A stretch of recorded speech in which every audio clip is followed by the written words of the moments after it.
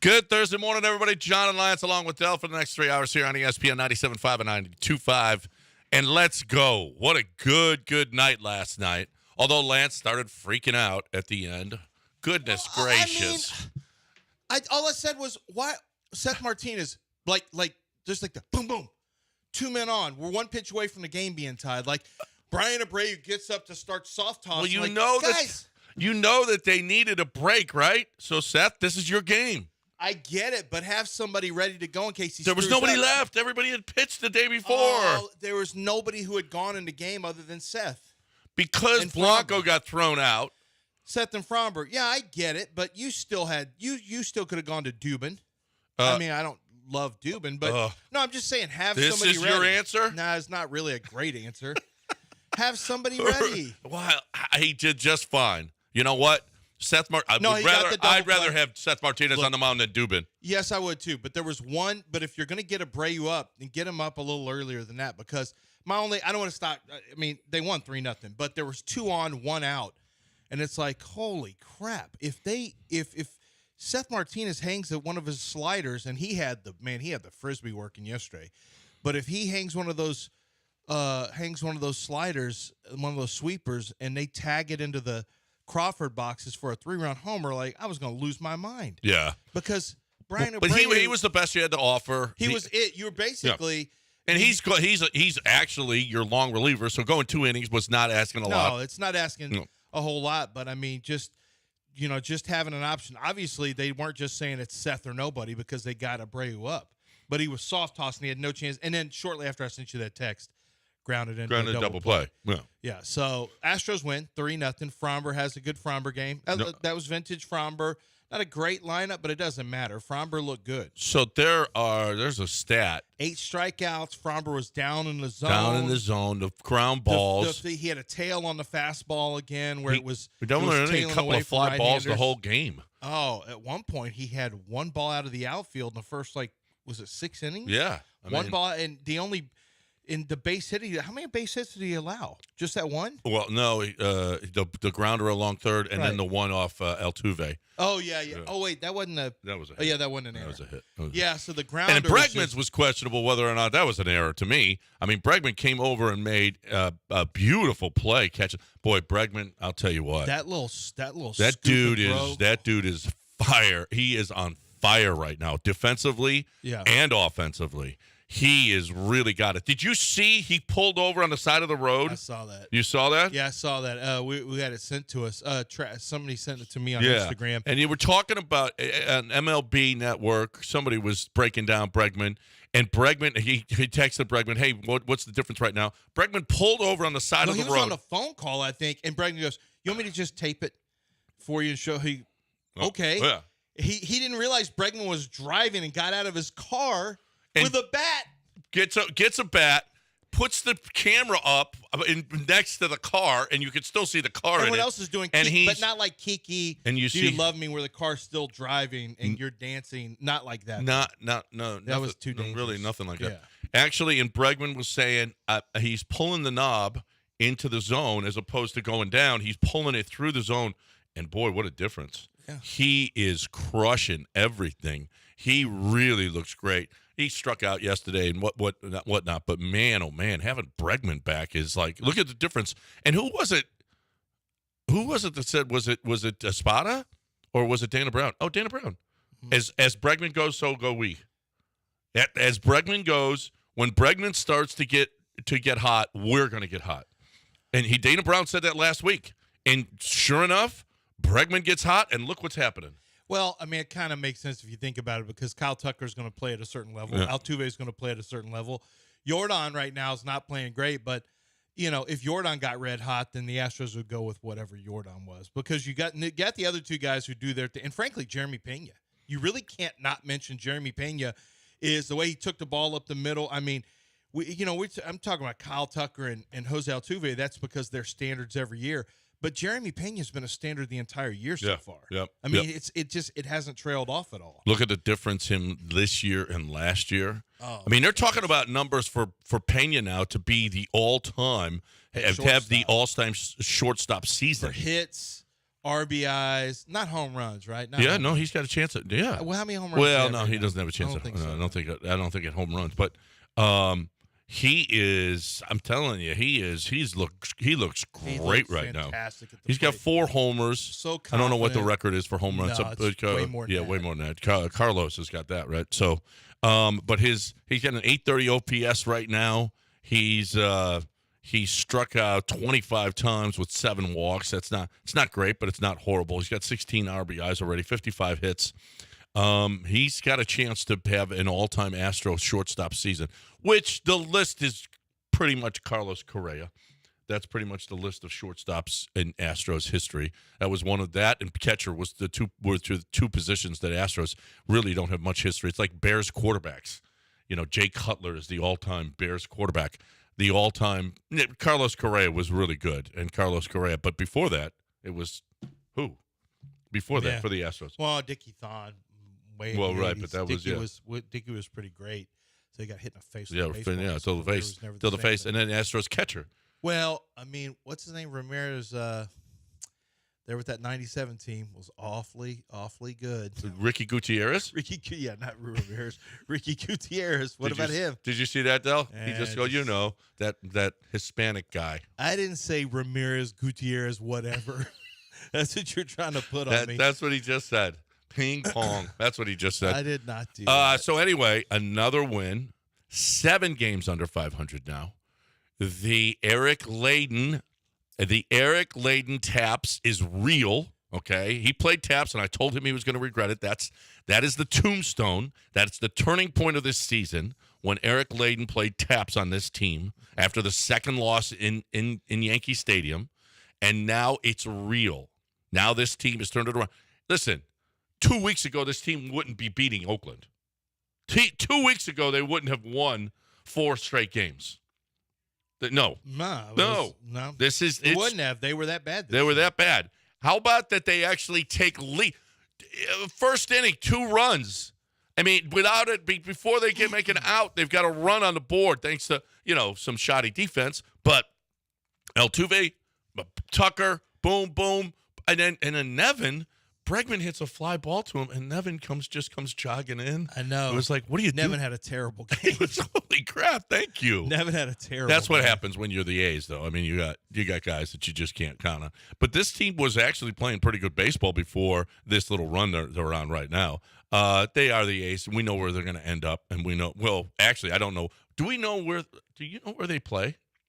They're in Sacramento, right? They are? Yeah. Are we sure? Are we sure? Yeah. Oh, you Yeah, guess they're going to be there for 3 years? Yeah, or? they made the agreement to go to Sacramento, right? They're not there yet. They're not there yet? No. When do they go see? Do they no play one at knows a where high they school? play. Like, are they at a I think high they school play. right now? If they move, it'll start next year. Are they at a Little League park right No, now? they're in that crappy stadium that they've always been in. They're still in the Coliseum? It'd Yes. be more fun if they were at a no high one school. knows. No one knows. The best Oh, if high you've school stadium watched in the that highlight, area. yeah. And It'd why be is pretty this? cool? Why is this stadium taking 7 years to build, as opposed to other stadiums that you can just Because they're put still up? collecting money with kids in football, with football gear, with helmets, and they're doing car washes and everything to try to make Oh, the they're money. trying to get the money? It takes time. Trying to get the money. It takes time. Squeegees on Yeah. the side of the road to raise money. I mean, that franchise, I guess they've got no money. Yeah, so nobody wants to. You think the public wants to pay for that? No. Well, it's Vegas. Vegas. Yeah, but Vegas public don't want to probably pay for that. No, but I got to see what the. I'll tell you what. That's financing is another on that. thing, though. I mean, see, if I'm an organization, that's where I want to be. I want to But be in did you Vegas. see Kansas City? You got a lot of these really good organizations now having to pay for giant chunks of their own Did you see what the stadiums. Jags are paying for theirs? The public is paying $700 and they're paying $600, $775 and $675. Well, first of all, that's for shocking. a $1.3 billion That's place. shocking. The public's paying that. Whatever, much for yeah, that team. 1.4, whatever it is going to be. It's ridiculous. How much is London paying? Well, that's the thing. They stopped it from. They stopped them from going to London with that thing. You always have the leverage. But it the looks London pretty. leverage. It looks pretty sweet, though. I'm going to tell you what. For $1.4 billion, you better get a sweet if you stadium. get a brand new stadium and it's not sweet, Yeah. you have somebody should be put to the gallows. No, right. Okay, maybe not the gallows. So did you see the Titans schedule reveal? No, I saw the Chargers, which is world famous. Every Yeah, year. but that's so convoluted. Oh, I didn't understand. It's so inside now. You have to have it explained. It's like rap lyrics with Genius or whatever the rap lyrics where you got to now wait. What did Kendrick mean by this? Right. And is this?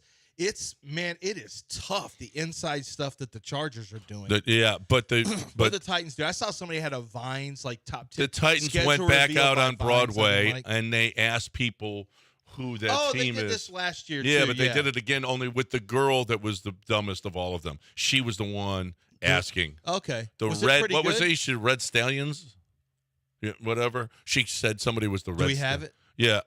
It's not great. It's not great. Because what it is they just have people who don't know football look at the logo and say, who are they playing here? And, yes. And somebody answers, and last year is actually pretty funny, I thought. Yeah. Yeah, last year because it was new. This year, I thought it was a little contrived. And, oh, by the way, a lot of people knew what the logos were, and they were actually giving inside stuff about the teams. It wasn't as good as last year. Last year was great. Did you see what the Texans did? No, I just saw the schedule. They had some giant thing where they crushed whoever they were playing. They had, Cool. The Texans, They're not the only ones who did that. I think I saw another team did that where it's just like a giant, like a press. A press. And so the Texans aren't even original if they did it too. Yeah, they did it too, and it was like okay, it was all right. It was not great. That's fine. It was fine. It was fine. I mean, you gotta. I guess you just gotta now. Is that the new thing? Oh, Schedule reveal is like we got to be the smartest. For the last 4 or 5 years now, it's been a thing. Well, the Chargers been that long. Well, the Chargers have been doing it. Chargers are kind people of love the Chargers. Yeah, it's hand. been about 3-4 years now that last year people have done this. You had some nerds who were upset because they didn't go to anime. They didn't go back to their anime. Much better last year when it was anime. Much better. This Sims is not good. Like, please don't watch football. Yeah, they put Harrison Butker as a sim in the kitchen. Yeah. Yeah. For Kansas City, the first one predictably had a sim. They're the little characters, basically kind of like cartoon characters, sim characters. And the first one was Taylor Swift. I'm sure you saw it. Was Taylor Swift and Travis Kelce getting on a jet. And then the second one, Harrison Butker was in a kitchen making a pizza. Right. Yeah. That's what was in the oven. But they had something, I guess it was really inside from maybe Real Housewives of Atlanta, maybe. On the background screen on the Atlanta one, there's Kurt Cobain is DJing, and then Michael Penix walks in and he freaks out. And it's like it is all over. It is all of some of them. I still am not sure what happened in the New Orleans one. I think there's Zion, like a fat Zion getting pushed by somebody, but I don't know who the person is. There's a marshmallow on the ground. There's so many inside meme culture jokes that you almost need a breakdown of what everything means. So anyway, the schedule did come out, and it was Texas crushed everyone. It crushed the press. It crushed everything. Okay, Yeah. It came out. It's a little different than the one we announced yesterday. Yeah, just a couple changes they made. Yeah. And by couple, you mean 17 Do you want to apologize to the people 18 for your weeks worth of changes? I told everybody before. I told everybody for your before. misinformation. He was like, "No, this is it." Well, and Dell was pretty because we got sources. Dell tried to come back pretty hard. Yeah, it was a cameraman. Oh, and told everybody. I told you over and over again that the Cowboys get homecoming games, and guess who they play? Oh, Texans. They're going to play the Texans in a primetime game. But oh, somebody Texans else on had Thanksgiving. another friend who had a season ticket holder. Julian, our 49er fan, had a friend. So. But as it turns out, my research turned out to be prudent. Who are they playing? The Giants. That's a huge NFC East game. It's a homecoming game that they always give the Cowboys. It's a revenge game for Daniel Jones. It is a revenge game. He didn't play for the Cowboys. Pissed. No, but he's pissed at him. No, but he lost to him. Yeah, before. he lost to him, so it's revenge.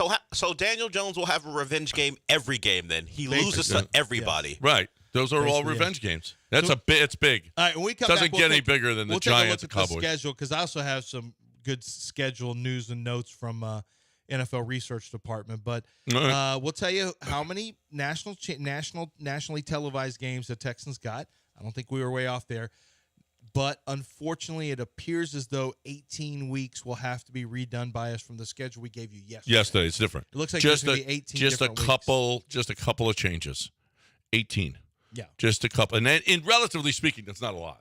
No. Compared to what? Relative to what? Relative to like how old the Earth Okay, is. relative to like a baseball schedule where you could have Yeah, to do 162. Yeah. Or Yeah. basketball 82. Right. It could have been a lot. Could have been a lot tougher. Whoever Worse. put that schedule out, you couldn't even get game one right. Not even. They're not even at home. Right. Wrong opponent. Everything. You know who gets it right every time is Doc Linville. Doc Linville does. The neo-grafting is awesome. The neo-grafting is basically painless, but he's got an anesthetic now that will last for 3 days, so you do not have to worry. I didn't have that anesthetic when I did it, and it didn't bother me at all, as a matter of fact. That first day when you're doing it, actually, listen, it's so much better than the way it used to be, where they cut and then they paste it on the top of your head. It was awful. The neo-grafting is the latest in technology and the best, and it works when you pull the hairs from the side of your head to the top of your head. Those hairs do not fall out. Okay, so they are not going to fall out of the top of your head either. So when you get the neo-grafting, it lasts forever. And Doc is doing this every single day. Doc is also doing PRP, which stimulates the growth of your own hair. He'll decide which one is best for you. All you need to do is start the process. If you're sick of being bald, let's go. 975hair.com. That's 975hair.com.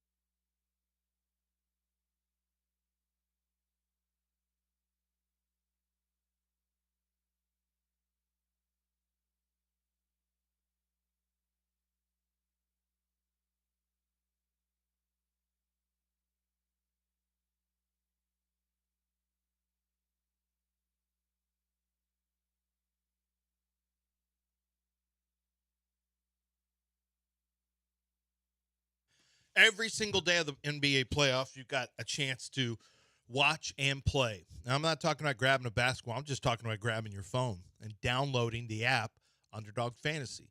Once you download that app, it opens up a whole new world of being able to play along with the game. You see, you've got the Pick'em game right there in the lower left-hand corner. You click that, and from there, they're going to give you a wide variety of stats for every NBA, well, I shouldn't say every, most NBA players in these games, and you're going to look down the list of stats for every single player that is on the list and go find a stat that you think, wait a minute, higher or lower than 1.5 3-pointers, I definitely think he's going to get a lot of looks. The way this team's playing defense and you can shoot and transition. I mean, if you're watching the games, you're evaluating anyway. That's what we do as sports fans. Go find higher or lower opportunities on these stats, and you get a chance to win real money. You can win up to 100 times your original play when you use the Scorchers they have, which are multipliers when you can go figure something that's going to happen that has a lower likelihood of happening, but you can sit there and evaluate and say, wait a minute, I think he's got a great chance of getting a double-double tonight. Boom. Now, all of a sudden, you have hit a scorcher and a chance to really multiply your winnings. It's completely legal in the state of Texas. We're talking about real money, and it's just a lot of fun. You can add golf into it, baseball. You can add UFC. I mean, there's so much to add, and they just started their football season-long drafts are available as well at Underdog Fantasy. You must be 18 or older and present in the state where Underdog Fantasy operates. Terms and conditions apply. If you feel like you have a gambling problem, call 1-800-GAMBLER. Go to ncpgambling.org.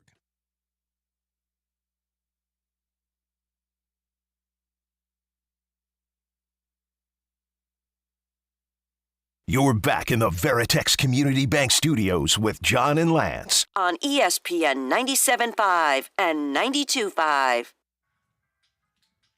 Okay, so the one thing that I mean, the second half of the season is going to be a beast. Miami, Kansas City, and Baltimore, all in 10 days. You got this Wednesday game on Christmas. Holy crap! What are you doing, NFL? I mean, player safety, we can't have kickoffs. You're playing 3 games in 10 days. NFL teams are not happy about this. No, because there's more than one team playing. Not just there's the 2. Texans. There's 4 games. There's 4 teams. Mm-hmm. Pittsburgh and Kansas City doing it too. Right, and Kansas City. And listen, the Texans have to travel to Kansas City, and then I know they're hosting Baltimore, but you're still on the road. You should at least, all 4 of those teams should at least be home for one of those. I mean, it's just ridiculous. I had a personnel director yesterday just text out of nowhere and said, because we had talked about schedule or something, I texted out of nowhere yesterday and said, yeah, the NFL really cares about safety. Yeah. Multiple teams with 3 games in 10 days. And it turns out he was pretty pissed off about it because he said, do you know how hard it is to come back, 2 games in 10 days? He said, it's hard. It's hard to come back from 2 games in 10 days. Now they got 3 games in 10 days. He goes, that shows no desire to care about safety. And then he went on a rant about 18 games coming as well, with all these all these games being played and then the schedule. So, yeah, I mean, they really let the idea of just the marketing of Christmas but dictate. It's a Wednesday. It's Christmas. You don't do this. You don't do this. This is a bad move by the league. This is a bad move. I know it's probably the worst day you could possibly have a game on. Yes. No, because you can't wait. Like you can't unless you took that bye weeks. The bye week. You would have had to stack that and they should have done that. Yes.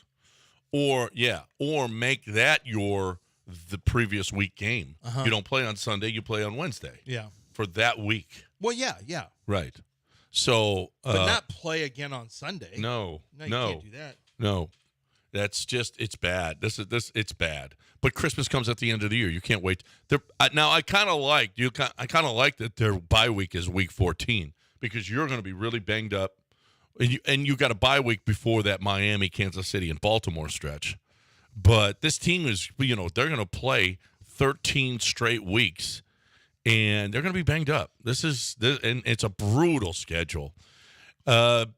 DJ Bieniemy said, he doesn't believe that the Texans are going to win the division because of the schedule. And when you look at how brutal a first-place schedule is compared to last year's schedule, I mean, it's night and day. It is night and day when you're talking about, Buffalo. So, I mean, I don't see this doesn't let up.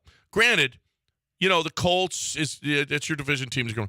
Chicago was one of the worst teams in the league although no, they won 7 games. The Vikings won 7 games.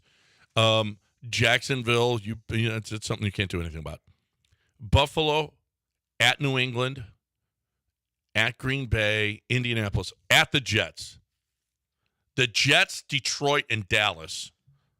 Well, can I do that before we get started? Because we need to go week by week and take a look, and then I've got some data too. Okay. I need you to be in the right frame of mind because you have a tendency to look at schedules and go, except for the 10-game homestand for the Astros against the A's. That's the one you do feel fairly confident about. Right. That. you're very nervous about this, and I just want you to listen to. There's a former head coach who was faced with a dilemma of what people perceived as a difficult schedule. Now you can approach this as, I just don't know, or you can approach it like this. Last year, hey, we were under the radar. That's a good place to be. That. The best place to be is when expectations are high. Get used to it. It's always going to be that way. And now let's go out and prove everybody right. We know we're better than you. We don't give a if you know it or not. We don't give a if you give us your best game. We're going to give you our best game, and we're going to beat the out of you. Whoa. How's that? Let's go get it. Wow. So you want to maybe adapt that mindset? Well, and D'Amico has said all the right things, too. Don't worry about when we're playing or who we're playing or whatever. Let's just go out there and play football. Maybe they got a better that team. mindset. They are a better team. They've got C.J. Stroud, a really good quarterback. I hope he can back up last year. He's done his world tour. He's gone to Asia. He's gone. He's now best friends with teaching people. In Micah. He's He's got 12 podcasts now. Hopefully he's going to be able to back up what You know what I happened. like? I'd rather him be on a football field with Asian kids at a football camp than watching him at a party with Tank. Not even Tank, with what's her name, Amber Rose. Would you rather him be on a boat party with Amber Rose, or would you rather him doing football stuff with Sketch, the streamer, the little nerdy white guy, with Sketch, and then maybe throwing footballs to Asian kids? I want B. Yeah, I don't know. I don't have a problem with any of that. Do a podcast with Micah Parsons, or would you rather have him at a strip club and at the parties with Tank Dell? Which one? I want him. A podcast seems harmless. Yeah. How many people have you ever heard of getting shot in a podcast? I've heard of people. How many baby getting mamas shot have at ever radio happened on a podcast? stations? Do you think Jalen Green got people pregnant on podcasts? Radio stations. People get shot at radio stations. People get shot at radio stations. Yeah, Hot 97. So let's not pretend like Yeah. being in front of a microphone protects. Yeah. I've never seen anybody get shot at Sunny 99.1. Never heard of that. Sunny 99. Dana Tyson's never been shot at. No. And she's never shot at anyone. You don't know that I that Dana Tyson. You don't know. Yeah, I You know don't know? Dana Tyson. Dana Tyson might have been shot at. You don't know. I know Dana Tyson. No. She's never been shot at. She wouldn't reveal that to you if she had. You don't know. Yeah, Podcast, you let me don't tell know. you something. No one gets pregnant at a podcast. What? No one gets pregnant. Jalen Green? I don't Any care. of the baby mama drama, did that happen at a podcast? No. So you think CJ spends all his time at podcasts? No, but I don't mind if he does. Hmm. I don't mind if he's doing videos with Sketch the streamer. or Well, he whatever has his name is. other things. I don't know. I'd rather him be with women than stretch the sketch the streamer. You think it calls into question him being a quarterback because he's hanging out with that nerdy white dude? What does Harrison Butker think about this? Well, I don't think he would say anything Harrison Butker doesn't care. That about man's what good. Oh, That man can live his As long life. as long as Amber Rose is in the kitchen. Well, CJ she'll Stroud's be a cooking, man. but she won't be in the kitchen. CJ Stroud's a man. He doesn't have any issues with what CJ Stroud is doing. No. All right, so here's the Okay. the strength of schedule. Okay, Cleveland has when the we come toughest, back, then we're going to Baltimore, start. We're Pittsburgh. going to go over the schedule. Yeah. Now I do this every year. You say, "Ooh, I'm scared of the schedule." No one is more optimistic than I am. Watch the tone turn. Okay, no one in the world is more optimistic than I am. I've got some You've also never seen a schedule where there are 3 games in 10 days late in the season against former playoff teams. I have a feeling. Right. I have a feeling that that's not going to turn Well, into and a then problem. it's in the middle of the schedule with the Detroit and Cowboys, and I mean that this is going to be sweet. Rex, help him out, Rex. How did Rex finish that season when he was yelling I about? Yeah. think he got fired. Yeah. shortly after. Okay. Yeah, I think it's the next year he got fired. Yeah. F that. This is how it is now. Fired. This is how it is now. We're gonna. That's the expectations. Fired. Yeah. Okay. I don't want D'Amico to get fired. You know what I want? A last place schedule every year. D'Amico's not going to tell anybody, we're going to go out there and beat the out of them. I don't give a what they're doing. Now let's go get a snack. Said D'Amico never. Now take your shoes off. No, D'Amico never said that to anybody. I like pretty feet. Yeah, you and Rex. Time to talk about Chastain Ford. Don't put me with that guy. I don't know. You like pretty feet? He likes pretty feet. we've heard what he thinks about feet, and we know what you think about feet. Yeah, we There's know. a whole I like video pretty of it feet. with his wife. I know about this. I know what your feet on the pedal. I think they should be in a Ford, okay? That's where they should be, and they should be getting it from Chastain Ford. They should be getting that SUV, select SUVs right now, 2.9% financing, where you don't have to make a payment for 90 days. What? That's right, at Chastain Ford. They're giving you all the rebates. They're giving you the best deal they possibly can. They want you in that vehicle. They want you to be at the cost that you need it to be at, not add on, markup. Let's get as much as we possibly can out of this person. That is so short-sighted out of so many dealerships who get, you know what? You didn't mark this. They didn't have any add-ons. You didn't sell them up. You didn't upsell them tinted windows and sunroofs and air in the tires and all this other stuff. No, at Chastain Ford, no, we're not doing that. What we're doing is getting you in the vehicle that you want at the best price we could possibly do it, so that you love the car and you're going to come back again and get another one. That's the best way to do business, and that's the way Chastain does it every single time. On 610 at Homestead, not Hempstead. It's just 5 minutes from downtown. Take advantage of these select SUVs on the lot right now at Chastain Ford.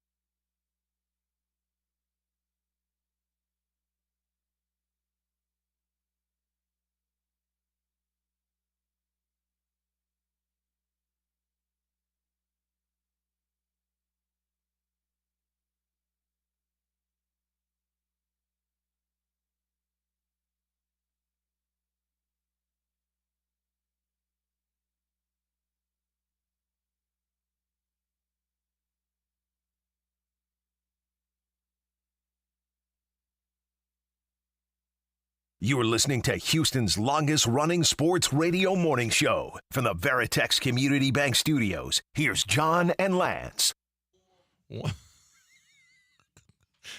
Welcome back here on ESPN 97.5. Okay, let's go over the schedule. All right. At the Colts, what kind of tidbit do you have for us? Do you have scheduled tidbits, right? Yeah, actually, I do have from scheduled. the NFL. Well, just start talking. Okay. And then let me At find the something. Colts, easy win. Great way to start the season. Beat them last year. Crushed them. They had no chance against you. I feel like you forget things. Well, no. I mean, that thing was over in the first quarter. You mean when the Colts came here? No, there. Wasn't it? Didn't it come down to the final drive? Yeah, I know, and he dropped the ball, but that doesn't matter. It was over. Ah, okay. We knew it was over when CJ was throwing all over the place. So when they were driving down, you knew it was over? It was, yeah. Okay. No, I didn't have no fear. Del, what does it say? No fear. I don't Yeah, Right need to here. say that That's on the the back roughneck. of your It says it on the your back of my zip-up. roughneck roughneck sweatshirt. Yeah. So, Okay, I don't have easy that. win. I would say probably 37-6 Oh. is the final In Indianapolis. at Indianapolis. I'm going to say that one. Not that much. 31-20. 31-20. Texans, yeah, by 11. Okay. I got a 37-6, but okay, you can, I guess if you want to be pessimistic. The Bears here, first home game, Sunday Night Football. Caleb Williams gets destroyed by Daniil Hunter. Yep. I mean, this is not even fair.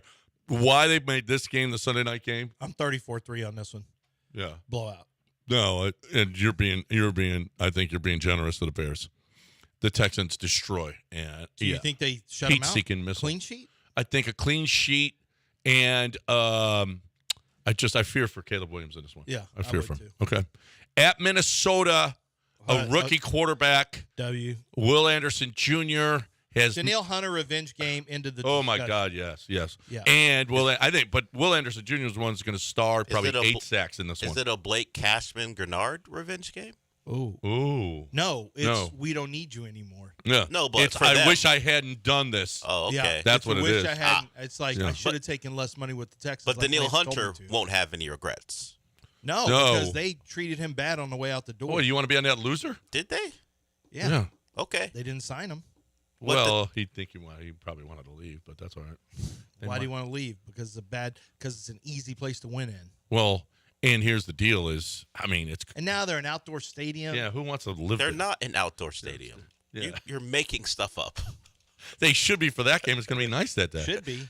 Do Should they be. have a retractable roof or 3-0. windows that I open? don't think they They're do. 3-0. No. Jacksonville here, please, 4-0. child, please. Then Jacksonville can't beat us here. how about we got the Buffalo game as a noon game when this should be like the premier game? Where's the except game? Baltimore. Buffalo's not that good. Actually, Buffalo's in a rebuilding mode. This is I'm sorry. Top 10 revenge games of the year. Here it is. Stephon Diggs versus Bills, Week 5. yeah. Diggs is traded to the Texans in exchange for a 2025 second-round pick. Diggs led the NFL with 445 receptions in his 4 seasons with the Bills. Yeah, but He's on pace to go for over 110 with us, too. listen, they don't have any receivers. We've got some of the best corners, first-round picks in the history We of the got game. a series of first-round You do First have round picks. 3 first-round picks. Yeah. Yep. 3 first-rounders, a second-rounder and as well. I mean, this is ridiculous. And who's Josh Allen going to throw to? Is it at himself? the Bills? He can't throw to himself. Is it home? Giselle said It's in once. Houston.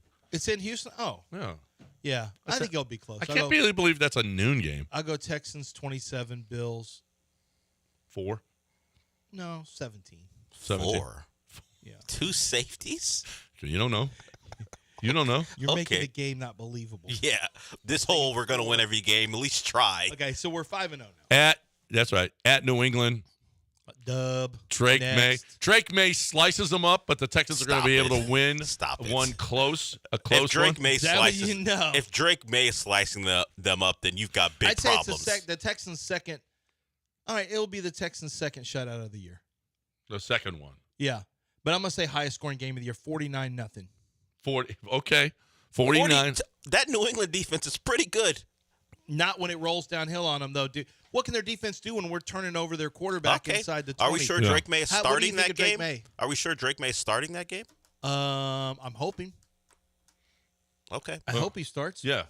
Yeah, Drake May Because will if be it's starting. Jacoby Brissett, I'm gonna say 28-0. Yeah, you have to have a couple different scenarios. Why won't they score as many points if Jacoby Because he won't Brissett- turn the ball Turn it over as much. inside the red zone. Oh, Yeah. okay. But he'll run more. Yeah, you won't. And he ran. Remember when he quarterbacked the Patriots against the Texans? And Yeah.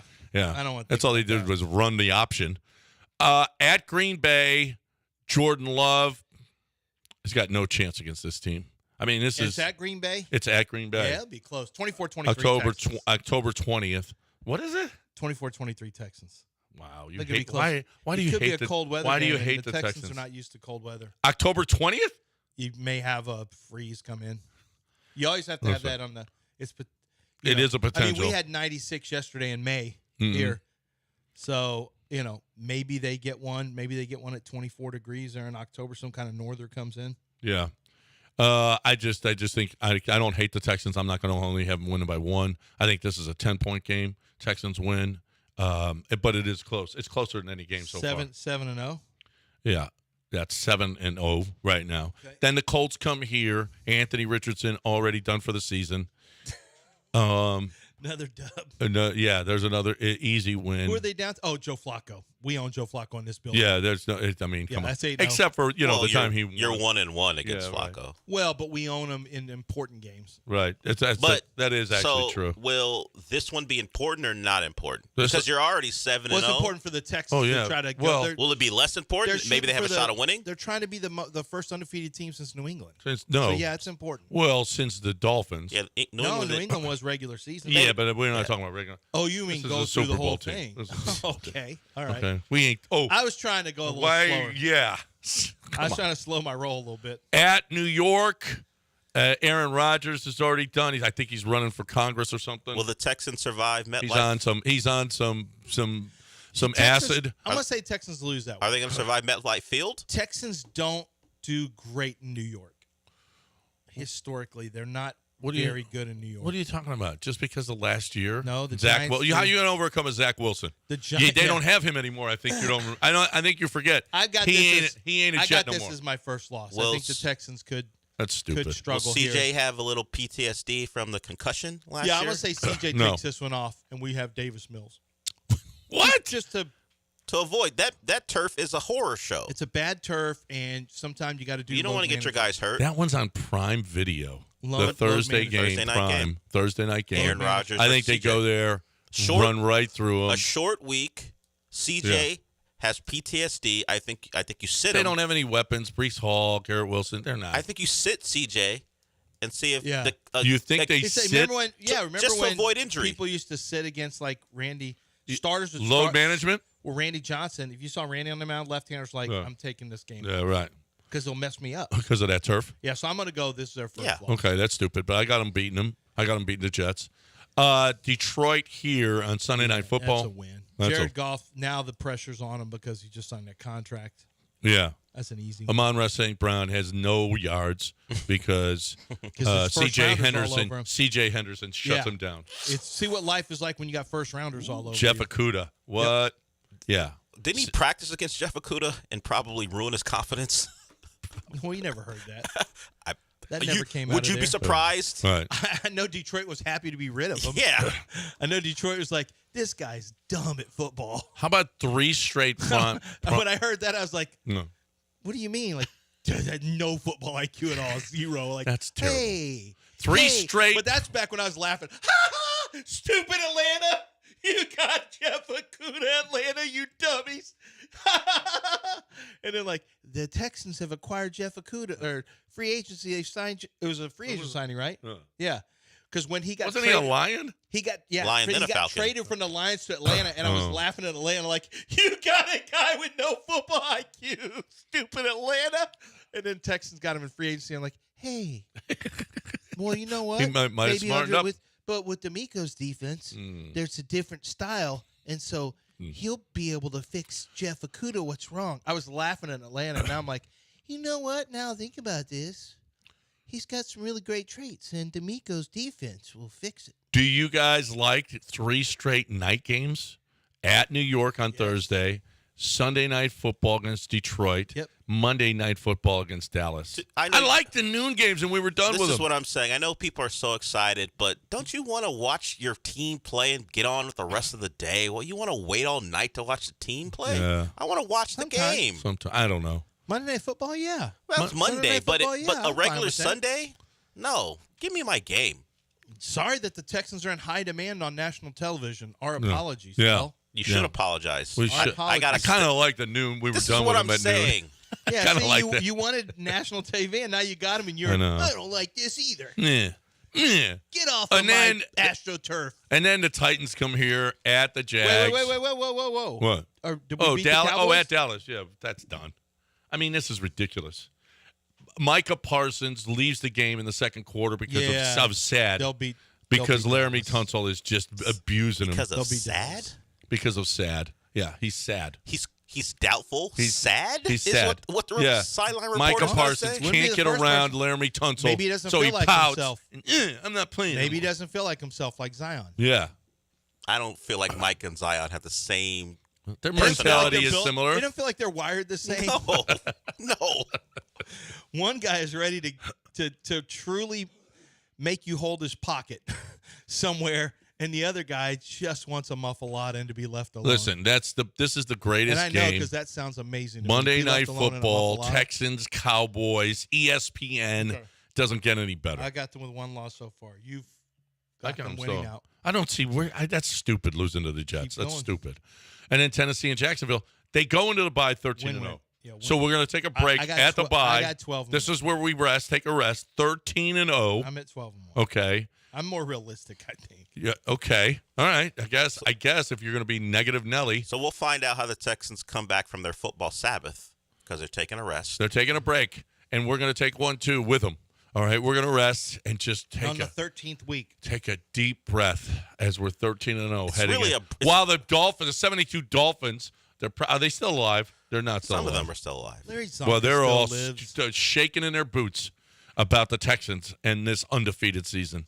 But right now, we got GimmeTheVin.com. That's right, GimmeTheVin.com. We got John Clay Wolf talking about cars and buying cars. And you want to sell your car. If you want to sell your car, you have to go to GimmeTheVin.com. There's other places to sell. Go ahead, go to CarMax. Go see what CarMax is going to offer you. Because John Clay Wolf says, if whatever CarMax offers you, I'll beat it. I will beat it. I want a bona fide offer from CarMax, and I will beat that deal. And if I don't beat that deal, I'll send you $100. I mean, that's putting your money where your mouth is. And you know what he never does? Send you $100 because he always beats him. So that tells you something. If you're going to sell your car, it's a hunk of metal. That's all it is, okay? And a bunch of other stuff in there. But it's not something that I had such feelings about. No, get away from it. You know what? Get as much as you can. And the place that you get more for your vehicle than any place else, GiveMeTheVin.com. That's GiveMeTheVin.com.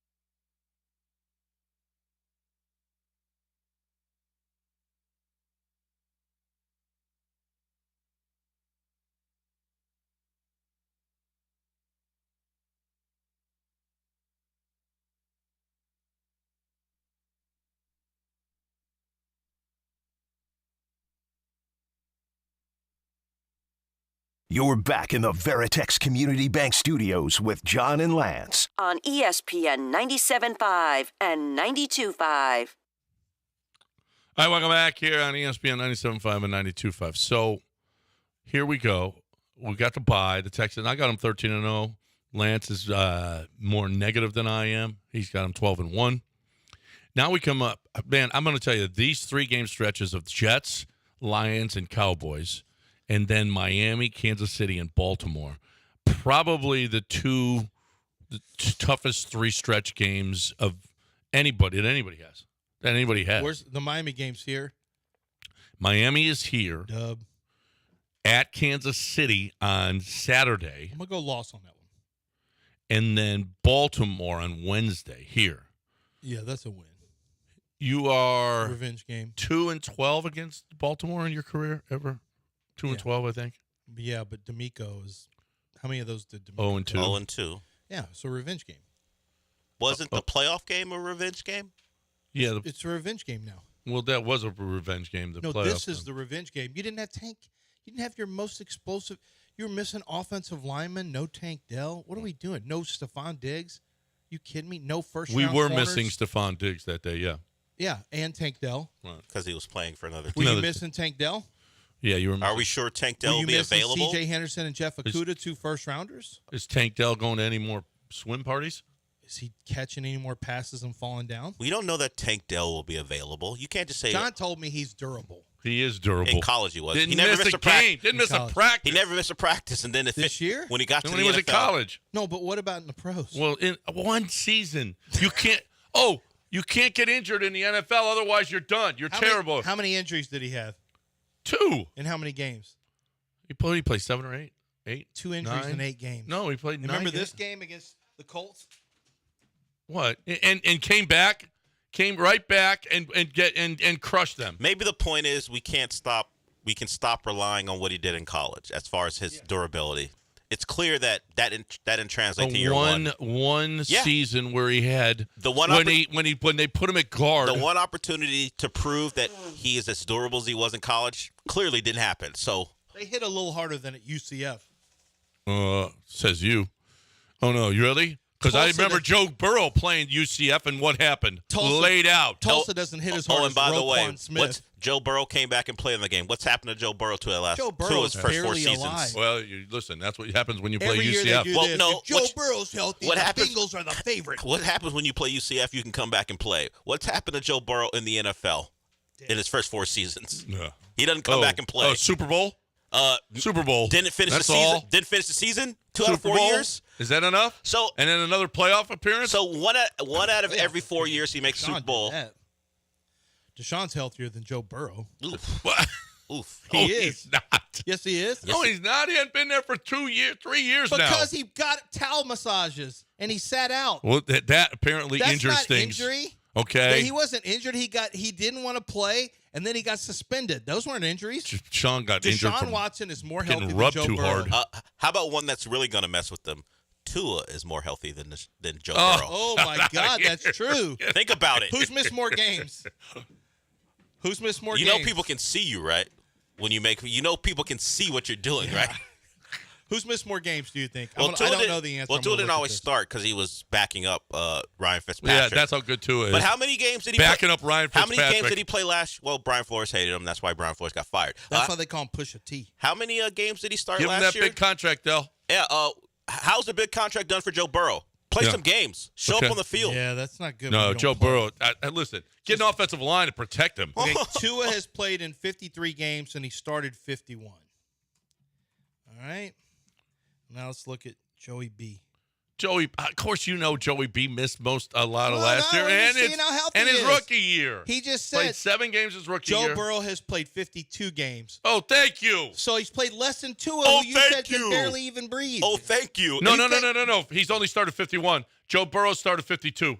Bing, But he bing, played in bing, 53. Bing, bing. But the only reason he got in is because Ryan Fitzpatrick sucked. 10 games. So- And you 16 can't beat out games, Ryan So 16 for games. Fitzpatrick. all the talk of how one guy Joe Burrow's on life So support. for all the talk about how one guy is one hit away, Joe Burrow barely plays either. Yeah, He guess barely what? plays. We're talking about Joe Burrow. I got Texans here. They got a Against 3-game who? stretch where they crush Miami, go to Kansas City. I'm a little worried about that game. I got them 16-1. 16-1 this year. You got negative 15-2. I got 15-2. The Ravens. Who's the last game? Tennessee. Oh, yeah. No, I've got 15. At Tennessee. Who Yeah, I knows got more 15-2. football, you, Lance, or Maurice Jones-Drew? Well, what does Maurice What Jones does he- do? what does that- Does he have What 14-3? does that Dumbo say Oh, you better about watch our it. team? Easy now. Easy. Watch yourself. Easy. I can show you. I can show you the story, pre-draft story, where he knocked somebody out at a Waffle House. Well, I'm not. No, if he says bad things about our Texans, then guess what? He's off my list. Well, he's got them. Don't get flagrant. He's got them 8-9, 8. Okay. Okay, now. Let me hear. losing their last 5 games. What? Yeah, he's got them 8-4, good start. Of course, he has them losing to the Jags, and then he has them losing the next 4. He has them 8-9. Well, there's nothing. And then Michael Robinson was like, "Well, come on." He's a Jaguar fan. And then Michael Robinson was like, "Come on, man, I had him at 9-8." So the two guys have less of an opinion of your team than you do. Listen, he's a Jaguar. He loves he's got the Jags winning the division. I don't know what he. I'll bet he does. What's the excuse for Michael Robinson? He has him at 9-8. He's Penn State. He's not smart. All right. Mike, okay. that's another NFL Network guy. Yeah. Rob is smart. He's a former fullback. He's a quarterback turned fullback. Yeah. That guess makes you what? smarter. Can't play quarterback. Oh, go to fullback. Oh, Yeah. Oh, Rob, I did not. You were picking. What does Steve Smith have him? I don't know what Steve He's Smith great. says. Steve Smith is smart. I'm sure he's got him winning the division and probably This is how host. Steve Smith looks regular, just when he's just looking at you. Just like scary. That's just when you're like, And that's Hey, when he's joking. That's when Hey. he's joking around. happy birthday. Thanks, Thanks, Steve. Listen, if you're saying the Texans are 8-9 or 9-8, Just telling you have you. no credibility. Just telling you what other football people are saying. no That's all. credibility to beat it. But 17-0, clear credibility. Yeah, no, I had 16-1. Oh, who did you have him losing to? Either Kansas City, or maybe at the Jets, maybe one of the two. So you don't even have those. I'm as not definite trying to be losses. negative here. You don't even have them as definite losses. You're saying maybe. So more likely 17-0, but possibly 16-1. Possibly right. If I'm going to be negative, 16-1. And they're going to go on a run and win all the playoff games and win the Super Bowl, right? Yeah, of course. Yeah. Okay. If you're going to be next. But the Dolphins, 72 Dolphins, probably on December 21st are going to be able to pop champagne. Because the Texans will finally probably lose a game. Maybe. Because it's going to be cold. Listen, they got one cold weather game. Maybe 2. Well, 2, Tennessee. Well, but also, like I said, if a norther comes in on Not the Green Bay on game. October 20th. It'll be fine. But sometimes you hear about big snow flurries and stuff. No, not on October 20th. October. I lived there. October 20th, you should be fine. Okay? Yeah. Here's the biggest. Here is the biggest set of revenge. Ooh, games. you know the October 31st is Halloween. That's at the Jets is Halloween. It's a national televised Halloween game. Yeah. That's when you've made it. Biggest revenge games. Barkley versus Giants. Which one's your favorite? Barkley versus Giants. Russell Wilson versus Broncos. Not going to be revenge. Diggs versus Bills. Cousins versus Vikings. Aaron Jones versus Aaron Jones versus Packers. Never mind. Yeah, that's fine. Derek Carr versus Raiders. No. My favorite is Ridley versus Jaguars. Montez Sweat versus Commanders. Brian Burns versus Panthers. Or 49ers versus Chiefs. My favorite is Jeff Okudah versus Detroit. That's your favorite? That's my favorite. These are not great. Patrick Queen versus Ravens. Jerry Jeudy versus Broncos actually has a little flair to Yeah. it. That's one of the honorable mentions. But What about Danielle Hunter against Vikings? you don't have that in here. Dummies. They See? don't have it even in the honorable mentions. That's ridiculous. That's ridiculous. It's odd Probably that hates them. It's odd that the league isn't completely focused on the Texans. Yeah. And their game notes don't have every Texan tidbit. I'm sorry, but top 10 quarterback odd. matchup: It's C.J. odd, Stroud right? versus Patrick That Mahomes in a league is of there. 32 Well, teams. I put something. Well, let's hear from Adam Schefter about the Houston Texans. On the other side, I put it in the rundown, Del. Let's hear that on the other side, and then maybe you'll change your little tune. It's not my tune. It's the Okay. league's tune. They Okay. don't have to. The they don't- league is paying attention. Well, they to don't this. have the Neil Hunter rivalry game. Nope. So Jeff Okudah. Yeah, they don't have the C.J. Henderson rivalry game. They or don't play the revenge game. Panthers. They don't. That's why they What don't about have the Jags? He was Top a Jag. 10 wide receiver versus cornerback matchups coming up this year. But C.J. Henderson was a Could I Jag, right? interest you in Stephon Diggs versus Trayvon Diggs? Sure. Stephon versus John, Trayvon. I know you're not a real Texan fan because C.J. Henderson played for the Jags, too. Oh. So it is a revenge No game. one knew that, though. I did. I That's, told no, you. it's unknowable. That's who drafted him. That's, no one it's not knew. unknowable. He was a first-round pick, remember, That's where for he that was a team. first rounder. Oh, never mind then.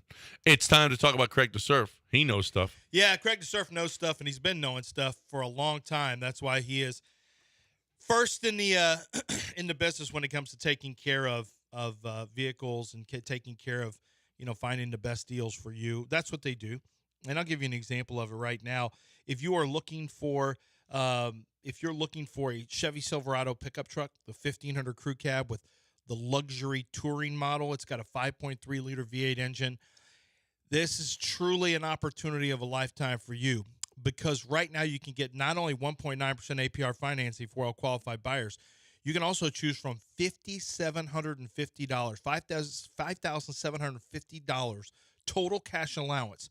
That is going to be 10% below MSRP available to you from Gulf Coast Chevy Buick GMC for these awesome 2024 Chevy Silverado 1500s. Find these deals at Gulf Coast Chevy in Angleton today. There's a variety of offers that are available right now. There's actually more programs than I've seen in a while when you go to lantzcars.com. Right there on the splash page, on the front page, you'll see them scroll by you, and you can see great lease opportunities, purchase opportunities, APR, or even, your ability to get dealer cashback incentives. So make sure you're going to lantzcars.com or make the trip out to Angleton and save yourself a few $1,000s at Gulf Coast Chevy Buick GMC.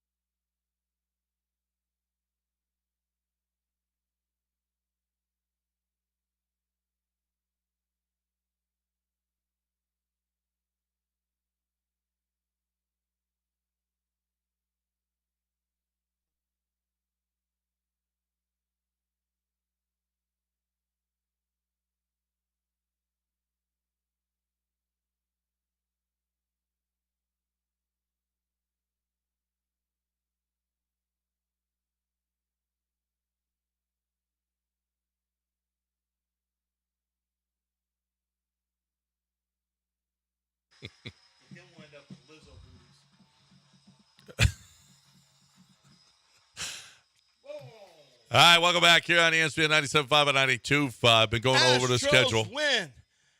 Can we get the Astros Michael in pointed here? this out. Did you see that the Bears and the Steelers don't play a division game until week 11? Holy crap. Yeah, I did see where the Steelers have a ton of division games at the end of the 6 season. of their last 8 are against division foes. I guess that's okay. I don't know. I mean, No, I don't love that. I don't think that's great. well, I mean, that's when depends on how hard your division is, I guess. But They don't have any division games, so you're just going back to back on those teams. Basically, the entire everything is just a division matchup at the end of the year. 6 of the last 8, yeah. I'm not sure I love that. Yeah. Here are your primetime games for this year. Who are the leaders for prime? Let me get through everyone's schedule real quick. Primetime games this year. Well, I'll run through some of the stuff I've got here from NFL Network's research department. We've got everyone's schedule. Okay, here we go. So your top revenge games, I've mentioned those. Your top quarterback matchups, I'll just mention a few of them. Lamar Jackson and Pat Mahomes, Matt Stafford and Jared Goff, week 1. I don't really care about Stafford Goff. Don't care about Jalen Hurts and Dak Prescott. We've seen that a lot. C.J. Stroud versus Mahomes for title of best quarterback in the AFC. That's going to be a good one. Josh Allen versus Aaron Rodgers, 2 different times. That'll be a good one because we were robbed of it last year. Yep. Caleb Williams versus Jaden Daniels, the rookie square off. Probably as much ado about nothing, kind of like the Bryce Young, C.J. Stroud. Burrow and Herbert. We've got the healthy one versus the non-healthy one. Purdy Love, don't care. Wasn't Herbert hurt last year too? Roger Stafford, Yes. don't care. Yeah. What do you mean the healthy one versus the non-healthy one? Yeah, but generally speaking. no, what the? Lamar versus Dak, don't care. Tua versus Jordan Love, don't care. Okay. Wide receiver cornerback matchups. I'm going to give you 5 of them. I like the Diggs tell me brothers. Diggs brothers, okay. Jefferson versus Sauce in London. Oh, that'll be good. Diggs versus Diggs in week 11. See, you don't care about this one probably, but to Chiefs fans is a big deal and Dolphins fans and everyone else. Yeah. Tyreek Hill versus L'Jarius Sneed. Yeah. But he plays for the Titans now. Yeah. Yeah, but everyone, apparently L'Jarius Sneed has somehow gotten the title of Reek Stopper. Well, he bullied him in their playoff game. He jammed him up at the line, and even Mike McDaniel talked about, you're supposed to be the best receiver in football. We're paying you this much money. It's 50 below. That's the context of it. But we're just talking about motivation. Mike McDaniel said, you're a best player. We're paying you all this money. He actually told him that. You let him do that to you? Do y'all care about Jalen Ramsey still? So wait a minute. Did you guys see the little kid work Tyreek Hill? Okay. Well, he's a bad corner. Well, Tyreek overplayed so the kid could catch it at first. He went too far because it's Tyreek's camp. So he let the kid catch it. But then I think he actually was trying. Oh, he was trying. I think he actually fell down and the kid shook him. There are clips throughout this offseason, and maybe even dating back to last offseason, when he plays corner, those kids kill him. He's not a good corner. He's not a good corner. No. I mean, we're talking about a 12-year-old kid. Because all I can think high of school is this kid, kid's going to 12. get. Oh, I don't know. He was smaller in high school. No, I'm talking about through all the clips, the yeah, compilation. no. But that one little kid that beat him. Yeah, he's The definitely. kid had some moves and he had some wheels. Well, you know, some of the athletes don't give up anything to kids. Like, hey, you're not going to beat me. Tyreek was letting him get Other the guys catch. do. I'm not sure, but there's Tyreek was letting him get the catch. He didn't press him and just completely embarrass him. It's his camp. He wants the kids to succeed. But I felt like I kept watching the second one, and I think Tyreek actually just fell on the field turf. I think that was a legitimate move. Yeah, it was a legitimate move. When he was Tyreek wasn't happy after the play was over. Well, that's part of it. You sell that, but I have seen Tyreek. He punched a lady or knocked her to the ground when she trucked him. No. What happened? What happened where he got in trouble? Where some lady? I don't know where that lawsuit is right now, but that has been proven to be true. Okay, what happened? Well, I don't know what happened. He was working out. And she came over. Well, the context is she trucked him. She took her. Well, you don't know because you weren't there. The context is allegedly, according to her, she took her child to one of Tyreek's camps. He got a little flirty, and then later he invited her over to his home through DMs for whatever reason. Instead of being ready, I guess, to do stuff, he was working out at the time, according to her. So she goes, let's play, and then she goes out there and apparently jams him up and physically manhandles him, according to her. And then in response, first L'Jarius Sneed, now some lady at a camp. No, at his house this time. And then from a camp. According to her, he didn't like that so much, so he got a little bit more physical, running her out and kind of bullied her, and then she broke something. I don't know. So I hope we don't see video of this kid having that happen to him. The other wide receiver cornerback matchups, I mean, Devontae Adams versus Jalen Ramsey, Cooper versus Trevon Diggs, Mike Evans versus Darius Slay. I don't really. Puka Nacua versus Sauce, I guess. I'm on Ross St. Brown versus Jalen Johnson from the Bears. DK Metcalf. What Jalen about against Ramsey. Stingley? How about that? No, there's no Sting in here. Oh, there is one. And Calvin Ridley versus Stingley is in the honorable mentions. And Devontae Adams versus Patrick Surtain, that's a better matchup than against Jalen Ramsey. How about this one? Marvin Harrison Jr. versus Terrion Arnold. Oh, that'd be good. Week 3. Yeah. And then returning from injury, here's some guys. Aaron Rodgers, Joe Burrow, Kirk Cousins, Nick Chubb, Anthony Richardson, Daniel Jones, Matthew Judon, Deshaun Watson, Trayvon Diggs, Mike Williams. Honorable mention to Bradley Chubb, Jalen Phillips, Tank Dell, Matt Milano, Justin Herbert, and Jeffrey Simmons. This is some big-name guys that missed a lot of time last year. Well, and listen, the Jets got more, because of Aaron Rodgers, got more nationally televised games.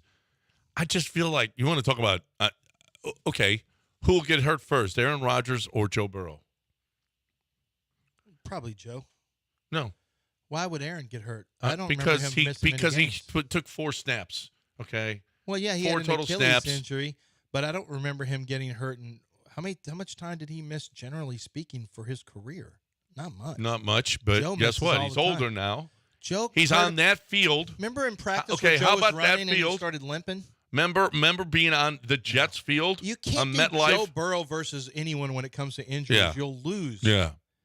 Joe's not healthy. Joe is on life support. Stop. Just stop. Aaron He gets Rodgers hurt is in old. practices. Aaron Rodgers rolled out, done, season What are over. you talking about? Joe Burrow rolled out in practice and started limping. They're like, there's a non-contact drill. Joe Burrow's on the ground. Because he's And remember such a when he high-tuned and athlete. you remember when his calf looked like it was this big last year? Yeah. Where it deflated to like that, and then the Texans beat him real bad? Oh, just down to the bone. Texans destroyed him. All right. 812 ESPN 97. And that was another Hardest one. strength of There was another schedule. one if Tyler Boyd doesn't drop the ball. I know. Are you? Yeah, there are some. Yep. There are some plus minus. Their Minshew's plus minus, pass. They were on the right side of about 3 wins. Yeah. That could have been 3 losses. Yep. So just keep that in mind.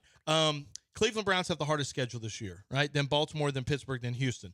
Here's how the hardest schedules have done the teams with the hardest schedules. Last year is the Eagles. They were 11-6, lost to Tampa in the wild card. The year before, Rams 5-12. The year before, Steelers 9-7-1. The year before that, Patriots 7-9, missed playoffs. Raiders 7-9, missed playoffs. Packers 6-9-1, missed playoffs. Broncos 5-11, missed playoffs.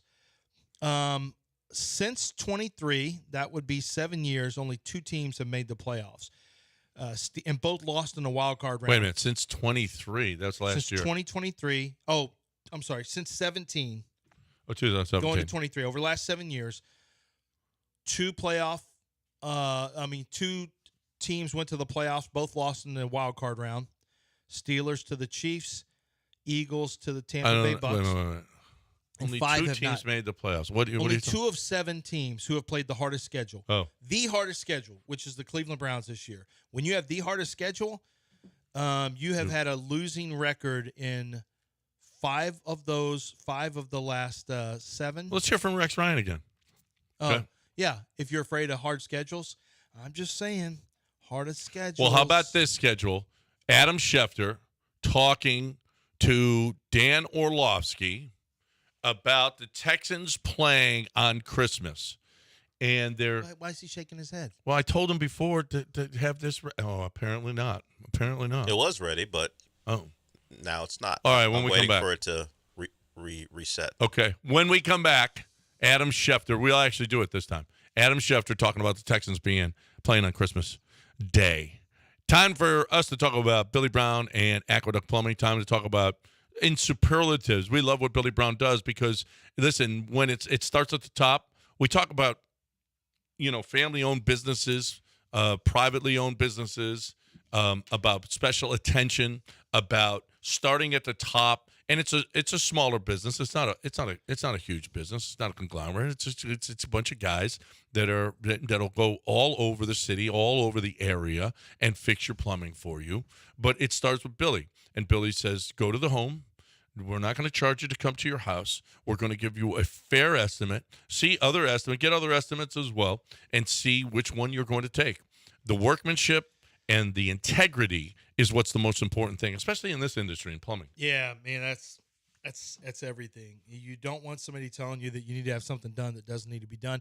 But at the same time, if you can trust your plumber, which you can with Billy Brown and Aqueduct Plumbing Company, man, the hydrostatic test is so important to get in there and check and see if you have any leaks underneath your slab or anywhere in your in your home. It's super important because you want to nip that in the bud as quickly as possible. Because if not, it turns into a major, major issue under the slab. I know because it happened to me. AqueductPlumbingCompany.com. That's AqueductPlumbingCompany.com.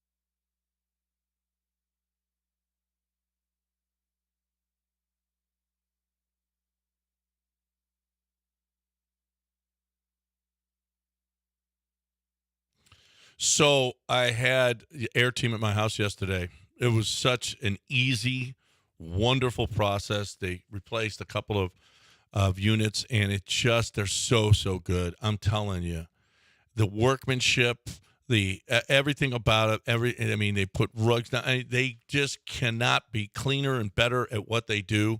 Now I have air conditioning that I didn't have before because the 2 units pooped out. And the reason that they pooped out is because I didn't maintain them. You've got to maintain your stuff. You've got and they'll come and they'll clean out your air conditioner. And it's so important that you do this, guys. Don't replace them like I did. I'm so mad that we spent way more money. Of course, I got a great deal from Air Team, and you're going to get a great deal too. They got rebates and everything else. But maintain your stuff. Let Air Team come twice a year. Do your furnace. Do your air conditioner. Do this. Otherwise, you are going to pay the price like I did. Don't be that guy.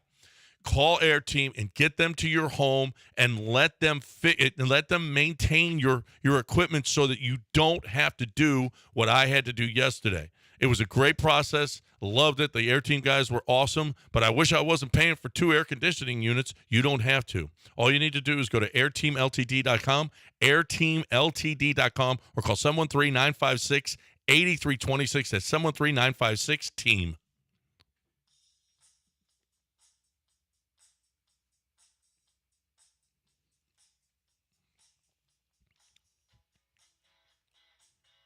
You are listening to Houston's longest-running sports radio morning show. From the Veritex Community Bank Studios, here's John and Lance.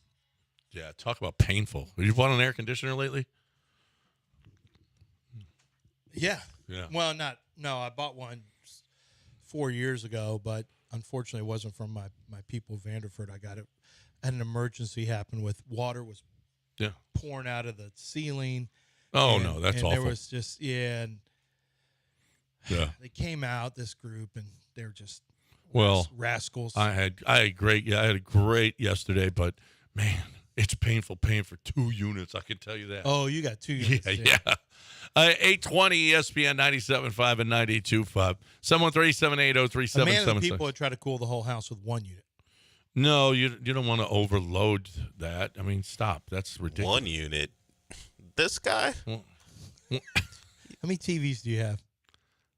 What's your setup like? We've heard about your setup before. Yeah, what does that mean? How many TVs do you have? In one room. How many TVs do you have? I'm not going to tell you. Oh, okay. I'm not going to tell you. He's too ashamed to even answer the question. I'm not ashamed Well, of it. tell You know us. what? This What's is the problem? why Stalin came to power. I'm watching Gentlemen of Moscow. what? John's the gentleman. John is the guy with the mustache. What was his name? Ewan McGregor. Yeah. Yeah, but what was his name of the show? Haven't watched the show. I don't know. Can't, Ely or whatever his name is. I don't know, whatever. Where's your big mustache and curly hair? He man won't Count. even. I got a lot of TVs because my wife has she's got Upstairs? 4 in her office. So that we're up to, okay, so we start at 4. At a minimum, we're at 4. What else? Do you have any bathroom TVs? Come on, John. Oh! He just shook his head yes, by the way. This is an audio Well, medium. she's got one built into the wall, so now she can does watch. Work, she does work Oh, at she takes ABC. it. Yeah, So she she needs does. it. That's She's 5. got 4, so she can watch all the stations. So that's 5. Is that the only bathroom? That has Is there another bathroom with a TV in it? With TV? The bedrooms have them. 6. How many bedrooms do you have? Oh, will he even answer No, the no, bedroom no. question? Every bedroom has one? Not every bedroom has one. No, Well, that's because not the even that kids aren't bad. home. That's not. So How we're much at. is in your special room? What about your guest room? You got a TV in the guest room? Yeah. So where are we at now? At least 7? Nah. Yeah, there's more. No, Living room? No, go to I've got 3 in my. So you my have a setup. setup yourself. My setup You only is got really 3? good. I've got 3 up in. 3 up in 3 my room. total? No. Yeah, I got Across? a big giant one. You've Yeah. been there? I know, but I couldn't remember. Did you have just 3 total on the wall? I got the big one and then the 2. Never mind. Do you have ones below it? Are we at No, double? we got 2 on the side. Are we at Okay, double we're at digits? 12. Are we at over double digits? Yes. How many air conditioners? 4? All operational. They all can turn on. If you want to turn on, I could turn on at least 12 TVs in your home right now if I wanted to. Yes, that's a yes. Man of the people. Man of the people. If you don't get out of my face, man of the people, just real, John. My wife is in the business. no, That's He's not why. a man of the proletariat. No, that is for it's understood, sure. John. Just accept you have a great life, and that's cool. You've earned it, I guess. I don't know what you really Man do. of the people. But you've earned a great People life. have TVs too. Just tell people you Do have you a great house life. have a for your great life. shoes? There you go. Do you have a house for your shoes like Nick, like house? Swaggy P had? No, I don't have a A house for shoes. No, I don't. So remember when Swaggy My P wife bought a could. house? My wife could. Yeah, she could. Remember when Swaggy P? What is your wife Anna Ruben Urbanova or whatever? By the way, Mary Elizabeth Winstead did make it. Like she did hit the radar. I told you. Yeah.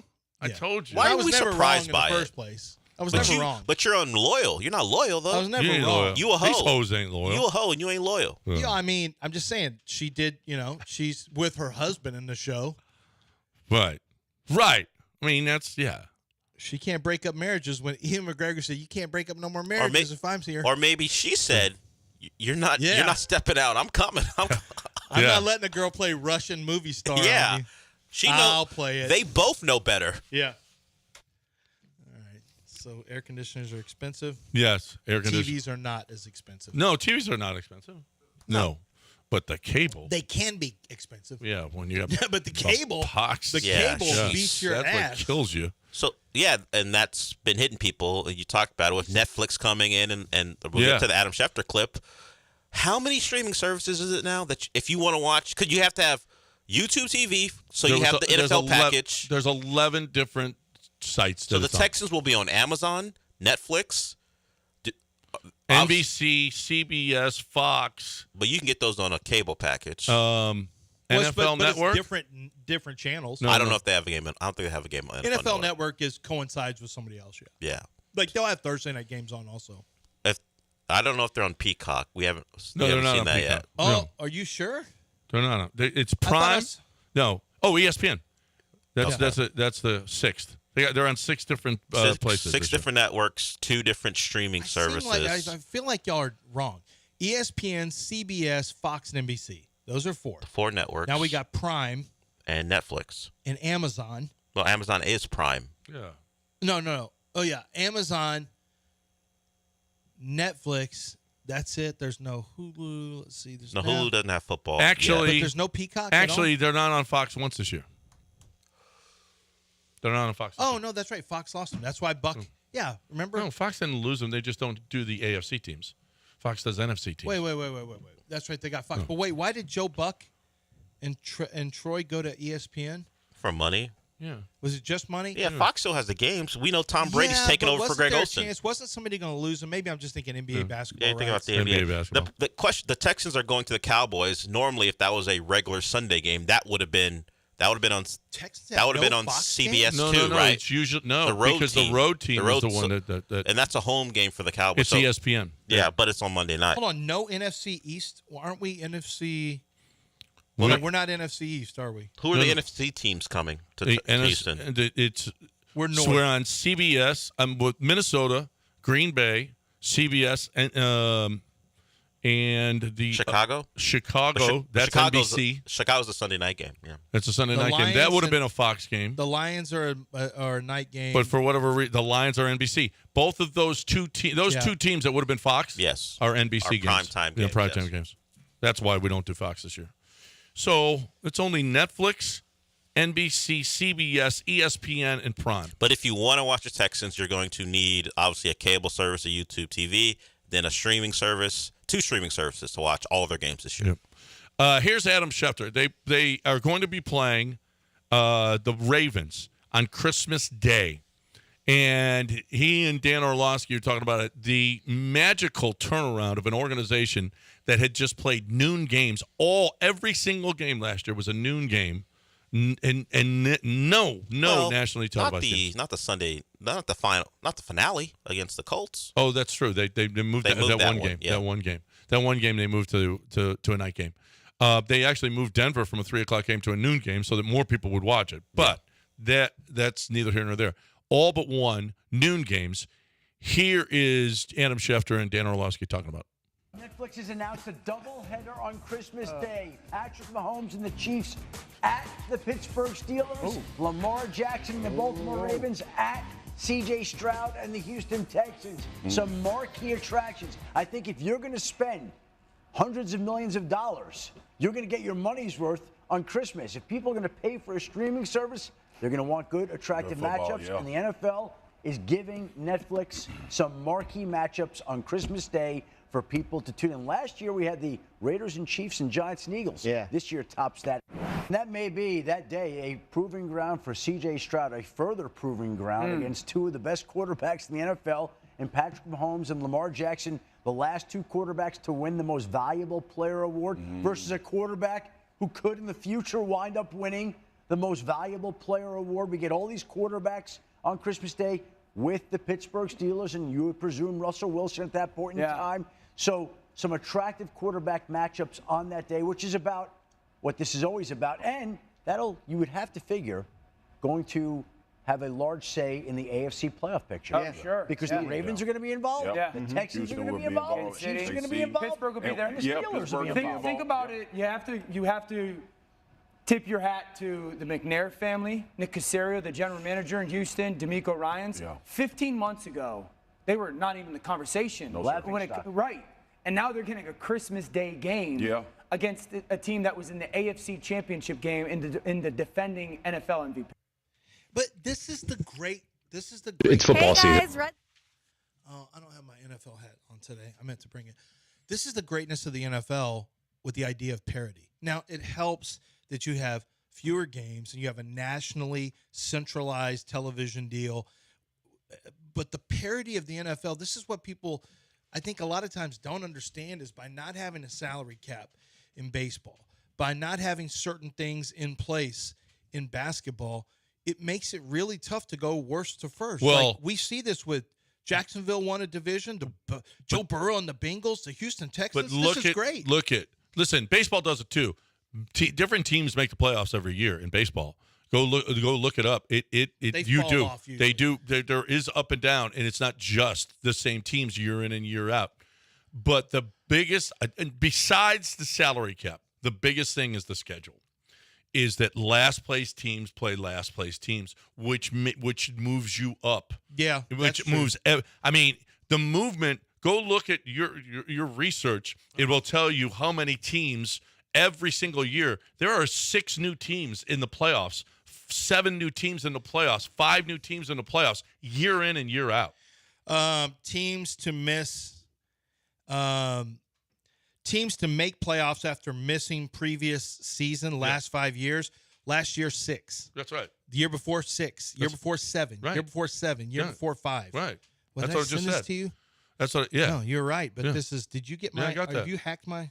No, I got. You sent it to us. I sent this to you. Yeah. You read it? Yes. Oh. I actually did it with me and John McClain went over the whole thing. Oh, this. Well, they must have already had this. And that because this is a brand new one that they just sent out. Oh, okay. Well, teams to make playoffs after missing previous season, and it's 6 new teams every year. In 23, these teams last year were the Lions 9-8 to 12-5, but Browns 7-10 to 11-6. That's without Deshaun for much of the season. Texans 3-13-1 to 10-7. Rams 5-12, 10-7. Steelers 9-8, 10-7. Packers 8-9, 9-8. At least 2 teams have won their divisions the season after missing the playoffs in 20 of the last 21. This is good. At least one team has gone worst to first, winning its division the season after finishing in or tied for last place in 19 of the last 21 years. Listen, that is a 19 of. I thought it was going to say maybe 5 of the last 7. Yeah, 19 to 21. No, and it's because of the way that the NFL did it smart. It's because of last place schedules. Yeah, but parity. And that's part of parity. That's I mean, the draft, and there's built-in advantages. The draft is deeper in the NFL, so, just because you have the first pick doesn't mean that you're going to be the best, but the schedule is an advantage.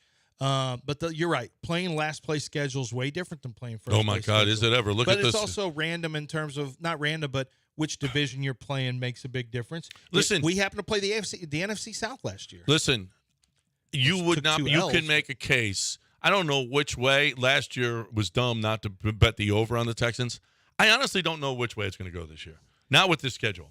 And God forbid anything happens to CJ. God forbid. God forbid anything happens. Oh, no. But that's for every NFL team. Yeah. God forbid something happens to Aaron Rodgers. Rodgers. I don't know. Gardner Minshew, they were into it until the last play of the game this year. God forbid. Yeah, but Gardner's one of the better backups probably. But God forbid something happens to Aaron Rodgers. Well, we saw. Yeah, right. And they had one of the best defenses in the league. Joe Burrow and the Bengals, and actually Browning played his ass off. Well, but look at the Browns. The Browns ended up in the playoffs. Yeah. They didn't have Deshaun all year. John Daspit. Deshaun is not that much better than the backups. No, I don't think he would have been better than Joe Flacco. No. Time for you to talk about John Daspit. Talk about John Daspit. He's doing stuff with Tank Dell. As a matter of fact, our very own Tank Dell is going to be doing some you'll be seeing him shortly on some of the John Daspit stuff. And John's been busy with NIL, with Houston Cougars and Longhorns. He went to school at both of those schools, law degree at University of Houston, undergrad, 2 degrees, University of Texas. Went to high school here. He's definitely part of the fabric of this community, has been involved with his guy. VY is one of them, but they love to go out there and do bike drops and turkey stuff on Thanksgiving. He likes to give back to the Selvin Young, give back to the community and to churches, things like that. But, what he really specializes in is going to be, it's not the philanthropy stuff. It's going to be the personal injury law. And he understands what it means when you take on an injury that was not your fault. You're not responsible for it. Someone else is. And so the insurance is there to help with that and to pay for the issues that you will have. But the insurance companies are trying, and you already know this is how they work. They're going to squeeze as tight as they can and try not to get you the settlement that you deserve. John wants to make sure that all your bills are paid, your time missed from work is accounted for, all of your physical therapy and surgeries are accounted for, and that you get a legitimate settlement for your pain and suffering, because that's something you didn't have to go through, but because of someone else's negligence, you are now. And it's John Daspit and the Daspit Law Firm. He's got a tremendous win rate, and he fights hard for his clients. 713-CALL-NOW. That's 713-CALL-NOW, or go to DaspitLaw.com.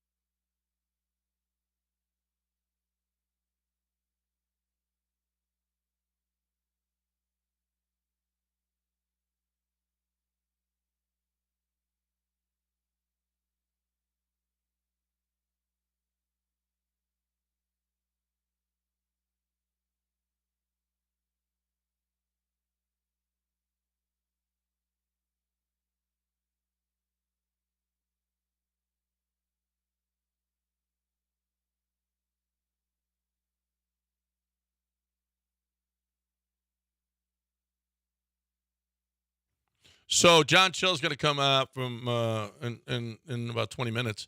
He's going to give us some winners to bet on, and you can do it at mybookie.ag, promo code bet975, or you can drive over to Lake Charles. Right now, though, here in the city of Houston, you can do mybookie.ag, and they've got a great bonus for you all the way up to $1,000. You put in $200, you get to play with $300. You put in $1,000, you get to play with $1,500. This is happening every day at my bookie. So no other bookies, your local bookie ain't doing that. If you put, if you bet $1,000, it's $1,000. You don't get to bet $1,500. What are you talking about? So this is happening every day.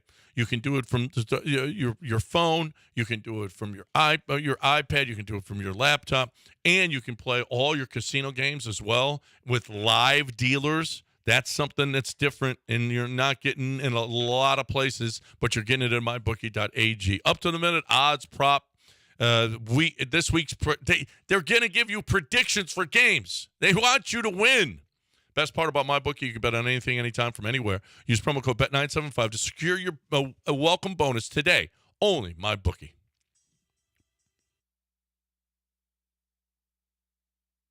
You're back in the Veritex Community Bank Studios with John and Lance on ESPN 97.5 and 92.5. Hey, we've been talking so much about the schedule. I don't know if you heard, it's baseball season. Sorry, Nick. I don't know if you've heard. Last year, Nick's told you before it's football season. Maybe you should pay attention. Nick don't know. This is baseball season. You heard everyone from, what's his name, Adam Schefter to Dan Orlovsky to Marcus Spears praise his team and Nick Caserio for turning it around. Of course, we'll ignore that Nick Caserio was around when they stunk. But, hey, no draft picks, right? That's the excuse. But it's football season, John. The baseball season, whatever. It's baseball season. Our team has won 4 straight, 6 of their last 7. They are now 18-25. Bregman's back. Okay. Breggy bombs now are a regular occurrence. The Astros now have gone from, and this is what John Chill's going to talk about this. They've gone from 5-1 to win the division to 2.5-1. Wow. Yeah. Well, tonight's a big one with Christian Javier. Yeah. Now, if Christian Javier can bounce back after an inning and a third last outing. The Astros now in a virtual tie with the Athletics for third place, just 5.5 out. Listen, it's May and they're 5.5 out. And they could not have played any worse. So now they've got, after playing one of the hardest schedules in baseball, now they're you know what? It lets up. Guess what's happening? Yeah, maybe they're lamb killers. Remember one of these years they were, remember, just lamb killers. They just destroyed everybody. Yeah. And I forget which. All these years of winning championships have run together. But one of the years they were just like this, that they were just killed all the lambs. And now hopefully that's going to be the case. I think it was 21. Was that it? Yeah, I think so. I feel like it was 21. Anyway, 5.5 out now after a horrendous start. Now they're and things are coming together. They've won 4 in a row, 6 of 7. They're playing the A's once again, looking for that sweep. Not a soft sweep. We don't want a soft sweep. Christian Javier, step up. Fromber stepped up last night. Fromber looked awesome. Yeah, Fromber was great. And you know what? This isn't a bad team. This A's team isn't horrible. It's not horrible. No. And Brooks did a good job yesterday. Yeah. On the mound. That's a guy who hadn't pitched since 2019. Yeah, it doesn't make me feel great that the Astros are scrapping 3 runs together against Brooks. And he didn't even hit sack fly. Didn't even hit 90 pitches through 7. And Jordan's not exactly killing the ball right now. Bregman's hitting the ball pretty hard even when he's not getting, on base. Jeremy Pena still. Jeremy looks so good right now. How about your boy Dubon playing some first base? Yeah, that was good. That's good. That's fine. I liked it. Loperfido in center. Uh-huh. That was nice. Yep. Trey Cabbage hit the ball hard a couple of times. Yeah. But and so did Loperfido. Loperfido got on and he contributed last night. He did punch out a couple times. He did. He's gonna strike out from time to time. Mr. Negative, Lance Erlang. Yeah, right. Well, he has a lot of strikeouts for hitting in 330 range. Well, it's kind of wild. He's hitting over 300, but strikes out a lot. Either puts the ball in play safely, it lands somewhere safely, or he strikes out. Yeah, Loperfido's hitting 323. Yeah, his OPS is over 700, and he can't. Great. No, he that's won it not over great. 800. No, but what's his strikeouts to at bats? His strikeouts to at bats at this point in our lives, at this point in his major league career, he has struck out 12 times, walked twice. And how many at bats? And 31 at bats. One every 3. More than one every 3. Yeah. But he's also hitting that's rare. You're striking out at more than a 33. You're hitting over 300. But you're hitting over 300. That's just not. That doesn't usually coincide. Right. Well, when he makes contact, he actually, hits the ball. He's 10 for 31. 10 for 31. You want a less than positive stat? No. What do you think Yainer Diaz's OPS is right now? Yainer Diaz. Don't say it's in the 600s. It's got to be higher than that. It can't be in the 600s. 690. 690. Yeah. What? Yeah. Gross. Yeah, but he still is. Yeah, and Caratini's doing pretty well too. He still is. I mean, he's still coming up with hits. It's just, it's always 1 for 4s or, he's not. He's okay. He's got 42 hits and 155 at bats. I was hoping he'd be in the high 700s. He's got 18 RBIs, which ain't bad. He struck out 22 times and walked 7. It's 1 every 5 at bats he's striking out. It ain't bad. It ain't horrible. He's got 3 homers. Yeah, it's a little low. It's a little low for his OPS. Yeah, it is. How many home runs do you have? He's got 7 doubles and 1 triple and 3. He's got 11 extra base hits and 155. But it's come way down from where it was. Yep. How many home runs does he have? Last year he was an 846 OPS. John said 3. 3. Well, hey, who would have thought that the power at the catcher position would have dropped precipitously when Maldonado left? Who hit 15 last year? Ooh. Well, he's on pace for probably in that. No, he's on pace for about 12. 12. Maldonado OPS last year? Take a guess. 400. Yeah, you're being a little disrespectful. Okay. Honestly, like 580. 606. So he's got him by 84. Yeah, we're expecting more than that, though. Yeah, but, okay, it's early. We're a quarter of the way through the season. It's early. Yeah. Don't say, and Dell, I know what Dell's thinking. Yeah, it's early. There's still time to go down further and lower and lower. That's not what I was thinking. That's where your head is. No, that's where you are. No, that's where your head is. Through the glass. Because every time he what says, I was thinking is 780. Wait a minute. Now, didn't we talked about this, and there was a chance that because of how much time he's got to put into the catching, that there was a chance that his offense would not be as good this year. Then let's get him on off days or even on days. Let's start trying to dig some throws out at first. He's been DHing some. Let's dig some throws out at first. Yeah. We don't need to worry about Abreu anymore. He's gone. It's like a scene out of Goodfellas. No, like, actually. you take care of that thing? Did you see Abreu take live batting practice? Yeah, I don't want to see that. I'd like it better if they He's not done. You take care of that thing in Florida? Yeah, I took care of that thing. Like, it'd be so much better and then he was just you gone. want him taken care of? I just said I liked it in the movie where they said, I need you to go down to Florida and take care of that thing. And then that thing got taken care of. It was a little messy, though. I think they fed the guy to lions or whatever. But do you want him fed to an animal? No, not literally. I just want him figuratively taken care of. No, figuratively, not literally. Figuratively, like we never see him again. Wow. Wow. Like I don't know where he is. Have you seen him, Paulie? You're not a good person. I don't know where he is. I don't know. We're gonna look for him though. You are number 3. A call from Gene Diaz. You're number 3 as far as worst people on the show. Yeah. Clearly the worst. Clearly the worst. No, not number 1. I'm number 3. No, as far as good to bad, you're number 3 and clearly the worst person. I don't want to ever see him again. You said you want him taken care of. Yeah, taken care of like DFA'd. Let's see. And they tried to, and he's like, I'll take the assignment. I thought you were going to just take the money. How about this guy? I'll take the assignment. I got to get back out there to the Also, as an update, streets. we haven't talked about it since the beginning. Ronel Blanco takes his 10 games, won't appeal, so the Astros will play the next 10 with 25. Right. They stalled. Well, they're in a 6-man rotation anyway. The so. stickiest, they call it the stickiest stuff they've seen since they started doing it. Except they said that. And did you see the list? Herman, Clark, Yamamoto, all of these guys, go wash your hands. Ronel Blanco, beat it. 10 games. I think. I mean, that's just ridiculous. They said Blanco tried to show his hands, and the umpires wouldn't even look at his hands. Wouldn't care. They didn't care. They didn't want to look at it. Yeah, they beat it. That's you're right about Espada. He should have gone ballistic on him. You listen. Go check his hands. Check his hands. Check his hands. Yeah, he didn't do anything. He just sat there like a meek person. No, he needed to. That's the one case where he needed to. Was speak Espada up like for his guy? Okay. 8:47. We got a break, and we got John Schull at the top of the hour. Going to give us some winners here on ESPN 97.5 and 92.5. I got to talk about Doc Manavis. I got to talk about you getting up in the middle of the night. How many times? Okay.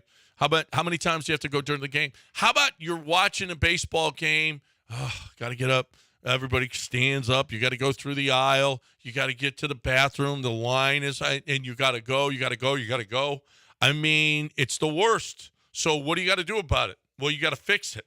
You got to reduce that prostate. All you need to do is go to 975prostate.com. 975prostate.com is going to, it's the best process. It's an IV. It's not surgery. Doc Manavis is awesome. You'll love the process. Do not get surgery if you have an enlarged prostate. If it's cancerous, that's another story.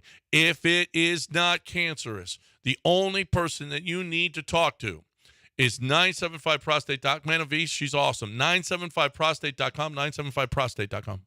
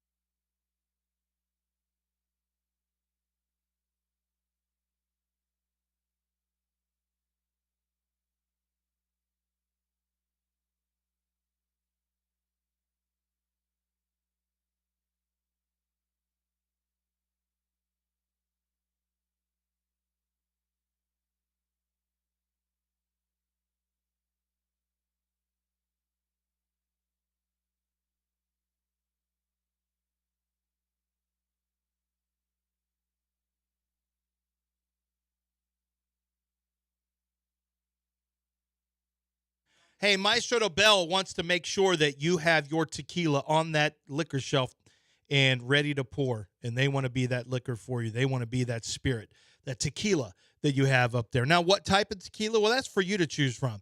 The silver is something you're going to see a lot of, but you're really going to see more of the Cristalino. That's one of the things that they are really known for because they invented the category. It's 3 different tequilas that are charcoal filtered for clarity and then aged and distilled in a way that really gives it its smooth flavor with just a very hint, just a little hint of sweetness on the back end. And that's the Maestro Dobel difference. People have copied their process and tried to copy the Cristalino. There are other Cristalinos out there now because Maestro Dobel was the first to do it. But the Reposado is great. Their Añejo, their Cristalino, their Añejo Extra Cristalino is top of the food chain tequila, and it's an expensive bottle, but man, is it worth it if you want a tequila for special occasions. Every tequila is a special occasion when you have it from Maestro Dobel. The smoothness is absolutely unparalleled, and I think you're going to love it. Grab yourself a bottle wherever fine liquors are sold. It's Maestro Dobel.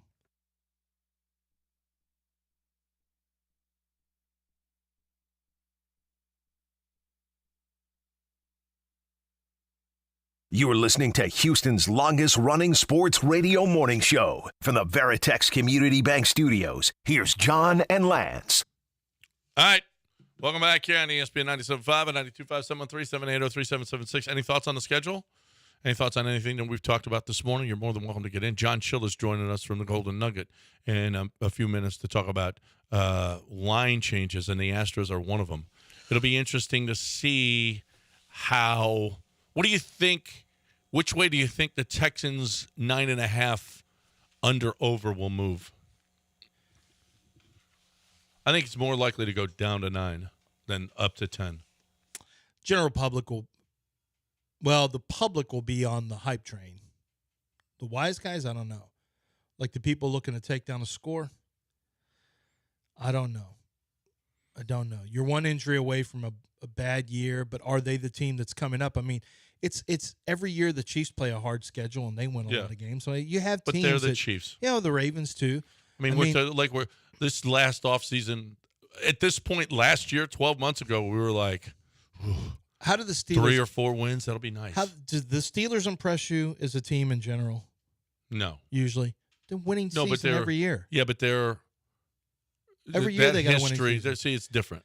Why? Because they don't have a quarterback. No, but they have the history of this is who we are. To play. But the Texans don't.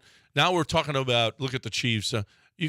You're talking about the Texans in the same sentence with Hamilton. The Chiefs. If you watched Hamilton, you'd think differently because you'd know when history is in the middle. You're in the middle of history. You can't see it.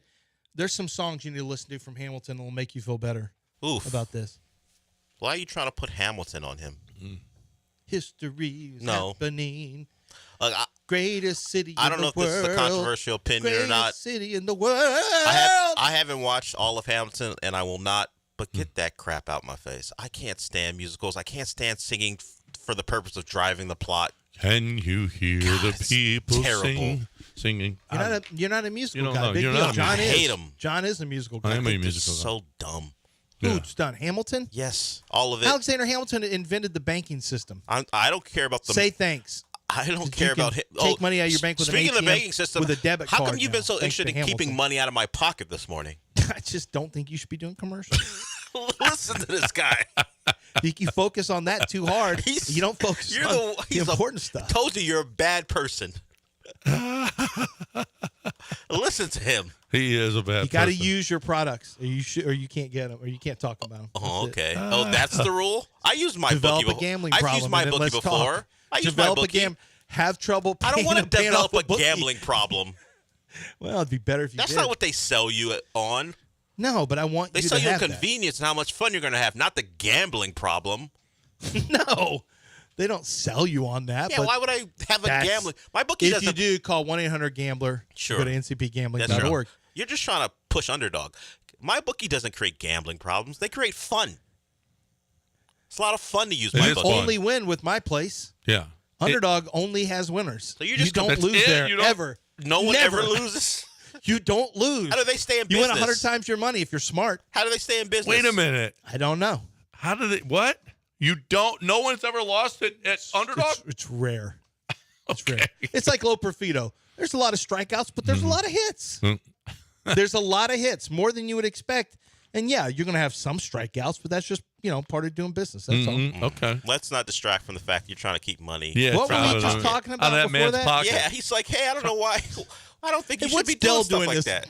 My bookie for. I do an Aqueduct Plumbing, too. You want to tell Billy Brown? You do Aqueduct Plumbing too? Yes. Yeah. Oh, this is. Oh, plumbing. Oh, Listen to God. him. Yeah. Listen to him. Finally get in your bag and look at him. Wow. And Wow. This is so terrible. I really. You're a bad person. I'm going to say something that he is absolutely the worst person. I'm going to say something that people aren't going to like, and particularly you. I hope the NFL Network downsizes. Wow. It starts with Lance Zierlein. Wow. You're doing it to you me. said why do people? Don't worry, it's been going on for 5 years. Well, what do you mean? You want them to start? Well, continue with you since you're coming at me in my pocket. If I get another contract, I'm going to do a signing. I'm going to do a picture. I'm actually not. It's very disrespectful. All the people who don't hundreds get of to. people who have lost their jobs.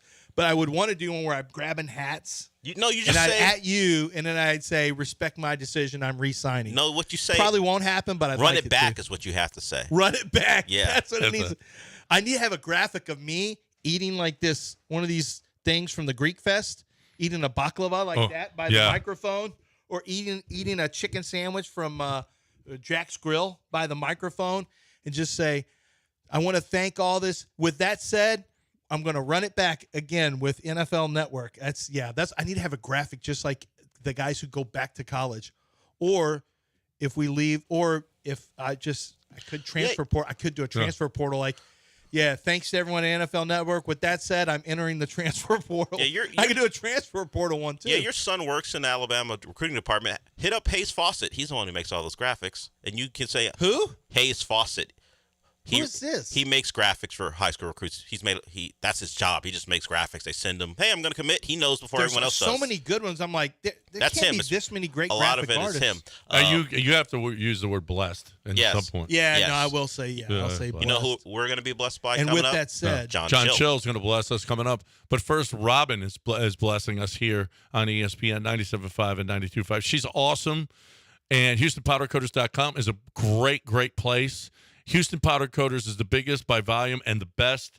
Google reviews, 5-star customer service, great communication, okay? You can text Robin your pictures of your patio furniture, and she'll tell you over the phone, you got to buy new stuff. Or, absolutely, we can fix it. They can the straps, the slings, make it look like your favorite team, your team colors, be it, I don't know, your team color burnt orange or maroon or red or orange and blue or Liberty white, whatever the case may be, whatever your team colors are, the rocket red, let's go. Make your patio furniture your favorite team, and then you can do that at Houston Powder Coaters. I saw Robin had a chair out there, an Astros chair out there. I was like, wow, this is really cool. So do it. And listen, they've worked with everybody in this city. You can see their work all over the city. Houston, Westside Tennis Club, the Downtown Aquarium, the Marriott Marquis, Boardwalk, Discovery Green, Herman Park. Their work is all over. They've been doing it forever. They're great. In the free pickup and delivery, whatever you need, powder coated. HoustonPowderCoaters.com, 281-676-3888.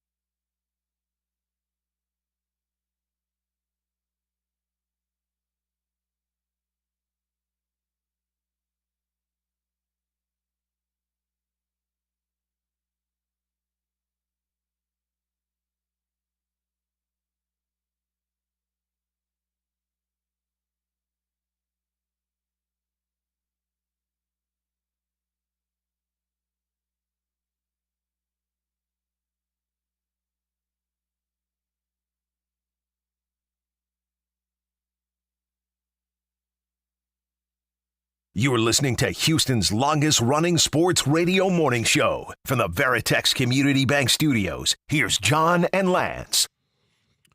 Being joined right now by John Chill, CFO, Golden Nugget. He brings beautiful nuggets to the show about what's going on gambling-wise. And we got these NBA playoffs going on. We got our Astros going on. And maybe we'll see if how under-overs on team wins in the NFL is going to go since the schedule has come out now and how that affects it. John Chill joining us here from the Golden Nugget in Lake Charles. What up, John?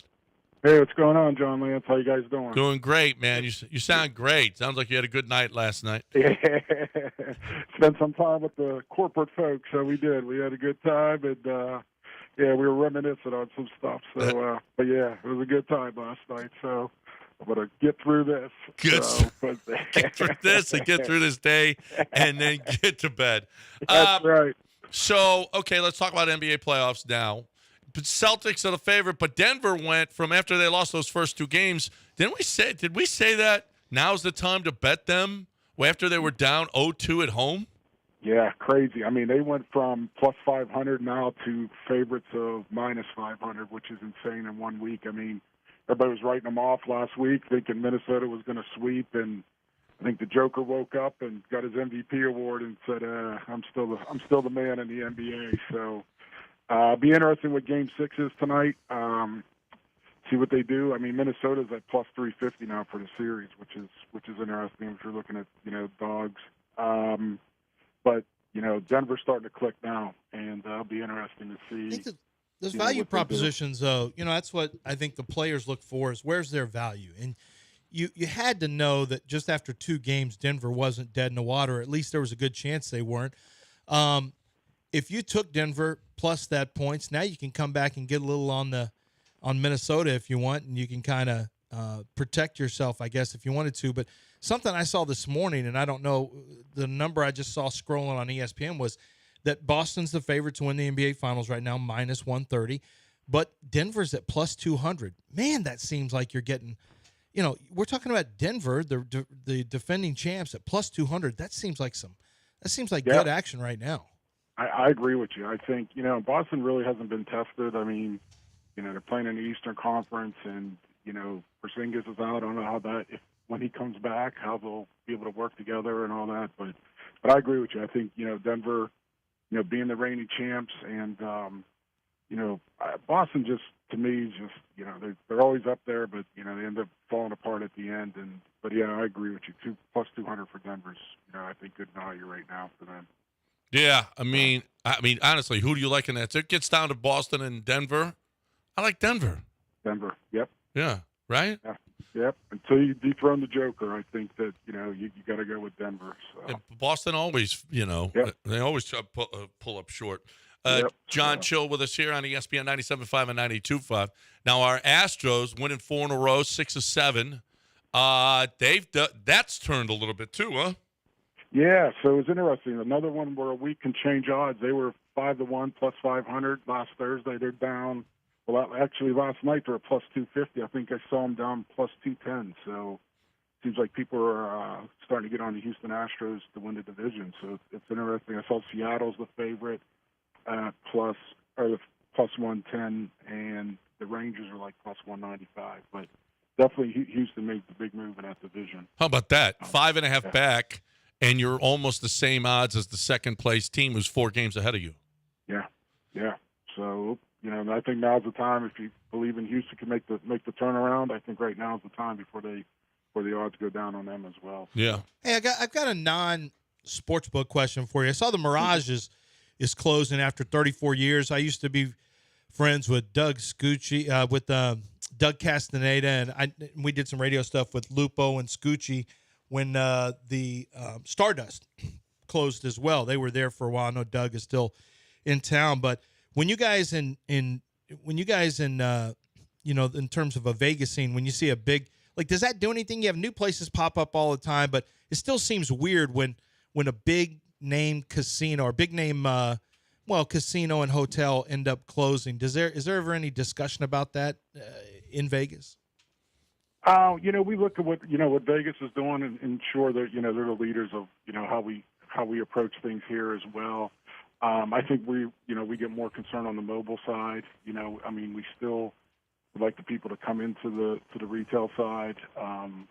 But yeah, there's definitely there's changes of how the sports book is being run and being looked at. If you look at Circa, how they approached it with the pool atmosphere, it's an outside venue and more of like a party experience. So yeah, we look at those types of situations and see what's going on. And, we adapt to the changes. Well, they're just rebranding the Hard Rock, right? Yeah. So, and speaking of that, things we're doing differently as far as fantasy football. We just talked about there's going to be more details coming out. We're going to be having the fantasy drafts. If you want to book, it'll be out in the cabanas at the pool as well. Oh wow! So yeah, so it'll be pretty cool. We're going to have a fantasy draft out by the pool. I think we're going to have that on the website here shortly, and so you could book your fantasy drafts outside. Yeah, that's cool. You can, and you guys will have the setup for everybody to make it easy, and the Wi-Fi and everything else for all your players. But also, you could do it in the DraftKings Sportsbook, which is just exactly. You guys put it up. You can put up the picks on the TVs there, right? Yeah, and so you could put your draft. We have all the connections. Put it right on those huge screens we have out there or in the book, and you can have your online draft, and it's a good time. Yeah, it's pretty wild to have it that big and have your draft out there in the sports. You think now that the schedules came out yesterday that we're going to see any movement on under-overs, team totals? It's interesting. I didn't get to see it too much because I was out with the corporate folks last night, but I kind of looked at the Texans. They didn't move at all, which I know you guys were talking in the prior segment.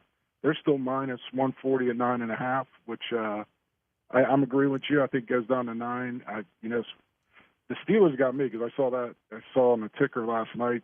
They're 8.5. And they're plus 125, which is interesting. Tomlin's has had winning seasons with third-string quarterbacks before. So, and I think we're being a Steelers fan, I think we've upgraded a little bit. I know the quarterback. We'll see what happens in that situation, but yeah, I haven't. It's weird. I didn't see as much movement as I thought for a day after. So I think a lot of guys are still studying the schedules, seeing what's going on out there, and you'll probably see some movement by next week and probably talk more in depth. I'll track all the movements and let you guys know to see where everything's going. You know what's interesting is there's numbers out already, or there will be numbers out on games, especially first, second, third week games that you can bet now. Like if you'd have bet the Jets, in week 3, as opposed to and before the season started, as opposed to when the season started, are you guys going to put out numbers on particular games well before the season starts? Yeah. Like the first week is already out there. I believe like you said, the first couple weeks. I haven't really tracked the line movements on those yet, but yeah, there's lines out there. Also, college football. There's a bunch of games out there for college football. Opening week, they already got lines out there for the game. So, a key injury can change drastically what happens with a line. So, not that you can predict what injury teams are going to have, but you can find right now. You probably can find a lot of good value betting the games before the season as opposed to the week of the game. Yes. Yeah, and like you said, as long as barring injury, you can find some value in the lines that are out there. And college is even tougher now. The transfer portal, as well. And before you used to know, what each player, if they're a freshman, they were going to be sophomore, what they did, and now it's difficult, I think, to determine, with the transfer portal how fast they can switch from team to teams and how good a team's going to be. So, but I'm with you. I think the NFL, you can find more value getting on them early, bearing any injuries. Let's keep track of over the next few weeks here, going into the summer here. Let's keep track of team totals in college football and in pro football, and see what's moving and what the sharps like. And you can tell which is sharp money and which isn't. Yeah. Right. Yeah. We track. We look at the handle, the percentage of handle, and the percentage of bets, and we can start going through that and seeing where a lot of the money's going to and which team. John Chill, CFO at the Golden Nugget in Lake Charles, just 2 hours down the road. I was there last weekend and it's awesome. I mean, get there. We were by the pool. We, and then played poker and dinner at Vic and Anthony's. It just is fantastic. If you're looking for it, and it's only 2 hours, okay? And you could spend one night, or you can spend the weekend, or during the week you got some time off. You want to run over there. It's so good. So you're looking for a great place to go. You go see John Chill over at the CFO over at the Golden Nugget in Lake Charles. John, man, we appreciate it as always, and we will talk to you again next week. All right, sounds good. Thanks, guys. Have a good week. All right, and don't forget now, Louisiana's biggest draft book, largest sports book, 12,000 square feet, premium bar. Talk to all your guys and do your fantasy draft there. And while you're doing it, right there in the DraftKings Sportsbook, you got the live blackjack games, bar top video poker, a full-service restaurant. It can't be better. In May is payday, $250,000 Money Mania every Saturday in May. Afterglow was in the Blue Martini. I saw Fuse in the Blue Martini Sports. In the bar. It was awesome. Awesome. Sammy Kershaw is tomorrow night.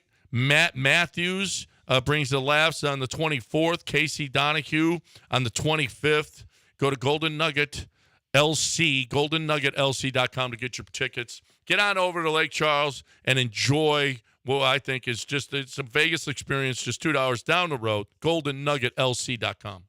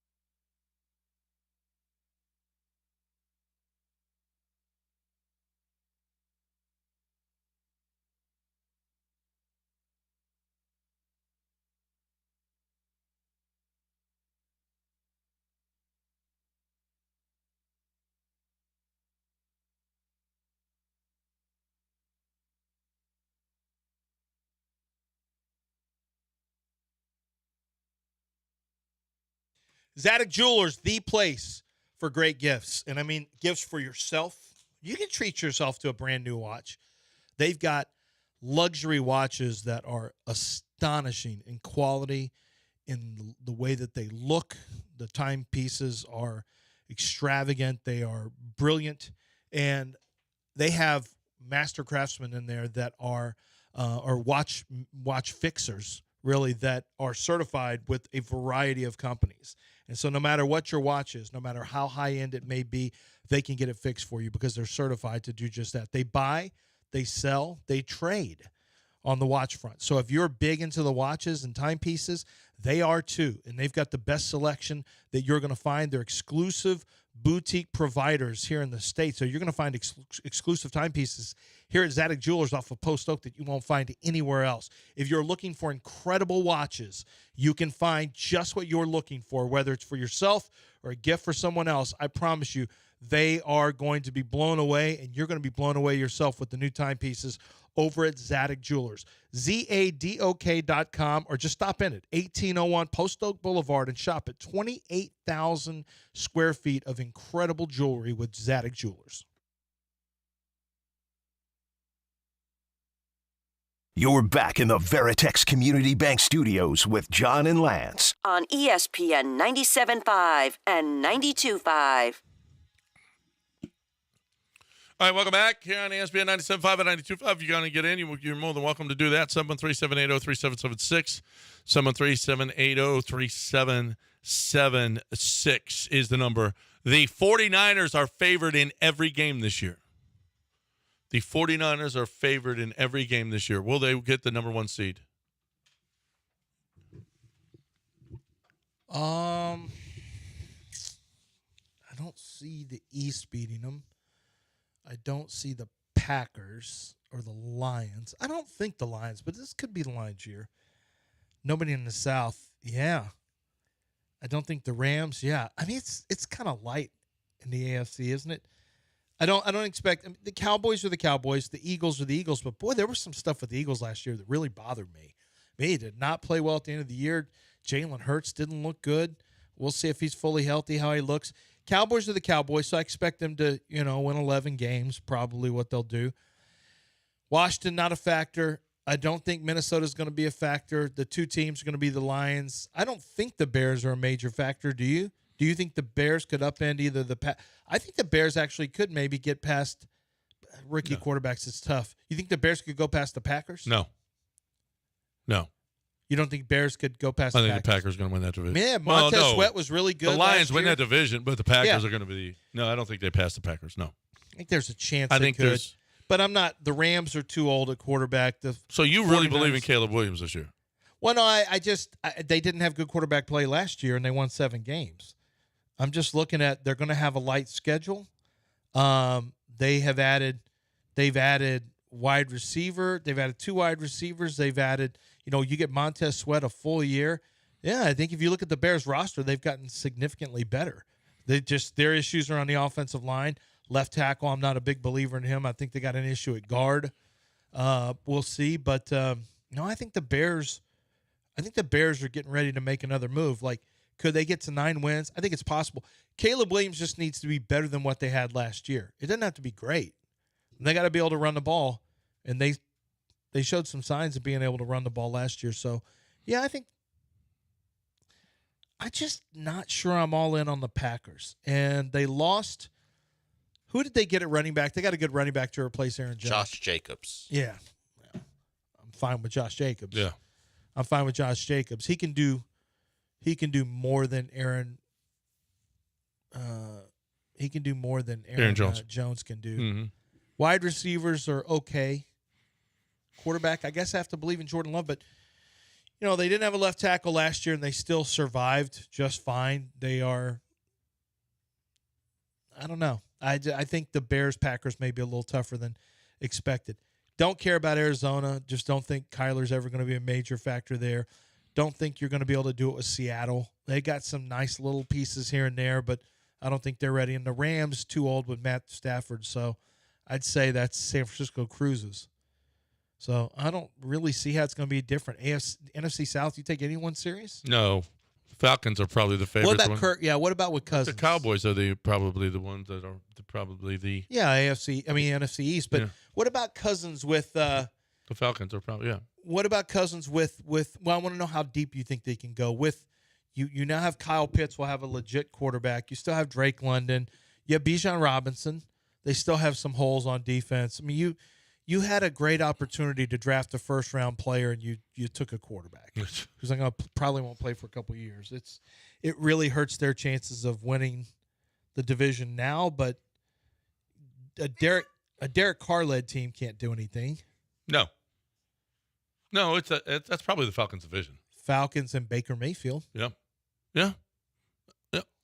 I mean, that's a 10-win division. The champ's going to win 10 wins. That's a good season if they win 10 games. Anybody. Yeah. You don't think Carolina's going to be a little tougher out this year? It can't be any worse. I know. It's just, I know. 921 ESPN. Starts with ownership. We knew that here in Houston. When the owners weren't good, That was a problem. But when they started throwing up the H's and when the owner's wife Cooking got involved, hamburgers. look what happened. When they started cooking hamburgers, it less hostage videos, more hamburgers. Things turned around. Yeah. Knowledge is power. Knowledge is power. And you were told that. Somebody who once worked with the Texans said it was one of the most cringiest moments of their entire lives is watching that be put the together. Hostage video during George Floyd stuff, and we're in lockdown, and it's George Floyd, and Cal gives us the knowledge is power with no microphone. It was obviously done off a phone or something. Oh, it wasn't great. But then, is this great? No, that's awesome. I'm flipping the okay, H I got a prop bet for you. Will Harrison Butker kick for the Chiefs next year? Yes. You see, there's a petition, over 30,000 signatures. I don't know how many now, but yesterday there were over 30,000 signatures to kick him off the Chiefs. Yeah, if you get to 50,000, the Chiefs have to get rid of him. I'll sign the petition. I'll tell them I went to change.org and made a difference. Listen.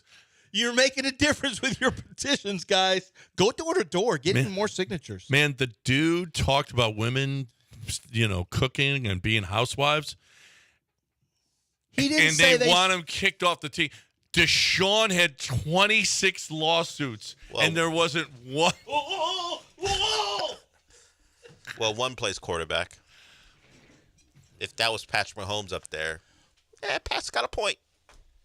Would be the opinion. Let me ask you a question. What is worse, a housewife or Ice Spice throwing it backwards? What do you mean? At a 7-year-old. Well, there's no petitions about Ice Spice. I haven't seen it. Have you seen any petitions? I just want to fit Ice Spice in. I haven't. I don't know how. Why isn't anyone trying to get Ice Spice out of Kansas City? Have they seen the booty dancing? Well, she is friends with Taylor. I know. She is? They're just too scared. I think Taylor's friend. Ice Spice is lovable. Harrison Butker, apparently not so much. You know how the people, you know how those Swifties are going to turn on Kansas City when they break up? Of course. Well, if it depends. They better get married because they are going to turn. Well, I think Kansas City Chiefs fans will be fine with all the Super Bowls and stuff, but it depends on how she writes the song. If she says it was a great love affair that just petered out, I think it'll be okay. Does she usually do that? No. If she's wrong, she'll let everyone know. No. She's going to scorch. But if she dumps Kelsey him brothers. and just say, and his dumb fat brother with the beard was a dummy, she'll start hitting some of that stuff too. People, if you think it's easy to write a hit, just listen to what Lance just did. It is. That was a banger. It kind of is. No, it's not. It ain't that That was hard. a banger. Big No, it wasn't fat a brother banger. with the big fat beard. Yeah. No, I don't think she uses the word fat like that. Well, in her songs. PH. No, I'm not. I don't even know if she's even said that word before. Okay. This song's going to be called Brothers, and it's just going to be hammering that's a Jackson, That's a Mahomes, Disney Channel tune. And Travis Kelce. You love your brother like it's no other. And then she'll just go after TikTok dances and wild drunken parties. Blah, blah, blah. And it's just going to, because I'm going to ruin it so you don't get to save it. It's deeper than what you're saying. Well, I mean, it's going to have, I'm just singing She the won't hook. be so clear. I'm just singing the hook. If she's sending subs, it'll be real subs. People have to decipher it, go on Reddit and have conversations about it. It won't be as clear as what Will she take a shot at Jackson Mahomes? I don't know. I don't know what type of relationship she has with Jackson Will Mahomes. she take a shot at Drake? I hope so. She'll probably stay out of it. Let's hope so. She's going to say, "You're not like us, Drake." No, she can't say that. Yes, she can. No, she can't. Why not? Although she has done a song with Kendrick Lamar a couple years ago now, but she will not enter into this beef. I was waiting for her to start ripping somebody up with some of her. It's not like she hasn't had diss tracks. Kanye. Her diss tracks are on entire albums. Why ain't she going after Kanye? I'm sure she's written about him in the She did. She went after Kim. Yeah, she's gone after them before. She wrote a diss track on Kim Kardashian. Marty was, oh my gosh, did you hear what Taylor did to Kim Kardashian?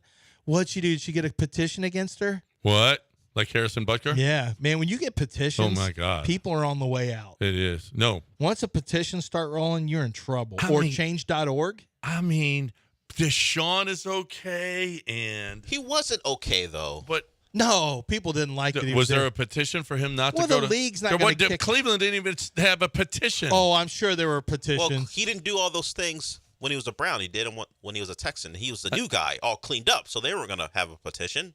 It would be Texans fans who would have to do that. No. We don't want him petition. We don't want him. Don't make this trade petition. The Browns fans were desperate for a quarterback. They were never. I told you. Well, I didn't tell you this. When I was interviewing for jobs a couple years ago, I was interviewing with the Cleveland station, and we got into a conversation about Deshaun. And I said, well, he's probably not what you think he is as far as a player. He's not going to put any team on his back. And he was like, well, but we're desperate here. We have to have him. Change.org. They wanted a quarterback. They were going to take him no matter what the issue was. Yeah. No, they were so look, change.org. Cleveland Browns fans unite in protest of Deshaun Watson due to his treatment of women. They've got an X right here. And then they hit their target. They X him out? Well, their target was 500 petition signatures, and they got 301. But that's pretty. Yeah. Well, that's pretty good. A really you got 301. Strong opposition. See, to Deshaun. You got 301. If you times it, as opposed to 30,000 already for Harrison Butker. Yeah, so that's not bad. You said 300, 301? 301. So about 8 times the number of women he was accused of harassing? Yeah, I mean, no. Not 8, 12 times. What? But Harrison Butker is 100 times Deshaun Watson. Well, yeah. The kicker's saying some wild stuff. Get him out of here. Women in the kitchen? What? Get him out of the league. Harrison Butker will be fine. Yeah, I'm pretty sure Harrison. But it's going to follow him around. Hey, just don't miss a couple kicks as long as you keep making kicks. Now you got to make kicks. Yeah, no. But on the road, actually, Harrison Butker will probably be like, yeah, Harrison. Who? Where? Where's he going to be celebrated? A bunch of misogynistic men? I guess. And you don't think there's a bunch of them at NFL games? No, but they're not going to. He plays for the opponent. I know. They're still going to be like, kicks. I love that guy. Now, it is weird that that guy. Now, it is weird that you don't see anyone out there trying to get rid of sexual assault stuff or physical violence against women. There are plenty of people who are loud against it. I know Mina Kimes is always very anti, and we've seen it in baseball. People in Houston were, let's face it, they yelled at Allison Footer for quit being such a little Allison, because Allison wasn't really happy with a domestic violence guy on the Astros. So your team the team supporters are never going to be hardcore against it, but it is. I mean, I'd like to see the same energy that you keep for Harrison Butker. That's fine. Just keep it for all the bad people. Mm-hmm. All the people. Well, it's not. I'm not saying Harrison Butker's bad, but if you don't like what he's doing, you don't like his opinion, then go ahead and also, domestic violence cases probably deserve a little bit more heat. Because if you want to make a change, you can put heat on teams for that, and they will listen. I promise you that. Much more so than probably your change.org petition for Harrison Butker, even if you don't like what he said. And he went hard. He went hard in the paint now. Well, he really didn't. All he said was, my wife loves her vocation. And you know what? Don't be lured into it. He never said stay in the kitchen. Did you see the 20 minutes? The full 20 minutes? No, I'm reading it right now. Yeah, what he said. You got to read. Just watch the full 20 minutes. He goes in. I saw some of it because the first one I saw, I'm like, it's pretty much Catholic. Well, he went after Biden about abortion. Yeah, the first one I saw was kind of a Catholic stance, whatever. Yeah. I'm like, he's free to his opinion. He went a little deeper on some of the videos I hadn't seen. I'm like, oh, this is where Will Compton's going. I didn't see this one. Right. 9:30 ESPN 97.5 and 92.5. One segment to go. We'll figure out what we missed so far, and then we got news of the weird coming your way. Right now, though, we got a little Maestro Del Bel coming your way. Well, Maestro Del Bel's the top of the food chain when it comes to tequilas. I've talked about that before, and nobody does it better than Maestro Del Bel. Nobody. Because Maestro Del Bel has been making tequila in Tequila, Mexico for decades and decades. This is generations that have been doing this. And the subtle hints of sweetness, the different flavor profiles and all their different tequilas is something that helps them stand out as one of the premier tequilas you're going to find. And they're huge in Mexico. It's getting bigger and bigger here in the States. I know they have been the official tequila of the PGA Tour, and you're going to see more and more talk about Maestro Del Bel as they move on and advertise more. But once you have the tequila, it speaks for itself. It's going to be a tequila you're going to want to keep on your liquor shelf. And I've had people reach out to me, tons of people who said, man, this is phenomenal, who have had it at different places. You've heard me talk about it. If you see it up on the shelf at a restaurant, ask them to make you your favorite cocktail that has, reposado or a silver tequila or smoked tequila. Have them make your favorite margarita with a Maestro Dobel, and you can taste the difference. It's Maestro Dobel wherever fine liquors are sold, Maestro Dobel.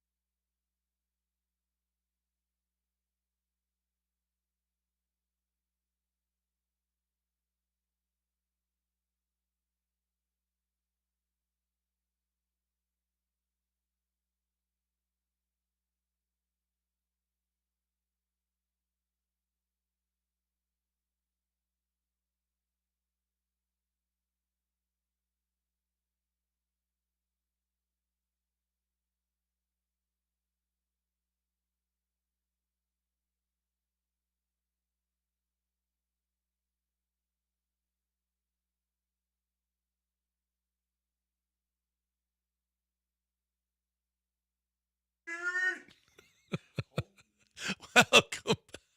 I got to talk about Kent Jones over at Dream Rate. For some reason, Lance was screaming nerd. I guess because I've called him a mortgage nerd before. Yeah, you do. Frequently. Well, and I just think that's not what he wants. Listen, no. I bet you get mad if you call him a mortgage dork. He loves mortgage. He's been doing this for 29 years. And I got to tell you, he told me more about mortgages than I really wanted to know, if you want to know the truth. And because I wasn't even getting a mortgage from him. I can tell you this. He's going to dork out on your mortgage. He really is. He just is. It's what he does. This dude loves mortgages. I'm just saying. He is going to work that thing hard, okay? That's what he does. And Kent Jones is and that's who I want doing my mortgage. A guy who cares about it, a guy who loves it. A guy who just studies this stuff, is always working on this stuff, is looking at every second what the mortgage rate, the things are doing. That's what he does. So he's going to put the time and effort into your mortgage. It's what he does.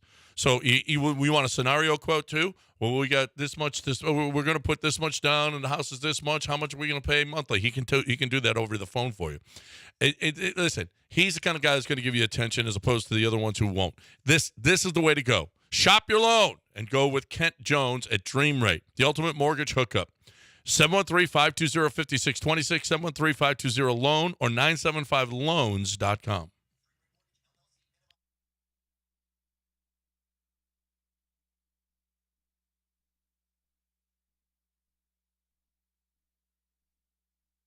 You're back in the Veritex Community Bank Studios with John and Lance. On ESPN 97.5 and 92.5. What you've started. What? I just went to the YouTube channel of ESPN 97.5. You can watch us on ESPN 97.5 too. I see one of the guys who's frequently in Twitch is in the chat at YouTube. So we may have a little civil war of the Twitch versus YouTube? Yeah. Okay. All right. But somebody said, what if the NFL Network did like their version of a schedule release, but they release a video of all the on-air talent they are deciding to keep? These are people's jobs. That's not nice. That's fun. Y'all can joke about me like that. That's fine. All right, what did we miss? What did we miss? Bernie Bickerstaff might be fired. Or JB. BJ Bickerstaff. JB Bickerstaff. What? Same thing. Well, okay. A little different. If my name is JB, I'm gonna need you to call me JB, not BJ. Okay. What else? So it looks like his job is in question after the Knicks move on and the Cavs go home. Is it his fault Donovan Mitchell didn't play? Well, the Celtics move on, the Cavs go home. Yeah. What did I say? No, Knicks? it's not his fault, and not just Donovan Mitchell. Jared Allen didn't play. Karis LeVert didn't play. Is it his fault? No, but the stench of what happened against the Knicks last year hangs over him. But they finessed the last game of the regular season for the first round matchup that they won, and they knew the Celtics were coming. They weren't going to beat the Celtics. I think the problem for JB is that's a team that's in transition because the expected thing is they're not going to convince Donovan Mitchell to come back. And now we're already seeing reports because the reporters had the clip loaded just waiting for the season to be over that Donovan Mitchell was upset with some of his teammates and their professionalism. We hear other teammates were upset with Jared Allen for not getting shot up to play through his injury. And now there are reports that Clutch, I think who was Darius Garland's agency, going to have a conversation about is it Darius or is it Donovan? Only one can stay. All these things came out right after the game. So it may just be a thing where Cleveland's like, we got to pick and choose who's going to be here, and maybe JB's one of those guys who won't be. Serious question here. Do you feel like, is it ever going to be in the player's best interest, or are they always going to try to shuffle free agents they represent to LeBron? I mean, because I honestly believe that. Oh, you mean for Clutch? Yeah, from Clutch Sports. That's Paul. Rich Paul. Rich Paul, who is one of LeBron's high school buddies that became one of the big time agents. I mean, he's a huge agent. Also, who does he go out with, John? Rich Paul. Do you know? Goes out with somebody. Rich Paul does not go out with RuPaul. Okay. He goes out with somebody very famous in the music More famous world. than her and was born a woman, yes. Yes, born a woman. Oh. And extremely famous internationally. Ariana Grande. No. This woman's Not older. a bad guess. Older than Ariana Grande. It's probably going to surprise you, or maybe it won't be. Or maybe it won't be a I think surprise. I know the answer to this. You probably have seen them sitting together. Formerly bigger, lost weight, then people got really mad at her losing weight. Adele. Yes. Yeah. Adele. Yeah. Like, how could you do this, Adele? Yeah. I just wanted to get healthy. Healthy? Health is hate. Yes. Lizzo loves us. No. She's on the bad list right now. Caitlin Clark's debut. Most watched WNBA games since? I saw the answer to this. It's since 2001, Okay. yeah. 01. And you know who it was? It was actually a Memorial Day game between Houston and L.A. Oh, really? It was the Comets and the L.A. Sparks. It was Tina. It was Cynthia Cooper, maybe Cheryl Swoops by then. Absolutely. It was the big three and Tina Thompson against Lisa Leslie and whoever else was on that team. It was the highest since then. It's highest ever on, and the highest it got to 2.3 million at one time. I'll bet you it declined sharply. Yeah, it's going to Once they see that team sucks, people are going to be they're going to be gone. All of those nationally televised games are going to be like toward the end of the season because So they're her team's really that bad? bad. They're bad. They were bad They're on really that bad. night. Yeah. They're really bad. Cameron Brink played last night. I saw. Oh, the internet went crazy Yeah, about because her pregame fit. Well, Kelsey Plum a little more aggressive, but the night before. But Cameron Brink came in. Boy, She that had a good skirt night. was Oh, so you barely saw it? covering her. Yes. And she's 6'4", by the way. So Yeah. I mean. I think about 6'4". She, covered She's a that. tall, attractive blonde woman who can hoop. Ice well. Spice thought that was a little. Oh, she was relax. dressed a Ice little. Spice thought, She man, just what are we walked. showing All here? Cameron Brink did was walk and do a little twirl. Ice Spice, you saw what Lance was doing. Yeah. That's tame for what Ice Spice would does. have lifted up the skirt and done like this. The stuff, the Ice Spice stuff he does. Tiger Woods 1 over through 8. Man, it is crazy. Cameron Brink being that tall, 6'4", it is wild. I saw this yesterday, but Yeah. it just on a 6'4", it is like she's on stilts. It's crazy. It's like most people come to here. Most women come to where her high boots start. It is just so crazy seeing how long her legs are, and it's just like none of this is going to sound right. Yeah, seeing like a normal. You're drifting into a territory. I know, but a normal looking pretty What's woman normal? who's 6'4". It's just. I just never see I don't see this. I don't see this in a grocery store somewhere. No, you don't generally see look at Cameron Brink running 6'4" women who could be models walking around in the grocery store. I never see them at. I've gone to Roostar and gotten Vietnamese food. Never seen them there. Never at Nick's place when we were ever there for any of these years have I seen someone that looks like Cameron Brink. No, well, never. I mean, she's a beautiful young lady. It's an WNBA player. Of course, you're not going to see her walking around at HEB. But they don't exist. Okay, they very clearly few do exist exist. in the world. Obviously. There's a bunch of them in the WNBA. But not in the real world. Well, in the WNBA, I think that's the real world, maybe. That's not the a lot real of Cameron world. Brinks running around the WNBA either, by the way. Well, no, there are. There's you look at, like. There's tall. Yeah. Oh, Xander Schauffele's 5 under now.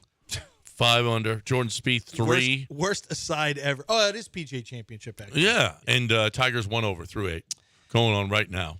Anything else? Oh, we missed Luka and yeah, the Mavs went in there after disappointing in Game 4 at home, going there and taking Game 5, so they got a chance to come home and win the series.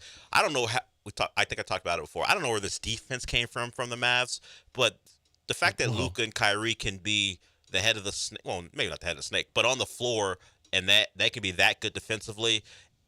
Well, P.J. Washington and Gafford changed that team. Yeah, and they have been great at forcing guys who you want to shoot if you're the opponent to shoot. Like Lou Dort is taking so many shots late in the clock. He's been the guy they forced to make plays.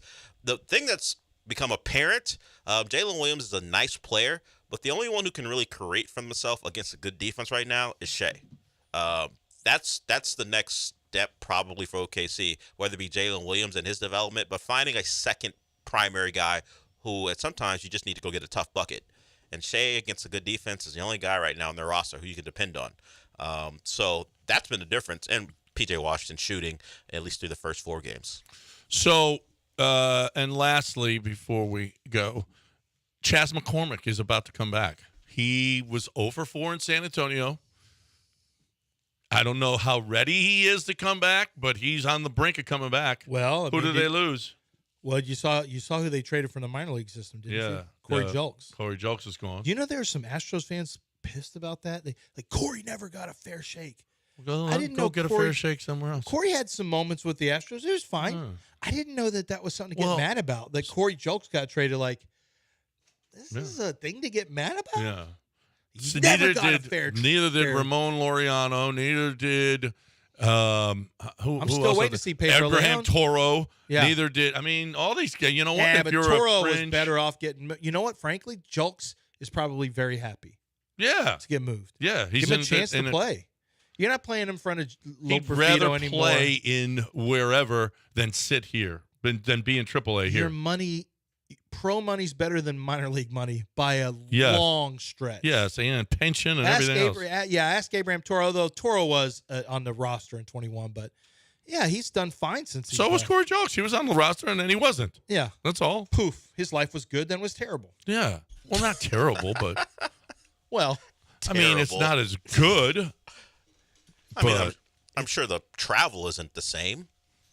No. All right, 9:45 ESPN. Is anything else? We miss anything else? Only that the Rockets were mentioned again as far as pursuit of Donovan Mitchell. They're one of the teams that are apparently queuing up to make a run at him. So we'll see what that takes. A team like Brooklyn has 6 first-round picks they can trade. You can't really beat that. The question is, Brooklyn probably wants players, but it'd be nice to have picks too. So the Rockets can provide players. And the Rockets have Brooklyn's pick. Yeah, but Brooklyn has other picks that they can give. Yeah, but we got the third. Thank you.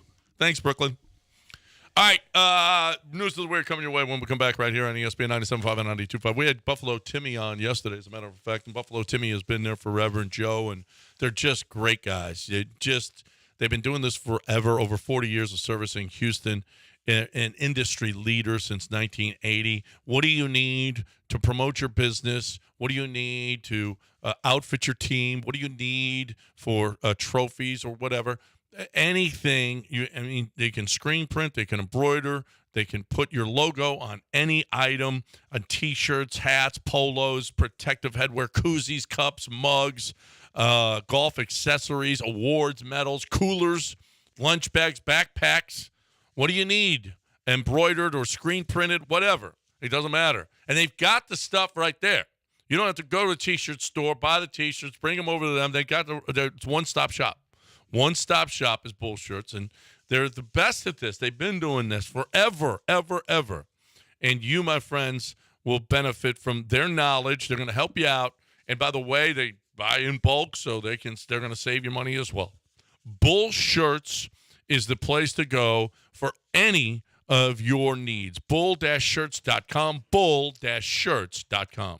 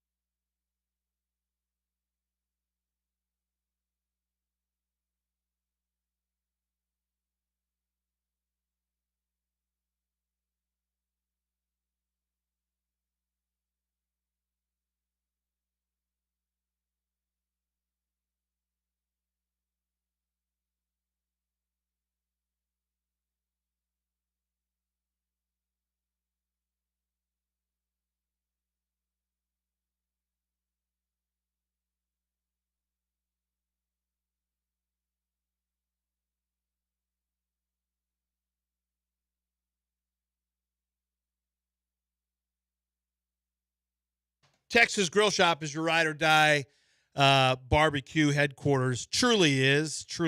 I mean, the greatest wood pellet grills there, the greatest wood smokers, the greatest griddles. The griddles are huge right now. People are getting griddles en masse because the idea of doing your own smash burgers, cooking your own eggs and bacon, chicken sandwiches. How about, how delicious is it when you're making your own cheesesteaks? Really easy to do as well.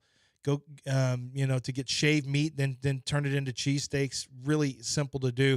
There's so much fish. There's so much you can do on that griddle top, and they have that griddle top available right there. Texas Star Grill Shop. They'll show you the standalones. They've got ones that they can build in a kitchen. If you want an outdoor kitchen, they can hook you up with an outdoor kitchen. The design is absolutely free. That's part of what they do. And I think the knowledge of product is incredible. I mean, from just the rubs and seasonings to the actual grills and which one make the most sense for you, for your budget, and for your outdoors, the backyard, how you're going to use it. And don't forget, if you're a member of the club, you get discounts on all the pricing on many of the grills that they have in stock. So make sure that you join the club. It's a simple way to sign up on the front page of their website, ESPN. It's 975grills.com. That's 975grills.com. Get great prices and have a great backyard barbecue at your fingertips anytime you want with Texas Star Grill Shop.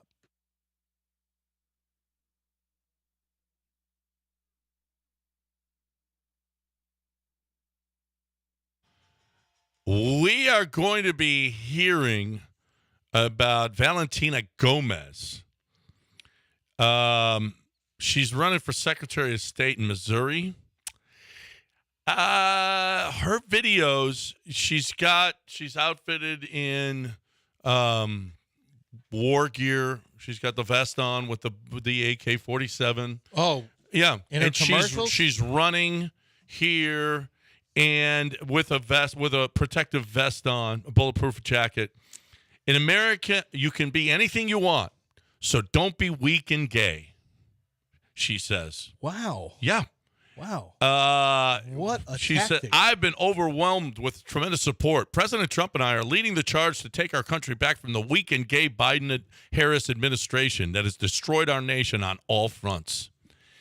She is going to be, and she's kind of hot. So, I mean, I think we got to listen to what she says. It's just the things, I think she's a little flagrant. She's a little reckless. A little bit. But this is somebody that we're going to. That's just an introduction. Valentina Gomez is her name. Our politicians have taken a turn. Yeah, I've noticed over the last 5 or 6 Ain't years, afraid it's to been say like, stuff. we got some people now. Right. Ain't afraid to say stuff. A Nashville police officer has been fired for making an OnlyFans video. For the video, it's just him. The woman gets pulled over and she flashes him, and then they start touching. And wait, whose video is this? This is an OnlyFans video with a real cop in it, a Nashville cop. There's no way he didn't know this. Well, they don't show his face, but they found out who he is, and he's now fired. Yeah. Do you think you should get fired for making an OnlyFans video? Probably on company time, yeah. Well, how do you know he wasn't off? He's got all of his stuff on. He's got all his stuff on, but it doesn't mean he was working. Well, maybe don't include all your police stuff for the city. Yeah. How about you just do an only?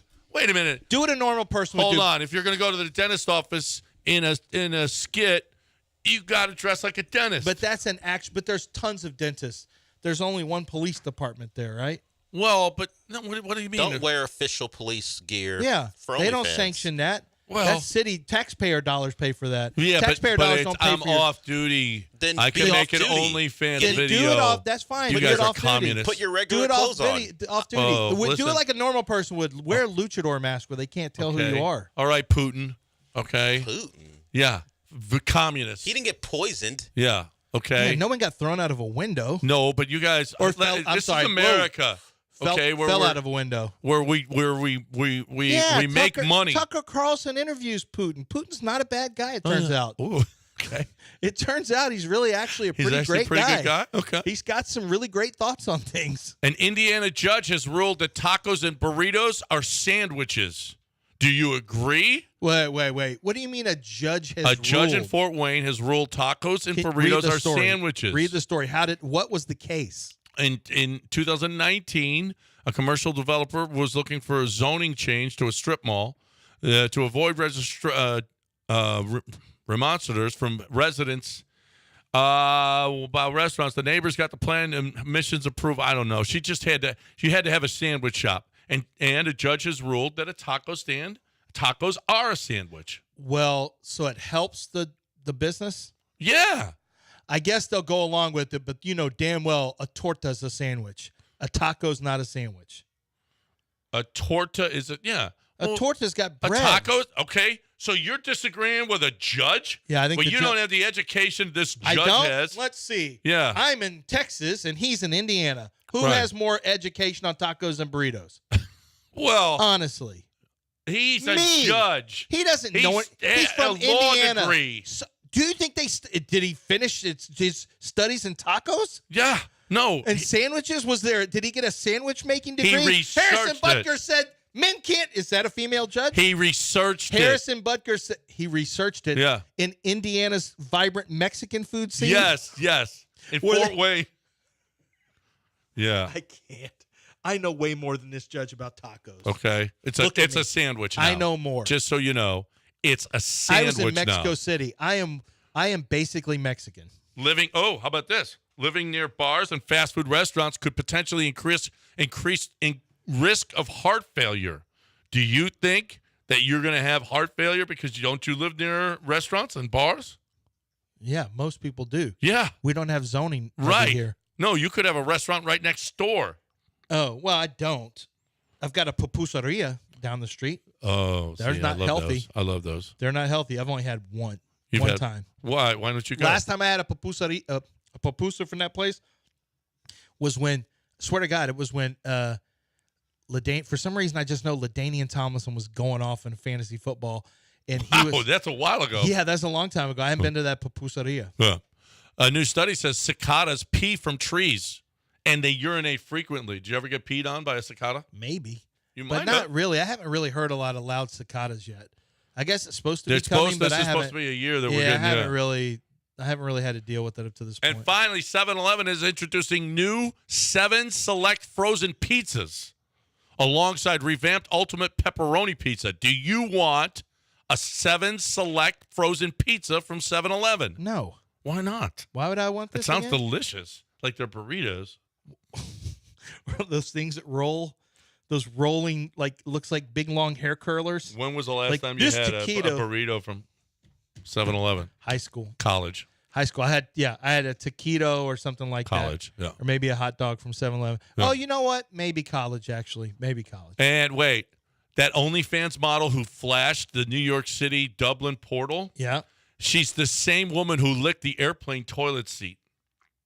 Oh, clout chaser. Man, she just wants to get out there. I just want to get famous so I don't have to ever work again. Licking toilet seats in the plane. Would you look at toilet seat in a plane for $20,000? No, For I would not. $20,000. Not for $20,000. $40,000. No, What about a new TV?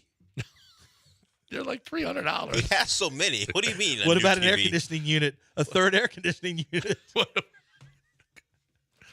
Got one. I'm already good. Time to talk right now about free reign coffee. What? Hey, you want to mention this too while you're at it? Oh yeah, You know what goes good with coffee? Pastries. You know what would be good with Greek? Well, I was going to do this tomorrow when we were, but listen, the Greek festival has started. It starts today. It's 1100 Eldridge, St. Basil, the Greek, the great Greek Orthodox Church. You can get tickets at HoustonGreekFest.com. Tickets are just $10 and good for all 3 days. They brought us the baklava and That coffee goes good with that. Yep, I bet it does. And free reign coffee does go good with this. Free reign coffee goes good with anything. Free reign coffee is the way to go. Free reign coffee is for you, my friends. If you're looking for the best way to start your day, get up and get after it. If you're looking for full body taste and flavor, you're looking for. I'm telling you, I just love me some free reign coffee. You will love you some free reign coffee as well. The best. It is the best coffee. And you get 20% off site-wide. It's what Texas is all about. It's what America's all about. First responders, nurses, teachers, they love them. Okay? They put their money where their mouth is. For Mother's Day, they were sending moms of military personnel free coffee. It's what they do. They're awesome. You'll love them. Free reign coffee. 975coffee.com. Put in promo code ESPN20 to get 20% off site-wide. 975coffee.com.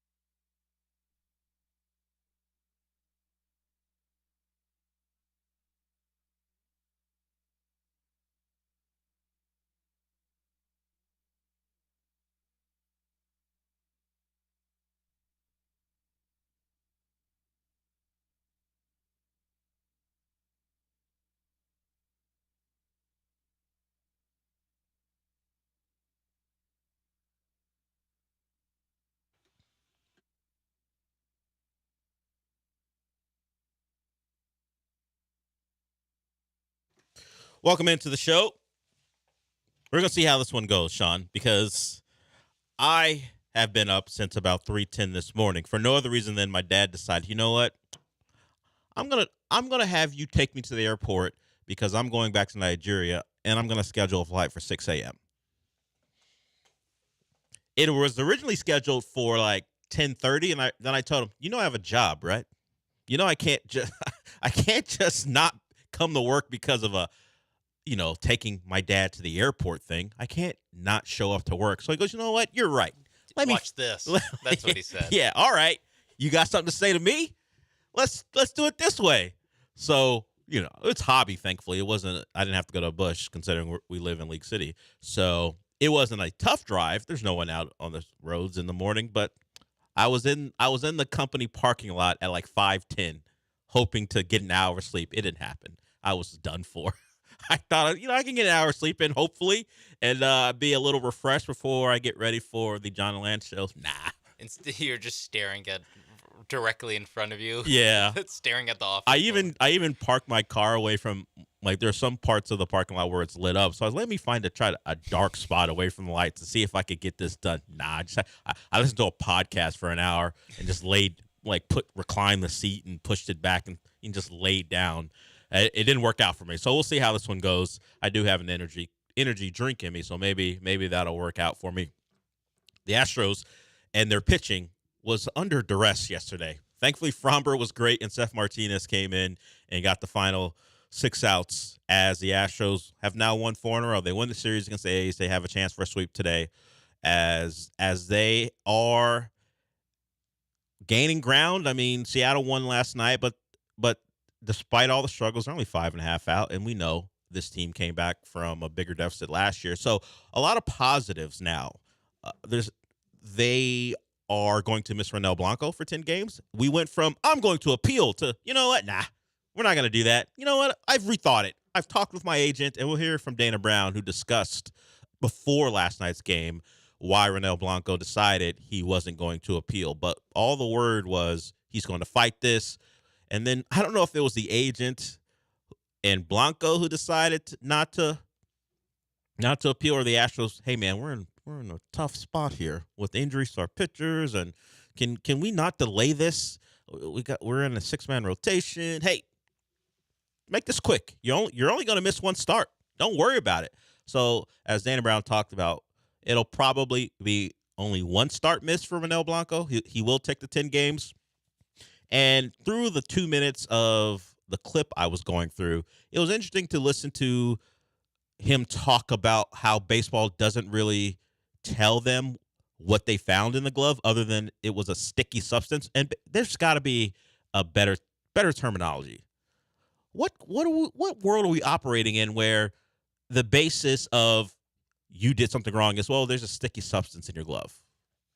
So we know if it's on the arm, your non-pitching arm, that's not allowed. But I'm gonna need more than sticky stuff. Yeah, he has sticky stuff in his glove. That's apparently the terminology we all have to use about what's banned and what isn't. We don't get into whether it's attack.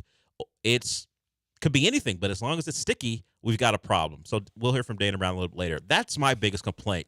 What can we, with all the numbers that we have in baseball, all the technical terms we have, all the stuff they make up for why a batter's good, why a pitcher's good, sticky stuff is what they came up with for why he's getting suspended. You gotta be better for a league and a sport who loves adding new things for us to have to look up, particularly if you want to be a baseball nerd. And you know what? We're going to leave it to sticky stuff, and that's why you don't get the pitch for the next 10 days. Do you want like a CSI MLB? Where they're spraying the glove with something? Why are we sending it to New York if the response is sticky stuff in the glove? What's the point of sending? Just let the man keep his glove. Rubbing a cotton swab so they can, and then behind them there's a screen with a bar that's going 68% analyzing. You got to tell me what the product was. I want to know. It is funny that all they have to. I guess in theory, the reason that they're sending it to baseball is just to say, "Yep, it's sticky." Yeah, That's it. That is just a simple yes or no. Is the sticky? And do we believe that glove got to New York overnight? Oh. Do we actually believe that? I don't know. Well, maybe if Who's you don't. The official, like, is UPS the official carrier of Major League Baseball? I don't know. I'm sure they have one. FedEx, maybe. But did Major League Baseball? It's a 10-gamer, so we know that's what we knew that going in. So it's not like if he fought it and they found something unbelievable on his glove, they up it to like 40. It wasn't like he took a plea, so he wouldn't have to suffer through a 40-game suspension. But that glove never made it to New York before a suspension was handed down. They probably just told him, hey, this is one where you can't fight City Hall. No matter what you say, you're getting hit with 10 games. And it was better than the alternative of waiting and then getting hit with 10 games. Like, Major League Baseball could have been petty. Okay, you could appeal. But we're not going to come down with a decision on your appeal until your next rotation spot. So, hey, right before as my laptop gives me a reminder. That's a good timing. Though. Yeah. That's the email that Ronel Blanco got. You got your 10-game suspension is in your inbox. Hold this. Hold this. Yeah. If I'm Major League Baseball and anyone does appeal my ruling, I'm going to hear your appeal, but not come with the decision until right before your next start. And then I'm going to hit you with the appeal and go, oh, so you weren't even going to pitch in these 4 days anyway. I'm going to deny your appeal. So now your extension is practically 15 games. So don't ever appeal one of my rulings when it's pretty clear, although it's somewhat unclear because we're only sticking with sticky stuff. But if I say you got a foreign substance, just take my word for it that you're not going to win this one. And that's what Blanco and his agent and probably the Astros decided. This one is not something we should fight. We're in dire straits, kind of. Just miss the start and come back, and we'll be good. And they do have the Brewers after this series. It would have been nice to have Blanco in that series. The Brewers are a better team than the A's, and so far better than the Astros, at least record-wise. But first things first, time to finish off the A's, phrasing, and close out this series, sweep them, and then welcome the Milwaukee Brewers into town. But a good night last night, and you just want to credit Framber for being great. He's been somewhat up and down, but he's put together a couple performances now that you can say that reminds you of the guy back in 2022. And then Seth Martinez has probably been one of the more important Astro pitchers. He's filled in a lot of gaps, and he was very important last night because Abreu was soft tossing in the ninth as a couple runners got on. And, you got the tying run to the plate as the Astros could only score 3 on a pitcher who hadn't pitched in felt like years. But it was enough. And Seth Martinez, a little bit of trouble. But as Abreu was not really warming up, but just have to be ready just in case. It didn't come to that. And we'll hear from Seth Martinez when we come back. He talked about where the bullpen was and why it was important for him to kind of close that out over 2 innings and get the bullpen a little rest because the numbers were coming out before the game about where they were as far as pitches thrown in the last couple of days, and it was going to be a rough one if Framber couldn't go deep into the game and if Seth Martinez couldn't close it out. So all in all, a good start to the homestand, and you'll have your top 3 relievers available if it comes to that tonight. The release of the schedule for the Texans is official. We'll talk about that. And there's a real tough stretch. That Dolphins, Chiefs, Ravens thing. Woof. That one is rough. If you're talking about a team who could, and it's not just about if they're beat up or not, because I think someone tweeted us and said, yeah, it's late in the year. All the other teams are going to be beat up too. But those teams aren't going to have to go through the type of gauntlet the Texans are going to have to go to in the short amount of time. It's 3 games against teams who made the playoffs last year in 10 days. And sure, the NFL can be a year-to-year thing as far as who's going to be in the playoffs and who isn't. But at a minimum, the Chiefs and the Ravens are expected to make the playoffs again. And the Dolphins are a team, in some projections, are going to be a 10-plus win team. So the projections would make you think these are 3 teams competing for division titles and certainly playoff spots, and you see them in the span of 10 days. The NFL player safety thing, stop talking about it. Yeah, we'll put in kickoffs to make sure we get the kickoff back into the game. We'll change the rules for that, and we want to still limit concussion, so we'll put in this new rule, which Sean and I have discussed and actually are for.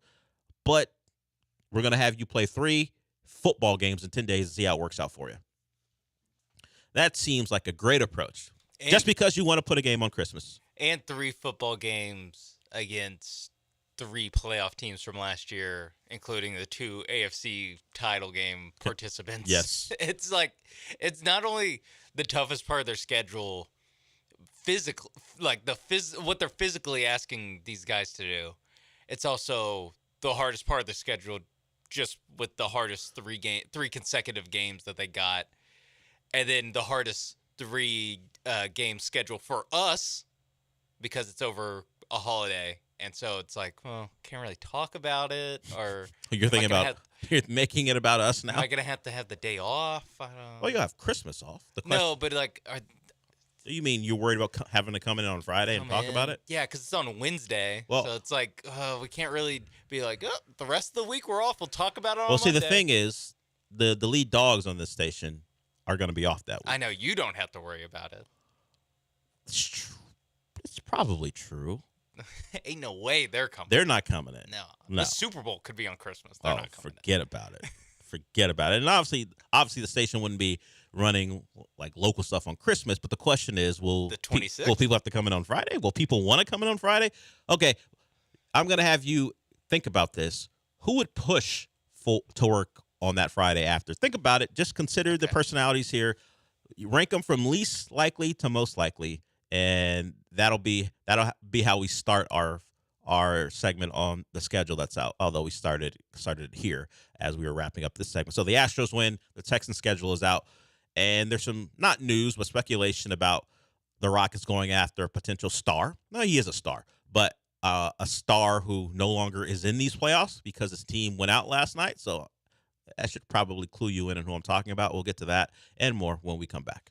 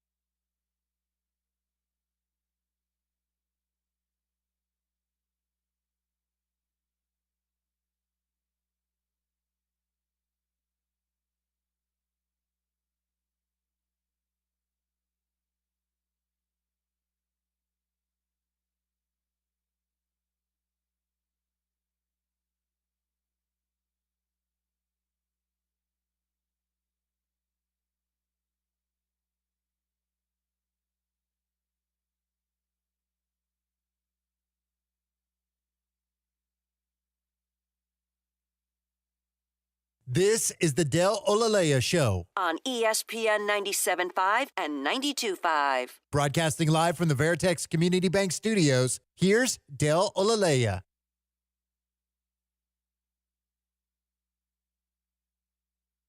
So I posed this question to Sean. I'm not sure how much he's put into it because we've had a conversation about other things during the break.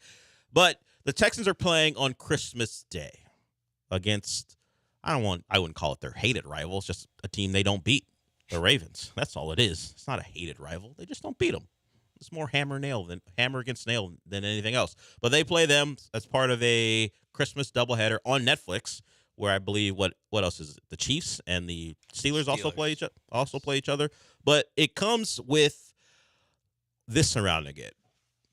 Beyond our personal agendas, which I'll get to, we talked about it. The roughest part of their schedule, it may determine whether they're a division winner or a wild card, or maybe, depending on how well they do or poorly they do, could knock them out of the playoff race. I know there's a lot of excitement, but are the Texans going to be so far ahead? Possibly. The division's not great that, let's say, a possible 3-game losing streak occurs, considering the opponents, the lack of rest in between those games. They do have a bye week before that rough stretch. Let's say they're a couple games up in the division, but they lose all 3, and now all of a sudden they're in a chase. And that Titans game at the end of the year becomes really important. Just how the schedule can turn when you face a tough opponent. That's why I think for them, and it's hard to say this because the schedule before that's not easy. They need to bank wins. They need to be a team where they need 1 out of 3 to clinch a playoff berth or something, or clinch the division, because that late stretch can kind of disrupt your year, and who knows how healthy they'll be when it happens. So we'll get into more of some of the maybe landmines to see on the schedule as far as the Texans are concerned, and we'll let you know the primetime games. I know that's very important to people. For me, I was like, hey, beyond my selfishness about getting games out of the way so I can maybe watch something on Sunday night, I love a noon game. I don't want to wait all day. Now the Texans have some Thursday night games, some Monday night games, but they'll have some Sunday night games too. And on those days, I'm like, give me a noon game. I want to watch my team. That's how I approach all those games. I don't care about primetime stuff. I know that's what people like because there's an added level of attention on your team, but I just want to watch my team play. I guess it's probably because I don't watch a lot of pregame shows or the lead up to games. I just will watch something else and click on when the game is on. So none of that stuff really affects me. But hey, people like it. You're going to get plenty of that, as your team has talked about quite a bit throughout the year. But Sean, as far as our personal agendas, yes, we have a Christmas game here in town, which means there's a possibility that some psychos who work here might want to work the Friday after Christmas because, if the Texans are good and they're playing the Ravens, somebody wants to come up here on a Friday possibly and discuss it. Yeah, they might be in town anyway. Yeah, they want to come up here, do a live show, discuss the Texans. Maybe as hey, we're the guys who will show up and make that their brand. We'll talk Texans anytime, anywhere, any place. And it is the most important part of their schedule late in the season. So, you can build, hey, the holidays aren't going to stop us from talking Texans. You can build that brand if you'd like. Mm-hmm. You want to rank them from least likely to most likely to show up if that option was open for the lineup. There's a clear bottom 3 for least likely. I guess it would be the top least likely, whatever. The least likely, there's a big 3. Okay. Lance Zierlein, John Granato, Paul Gallant.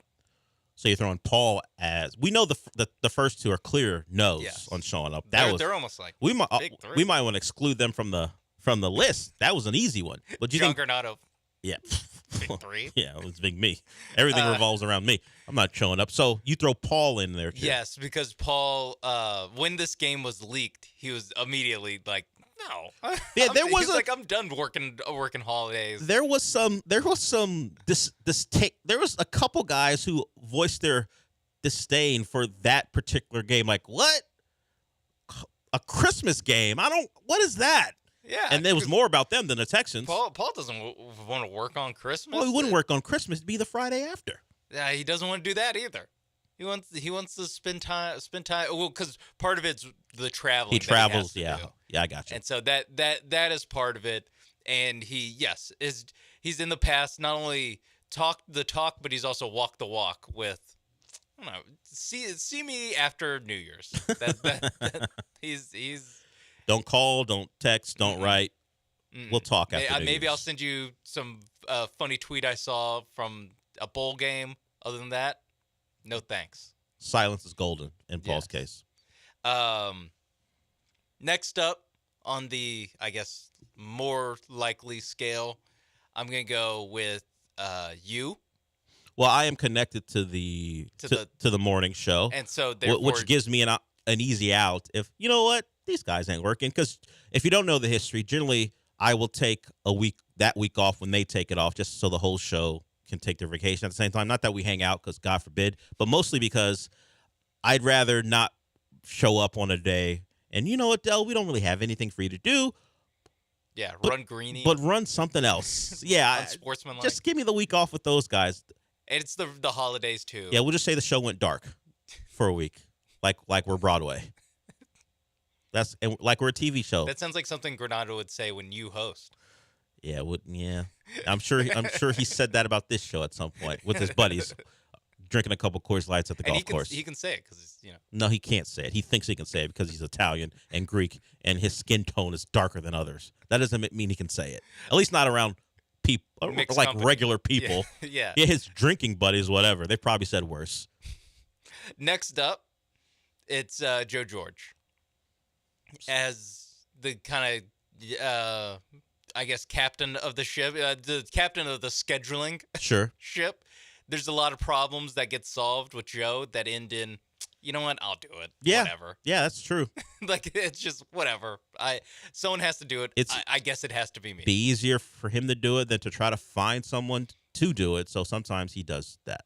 Yes. And then this is really by default, it has to be the Killer Bees is most likely, because I just know the rest are so unlikely to do it. I don't really know how to parse which one of the Bees are more likely. Yeah, one wouldn't show up without the other, right? No, they have before. It was on New Year's Day, I want to say. Yeah, this year, New Year's Day, Jeremy Joe hosted a show that I produced.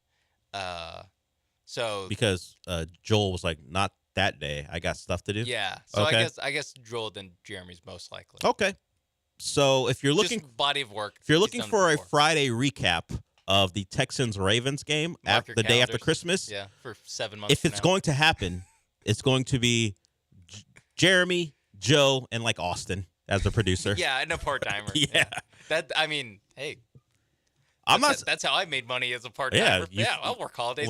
It was easy. It was 2020, so it was not a ton of travel. Sure. So, yeah, I'm not predicting anyone's going to show up for that Friday afterwards to get you all updated on the aftermath of the Texans versus Ravens. But if we do have a live and local show, it'll be those three. We also need the Texans to be like good. Yeah. There's no reason to show up if they're terrible or they've suffered a lot of injuries. So the Ravens. So once again, that rough stretch of game is home to the Dolphins, away to the Chiefs, and home to the Ravens to close it out, and then they have the Titans to end the year. And the Ravens game is on Netflix. All the other primetime / standalone games, since that's really just all encompassing. The Bears in week 2, that's a home game. That's their first primetime game, Sunday night, against Caleb Williams and the Bears. When we'll still have hope about the Bears. Who knows what they'll be later. So it's a good spot to put that game in. You got the Rookie of the Year from the previous year, at least Offensive Rookie of the Year, and a potential Rookie of the Year at quarterback again. And maybe by week 9, we're not having these conversations about Caleb Williams, but we will be having them in week 2. So good spot for that. The hype's still alive. Yeah, good spot for that. The other primetime games is a week 9 game against the Jets on the road at that hellscape that is MetLife, mostly because of the turf. We saw CJ suffer a concussion there. And the team that's there. Well, the defense is good. And the people. Well, okay. The Jets have created a lot of misery for their own fans. I just don't want to say that it's a hellscape just for just because that's turf. It's a hellscape for a lot of reasons. And Kevin Joseph, my buddy, makes a great point. I keep saying it's a Thursday. It'd be a Friday show. It'd be a Thursday show. It'd be a Thursday show because Christmas is on a Wednesday. Yes, and that's been part of the discourse about that particular game. The Texans are going to play on Saturday and then on Wednesday, and so Wednesday football will be a thing because the NFL, I guess, must have Christmas Day because they're like, F the NBA. You know what? You think that's your day? We're going to prove that it's not your day. And it's been a couple years now of them putting games on Christmas to try to steal some of the NBA shine. But the last few years, it's been like a Sunday, a Monday. Yeah. Where it's like, these are normal NFL days. Yeah. Now they're like, you know what? Wednesday? You guys probably don't think we're going to do it? Yeah. Let's do it. Yeah, you think we don't have this in us, don't you? Let's give them 2 more. Yeah, we're gonna put a double. We're gonna see if you can handle our very popular team in the Steelers, the defending champions, and then Lamar Jackson, like the people's quarterback, and the hot young team in the Texans. Of course, it's late in the year, so who knows how good those teams will be. But it's a good bet that at least 2 of them will be in playoff contention. They're not putting the Bears or the Jets. No. I want to thank Kevin Joseph for correcting me on that. I had kept saying that it'd be a Friday show, Thursday show. So probably a Friday show too. Yeah, if they're showing up on Thursday, they're probably showing up on Friday, leading into the weekend. So the next primetime game against the Lions, that's Week 10. So back-to-back primetime games, and it's a stretch of 3 games in primetime for the Texans. They host the Lions on Sunday Night Football, and then they host the Cowboys. They go to the Cowboys for Monday Night Football. And that's 2 teams, that's probably the second toughest stretch when we look at the schedule beforehand, because the Jets are expected to be better as long as Aaron Rodgers is healthy. And then you have the Lions, a NFC title finalist, and then the Cowboys, who, at least in the regular season, are a good football team. I just noticed, too, that's 3 straight weeks of primetime games. Yes. Again, America's going to be sick of the Texans. They better be good, because the slanders that's going to come the way of Houston if they're not a good football team. Especially by the Monday game, they're going to be like, oh, my God, we had to wait an entire extra day to watch this sorry ass. Yeah. And then the Cowboys might not be that much better. Yeah, the Cowboys, they're a great regular season team, but there are some issues there. There could be a fall off. Yeah, are they going to pay Dak? CD's still waiting for his deal. There are some things. Micah Parsons is going to be looking for a deal. There's some issues there. They're very similar to what's happening in San Francisco, where the 2 wide receivers want deals, and particularly Brandon Ayuk. And they got to make a decision on Brock Purdy. It's not immediate, but at some point, a decision about him is going to come. And that San Francisco team is getting older. Another Super Bowl loss. Just things start to build up for them. So we'll see. As far as teams who may be worse than we expected, yeah, but we just kind of highlighted that 3-game stretch and then the second 3-game stretch, and it's only separated by 3 weeks. The Titans and the Jags, and then a bye, and then they get to the Dolphins, Chiefs, and Ravens. So the back half of the Texans' year, thankfully, it's separated by a bye, but that's going to determine their year, whether they are fighting for a playoff spot down the stretch or maybe fighting for a top seed. It's going to be tough to go get one, but there's some positivity around that team, so we'll see how it plays out. But any questions you have about the schedule or anything else, 713-780-3776. I mentioned the Rockets being mentioned this morning, actually, about a potential trade because the Cavs season is over, which means the stories and the knives are out about that team. All of a sudden, everyone's upset with everyone now that the season is over. I'll bring up some of the points that might make Donovan Mitchell want to leave. He didn't play in the final 2 games as the Celtics closed out the Cavs, and Donovan Mitchell may want out. Darius Garland may say it's me or Donovan Mitchell. The team isn't thrilled with Jared Allen for not fighting through. Shout out to Texas. I mean, putting his future ahead of the team. Wealth. Yeah. Hey, take this shot. He was like, nah. No, not me. I've seen Any Given Sunday. Yeah. I know where it leads. You're not gonna pull that on me. Nuh-uh. So we'll talk about losing the second round. Well, we're gonna lose anyway. I mean, you guys still can't guard Brown or Tatum or Derek White. What the hell? What the hell? You're not gonna make me look bad. Get better perimeter defenders. Got Sam Merrill and Dean Wade out there trying to get stops. And then I come over and Horford gets a dunk, and it looks like I'm the problem. Now I'm going to sit right here, pick my afro. He's got an old school haircut. He does. Yes. He does. He dresses old school, too. Yeah, I don't mind that so much. I know people take shots because he didn't have enough drip, I guess, for whatever reason. Just some of the photos are very. It's not just not enough drip. It's like no drip. It's like Kohl's. He dressed like he shops at Old Navy. Yeah, I didn't want to put a brand on him, but sure. Sorry if they respond. No, I'm not talking about. It's not a no free promo thing. I just didn't want to drop Kohl's on him, but it is very TJ Maxey for not the good one in Philly for Jared Allen, but it's cool. Those checks still clear, and he goes, you know what? I want more checks to clear, so you're not gonna force me out there to look bad against the Celtics. So we'll talk about what that might mean for the Rockets, and we'll get back to the Astros as well. We'll be back.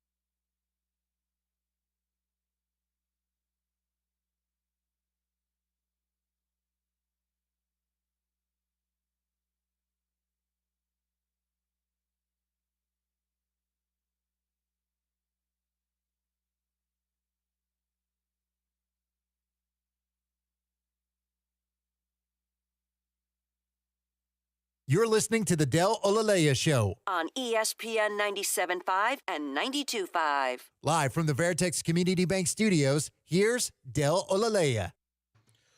So the Cavs lose last night to the Celtics. Celtics back in another Eastern Conference final. They'll face either the Pacers or the Knicks. We won't know who that will be, at least not tonight, because there's only one game tonight, Denver versus Minnesota. The Knicks and Pacers, their game 6 is tomorrow night. So the Celtics will have a little bit of time and maybe even more than a little if that series goes 7 to get a little rest. And maybe Porzingis is back for the conference finals. We'll see. But I bring up the Cavs and the Celtics mostly because of the Cavs. I talked about it before we went to break. The knives are out. The stories are out about discontent from multiple places. It's been a storyline really since Donovan Mitchell was traded there that he wasn't going to be someone who would sign an extension with the Cavs. And after a playoff run that ended in the second round with him missing games 4 and 5, the questions are building, picking up about where he'll be. And Brian Windhorst was on one of the ESPN morning shows discussing the future for Donovan Mitchell and mentioned the Rockets. He says the Rockets are going to be one of several teams who are going to place their hat in the ring and see if they can acquire Donovan Mitchell. And, of course, Donovan Mitchell can nip all of this in the bud and go, you know what, I want to be in Cleveland. No one believes he's ever going to say that. So this is why we're having this conversation. He mentions the Heat, the Knicks, the Nets, the Lakers. There are a lot of teams who are going to be looking to upgrade, and Donovan Mitchell, when he was on the floor, looked like someone who could possibly put a team over the top. Now, does it concern you that Donovan Mitchell only played 55 games and couldn't make it through the second round of a playoff series? It might for me. He has consistent lower leg injuries. He missed games 4 and 5 with the calf injury. He missed time throughout the regular season with lower leg injuries. And this has been a concern for him for years now, whether it be a groin or a knee or an ankle. He has leg injuries. He's only 27, and I know talent trumps all in the NBA, but do you want to have to worry about the star player that you gave up so much for being available to play? These are the things you have to take into account when you talk about the talent. I'm sure anyone who tries to trade for him will just push those concerns aside and then realize in the month of like April, hey, our guys only played 60 games this year, and now he's questionable throughout the playoffs. This is what Donovan Mitchell has been. But we'll forget about that in the offseason because we want to acquire a star. And that is my concern for the Rockets, them attempting to fast forward this.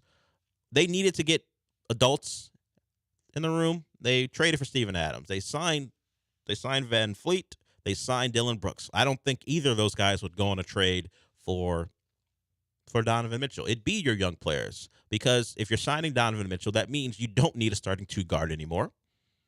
That would mean Jalen Green's either going out in that trade or someplace else. The Cavs are going to ask for picks. You're going to have to give up a couple. You got plenty. You're going to have to give up a couple and maybe another couple players to make the salary match. So I pose this question to you, Sean, before I give my full opinion on it. How much are you willing to give up for all that Donovan Mitchell entails? The great scorer, the guy who can impact winning, his ability to go against the best defenses in the league, particularly in the playoffs, and go get buckets, but also the injuries, the concern about the buildup of injuries and how available he will be, and really emptying some of your coffers to acquire him. And I guess the biggest question is Donovan Mitchell, can he be the best player on a title team? I don't know if he can be the best player, but could he be the second best? I think he can be the second best. So I think he's the best option, the best realistic option for the Rockets this offseason. Okay. I think it's a phone call, so I'll let you get that. I think you are right as far as best realistic option. If we are trying to fast forward this Rockets build into one where you are a consistent top 4/5 seed. But if the thought is that we're acquiring Donovan Mitchell, we're going to pair him with Fred VanVleet, Dylan Brooks, and 22, 23-year-old Fred VanVleet for a chance at a title, I think you are maybe not naive, but you are suggesting that Donovan Mitchell is something he is not. I don't think that roster, even with the additions of Amen, who will be hopefully still here, and Jabari, if the main piece as far as young players is Jalen Green, along with Steven Adams, is enough. Are they even better than the 4 we see in these playoffs right now? Now, you expect growth from Şengün. I think VanVleet and Dylan Brooks are tapped out as far as growth. I think they are who they're going to be right now. Amen Thompson, you want to see get better. Tari Eason, certainly. I think you are like a 5 seed, because if I start ripping off teams, I think the 4 right now are better than you, even with the acquisition of Donovan Mitchell. And then you start to think, who else are you competing with for that? We know the Suns are a disaster. But talent-wise, I mean, Bradley Beal's aside, I guess. He's a talented player, but he's not a winning player. They're two awesome But players. you have Devin Booker and Kevin Durant. At their highest potential, that team isn't overall better than the Rockets, but if you put them in a playoff series, they could probably carry you to a series win. But that team is broken as far as how they're built. That team's going to be someone who you're always going to, Devin Booker and Kevin Durant. If they shoot lights out, they could win a series. Yeah, but they're not going to win four and win a championship. And they got swept this offseason. Yes. In this playoff. It's going to be always about what they could be, but never what they actually are. Yeah, the I guess bottom half of the West, or bottom half of the West playoff, that's where you get into, because the top 4 seeds are still alive. The 4 teams still around. And I agree with the most part that they're probably going to be, or I guess they'll, no matter what, barring injuries, be ahead of the Rockets, basically regardless of any move that the Rockets can make this offseason. Yeah. Any one move.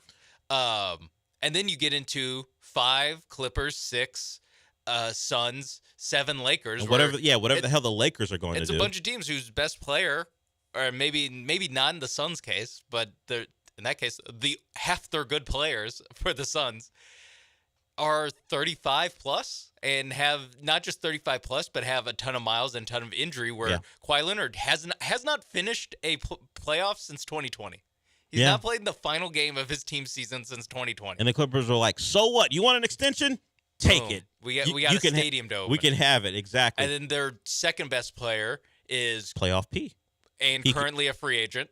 And he'll probably opt out, but yeah. And their third best player is James Harden. So that's a team where you look at and you're like, their arrow's kind of pointing down. The Rockets, honestly, even without a Donovan Mitchell trade, their arrow's pointing up. I want to mention one team we've forgotten about because of their injuries and them being off the radar.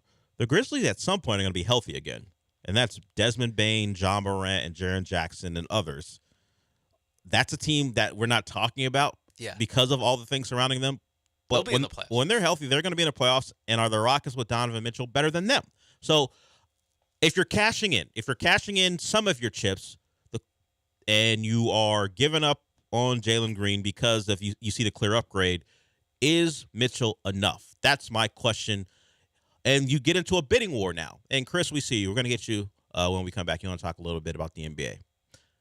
Is that enough? And how much are you willing to get into a bidding war with, say, like the Nets? The Nets, yes, sure, you have a lot of the Nets picks, but they still have like 6 they can trade because of all the things they've done. So if the Nets want to go all in on Donovan Mitchell, are you going to fight the Nets tooth and nail?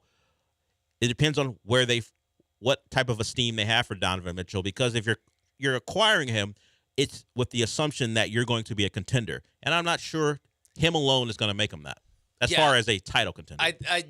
Not a title contender, but I do think that they can they can upgrade from 41 and 41 to like 48, 49. Yeah, and be like a solid play-in or playoff team. Don't have to worry about the play-in. Sure. I think if they add Mitchell, and that's a big step. Not just obviously just making the playoffs, but also getting these guys, getting your Şengün's and Amin Thompson's, Tarison's, Cam Whitmore's, all getting their feet wet in the playoffs too, which is honestly like the biggest reason why that's the only bummer for the Rockets season this year, is that they didn't actually make the play-in to get like a little taste of what real playoff basketball is like. Yeah, elimination basketball. And but on the other hand, they won enough games to like have made it every other year. Sure, it was except for this year's Western Conference. Yeah. So that there is a little bit of, you're kind of making a move to become legitimate before, like a legitimate playoff team before you become a legitimate contender, I would say. I would agree. And Mitchell's young enough to where you can go, 25, they'll learn, that'll be phase 2, and then 26 is phase 3. And instead of, if a Paul George were available to the Rockets or a Kevin Durant were available to the Rockets, you're looking at 2026 and you're thinking, I'm not sure this guy's going to make it to 2026 as far as being like one of the best players in the league. Where Donovan Mitchell, you have less of that worry because he is, 27? Yeah, the thing about the Rockets is they actually have the assets and whether it be on the roster or the picks to go make 2 big moves in the offseason if they wanted to go all in. Yeah. Like, hey, we're going to add Donovan Mitchell and then go get another complimentary player who can be a legit 2. And Şengün, despite how great he is, could even drop down to our 3.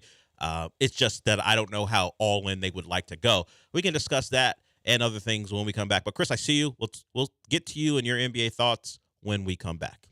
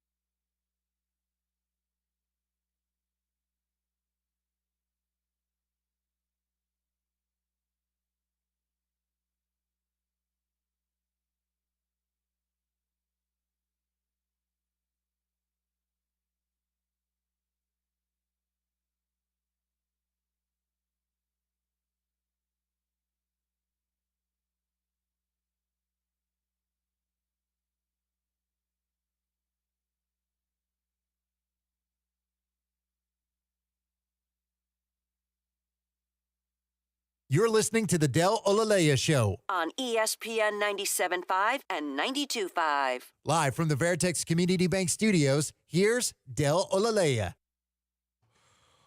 Welcome back to the show. A running conversation for us, Sean and I, has been the official release of the game of the summer.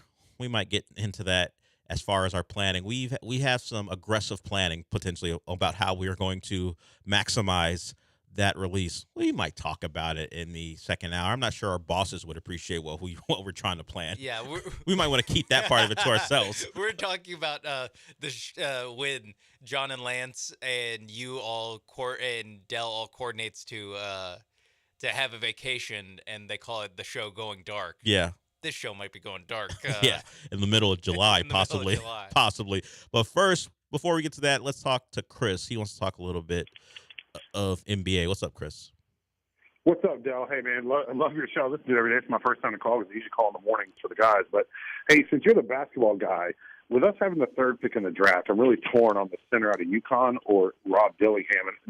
And my vote, I just want to get your opinion, is Rob Dillingham only because he can create, and he's kind of like the SGA or like that guard that can make things happen. And if we're going to get rid of Jalen, I know Amen Thompson can be a point guard, but I really think we need a scoring guard if Jalen's gone. But I just want to hang up your feedback. I do like the UConn center too, but I'm just torn what to do. Or do you think the Rockets are going to ship the pick? And I'll hang up and listen. Thanks, guys. Love the show. Appreciate it, Chris. Thank you. Yeah, Chris does frequently call into the morning show. Thanks for calling in here. See, the thing is, if they're shipping the pick, it's expected for a scoring option. So does that mean you don't need one, right? The pick is probably going out in the trade along with Jalen Green. So you would get that pick. You would use that pick to go acquire a lead guard. Now, if they keep the pick, that means Jalen Green is either here or he might go out for a lesser option. See, these are all the formulas you have to kind of put together to figure out what's the Rockets' next move. Clingan's okay. I like him as if you are looking for a defensive presence. The Rockets don't exactly have a rim protector right now. Şengün, despite his improvements on defense, and by improvements, I mean he's trying. He's trying to be better. You can't help but try when you're with Ime Udoka, but he isn't the presence that Clingan is. Clingan would add a different element to them, even if he simply starts as a backup. The question is, are you drafting a backup center at 3? They're not going to be on the floor at the same time to start. Despite Şengün's ability, he is still a center, and he's not to the level where you're going to space the floor with him, and that's not how he's best used. He's a hub. He can go get you buckets down in the paint. So it would be an odd fit, at least in my eyes, unless the Rockets are looking at what happened in Minnesota and they think it could work there too. But Şengün would have to become maybe a cat level shooter from the outside, which he is not right now, for that to work. Yeah, I think this is where we have to remember that this draft, by all accounts, stinks out loud. So you can't think of it as, well, you spent the number 3 pick on a guy who's going to be a backup center. It's true. That's true. That just might be what this draft is, where it's either a backup center where you already have Steven Adams too. Yeah, so he's redshirting a year before becoming your backup center. That's unappealing for me. Yes, and the rest of this draft is guys that are either prospecty kind of, but not awesome prospects like a Victor or even Paolo, Chet, and Jabari Smith, the top 3 in 2022. This is this is normally the back end of the lottery. It's just the start of the draft is the back end of a lottery where they're dart throws for these somehow all French guys. And I saw a Topic was also involved. And Nikola. Yeah, Nikola. There's a Nikola in this draft. So you know what? Maybe just draft Nikola. Yeah. Seems to work out a lot. Yeah, certainly. I wouldn't be going to this draft looking to use this pick. B, I wouldn't be looking for someone who can come in and contribute, because I seriously doubt that there's anyone. Yeah, who are they going to draft that's going to start or even like this get in the rotation? Rob Dillingham's teammate Reed Shepherd is someone who Rockets Twitter has weirdly fallen in love with basically since Sunday. Sure, since they got the number 3 overall pick, when he's been pretty much in that 7 to 10 range for the most part. But now you have 3, and now you really want him. You could have liked him at 9. He'd been just fine. But now you're talking about like a 6'3", an undersized combo guard, because he can shoot. Understand, there's a space for that here. He can jump and he can shoot. I get the appeal, and he looks a certain way, so people might find that appealing for whatever reason. I might buy a jersey. Yeah. Yeah. The Rocket, the Reed. Do they have 15 available? It'll replace my Bobby Sura jersey. I always got to have Chandler Parsons. Always got to have one that you can wear and not be called out for it. Yeah. Maybe even some of the old heads go back to John Barry. You never know. Scotty Brooks. Way back when. Oh, that's a real old head if we're doing the Scotty Brooks stuff. If you bought Matt Maloney, you probably burned that one just because of what the Matt Maloney contract meant. So, but Eric, I see you. We'll get to you when we come back. Trying not to go long here in the segment, but the Rob Dillingham thing would mean you haven't traded Jalen Green most likely because you still have the pick. and now I think there's a bit of a duplication. And you already have Fred VanVleet, you have Von Man Thompson, you have Cam Whitmore you want to give minutes to when he's not pissing off the head coach. So it seems like that the problem for the Rockets is they're kind of a glut as far as what they can do. I would shoot for the stars. Like if you're keeping that pick, go draft some prospect that you think can be a big time wing, and just try it out. Yeah, try. My aim would be to find a superstar. If you're going to use the pick, find a superstar. Do not try to fill a role on the 2025 Rockets, because chances are you're going to fail in that no matter what. Even like the low risk option probably will also not be a very successful option in year one. Even these low risk guys, it takes a while for them to figure it out in the NBA.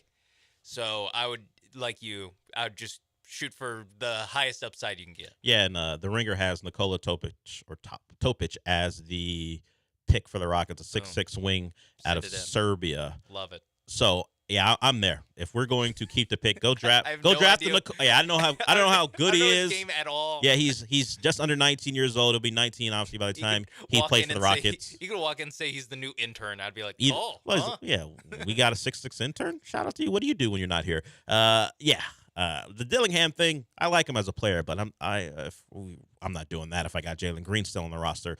And if you don't, you're probably using Jalen Green to go get a star, probably a lead guard or something of that nature. So, Eric, I see you. We'll get to whatever you want to talk about when we come back. Trying to stay on time here. It's generally a failing proposition, but we'll be back.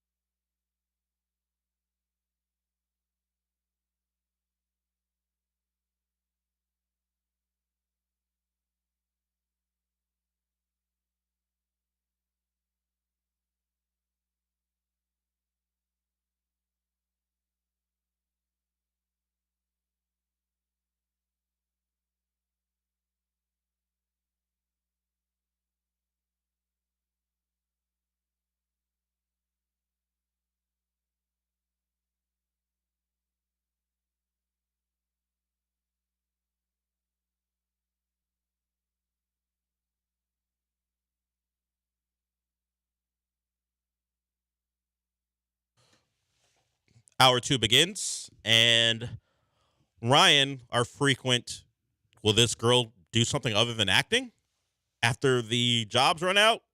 Slip one by us, and we'll get to that after we talk to Eric. What's up, Eric? Hey, guys. Great show. I know why Blanco didn't appeal the suspension. He's only going to miss one start. But wouldn't it look better if he tried to appeal it? Also, I mean, I know Deadpool Wolverine's going to make a lot of money, but to me it doesn't look like that good of a movie yet. And also, why does Abigail keep posting pictures and deleting them? I mean, that one picture she posted of her in a bikini was pretty hot, but when she deleted it, I'll end up and listen. Okay, let's start from back to front. He's talking about Abigail Dye of Fox 26. We have a woman who works here named Abigail. Some of you Twitchers or YouTubers have seen her before. He's not talking about her. I think she's at Fox 26. That's what he's discussing, Abigail Dye. I don't know why she does it.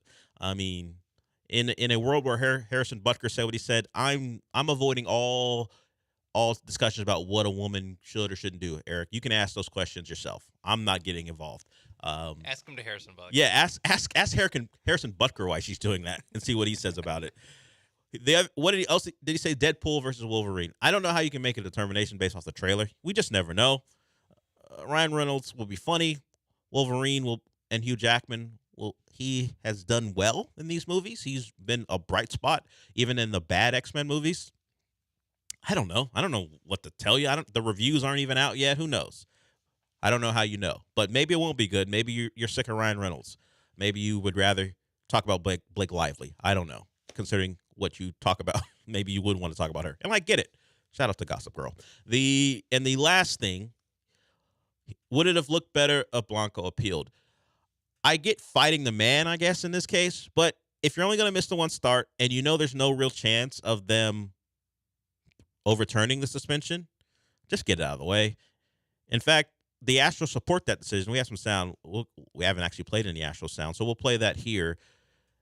Dana Brown was asked before the game about a number of issues surrounding the suspension from Blanco, potentially appealing and then pulling back on that, what the substance was in the glove. They just referred to it as sticky stuff. But here's Dana Brown talking about the Astros supporting Blanco in his decision not to appeal. Yeah, absolutely. I mean, look, Ronel Blanco is a good human being. He's a good dude. He's worked his butt off to get into the starting rotation. I think he sees it as, look, I don't want to be out. I don't want to extend this any longer. I want to get back to the business of pitching. If that was his mindset after having a discussion about it, I agree. They're not going to say, you know what, you're right.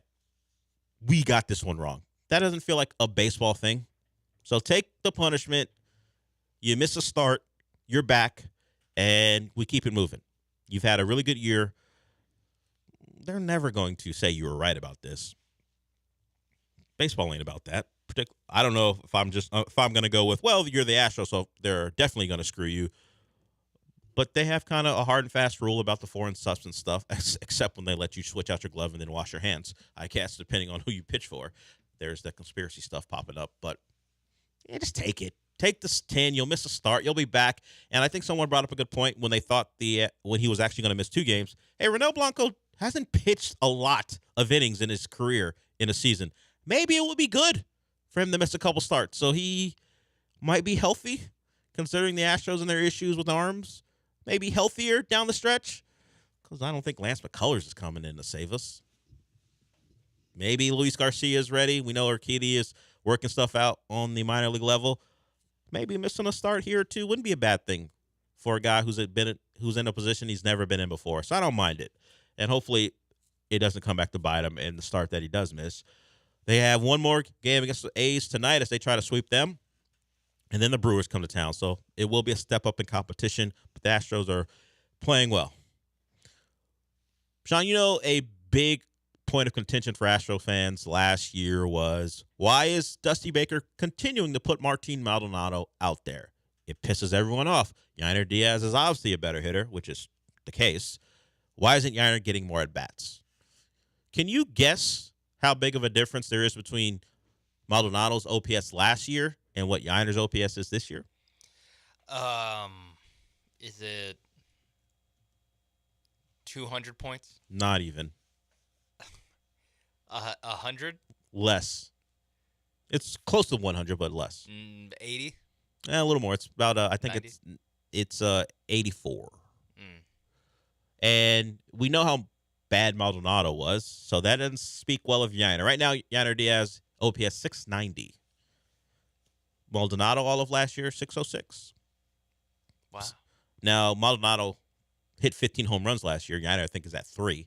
Yeah, Yeah, Maldonado was really home run or nothing. Yes. Yeah. Yes. So, Yainer Diaz, great last year. Dusty said you would thank him for not putting him out there as much. Thank you, Dusty. Maybe we thank him for the season last year because now that Yainer's the everyday catcher. Maldonado's like, see? It's kind of hard to do both. How about you guys relax a little bit on killing me? Now, Maldonado was terrible. Every time he came up when it mattered, it was a disaster. I know. I'm not going to pretend like that wasn't the case. I think part of the issue is also that baseball broadcasts still just, when they put the player's name, the first number you see is the batting average, and the batting average was always like 190. Yeah, shouldn't OPS be at the forefront since how much emphasis we put on that? Like, we're talking about what's more important. It should be, or on base and OPS. Yeah, as opposed to batting average. But part of me still just likes. Yeah, that batting average number. Good old fashioned. It's kind of like a clear line. Oh, that guy sucks. Oh, that guy's good. It's kind of. I think it's a very old school, and we're very familiar with. Yeah. Okay, it's like the TD to interception ratio or completion percentage. Yeah. Beyond like the DVOA or on dropbacks and stuff that like the football nerds get into to tell you how good a quarterback actually is. Oh, just show us the yards and completion. He's got a 3-to-1 TD to interception ratio, and he's thrown for 4,000 yards through the first 14 games. That's a good quarterback, right? Yeah. He's better in play action, and his dropback stuff isn't great. I don't care. Yeah, don't care. Yeah. He's checked down Charlie with the completion percentage. Yeah. I think that's part of it's also most of us are still like the quickest thing that we get is the like baseline for what is a good batting average and what is a bad batting average. Yeah.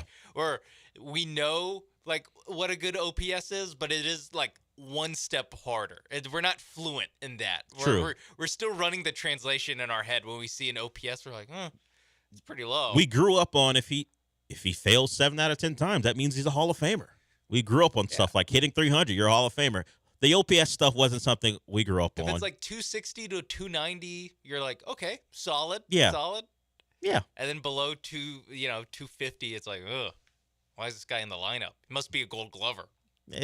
Things are continuing to shift, but it used to be batting average, don't strike out a lot. Yeah. And get on base. And now there are other things. Ducks on the pond. Yeah. Move guys along, bunt the baseball, all that stuff. Make sure you can bunt a guy to second. Small ball, all those things. Steal bases. The pitcher's coming up next. Yeah, all those things. You're not a real manager if you do it in the AL because you don't have to worry about the pitcher batting, stuff like that. Now all that stuff is out the window, and there's a pitch clock too if you haven't heard. Look, see, you didn't know. There it is. Baseball evolving right before our eyes. But what I would credit the first broadcast to do that, just to put batting average as something like in a small box under all the major stats. Like, or when they show like all the stats, when they go with that expanded one. You can put batting average in there. Yes, but when it's like, I guess because Space City Home Network doesn't do this, but other broadcasts, they'll put like the pitcher, how many pitches he's thrown, and then the hitter, and then his batting average. It's still what they put. It shouldn't be. That should be OPS. And maybe you have to put, 690 OPS instead of putting, because right now they just put 277. Yeah, you have to explain what it is. That it's batting average. Yeah, explain what it is. But hey, baseball's changing. They emphasize different things. Let the broadcast do that too. You guys, you talk about you can do exit velocity. Yeah. Put the OPS on there as the major stat. Yeah, you can do that, but we got to stick with batting average as the most important stat in baseball, mostly because their broadcasts are still talking to people who are 65, 70, and the OPS stuff isn't really what they're focused on. It's not the conversation piece they're having with their buddy after the game. It's about, hey, Altuve's hitting over 310. That's a great baseball player. Yeah. Bregman needs to choke up on the bat a little bit. Well, now the knob is going through the zone. That's his explanation for why he's hitting better now. I've heard so much knob talk. I knew you couldn't avoid. You can't avoid it. You couldn't avoid it. What? No, there's just been so much talk about Alex Bregman's knob. There it is again. All right, Gallagher. You're hitting him. Keep banging on the watermelon. There has seriously been a lot to talk about. I don't want to say there's been a lot of change. That change yes, that Alex Bregman I don't want to made. hear you. Well, you can say it as much as you want, considering what this show's about. But there's a lot of Alex Bregman's knob talk. I didn't say that the first time. I just said knob talk. Yeah, and then you can say knob talk, but don't. But there's been a lot of conversations about Alex Bregman's. You know what you're doing. Yeah. Sean knows what he's doing. Everyone. TK and Jeff just won't stop talking about it as a knob. Are they saying? Because I usually listen to the game or watch the games on mute because I'm watching multiple games at a time. Are they saying it with a smile in their voice, or are they talking about it seriously? They're not being us. No one's laughing. There's got to be a producer laughing behind the scenes. Yeah. Whoever the Sean Mapes of their broadcast is laughing. Hey, Todd, say knob one more time, okay? We have another replay coming up. Yeah, Say make sure you again. like if there's taking bets, how many times will Blummer say knob in this half inning? I like now that's just like Beavis and Butthead are working it. Yeah. Speaking of Beavis and Butthead type stuff, Ryan, our frequent caller who calls in under different names, got one past us. We've been pretty good on noticing who he's talking about and giving a good number about these things. Well, he slipped one by us, and I think he knew what he was doing because that's just Ryan's deal. We'll talk about that and other stuff. Just stuff at this point. We're just talking about stuff. Clearly, Knob Talk. We'll be back.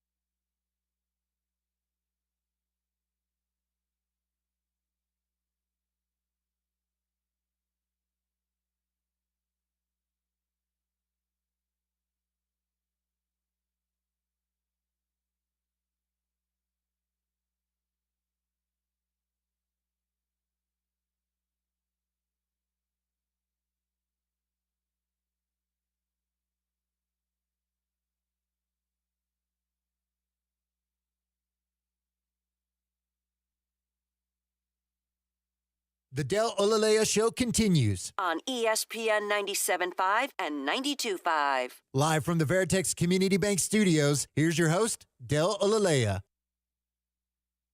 So Ryan called in yesterday asking about a young woman named Belle Delphine. And I just assumed, because when I typed in her name, she was a Twitch streamer. Turns out she does more than that.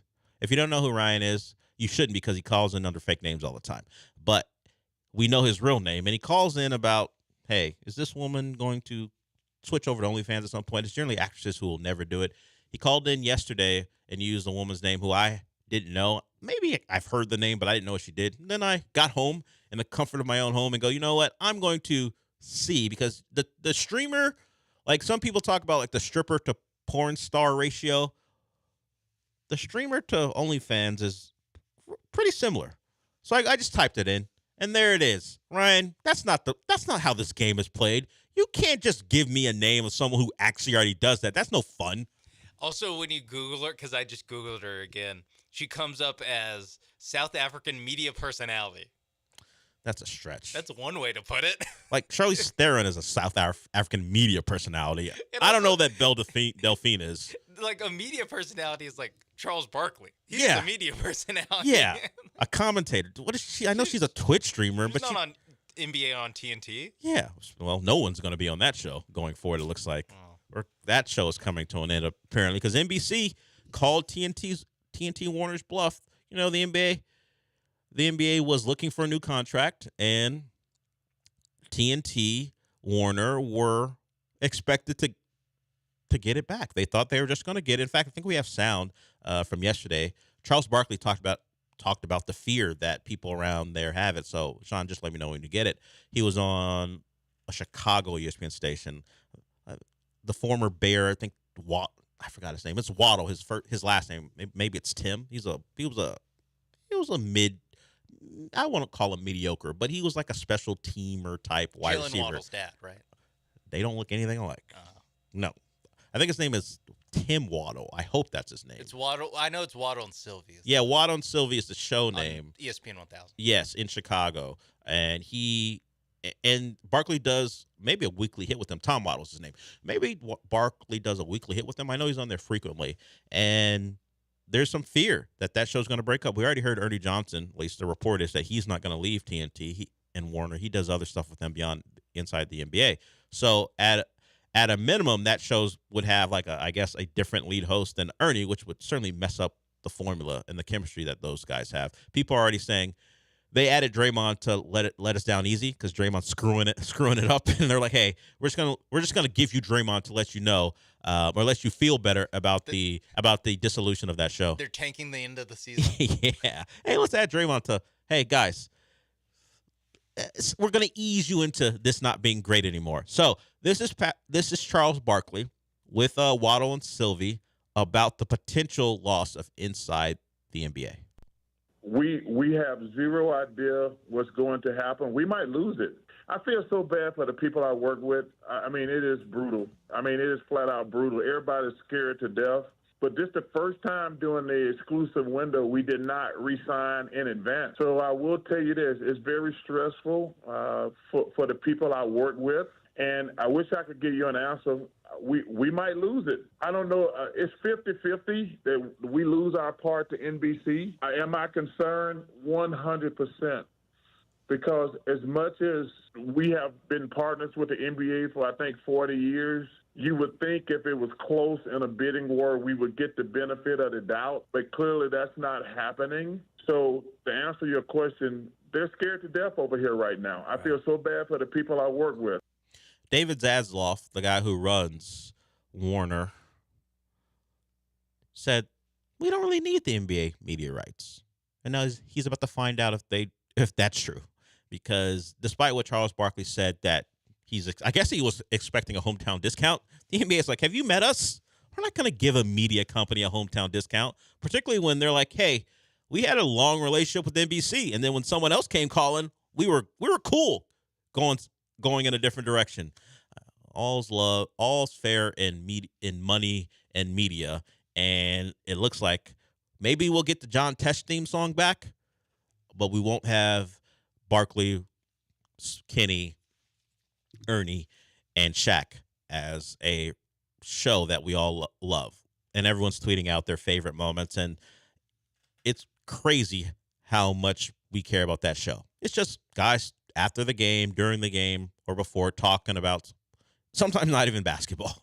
We know Charles and his takes on whether it be Galveston or San Antonio. Those are the funniest things when they're not actually talking about basketball, or when Shaq is pushing Charles to say something he probably shouldn't say, but he says it anyway. We love it. And now, just because of how media works and how money becomes a factor, we may not have it anymore. And if we get some version of whatever the basketball version of Dungy and Collinsworth is, and who else, and Rodney Harrison and the Collinsworth kid that we're gonna get for the NBA. Do you think Jason Garrett's gonna pull double duty? They better. He's been watching basketball. They better keep him away from the NBA. They should keep him away from the NFL. To be fair, I would love if they did a super cringy like crossover though. Where they probably will. Where they do like crosstalk or because something. Because how would it work? Because Sunday Night Football, that slot is there for NBC to run those games. But they're going to want primetime NBA games on NBC. And when they're going to have double headers. They're going to have Notre Dame in the afternoon, and then they're going to transition right into a Saturday night NBA game. So there probably will be crosstalk between whoever's running the Notre Dame game and then the NBA game. Yeah, and they could because football season starts before basketball season, like they could just have like a segment where the inside, or probably won't be called Inside the NBA, where when the NBA team is there, the NBC NBA team is there with the NFL team. Of course. Broadcast team just talking, Yeah. It's like you know how my Raiders are. It's like how radio shows do and the radio stations do. Hey, let's have some crosstalk between the shows. The show to get from these listeners to get to listen to that show and get comfortable. Yeah, you guys have heard all that stuff, and I'm sure they'll do it on the broadcast on NBC. I can't imagine NBC. No, there's no way they're going to get a show that's good. I just want to know if it's going to be just equally as bad in the other direction. I feel like you bringing up the Tony Dungy, Rodney Harrison, Chris Sims, Jack Collinsworth, Jason Garrett, that I will say makes me pessimistic. That they'll give us what we they want. Put those guys together and thought this will be good to get you ready. For the biggest game of the week. I can't imagine that they'll be like, you know what? Let's get Shaq, Kenny. It'd be smart to get those three, and then if Ernie has to stay because of his connections with Turner and Warner, okay, I guess. We'll get Wally Zerbiak. But those guys are going to be expensive. To get Shaq and Kenny and Charles Barkley to do that show, it'll be expensive. And is NBC looking to tack that on to what they're already paying for the NBA package? Maybe not. Wally Zerbiak, don't say that. I was wondering if he I heard that. Just keep Chandler Parsons away. Keep him on FanDuel, whatever the hell he does. Keep him off the TV. Oh, my gosh, yeah, though. That's definitely happening. Wally Zerbiak and Chandler Parsons talking about. And they're trying to recreate what happens on Inside the NBA, and everyone's going to be like, click, click, click, click. And those big Orlando women, right? Chandler Parsons? There's no secret. There's no Victoria's Secret down there, right, Wally? I'd actually love if they got Chandler Parsons trying to do a Charles just doing what Charles Barkley and Shaq can get away with, them trying to get away with that. They would get thrown off the air first show. The first week. The NBA test screen would pop up. The NBC NBA test screen would pop up, and when we came back, those guys wouldn't be around. Whoever was the host of the show, Maria Taylor has to be like, yeah, Maria Taylor would have to run the rest of the show by herself. Let's go out to whoever's doing the play-by-play, and there'll just be a back and forth between them for an hour. You just see a hook come out and hook Wally Zerbiak off. The Apollo happens in the middle of the broadcast. Keep Zerbiak less than Parsons, but keep them both off my television. Zerbiak can call the Mid-American college basketball game as the studio guy. Saying stick to the Big East. That's what you're saying? Yeah. You can get some Power 5 games in there. You can talk about Connecticut, but really stick with Ohio Valley, to be honest with you. Call some Oral Roberts games, all right? Yeah. Tell us why this undersized guard at Oral Roberts is going to be the next big thing. I can't believe you dropped Zerbiak. There will be better talent available. I just don't know if they'll make the right hires. Paul Pierce. That's not the right hire. Paul Pierce and Chandler. Not after what he said on Fox Sports. Paul Pierce may have no shot of ever appearing on a regular network again. If you guys missed it, I'm not gonna say what he said, but let's just say Paul Pierce used a word he could get away with on a podcast when talking about someone, not on Fox Sports. Yeah, and it's a word. It's a word that Skip Bayless would have already been fired if he had said. Yeah, if that had slipped out of Skip Bayless's mouth, even he would have got fired. He says a lot of things that and we're like, why is Skip still here? Mostly because of his takes and the trash. I've been down to pick up something. I was wondering. I had to get something out of my. I looked away and then I looked. Yeah, the YouTube people got a bit of an image as I'm trying to get something out of my backpack for a read here. But yeah, Skip Bayless, even he knows not to say that. Now Paul Pierce has a bit of an armor around him regarding that word that he used because things. But he shouldn't have said it, and he's dealing. I don't know if he'll deal with the consequences. Wasn't he just a guest that day? I don't know. I imagine that it's like a paid guest throughout the season type of deal, where it's kind of like how Michael Irvin is on. Well, he was on First Take, and I think this past year he did it on Skip's show. Yeah, where basically on Mondays he would come in to do the show, but he wasn't part of the show every day. We'll see if Paul Pierce makes a return appearance after that. It was both Keyshawn and Skip. Like, oh, I know what he said, but we're not going to acknowledge it. We got breaking news, Sean. Oh no, should I? Yeah, sure. Is it that big of news? No, not really. Not really, but it'll allow me to close out the segment and then go to break. Brandon Bielak has not been DFA'd. He's been traded to the A's. Oh. For cash considerations. Do you think we're getting Brandon Bielak revenge game tonight? Will he pitch tonight? Why not? He probably won't. I don't know where he is. Maybe he just stood. Maybe he stayed at home. Hopefully he's in Houston still. Yeah, that's what I'm saying. I don't know if he went home and his home during the offseason is in Houston and he took off, or did he stay in town? But Brandon Bielak has been traded to the A's. Will he be in an A's uniform tonight? Who knows? It's only been about 10 minutes since the news broke, but they did get cash back. How much cash do you get for Brandon Bielak? I would hate to imagine if we could get traded in exchange for cash and there was like literally a money amount on how much we're worth. I don't want to know. This is why they keep these things secret. Yeah. I don't want to hear the price. Brandon be like, would it even be our salary? That's a Kia Soul he just got. Hey, you're disrespectful. You're being disrespectful. What? Brandon Bielak's like, I don't need that. If he is still in town and he happened to be tuning in as he's driving to the clubhouse to meet his A's teammates, he's like, what's this? Why are you even talking about me anymore? Well, this will be the last time we do talk about him unless he pitches tonight, because then it will be a story. But Brandon Bielak is going to the Hyundai Elantra. Look at you. Is it a new Elantra or an old one or a used one? What's the blue book on that Elantra? 2019, but low mileage. It's a Peugeot, if you remember that car. Way back when my dad had one of those. Sorry, Brandon Bielak. We did get a little insulting, but he's still a major leaguer. He'll be playing for the A's, I assume, at some point. He's still a major leaguer. Yeah. I mean, he was DFA'd. He wasn't a major leaguer anymore, and now he got traded. Now he's on the A's. Yeah. It's a major league team. Kind of. Until next year when they're playing in a minor league ballpark. True. That's true. They'll be playing in Sacramento.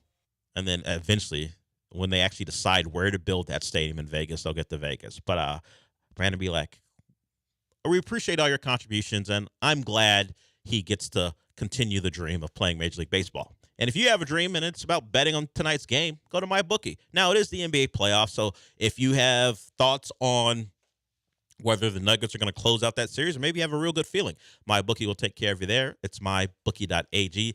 That's the website you go to. Remember, the sign-up bonus, you can take advantage of that bonus with Bet975. And it's not just about betting on games. Sure, that's very important, but it is a community too. The live streaming, you can celebrate the buzzer beaters. Maybe they go your way or they don't. You can commiserate with the people at MyBookie, and they also make expert predictions. So if you don't know anything, but you like sports and you want a chance to win some money, MyBookie will take care of you with their experts, giving you their thoughts on what games and what lines you should take advantage of. Sure, it sounds like a place that wants you to win money, and that's what MyBookie is about. From the reload bonus if you're an existing customer to the sign-up bonus when you use Bet975 if you're a new customer. There are multiple ways to make your money go farther than you think. MyBookie is the place for you to do that. Bet anytime, anywhere with MyBookie.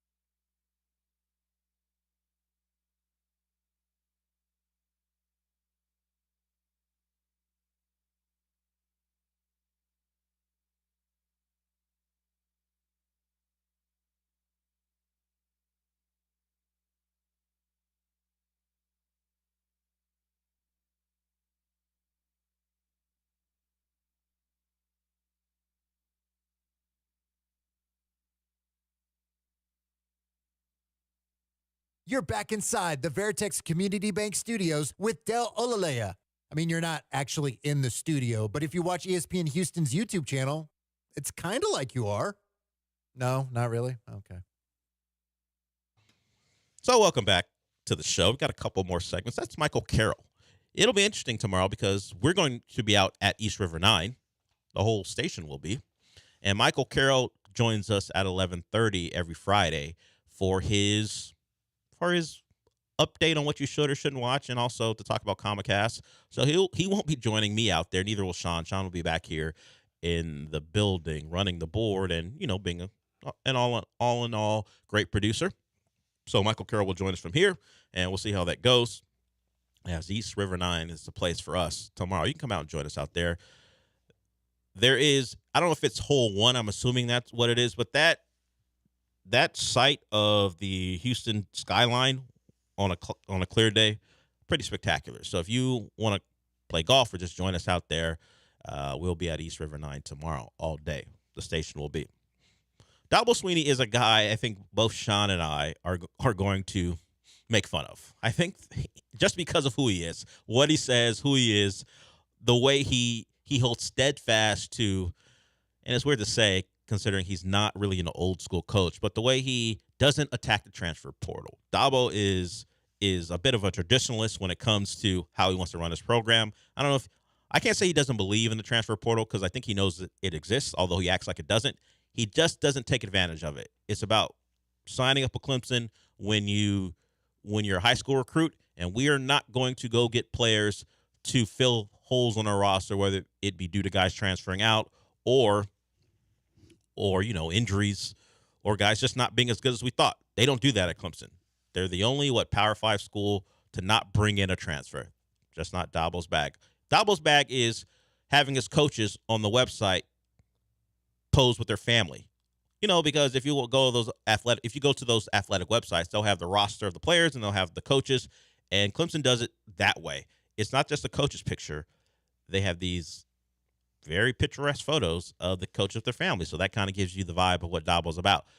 And I'm just going to tell you, during the college football year, Clemson's not good. We're going to crush Dabo all year long. I'm just letting you guys know right now. Even if they're kind of good, we still true. And kind of good's probably where they top out because Kate Klubnik's on the roster as their starting quarterback.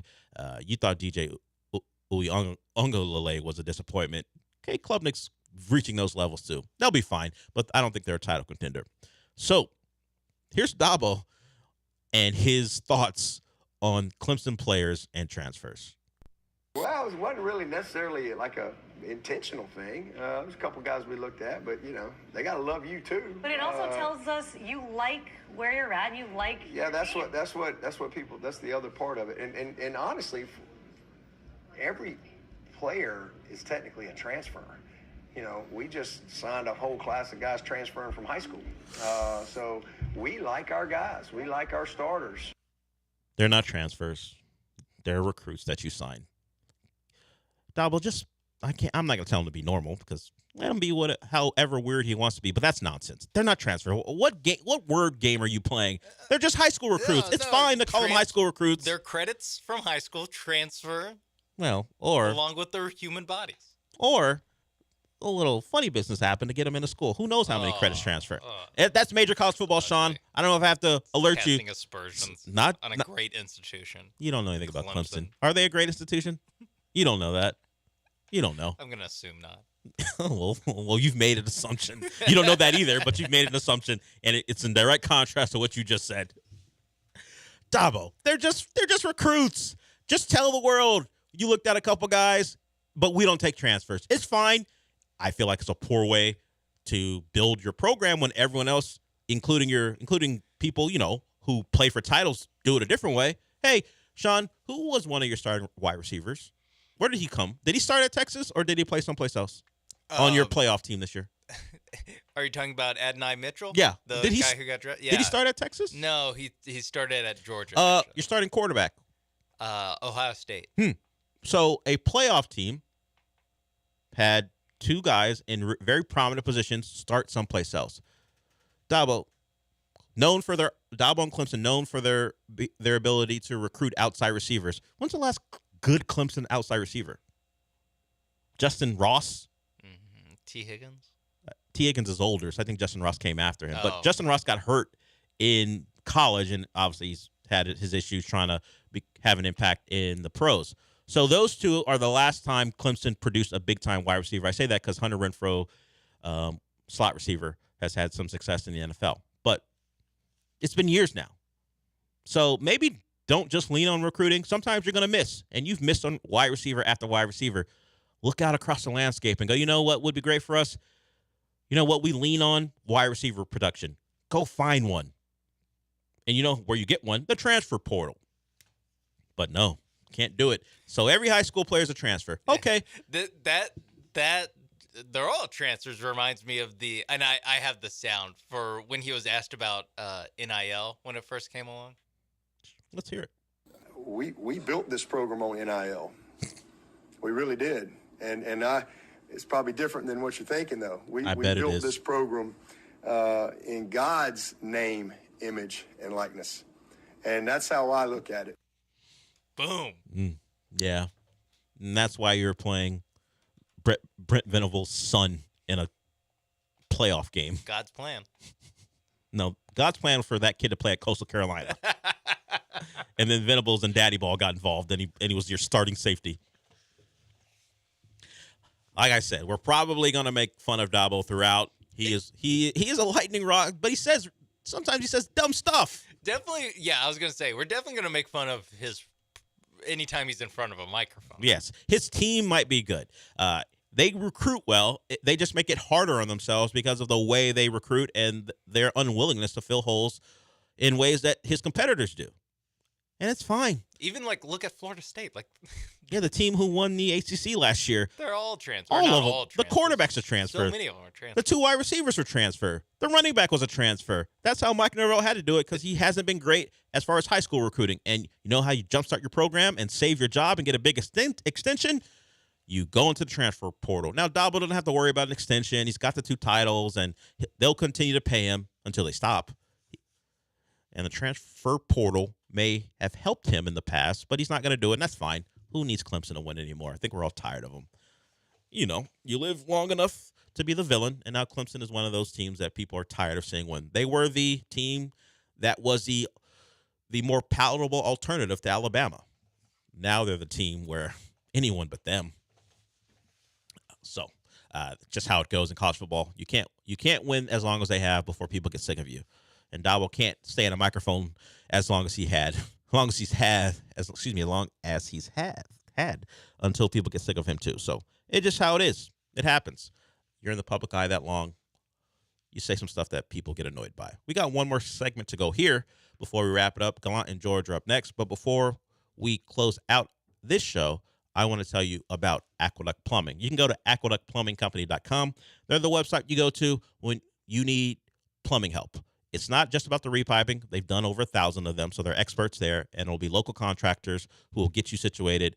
You can call them, too, if you want a free price quote, 281-488-6238, 281-488-6238.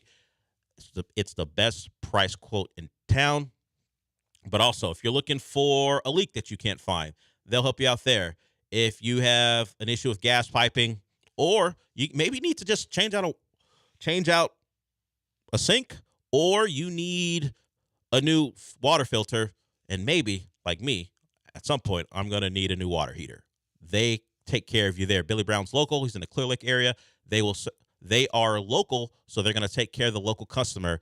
Aqueduct Plumbing Company values the local people in this area, so they're going to make sure you are good to go. Go to aqueductplumbingcompany.com. That's aqueductplumbingcompany.com.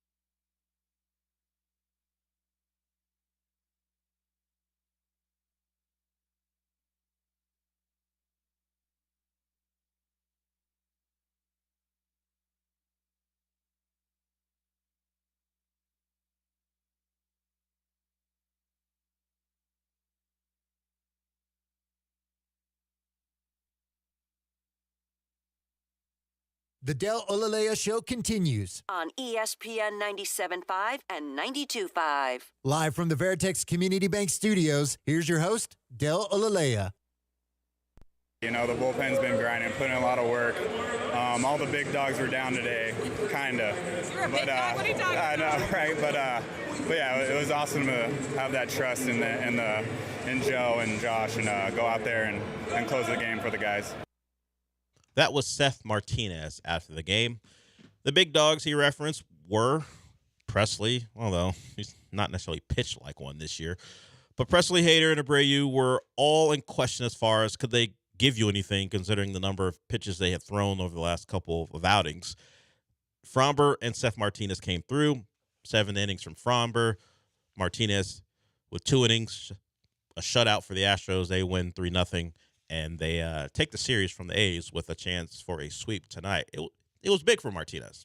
Is he a big dog? He was a big dog last night because Abreu was kind of warming up, wasn't fully out there because they didn't want to use him. But I guess he was the best of the bad options as far as maybe he can give him an out. And Seth Martinez found a way to get out of a bit of a jam, and the Astros go on the win. So a unique contribution sometimes, and it was a big night for those two to know going in that the bullpen was stressed. And it didn't come to what could have been a disaster if Fromber wasn't good, and it turns out he was great. Sean and I, generally during our breaks, have discussions we don't bring to the air, mostly because, hey, some things aren't for the air. But this one is. It's fine. We've talked about this throughout, and we're getting closer and closer to the date. We have an official reveal, although that was leaked yesterday. The cover of EA College Football 25 is out. You're going to have Quinn Ewers, Sean's favorite player, Donovan Edwards, and Travis Hunter. That's official, and we're going to get a gameplay reveal tomorrow. Sean and I are formulating a plan about how we handle this because in gaming, you can either buy like the regular version, which means you get it on the day of the game. If you buy the deluxe, not the deluxe, is it the deluxe? Yes, the deluxe version. The deluxe version, which is about $30 more expensive, you get a couple other things, and then you get 3-day access before the game officially drops.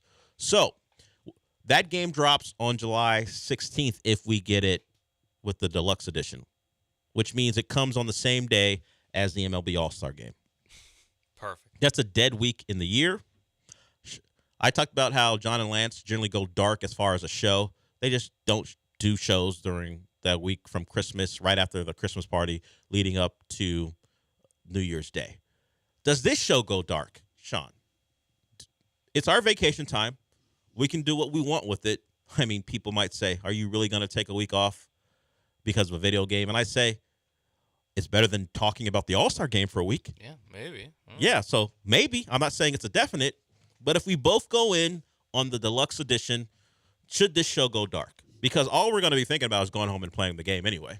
The show will be distracted. Yes, the calendar also helps this. It does. There's not that much to discuss. Our show, even if we were here, we're not really here. I'm talking about my dynasty. I'm thinking about my dynasty. That's what we would be talking about. Yeah. How's my online dynasty doing? And if there's one thing I'm sure people care less about than fantasy football. Fantasy football is our online dynasty. Video game. Yes.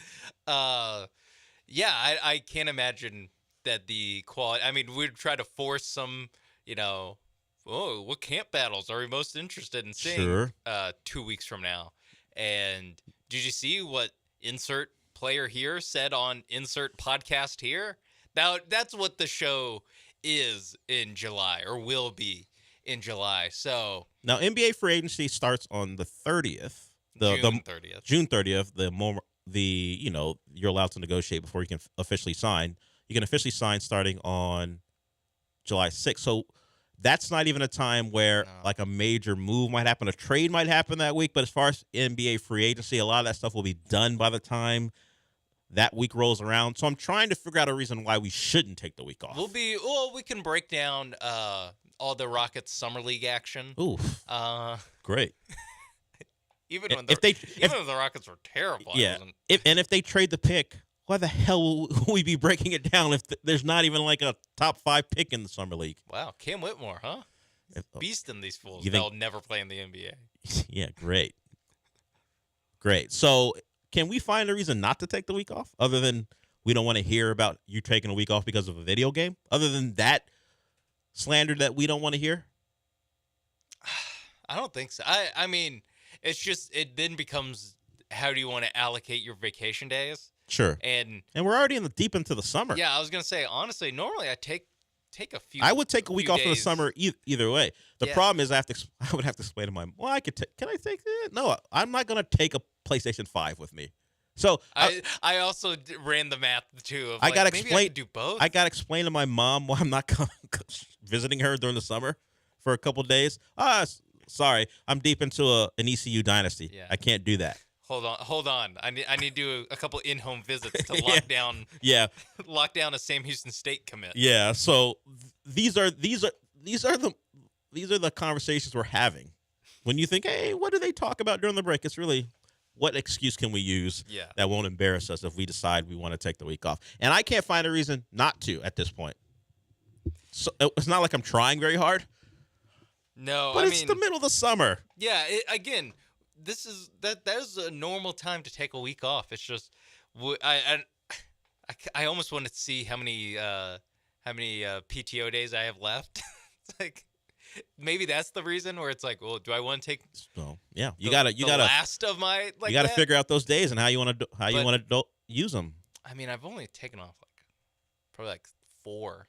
I know I days got so far plenty. this year. In fact, I have a banked extra day. So Yeah. Oh yeah. I think I also have a banked extra day too. Okay, so feeling we're good. Feeling better now. We're good. I might be off 2 weeks in July. Wow. Yes, wow. Don't we only get like 2 weeks off? You're gonna say screw it to another week? Yeah, whatever. I'm really hyped up about the game. I do think I will work on Monday though. Yeah, we that will. Monday because there's no reason to The game comes out at midnight. Pocket Who that cares? day. Yeah, we'll work that day, and then we'll say, hey, we'll see you next Monday. See you when we see you. Yeah. So us two as children have decided, despite the fact that we're grown adults, that we're gonna act like children and just stay home, eat bad food, and play video games. It looks like we're not sure. The last time this came out, I was in high school. I literally it was literally on a summer break. It came out in 2013. That's the last time I was in college, or just leaving college. So it's been a while. Certainly been a while. Yeah, so I'm you know what? They made me turn back to the old me. Yeah. And that's staying up all night in the middle of July playing a college football The only difference is you don't actually have to show up at a GameStop at midnight. You can just download the thing. Yeah, and run the spread option right there. My hope is I always love to play like Navy and Army to see if they could run the option well, and they never could. Let's see if they can program that right to see if the option is actually a threat this year. We'll see, but we're gonna see gameplay. Looks like tomorrow, and this is us just letting you know our priorities are in order. That's all. Coming up next is Gallant and George. They're out at the Decoy. You should join them out there. They're going to be followed by the Killer Bees as well. And then tomorrow, the entire station will be out at East River 9. So a couple of remotes. We enjoy going to both those places. So if you have time, join us out there as well. I'll talk to you tomorrow.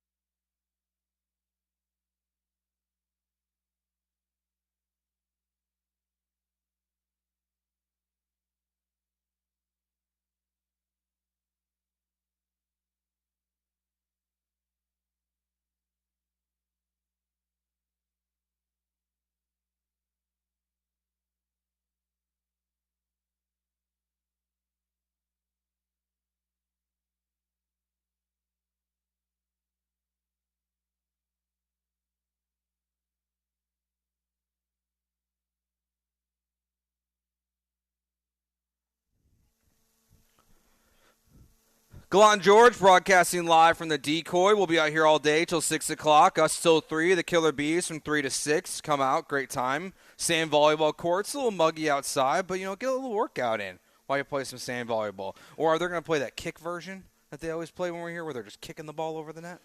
I don't know the official name. People. Soccer volleyball, whatever it's called. I don't know the official name. It's un-American. That's what it is. No, it's you can true. come here and heckle them while they do that. Oh, I think that's a great idea. Use your hands, you foreign slobs. We got golf going on right now on the television, so beautiful TVs to come watch the Astros game later today as they go for a sweep for the first time this season. What's that, Paul? It's pretty crazy No, that hasn't happened yet this year. And since it's a 4-game series, hey, this would be the most impressive way to do it. But, hey, 4-game winning streak, longest winning streak of the year. Yeah, I mean, it'd be a lovely thing for that to happen. We'll see what happens tonight. Christian Javier will be on the mound for the Houston Astros. But the story last night's game was Fromber. He was electric. At one point, he got every single out except for Rooker was a pop-out, and all the rest were ground-outs or strikeouts. I think that was in, the 6th inning when TK was saying that last night. Maybe it was the 5th. But he was incredible last night. Every single thing that you needed from Framber Valdez last night, you got. Your bullpen is short-staffed. Before the game, Joe Espada's talking about who potentially would even be available. At one point, Josh Hader was up. He was going to come in the 9th, which stunned everyone, and then he sat back down. So that was odd because the score didn't change. It's understandable because it did get a little dicey with the 2 runners on in the 9th inning for Seth Martinez, who had put in a lot of work on Sunday. So, hey, credit to him for getting out of it. And credit to Framber Valdez. That was a really good start. Never got out of his mind. The balk wasn't, ideal, and that maybe is the reason he didn't get the pitch into the 8th. But he had a no-hitter going for a while, made a nice defensive play. Right after that nice defensive play, he made a smart defensive play. I know. Running down the third baseline. I mean, last year I feel like he would have, while trying to preserve a no-hitter, thrown that ball into outer space. So really promising stuff from him, and this is what you're supposed to do against the Oakland Augusters, who, yes, are better than they've been in years past because some of these young players are finally playing, but they're still the Oakland Augusters. They're a nothing franchise. They are there as a useful idiot for you. Yes, they are, but those useful idiots are helping you right now because you're playing good baseball. Pretty collectively, this team, since last Friday, is playing very good baseball. I want more offense, but yes. Yes, more offense would be lovely. A night like tonight, you might need it. I mean, I don't really know what to expect from Christian Javier in this start tonight, but you obviously need a better performance. But if he can give you, I don't know, half of what Fromber gave you yesterday, that might be a win considering what the last start was. What would half, based off of this show's math? Of course, we heard coming into this segment a new little clip of Joe George and his fight against. To be fair, I think Big Math. To be fair, I think that's an old clip against Big Math. Gotcha. I think it's from the last time we were at the Decoy. Oh. And just every time we come to the Decoy, people are going to be reminded that I suck at math. Well, I mean, it's honestly every single day that they tune into this radio station when I they're think on from noon to 3. I think I've been doing a better job. It doesn't matter what you do as a better job. Specifically because every time something potentially math comes up, I just shut my mouth. You are working from the bottom, and now you're here. Oh, yes. You've still got a long way to go to get the passing grade. Maybe next time we do a giveaway, we'll have people call in and we'll do a math quiz. Okay. Joe versus the listeners. If you beat Joe, you get tickets to something. Honestly, I feel like it'll be one of those moments where, much like watching The Office in its original days on NBC, I'll feel the need to change the channel.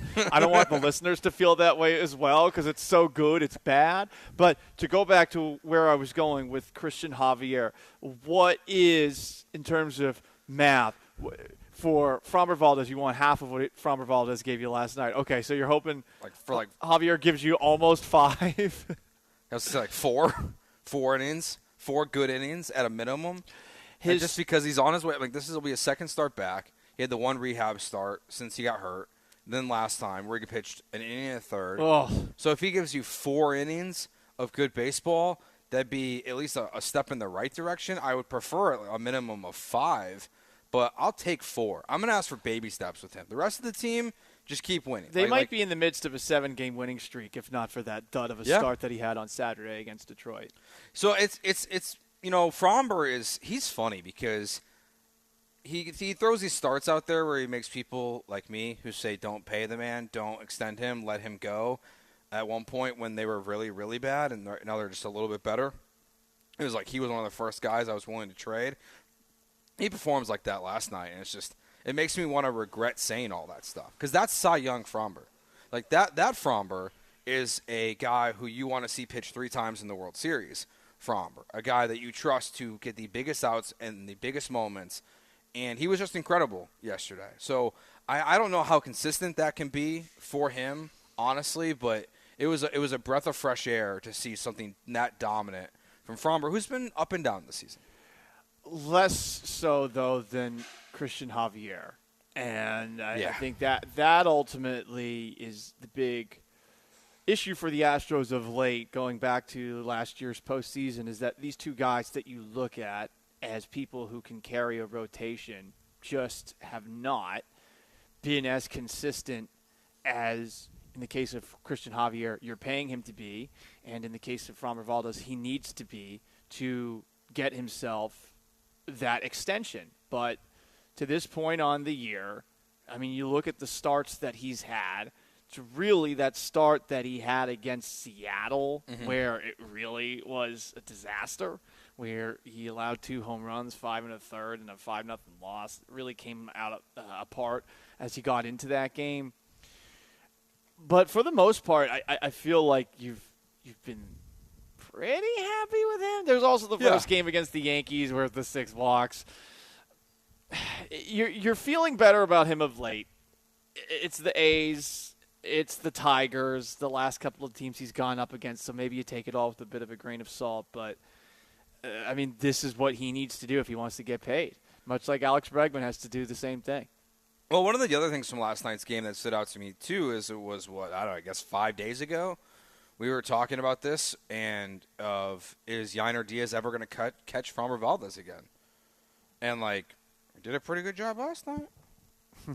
He did pretty good last night, so, maybe we don't have to have a personal catcher for Framber Valdez all the time. I mean, it's one of those things that you should be able to pitch the ball to any catcher. I agree, but Framber Valdez, obviously with Maldi, he was always a Maldi guy. We baby them the same way that Gen Z is babied. You know, you can't hurt your feelings these days. So, pitch to the catcher. How about that? The guy who calls the pitches, throw it to him. You're throwing the ball into a glove. I mean, I suppose the guy could frame it better, but at the end of the day, this is a really simple task. Yeah, we can't all do it, but let's not turn this into rocket science. It's not. And then, the first text we get here, of course, is, and I understand this take, and I agree. He's with right, you. this text. Yeah. Because you're saying he's incredible. Yeah. It is against the A's. It's great, but he said, text 832, Framber's pitched a good game last night, but come on, bro, it was the Oakland A's. I agree. But here's the thing. This season was so bad for the Astros. Right now, I'm taking the victories where you can. You can take them where you can, Yeah. but at the same time, the big issues that he's had came against good teams, For Seattle, New York. And this is an expectation. This is him meeting the minimum standard for Framber Valdez. You're going up against a bad team. I'm expecting at least 6 innings, and I'm expecting that. I asked for a no-hitter yesterday jokingly, but, I mean, against a team like Oakland, it's possible. And it was in play. He had one going for a little bit of time. We shouldn't be blown away by it. Instead, this is really what we've been looking for and wondering why it wasn't there last year in the ALCS, where he sucked. Big time. And on the flip side of what you said, too, about the lineup and the hitting, Aaron Brooks hadn't pitched in a game in the majors since 2022.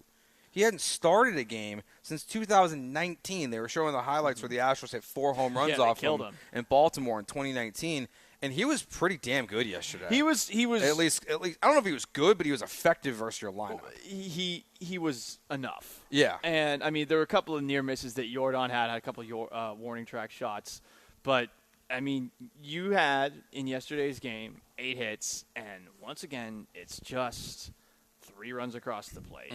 You're 0 for 3 with runners in scoring position, so you're not even moving guys along, and you 5 left on base. He did all right, and that's why it's so big that Framber carried you like he's expected to do, and even better, you didn't dip into the bullpen because really going into last night's game, there was only one guy who you thought would potentially pitch, and it's the kiss of death essentially whenever he comes on the mound. It's Sean Dubin. Yeah. You don't want to see that beard out there. No. Reminded of Confederate losses circa 1864 and 65. I do think he needs a trim. It's a little lengthy. Not a good beard. It's not good. I don't think the long beard, I just don't think it's a good look if you're not pitching well. I wonder, though, what it would look like without the beard at the same time. I mean, James Harden. You don't have to get rid of it. Just James trim Harden needed the beard, so. Yeah, it hit his fat. Well, there are other things, too. Yeah, but, like, He's hiding his teeth a little bit as well. Oh, I don't think I knew that. I don't think I realized that. Harden had bad teeth? Doesn't look like he had braces. Oh, okay. I got you. Or he could be like me. I had braces, but I didn't wear the retainer. You didn't wear the retainer? Big mistake. I still have the retainer that I Good got for you. off circa 2005, the exact same one. 210 asks, who pitches if Javier blows up again? I don't know. Brandon Bielak's not on the team. He's in Oakland A.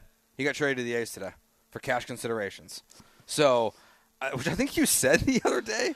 I don't know if it was Bielak or was someone else. I think you said it on Tuesday. Some of the guys that you were talking about as potential trade deadline possibilities. I was saying, yeah, the Astros might be looking for cash considerations more than they're looking for a player in return. But it is interesting they moved Bielak. So, yeah, that means that Javier has to pitch at least into the fifth inning, which is really where he pitches. Mm-hmm. He doesn't usually go longer than that. But it would be nice if he could go 6 or 7. Get a 5-game winning streak going. Get a sweep. It's the A's. It'd be nice if they finally got one this season, Paul. They have not had one yet. I can't believe. Like I guess I didn't think of it just because the season's been so poor in a lot of ways. But I saw that on the rundown. You put it on there, and I was like, oh yeah, they haven't swept anyone this year. So this would be a nice start. Sweeps are good. Sweeps are very. It leads to 8-game winning streaks, which leads to 10-game winning streaks. And then Dana Brown would be right. Finally. Do we have to say Dana Brown was right when he says it? Do we have to acknowledge that?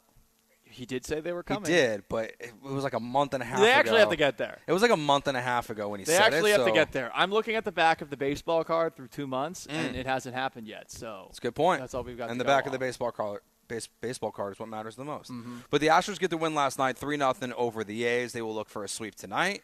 But, the big thing that happened yesterday for a lot of people, the schedule came out. Mm-hmm. What are the dumbest things we've seen? What are the overreactions we have, if we have any? What are the overreactions that you have when you see the Texans schedule, now that we officially know it for 2024? We'll get into that next year, broadcasting live from the Decoy on ESPN 97.5 and 92.5. First, let me tell you about my friends at the Highway Cantina with their world-famous 975 tall Texan margarita. It is an awesome place right smack in the middle of everything in East Downtown. Right by the baseball stadium, right by the basketball arena, right by the soccer stadium. And whether you're looking to entertain your boss, you're working downtown, you want to show them a good spot to eat, take a date, go on a happy hour spot, or you just want to go and get food that's awesome and affordable before you go in to the ballparks, the Highway Cantina is your one-stop destination. It's on St. Emmanuel. They've got so many awesome cocktails and an incredible array of food, a really good Tex-Mex menu with some unexpected items. They got ceviche on it. You got mesquite sausage. And, of course, you got your standard fajitas, which is really good. Honestly, if you just want to get the chips and salsa, the salsa verde, oh, my God, it is so damn good, as is everything at the Highway Cantina. It's on St. Emmanuel, so head on down there and tell them Paul Gallant sent you.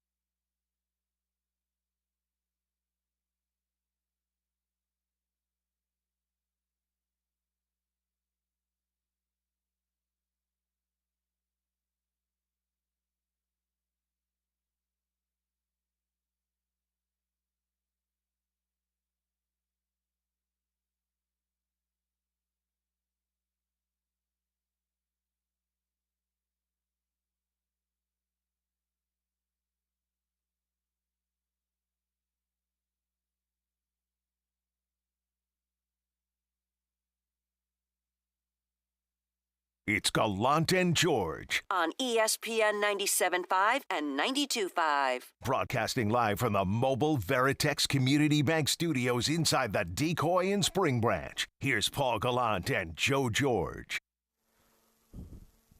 All right, so the Texans' 2024 schedule officially was released last night. Lots of standalone / primetime games. That's one of the things I learned yesterday is that we don't know the definition of primetime as an NFL community. Because I saw these tweets like the Texans only 4 primetime games. I count 6, but maybe they don't count Netflix. And they don't count Saturday. So I guess it's standalone games. They have 6 standalone games, 4 primetime games. I don't know. I wonder if it's now, in terms of prime time, just a game that's on when there are no other games on. That's kind of what I think. If that's the case, then they have 6 primetime games. Yeah. One is on Netflix. Another is on Saturday. I mean, it's not enough that you take Christmas away. They take away Saturday day at the bars from me. Although the game is early, I guess. So at least there's that. Yeah, it's a noon game on that Saturday. Yeah, but that means I got to get up early and go to bed early on Friday. It's a road game. You don't have to go to the stadium. It's okay. No, I still have to get up early and be ready for the actual watching of the What's game. your pregame routine, Paul? I get up, cook myself a big breakfast. Okay. Coffee myself up. Okay. And sit down. And generally, I live stream while watching the game. So I got to set everything up. So yeah. Okay. It's a job for me, and I think that a Saturday noon game is unfair. You're already taking away my Christmas and my ability to see my family, and now you're taking away my Saturday. Because ultimately, Joe, it's not about the NFL. It's about me. I matter more than anybody. I am the main character of my own story, the story that you guys all get to hear with Joe from noon to 3 every single day on ESPN 97.5 and also 92.5. What do you think about any big schedule takeaways? We were talking before the show about how the primetime games kind of match up, how there's only one early in the season.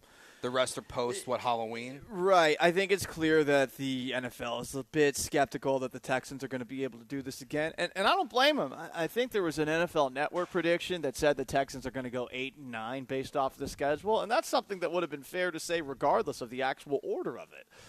It's going to be really tough. It is the 4th highest strength of schedule in the NFL. It is the most difficult schedule for any team not playing in the AFC North because the 1 through 3, all AFC North teams. So with that in mind, I understand that line of thinking. They do have to earn their way into the NFL's elite. And I think that the NFL has learned this the hard way about putting teams on a pedestal before they're ready, whether it's been the Jaguars or the Chargers or some other teams. I think they want to believe strongly that every single primetime game that they have is going to feature teams that don't suck, unless it's, the routine NFC East foisting or Chicago Bears foisting that we have to deal with every year. Yeah, the primetime games are interesting. And for the 8 wins, I don't have an issue with that. Their Vegas total is 9.5. Like that's what the Vegas line is 9.5. Now the over is the heavy favorite. Like it's like a -150 on the over 9.5. It's a fair number. Yeah, it's where so the juice is on the most people are betting the over, but it's the right number. Probably when I look at the team right now and I say okay, everything's healthy, I see 9 or 10 wins. I don't see this team winning 12 to 14 games. I did predict on TV today, though, that they would win 13 because Nate Griffin, my buddy at Fox 26, he just listed the schedule of all the games that were going on, and I felt peer pressure. As I'm making the picks, I'm like, wait, have I just picked them to win every single game? Am I about to go 17-0? So I'm not even sure what I predicted them to go, but I'm with you. I think that 13 is asking a lot. I think 12 is asking a lot. Yeah. 11 is probably the right number if you are optimistic about them this year because the schedule is going to be hard. They're probably not going to have the first-round bye in the AFC. But I do think that they are the division favorites. And on top of that, I feel like it's also a 100% smart play to pick the under on them too. It's going to be a tough schedule, and there are some questions about this team, the second cornerback spot, Big time. depth on the interior defensive line, and are they actually going to be able to make it through a year without the injury bug biting them as much as it did last year? Yeah, well, because most of the injuries were just on the offensive line. Like, the rest of the team around that was pretty healthy. Like Jimmy Ward was hurt. That's almost like I can almost guarantee it's going to happen again this year. It feels like if you get, 9 games out of Jimmy Ward, I think we're happy. Low bar. Derek Stingley Jr., you're hoping he's healthy the entire season. Obviously, he wasn't on the field right away. But besides the Tank Dell injury, like, they were generally healthy, to your point, throughout most of the year. We know how that swings. Like, if Joe Mixon goes down, what's your running back depth? There's a lot of questions about this team. So I think people going on the NFL Network and saying they're going to win 8 games is fair. I think if you want to say they're going to win 13 games this year, you can try to sell me on it. I probably wouldn't go that high. I don't think they're going to be in contention for the number 1 seed in the AFC this season. I think they're going to be a playoff team. I think they're going to look like they will have a chance to be Super Bowl contenders because they will be towards the top of the playoffs. But I just don't think they're this elite team yet until they prove it to me. And they're going to have that opportunity. Those 3 games in 11 days where they play the Dolphins, the Ravens, or the Dolphins, the Chiefs, and then the Ravens coming off the bye, it's going to be like if you don't know the answer to the Texans at that point in the season, you're going to get all your answers. Right, and the answer to the Texans right now is they were 0-2 against the Baltimore Ravens last year. They split their season series with the Jaguars, who didn't make the playoffs. They split their season series with the Colts, who didn't make the playoffs. They beat the Bengals, who were the last-place team in the AFC North, though, very difficult division, and they were plus 500. That's who they are right now. Mm-hmm. You are who you've beaten, and yes, they played a last-place schedule last year. They took advantage of the last-place schedule. It's the reason that they made it. But they've also had some dud losses along the way to Zach Wilson and the Jets, to Bryce Young and the Panthers, to Desmond Ridder and the Falcons. And skepticism is 100% warranted. I know a lot of people would love us to bust out a flute and prance down Westheimer, stepping through pothole after pothole, and sing the praises of what this team is right now. But right now, this team is C.J. Stroud. I believe in C.J. Stroud. I do not necessarily believe in the 2024 Houston Texans. I would like to see them stagger a couple of dubs before I say, yes, Texans swarm. From the 281, I think we're going to play the song today. I think it's time. We've put off too long, the Swarm song. We'll have to get to that there's today. a Swarm song? Yeah, maybe in the next segment. I think it's time. I don't know if it's R&B or if it's rap. Well, we'll decide that once we play it. Okay. We'll have to have a show committee discussion of what it is. From the 281, I expect 5-1 in the division. Yeah, 4-2, 5-1 should be the expectation in this division. You are better than Jacksonville, I think for sure. I don't think they got any better. Trevor Lawrence is not the prospect that he's been heralded to be. I was listening to Mike Lombardi on a podcast today on the drive in, and he was actually pulling up some statistics about how he doesn't differ that much from Daniel Jones in terms of like his average depth of throw, where he's not throwing the ball more than 8 yards down the field. Him and Daniel Jones are at the bottom of the league in terms of that, of quarterbacks over the last couple of years. So like this big arm elite quarterback that he was supposed to be coming out of Clemson doesn't throw the ball down the field. They're kind of a disaster in a lot of other ways. So you're better than Jacksonville. You're definitely better than Tennessee. You should sweep Tennessee this year. And then you have the Colts, who you open your season with on the road. Vegas has you as a 1.5 point favorites in that game so far. Like, I think if you don't go 4-2 in the division, that's going to make it much more challenging to even just make the playoffs, I would imagine. You should be able to go 4-2 in the division. You should be able to sweep the Titans, and you should be able to split it with the Colts and the Jaguars. Division games are always tough. There's familiarity.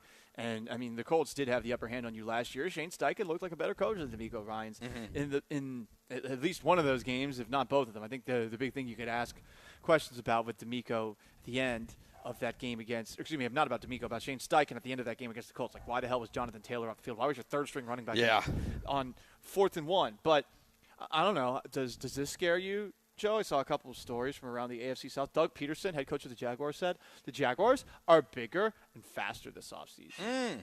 And did you know the Jaguars' receiving core is so deep that Jarvis Landry, he's just trying to make a roster, so he's practicing in rookie minicamp. Because he's trying hard.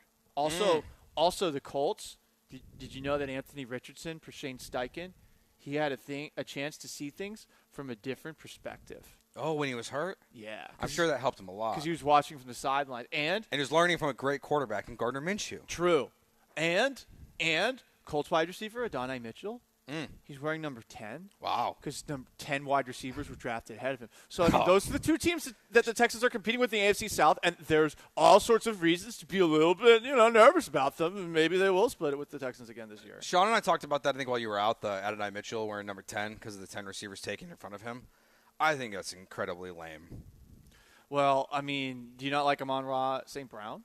He did the same thing too, right? Well, I think he tattooed himself with everybody's name. I mean, that's a little strange to tattoo another man's name on you. I know some people frown on wearing a man's jersey. I'm wearing a Larry Bird jersey right now. Celtics on to the first round of the NBA playoffs. That's nice. But I feel like, tattooing another man's name on you, as the people would do back in the day, that might be a bit of a man card violation. Yeah. You've been branded by a man. Yeah, it's one of those things where, like, I never understand. I don't get it. Like, I do not understand why people would do something like that. I don't even believe in the whole, like, I would probably get my wife's name tattooed on me. Where, on your butt? No. Where? Ooh, somewhere else? I don't know. I don't know. That sounds like a yes. I don't know where I'd want to get That would hurt. it. It would hurt to get it tattooed. Yeah, I don't want there. my cheeks tattooed. Okay, well, I mean, maybe you I want something like- else tatted. I don't know if anyone does that. Some people do the Prince Albert, but hard pass. Okay, hard not doing pass. it there. Okay, listen, we're just asking questions here. Yeah, it's you know what? It's not for me. How about a couple teardrops and then her name right under Right on your my eye. face? So it looks like you killed some people, and I mean, check that. It looks like you took some people to West Palm Beach. That's what we're saying now, in quotation marks. And on top of that, I mean, listen, people would be scared, and they would definitely not look at your hair anymore. Well, I wear a hat, so they don't know. Okay, well, so if you're always wearing the hat, then fine. But if you were to take off your hat, people would be like, "Oh, they'd be damn!" like, yeah. And if you go full bald too, like I'd be scared of you. Bald, beard, I'd be like, "Oh, that guy looks like he's Russian mafia." with like a name tattoo on my cheek. Like, Yeah. that sounds like a great idea. No, never gonna happen. All right, what else do you got from the NFL schedule? What are your takeaways? They got a 3-game stretch of primetime games. We'll get into that and more next year on ESPN 97.5 and 92.5. First, let me tell you about my friends at Pendleton Whiskey. I can see that bar over there right now. They got some Pendleton Whiskey. Pendleton Whiskey is my favorite whiskey. This stuff is cut with glacier water from Oregon's Mount Hood. Doesn't that sound wonderful on a muggy day like today? But also made with the finest northern grains and blended in barrel-aged American oak. So on top of that, it's barrel-aged in American oak. What am I talking about? But guess what? You blend it all together, and you get something that's going to satisfy your inner cowboy, Pendleton Whiskey. This stuff is something I like to enjoy with just one rock, 2 fingers worth of it. Pendleton Whiskey is something that you can find at your local liquor store. It's also something that you can find on Drizzly's website. Have it delivered to you. That way you don't have to go to the store. Or you can come out and hang out with us here and get some here. It's Pendleton Whiskey. It's true Western tradition.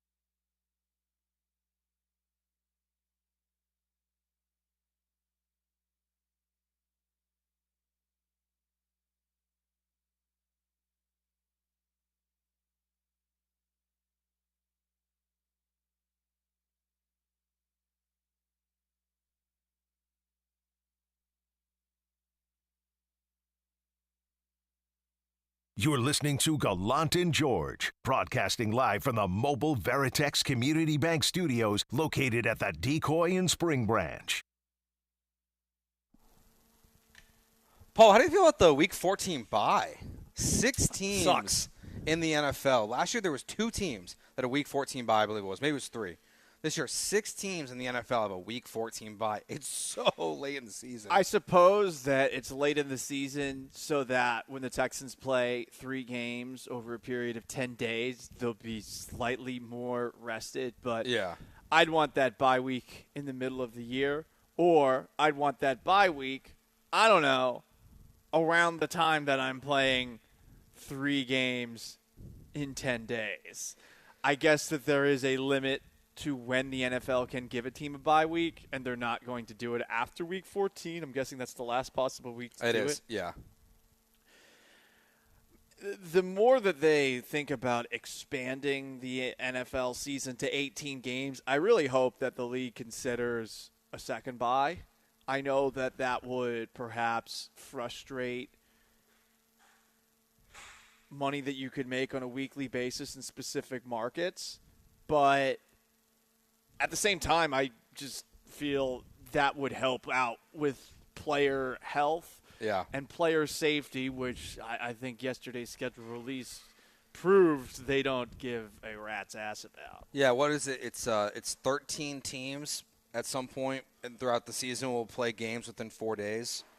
Yes. So multiple times, not just time, yeah. once, because every team does it with the Thursday Night Football game that they have to play, but now 13 are doing it twice. I mean, that's almost half the league. Mm-hmm. Yeah, and that's where what you're saying, like, they don't care about player safety. They don't. They talk about it, and hey, let's get rid of the kickoff, but ultimately, it's hard to play 2 games in 4 days. 3 and 10, that's insane. Yeah, now, one of the advantages they have in their schedule I like a little bit is that they have these 3 primetime games. That's almost the opposite, where they play 3 games in 19 days, I believe it is, where they'll play the Jets on Halloween, and then they'll play the Lions on November 10th, and then they'll play the Cowboys on November 18th. So you'll go Thursday to Sunday to Monday. So at least in that stretch, too, like you have a little more off days in between. So I guess, like, in theory, it balances out. But the Week 14 bye is strange. I know you're going to hate this, okay? I know. I know you are. But I prefer fantasy football leagues in which you can play 2-week championship matchups or 2-week playoff matchups. I think you get a better result of who the better team is, right? Well, how many teams would make the playoffs for that? Usually 4. Okay. So in theory, you should play week 14, 15, 16, 17. Okay. You can't do it anymore.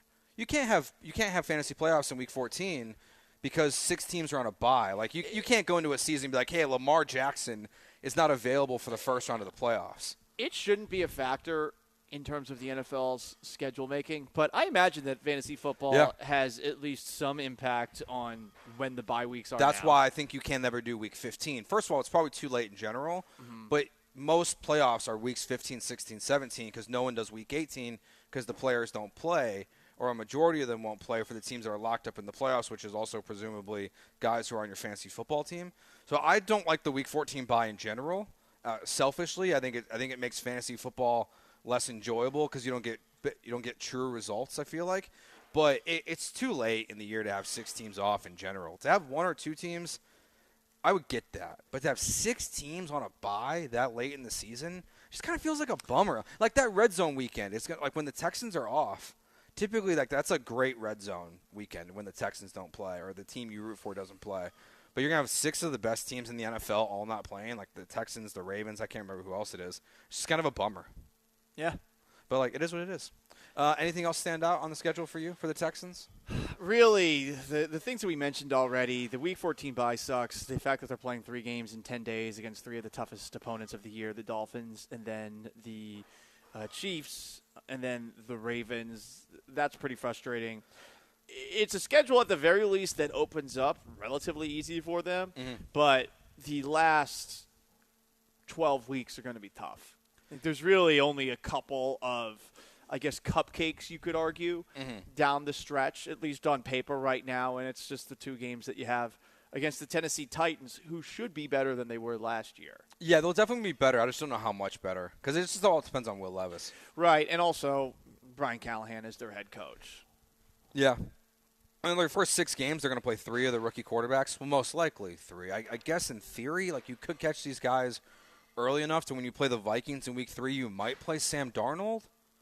And then maybe in week 6, I don't think Jacoby Brissett will still be the starter in New England at that point. Who knows? But like it's almost like it's that whole sometimes you'd rather play the rookie teams in like the middle of the season because you know they'll be playing, but you also know most likely a situation like that they're going to be not very experienced still in the NFL. But like you'll get Caleb Williams, Sam Darnold, or J.J. McCarthy. So that stood out to me early too. And you'll get Drake May or Jacoby Brissett early in the season. The more I thought about it, the more excited I am for the Packers matchup, though. I won't lie. Why? Jordan Love and C.J. Stroud had identical stats in the playoffs last year in the first round, and I just think that's an interesting matchup. You've got the youngest team in the NFL in the Packers. I think they're going to win the division this year. I don't know why.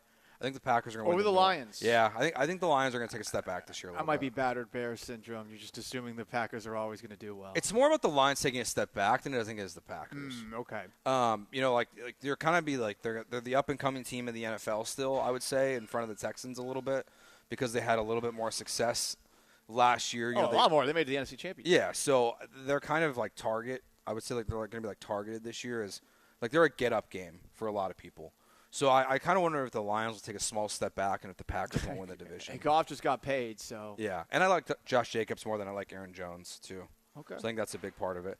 But, yeah, those are schedule thoughts. I don't know if I really have much, at least the basic stuff of the schedule. I felt like the Texans half-assed their schedule release Oh, video. yeah, that sucked. Actually, I don't think it was half-assed. I thought it was terrible. It was essentially, for those who didn't see it, the Texans announced their schedule with a video that just showed them with one of those hydraulic presses and with things that were similar to the opponents on their schedule, but a couple of them I felt like weren't great. The one that they did where they squished a mason jar of barbecue sauce with Taylor Swift's album in the front, great. We needed the Taylor Swift mafia on the Texans' bad side. Yeah. Don't worry, that's coming. Within 2 to 3 days, we might even have a Taylor Swift song about the Houston Texans. For all we know, because they'll be spurned. At least that would be a little bit of content. And then they had another one where I think it was the Dallas Cowboys, and it was a mason jar full of like blue powder of some sort, and I think it said like hopes and dreams again. I thought it was very lazy. The teams that really went all out, the Falcons, they had an NFL street-themed video. Yeah, theirs was good. The Titans did something funny again where it's just like drunken people on Broadway in Nashville who are trying to guess what the teams are based off of the logos. Brought the one girl who was like the most viral from last year's video. She's the one who did it. And then the Chargers always have the best one, and they basically did the Sims. Which I thoroughly enjoyed. And they had jokes that were as current as of like the last couple of days. Harrison Butker. They put him in the kitchen. They put him in the kitchen because Harrison Butker, for those who don't know, at a graduation speech, basically went on like a all-out conservative Catholic rant about how we need to go back to being super conservative Catholics. There's some people who probably agree with them, but it wasn't received by the majority of people well. Yeah, I enjoyed theirs a lot. They are whoever like runs their creative department it's definitely top notch. The Texans was really disappointing. They had one their new social media guy. They had him travel to all 9 road stadiums that they're going to this year. And he did some sort of feat in front of every single one of those stadiums. Okay. That was okay, but they I think half-assed the schedule release video. Yeah, it was not great. I thought the Cowboys was kind of funny, where they were prank calling people with Jerry Jones and the mascot and people who are well connected to organizations. The Texans one was just some random Texans fan who I didn't know who he was. But they had Megatron and all these people. Ocho Cinco was in the video, so I thought theirs was pretty good. They did put out some of the jersey info for those that care.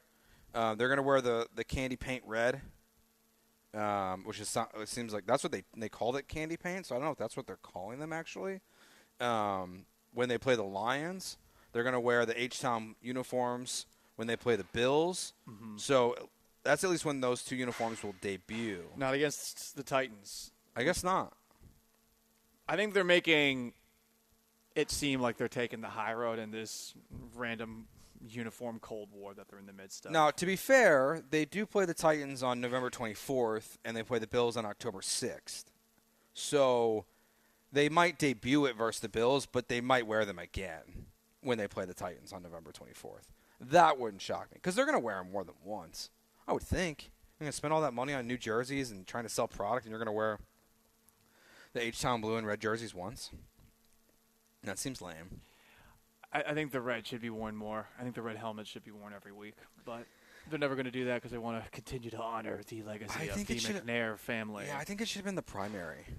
I think it should have been the main jersey. It's the one that I'm going to get. I don't know what player I'm going to get, but the red jersey is my favorite. I've decided. I've made my decision. All right, it's ESPN 97.5, 925, broadcasting live from the Decoy. We'll be here until 6 o'clock. So yesterday we got an article out of The Athletic kind of starting to, I don't know, play defense maybe from the Cleveland Cavaliers on the future of Donovan Mitchell. But also yesterday, a very well-known and connected insider to the city of Cleveland, Brian Windhorst, he finally connected Donovan Mitchell to the Houston Rockets. We'll get into that next year on ESPN 97.5 and 92.5. First, let me tell you about my friends at MyBookie and MyBookie.ag. The promo code is Bet975. You sign up with that promo code, and you're going to get an awesome deposit bonus of up to $1,000 to play with right away. Maybe you want to play with that in the casino, whether you're playing blackjack or poker with live dealers, or maybe you want to do a little roulette or some of the other things that you want to gamble on as well. They've got it. You can bet on horse racing as well with the Preakness coming up in just a couple of days too. But you can also bet on your beloved baseball team, and taking a look at tonight's Astros game as they look for a fifth straight win and their first sweep of the year. Once again, for the third straight game, they are 1.5-run favorites against the A's. It's Christian Javier on the hill against Joseph Estes. Hey, you feel like the Astros are going to pull it off? Do you feel lucky? Punk? Well, I don't know. Put some money on them to cover that 1.5-run spread or the over-under of 9. It's mybookie.ag, your one-stop shop for all things gambling. Bet anything, anytime, anywhere. Only with mybookie.ag. Again, that promo code BET975.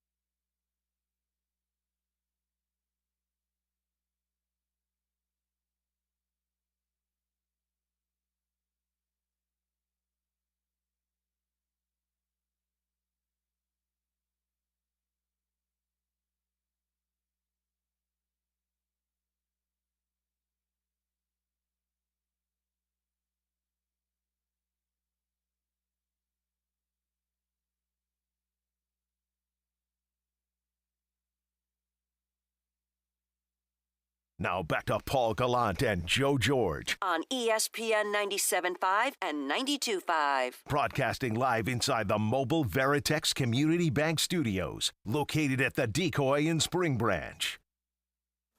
Gallant George broadcasting live from the Decoy. Come on, hang out. We'll be here until 6 o'clock. We're here until 3. The Bees will be here until 6. TV's on the golf tournament going on right now. Astros game will be on tonight. Sand volleyball courts outside. Just a reminder, it is 21 and up as well, so leave the kids at home and come enjoy the day. So I don't have to bring my kid to this one. I have an excuse. Normally it's the other way, Paul. I use the kid to get out of things. Man. That's the number one advantage of having a kid. Your kid is a prop. It's the number one advantage of having a kid. Does seem that way. I don't want to do something, kid. Yeah. Supposed to go to a bar, don't like how it's going, boring night, I got to go home to the kid. It's not even the wife, it's just the kid. So this is what we do. It's a nice little trick. Have a kid. I'll pass. You get out, Paul, you get out of things, and you get money back on your taxes. Yeah, you also have to pay for their food, their school. Yeah, diapers. All that fun stuff. Vacations, bye-bye, unless you want to go to Disney World. Oh, we're doing that this summer. Well. We have a family reunion in Florida, and we're probably going to do a day at Disney while we're there. Okay. I don't know how I feel about it. It's fun for the kid. I think he's too young. He's 3. Going to be 4. He's going to be on a leash.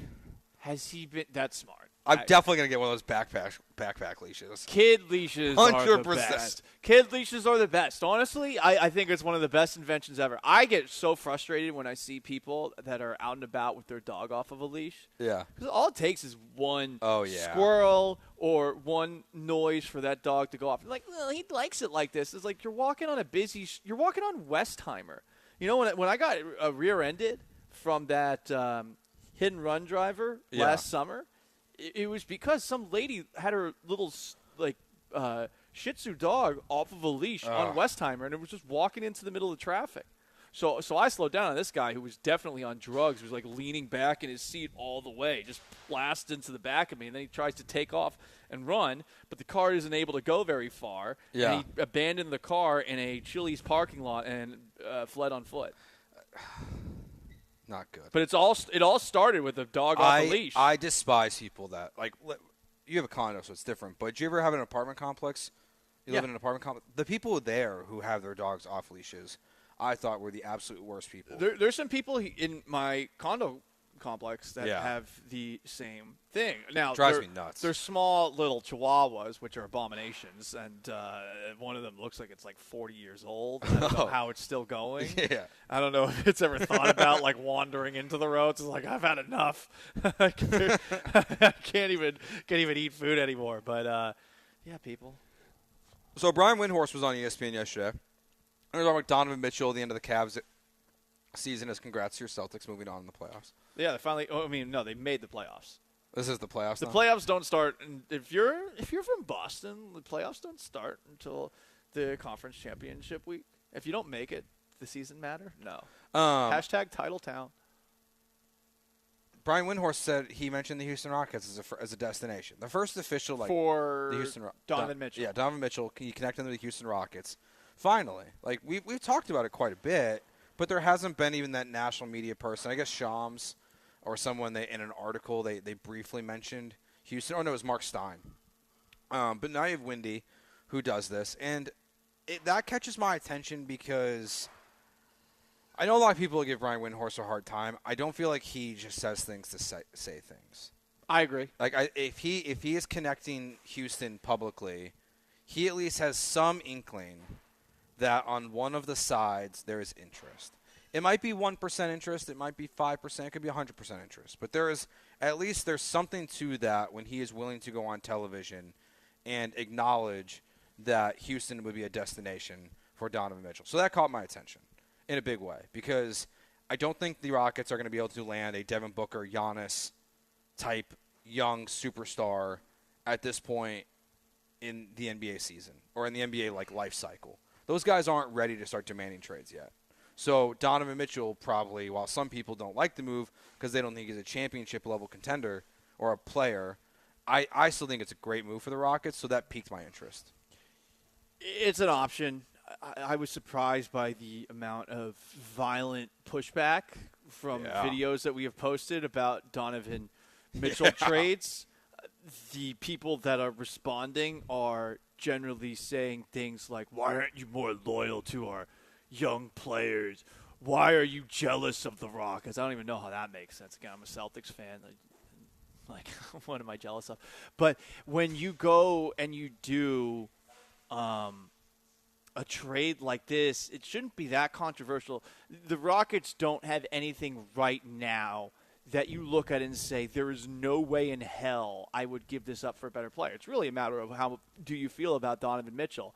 Clearly, the Cavs feel some kind of way about Donovan Mitchell based off of some of the stories that have already been leaked about their current situation, mainly about the future of former Rockets coach and now Cavs coach JB Bickerstaff. You see on ESPN, sources, Cavs to take time to evaluate JB Bickerstaff's future. And there was a New York Times article, I guess it's from the Athletic technically, but how JB Bickerstaff apparently is not in as control of the Cavaliers as you would like a head coach to be.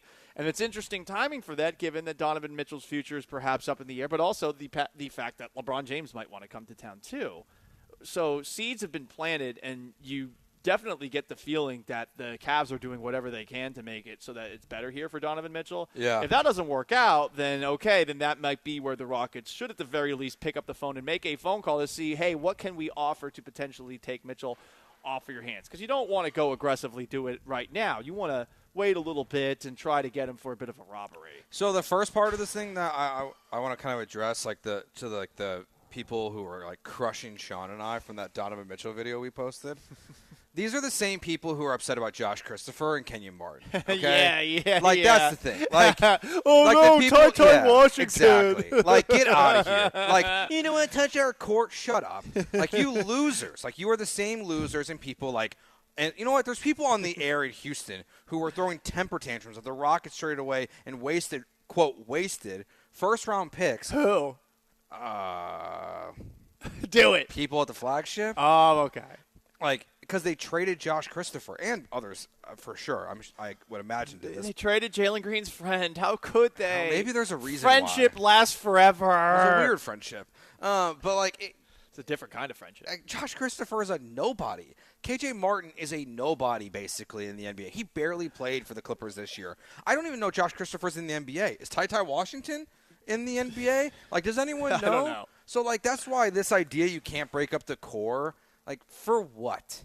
Because Jalen Green played 5 great games without Alperen Şengün or 11 straight games, whatever it was. Like, it is interesting the amount of people that have forgotten that for the most part last year, Jalen Green was very up and down, and then he had that awesome month where he was great. I mean, he was arguably the best player in basketball over that month, which is pretty cool to think of.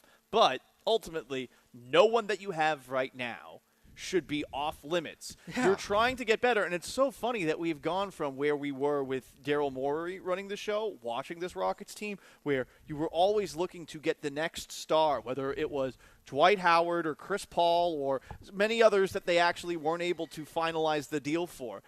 Back then, you looked at it through a proper lens. Maybe Daryl Morey wasn't great at creating chemistry and all of those things, but Morey was always able to incrementally make the team better and then eventually get star players starting from essentially the middle of the pack in the NBA. He does deserve credit for that, even if he does have his ass kissed a little bit too much here. Mm-hmm. But ultimately, you can't look at a team that was, not even in the play-in tournament, with young players that you feel good about, but you don't know the ceiling. It could be high. It might not be that high. Right now there's a lot of unknown, and with Donovan Mitchell, you have a guy who at the very least has been playing very well in the playoffs. Does that mean he can carry a team? I don't know, but his Cavs team did make it to the second round of the playoffs, and if, as a Celtics fan, those first 3 games were very difficult. And honestly, the last 2 games were pretty difficult too, even without Donovan Mitchell, so maybe that's a case against Donovan Mitchell. All I'm saying is this idea that the Rockets are above Donovan Mitchell is weird, just given where they've been the last 3 years. Yeah, because that's what I think the tone is. It's if you want to make the argument that Jalen Green or Alperen Şengün or one of these guys are trading from your core, that Donovan Mitchell isn't good enough for those players, and that if you're going to blow it up, it needs to be for a bigger name superstar, you can sell me on that argument. But the idea that like they just can't blow up the core just because that's what most people's argument is just because. Well, if you believe in Rafael Stone as much to keep the core together and you believe in what he's drafted and the decisions that he's made, if Rafael Stone, this is like the Nick Caserio thing. If Rafael Stone is going to tell you that he thinks you should trade Jalen Green and the 3rd pick in the draft and more for Donovan Mitchell, then you also have to trust him with that. Like, that's the one thing I've learned the most, I think, over the last 3 months with Houston sports and their sports fans, is that they don't fully trust their management. They're always a little bit half in, half out, and I don't really quite – and then maybe this is like this everywhere. But we went through this with Nick Caserio, and I feel like this is the same conversation with Rafael Stone, where they want certain things, and if Rafael Stone does what you believe is correct, he's a great GM. If he does what you believe is not correct, you think he's awful. Like, you have to be, to me, in or out. And that means if they trade for Donovan Mitchell, you should believe, if you believe in Rafael Stone, that that's the right move. There's a lot of people that don't believe in Rafael Stone, yourself included. Yeah, now, yes. So I don't know if I'm going to like anything he does. Like, there is a certain amount of these, like, Brooklyn picks between the swaps and what you just have outright. There is an extent to what I would trade for Donovan Mitchell. Like, I'm not trading everything I own from future assets to acquire a player like this. He's not worth that peak value. But I do view him as an upgrade over Jalen Green, and I think you have a better chance to win a championship with Alperen Şengün and Donovan Mitchell and Amen Thompson and Cam Whitmore than I do Jalen Green. I agree with you on that. From the 281, Donovan Mitchell is a known playoff choker. What? You could say that about so many stars in the NBA. Guess what, guys? There aren't many people, much like in the NFL, who are winning championships, you know? I mean, I think we all have to be a little more fair when we look at specific guys, and I don't think you can make the case that Donovan Mitchell choked in these playoffs. He got hurt, but Mitchell played pretty well these playoffs, you know? And I don't look at that Cavs team. Okay, I guess they got Evan Mobley, but I don't look at the supporting cast around Donovan Mitchell as such a strong one that Mitchell not going far in the playoffs on an annual basis is an indictment against him to the point that I'm calling him a playoff choker. Yeah, I think it's just statistically wrong. I mean, if you look at his stats, like, you want to pull a year up, whatever you want. I mean, like, how about when he dropped 50 points in, like, back-to-back games? Yeah. He goes 50 – in 2020, he goes 57 in Game 1, 30 in Game 2 versus Denver, 20, 51, 30, 44, 22. He took that team to 7 games.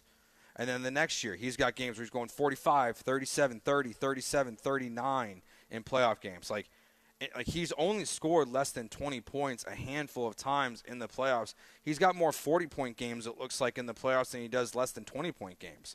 And, I mean, he's been, to me, he's everything you want in the playoffs. Like, yeah, maybe his teams haven't won, but to me that's more of a reflection on the Utah Jazz than it is and the Cavs than it is on Donovan Mitchell itself. All right, when we get back, some interesting nuggets we got here on the lineup and some of the decisions that the Joe lineup. Spada's. Wait, whoa. The lineup. Okay, gotcha. Yeah, not that lineup. Not our lineup. Do you have push notifications set for when Jeremy tweets what's wrong with Joe Espada's lineup? No, I do not. Okay. But just some things we've learned about Joe Espada that are interesting. And Chandler put out a piece talking about the Chaz McCormick return that seems to be nearing and what that means. That's next year on ESPN 97.5, 92.5.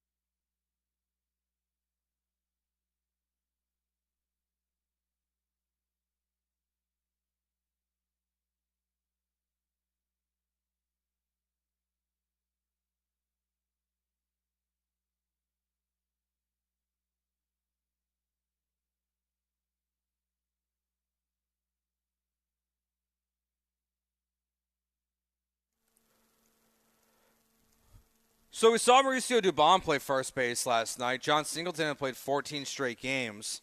Finally give him a day off. He looked pretty good out there.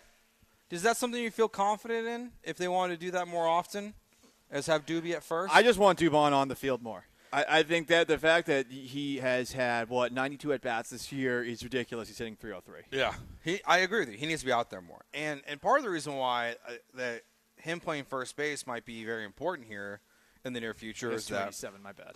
I mean, it's pretty close. It was probably like 303 before the game yesterday. I don't think so. I just think I get do math right. But Chas McCormick is slowly getting ready to come back. He's going to be off today. He's going to do another rehab start tomorrow. And then they were saying on the broadcast last night that he could be back as early as Saturday or Sunday, potentially, when they play the Brewers. So you've got McCormick, Loperfido, Jake Myers, who has an 800 OPS. You have Dubon, Chaz. Like, you've got this group of outfielders in which it kind of makes your playing time a little complicated for, well, I don't think you want to take Jake Myers out of the lineup right now on a consistent basis. Myers is actually doing all right, too. Yeah, I look at Chas McCormick right now, and I feel like he's going to have to earn his playing time back with whatever limited playing time he gets. But he's stunk to open the year. And, okay, he was dealing with a hamstring injury. And perhaps if he's healthy, things will be better. But I'm looking at Chas McCormick right now as the odd man out. In an outfield that all of a sudden is crowded because Joey Loperfido's been pretty good since he came up. Yeah, so most likely Cabbage will go down, Chaz will come up. Now they'll likely, I think one thing I probably misspoke on yesterday or didn't make clear. So with the Blanco suspension that after our show, he officially was suspended for 10 games and is not going to appeal the suspension, that they can add a 13th pitcher to the roster and just play, I guess, a man short in the lineup. So in theory, you could send down like Cabbage and someone else and then bring up a pitcher with it. I don't really know who that would be in the minors, to be honest, at this point, but like it's probably just a body, if anything. But I agree with you. Chaz is kind of the odd man out right now because Loperfido, Jake, Dubon, like they're all playing pretty good. So that's why I don't think they're also rushing Chaz. It wouldn't shock me if he goes 0 for 4. I think he went 0 for 4 the other night. He goes 0 for 4 again tonight if maybe they extend his rehab a little bit and just say, like, hey, man, like, let's get the swing going again before we really bring you back up, because he also was very terrible before he got hurt. If he's at the major league level, that's the only way he's going to get better. I don't think the rehab assignment is going to make him do that much better. And I think really the obstacle that you have right now is since Ronel Blanco is at this moment in time suspended and you have one less roster spot, that you should delay bringing up McCormick as long as you can. Because I feel like if you have any extra roster spots, you should use it on an arm. Oh, definitely. I mean, Joe was spotted before the game saying that no one's available. You're just like, well, that's exactly. not good. Yeah. That's not good. Right. It was. I don't know, like not disheartening, but you're just like, because it was obvious that like they were going to be stretched. But to hear in question that like pretty much no one was available last night for sure besides Dubin. Not great. Not great. But they got the win, so that's all that really matters. If in your perfect world, so are we seeing Dubon at first more, Myers and Loperfido and Jordan are like your main outfielders besides Tucker, and Chaz just kind of waiting in the wing as he starts to try to figure it out? Yeah, sure. Yeah. Yeah, I mean, look, they just all have to hit. I think when we look at the outfield situation, you have to keep playing the guys that are actually playing well, and that will be, I guess, difficult for Joe Espada to do because it does sound like Dana Brown actually lets Joe Espada make some of these decisions, even though Brown will publicly say that he wants things in the weekly interviews that he does on the flagship. Yeah, because he kind of does that backhanded thing where he'll say it's Joe's lineup, but he'll publicly, like, he'll offer his opinion on what's going on, and it's like, well, are you sure you're not involved? Or are you just like when you tell Joe Espada these things, is it Joe is just like, okay, cool, noted, or is he taking that as this is something he should do? And I didn't realize this just because there's so many games that happen. I didn't fully realize that they've used 37 different lineups this season. And part of it is injury, but the way, look, they moved Bregman back up in the 5-hole spot last night. So like they're moving things around left and right. That's probably the biggest difference between him and Dusty. I want to know how the Dusty Baker haters feel about that, given that the results have not been different, because everyone's like, oh, Dusty Baker's too married to his lineup. And I only ask that question not because I believe that Joe Espada is in the wrong. I just want to ask it because I want those people to squirm. I didn't have an issue with Dusty's lineups last year.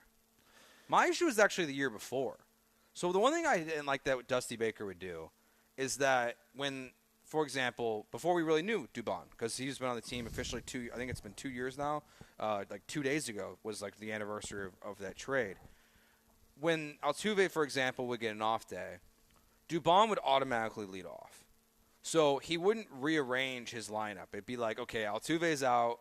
Whoever fills that gap, bats lead off in this game. And so like he would keep everyone else in the same spots to try to keep continuity for them. And he went away with that. He went away from that last year. So, but like that was like when I had an issue with his lineup. But also, does it really matter? What? Like the lineup construction? It seems like it does because it seems like because they're winning now. They've changed it, but like I can't tell if that's fortunate circumstance or if it like really does matter. It's cyclical. I mean, sometimes guys are going to hit well and some guys aren't. And I felt like the daily obsession with the lineup was like for losers. It's like, get a life. You didn't love it? No, get a life. I don't understand, like, what, you need to look at what the lineup is before every single game? No, they're professional players. Do your job. Like, I don't understand the fascination with it. Like, okay, maybe you move a guy up in the order if he's not if he's hitting well, and move a guy back in the order if he's not hitting well. Like, that's really all it should be. But, yeah, I can't believe that people actually were having daily conversations about the lineup. I truly can't. How is that entertaining at all? It's boring. I understand. Yeah. I understand. Yeah, I know you understand. I don't get it either. Yeah. Because it's all I care about the lineup is I just like to see who's playing. Well, he should be batting third. He should be batting fourth. Like, shut up. I don't care. I said, Yeah. like, move on. Tell me about something funny. You tell me about something funny, Paul. I got nothing. You got nothing, Paul? No, I got nothing. You got no funny stories for me today? No, nothing. That's not true. There's funny things on here that we're supposed to hit on. Potentially. You don't like funny things? So there's no funny things for the Astros for you today? I mean, they like, I look at this series against the A's. You should win every game Yeah. and win them, please. Yeah, please do. Christian Javier will be on the mound tonight for the Houston Astros. We'll see how that one goes. I have little, I don't know. Is little confidence mean? Is that mean, Paul? That I have little confidence in Christian Javier? Should I have more faith in Javier? No, I mean, why should you have faith? We had in so anything much he's faith done in this year? Fromber yesterday. We were saying, like, please do this because you're playing the A's. You're pitching against the A's. The A's aren't good. So should we be asking for a team no-hitter tonight from Christian Javier and the team? Yeah, and no-hitter every game against the A's. I agree. No-hitter every game against the A's and the Angels, 100%.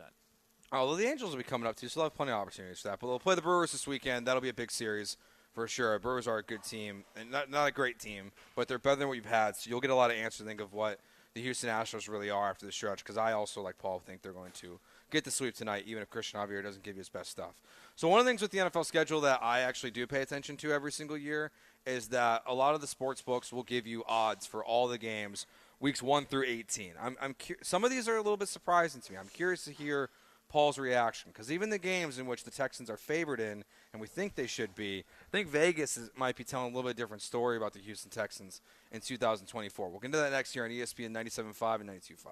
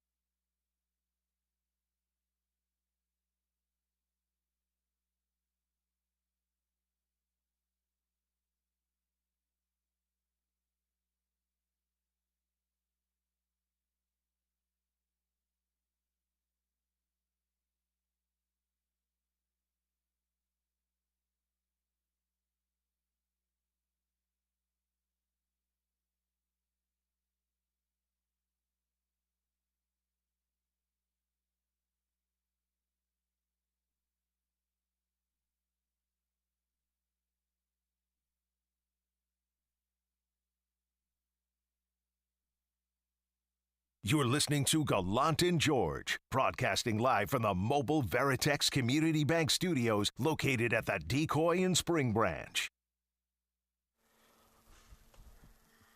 So with the Texans' schedule coming out for 2024, a lot of the sports books have given you some insight into what they do the whole season. And a lot of these will go away as things change, and they'll change the odds because injuries will take place and whatnot. And then once they see the games play, they'll change dramatically. But in theory, you could go through and bet on all 17 games on a lot of these websites if you wanted to. So the Texans open up as a -1.5 point favorite versus the Colts on the road. Fair? 1.5, you said? Yeah, 1.5. Honestly, I'd make it pick 'em. Again, I'm weird with the odds, but the Colts seem to have the upper hand in the majority of those two games. In totality, I think the Colts played better against the Texans than the Texans did against the Colts those two games. So obviously, it's always good to remind people that most of these books, or the books, will always give you 3 points automatic at home, and really, it's what past that is what is like the actual line. So they've only had the Texans as a 3-point favorite versus the Bears in week 2. That seems like a mistake in terms of it should be a bigger number. Probably. I don't think the Bears are I think they're going to be fine this year, but they won 7 games, but I don't know, I was just surprised. They're only favored by 3.5 points on the road versus the Vikings. A lot of these, we're not going to go through all of them. They're odds in May. I know, but there's only 4 versus the Patriots. Just looking at it, I'm kind of surprised that these numbers aren't a little bit bigger. They versus didn't the really bad blow teams. anybody out last year, though. Yeah, but some of these are bad teams. But they didn't blow anybody out last year. They had a couple blowouts. The Browns were one of them, but for the most part, there's one-score game after one-score game. That's true. Do you believe in the whole we saw it play out last year very mathematically on point with the Vikings, where in 2022 they went 10-1, I believe it was, in one-score games. Yeah. And then, until Kirk Cousins got hurt, it was literally going in the opposite direction, where they could not win a single game. Do you really believe that that's just how the way football works? That basically everything the Texans did well in one-score games last year, that'll flip. No, this year I don't really believe. No, that. it's totally random, and everything changes year to year. But I guess it is one of those reasons that you could say that a team will revert to the mean, if you will. A lot of the math people like to do that and say that, hey, they were very fortunate in these situations the year before. But hey, I mean, they were in lots of one-score games last year. So I feel like the NFL has a general skepticism about the Texans based off of the amount of primetime games that they have that are all after Halloween. Yeah. And on top of that, I think that what the odds are showing right now is more skepticism. So, hey, if you're feeling optimistic, get those lines while you can. The only problem is that if this season blows up in the Texans' face, we're going to have to watch them get They'll get a lot of primetime games. Well, they don't some of them, yes. The NFL, though, they don't flex as many of these games as we thought they were going to. There were some bad matchups last year. I think they only flexed one game last year, I think it was, out of prime time. Obviously, they're not going to flex people out of the Netflix game. That stuff's locked in. And the Saturday game before, they probably won't do that either, just because of the way that the schedule's set up. It's crazy, the idea that they would play that many games in a 10-day stretch as it is. So then all of a sudden you move them to Sunday or something like that. Yeah, make things complicated. Very. I also, I honestly, philosophically, I get why the NFL does the flexing, because you want a better TV product. And I know that it's okay, I understand that math says that's where the audience is, right? I understand that math says. Interesting. My problem with it is that even though there's more people watching it than there are people at the games, I do think that when you flex games, I think it sucks for the fans that are going. Oh yeah, 100%. It's BS. But I mean, the NFL doesn't care about safety. They don't really care about the fans because they know that there's tons of fans. 100%. It would suck if you book non-refundable flights to a city and then your flight back is on a Monday and they get flexed to Monday. So all of a sudden you're like, well, what am I supposed to do now? You have to find a different flight, a different hotel, and it just it runs. No, they don't care. I know they don't care. Here's what I'd tell those people. I mean, look, going to a football game in the NFL is not that fun. It's a lot of money. I'm not telling you to not go to games. I'm just saying you're paying a lot as it is. Give yourself some options. But those road games, this is something to keep in mind. And just remember, hey, you can't go to that game in a specific city. Yeah. Remember that watching the game at home will be probably a better experience for you from Cheaper. a watching game perspective than going. Going on the road to some of these stadiums is certainly fun. Different environments, different weather from time to time. But all I'm saying is, remember that watching it at home is not that big of an issue. But that does sound like I'm caping for the NFL. The NFL has an abusive relationship with its employees and its consumers. And it still gets bigger and bigger every year. It's crazy. Pretty funny. Is there a certain stadium that you would want to go to? Maybe not just to watch the Texans play, but like how many road games how many stadiums have you been to? Gillette, Raymond James, AT&T, the stadium the Jaguars play in. I've been inside the Link, but it wasn't during a game. NRG. Yeah. And the Vegas Raiders Stadium. So yeah, those are the ones. And the Seahawks too. I've only been to the Seahawks is the best one I've been to by a wide margin. Yeah, it's not something that I don't know. Just we never did it. I've only been to NRG Soldier Field for an NFL game. Oh, okay. I've been to AT&T, but it was for like USC, Oklahoma. Not for a football. No, game. USC Alabama. Oh, it was for football. Game. Yeah, Well, that's kind of. So it's kind of similar. Yeah, I mean, like, well, we left at halftime because it was such an awful game. That was Sam Darnold years at USC. But yeah, so I'm kind of limited. If I were to go, I kind of want to go to Baltimore. I don't know why. I don't know about the surrounding area. That Baltimore. sort of answers your question. I mean, Yes. you really got to have a crab cake fetish. I want to go to Kansas City as well. That's on my list. I do want to go to Seattle. I want to experience the noise. It is actually very loud. I want to experience that. It is very loud. It is shocking how loud it was. I remember seeing it for the first time, and I was like, oh, okay, I can see why they're in a war over the trademark for the 12th man with Texas A&M. Did they win that? No, Texas A&M gets paid by the Seahawks. Really? Yeah. Interesting. That's lame. Yeah, because they fly a flag. It's like a blue and white flag. Yeah. And the Seahawks fans call themselves the 12s. It's a little bit insufferable. Oh, really? Is that the worst part of that fan base? Is the 12s? Are they like the Red Rowdies? There's a lot of dynamics about Seahawks fans that are annoying. Generally, the belief that they are as intelligent as it gets when it comes to NFL fans is my biggest complaint. Because I'm like, well, no, people in Massachusetts have seen more winning. They haven't seen their team run the football, pass the football on the 1 yard line when you have Marshawn Lynch. From the text line here from the 832, if the Texans season blows up in our face, can we start rumors about getting an NHL team in Houston? And yes, NFL games are high, not counting parking and eating. NHL would be the best in-person experience. I don't know how they would pull it off, though, at an old arena like Toyota Center in a city that is as hot as it is here. I guess it's only 2 to 3 months a year that you're really worrying about as far as, like, if the ice is going to melt. But then again, in September, we did have some pretty late September days that were around 101 or so. I don't think they're going to play at Toyota Center if it happens. Where would they play? I don't know. I have to build a new arena. I give the Texans, Astros, and Rockets credit for not being like the Atlanta Braves. The Atlanta Braves have had 3 stadiums in my lifetime and in your lifetime, which is crazy.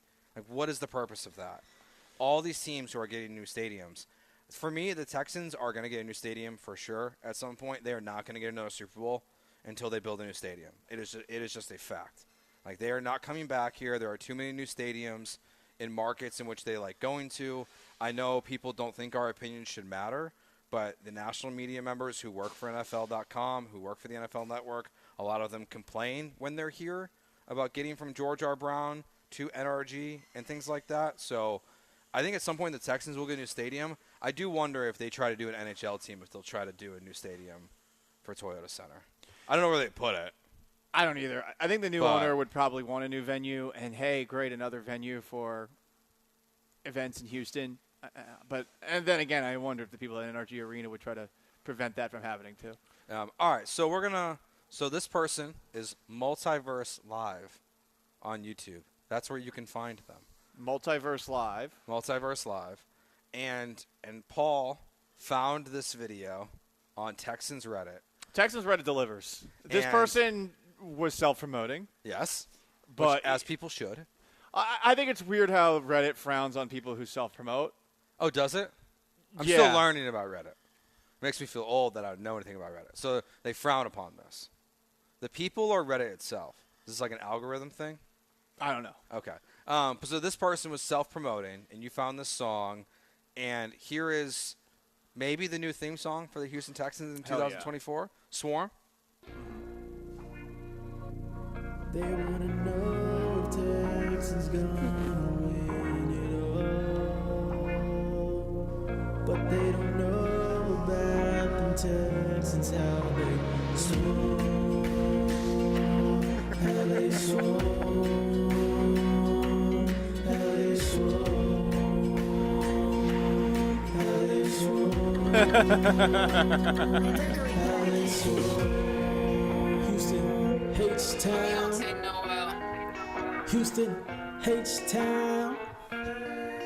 Houston, H-Town. It says H weird. Houston, H-Town. H-Town? 2023 drive came and we scooped up a few Hall of Famers. Looking back on the memory, all the doubters and rival South haters. Season ended with a South title. Division champs for the 7th time. South rivals turned bench warmers while Texan playoffs both fans minds. It's dog time.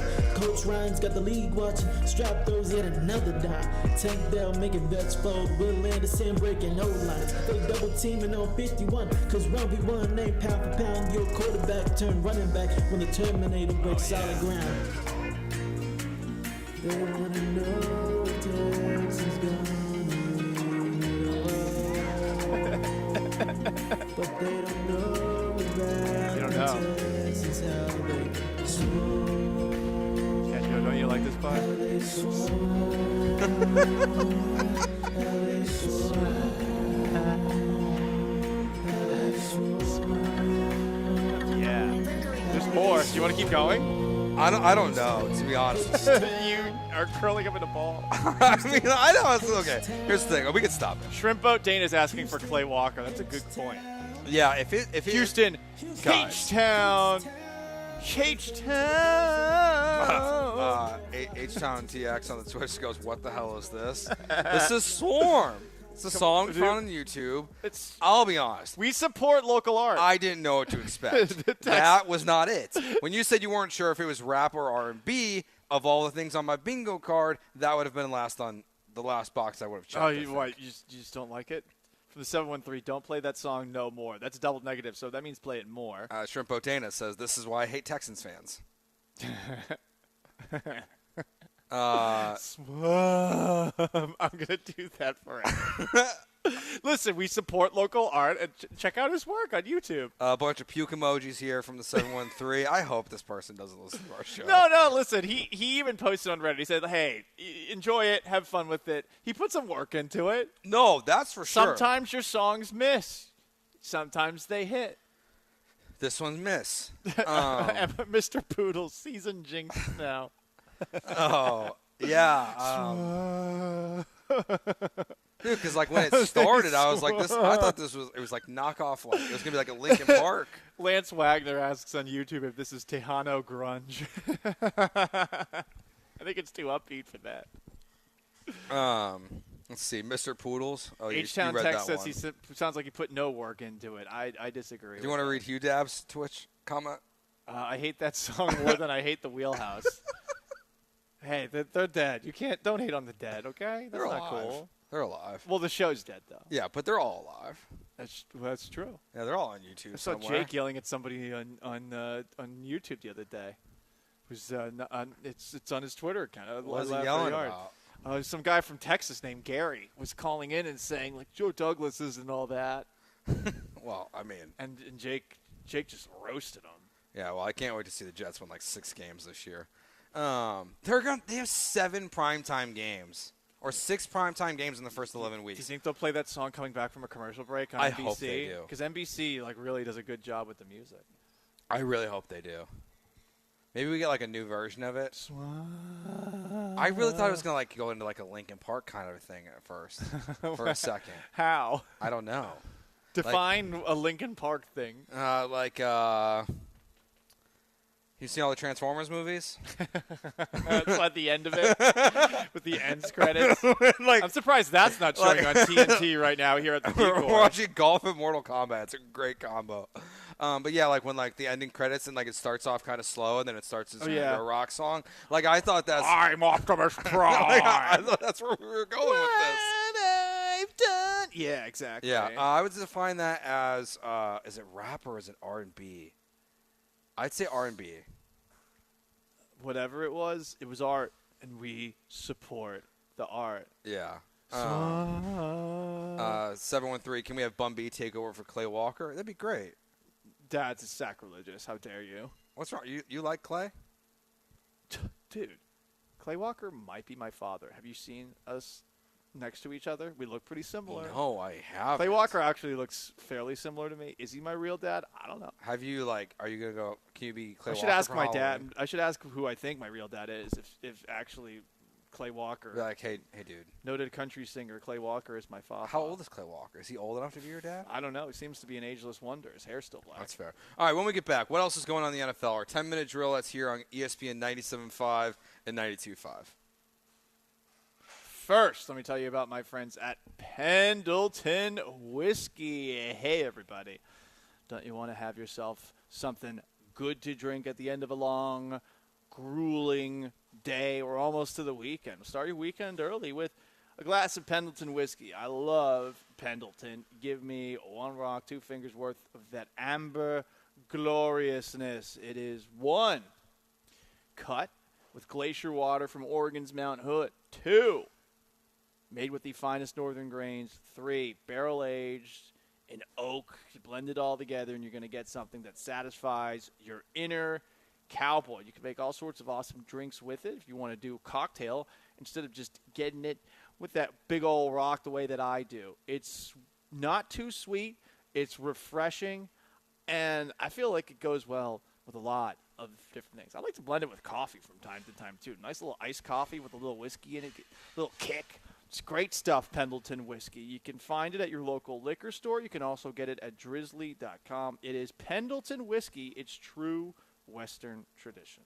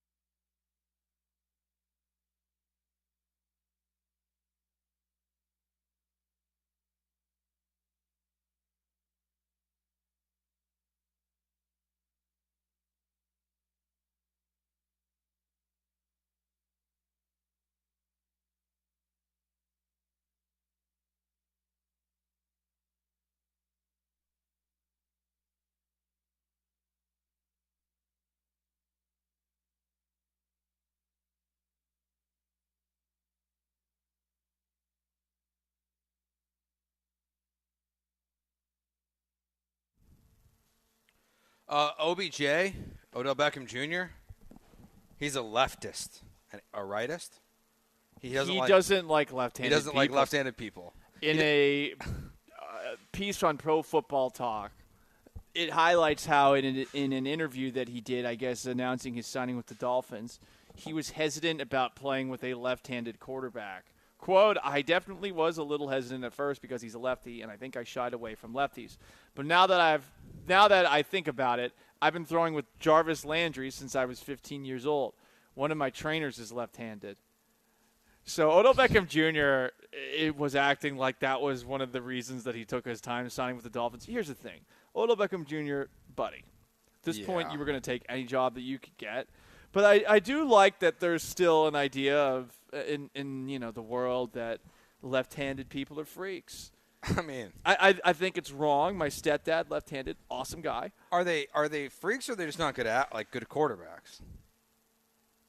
Well, the Catholic Church and Catholic school would have had you believing they were freaks. They stopped people from being left-handed all the time. They did? Oh, yeah.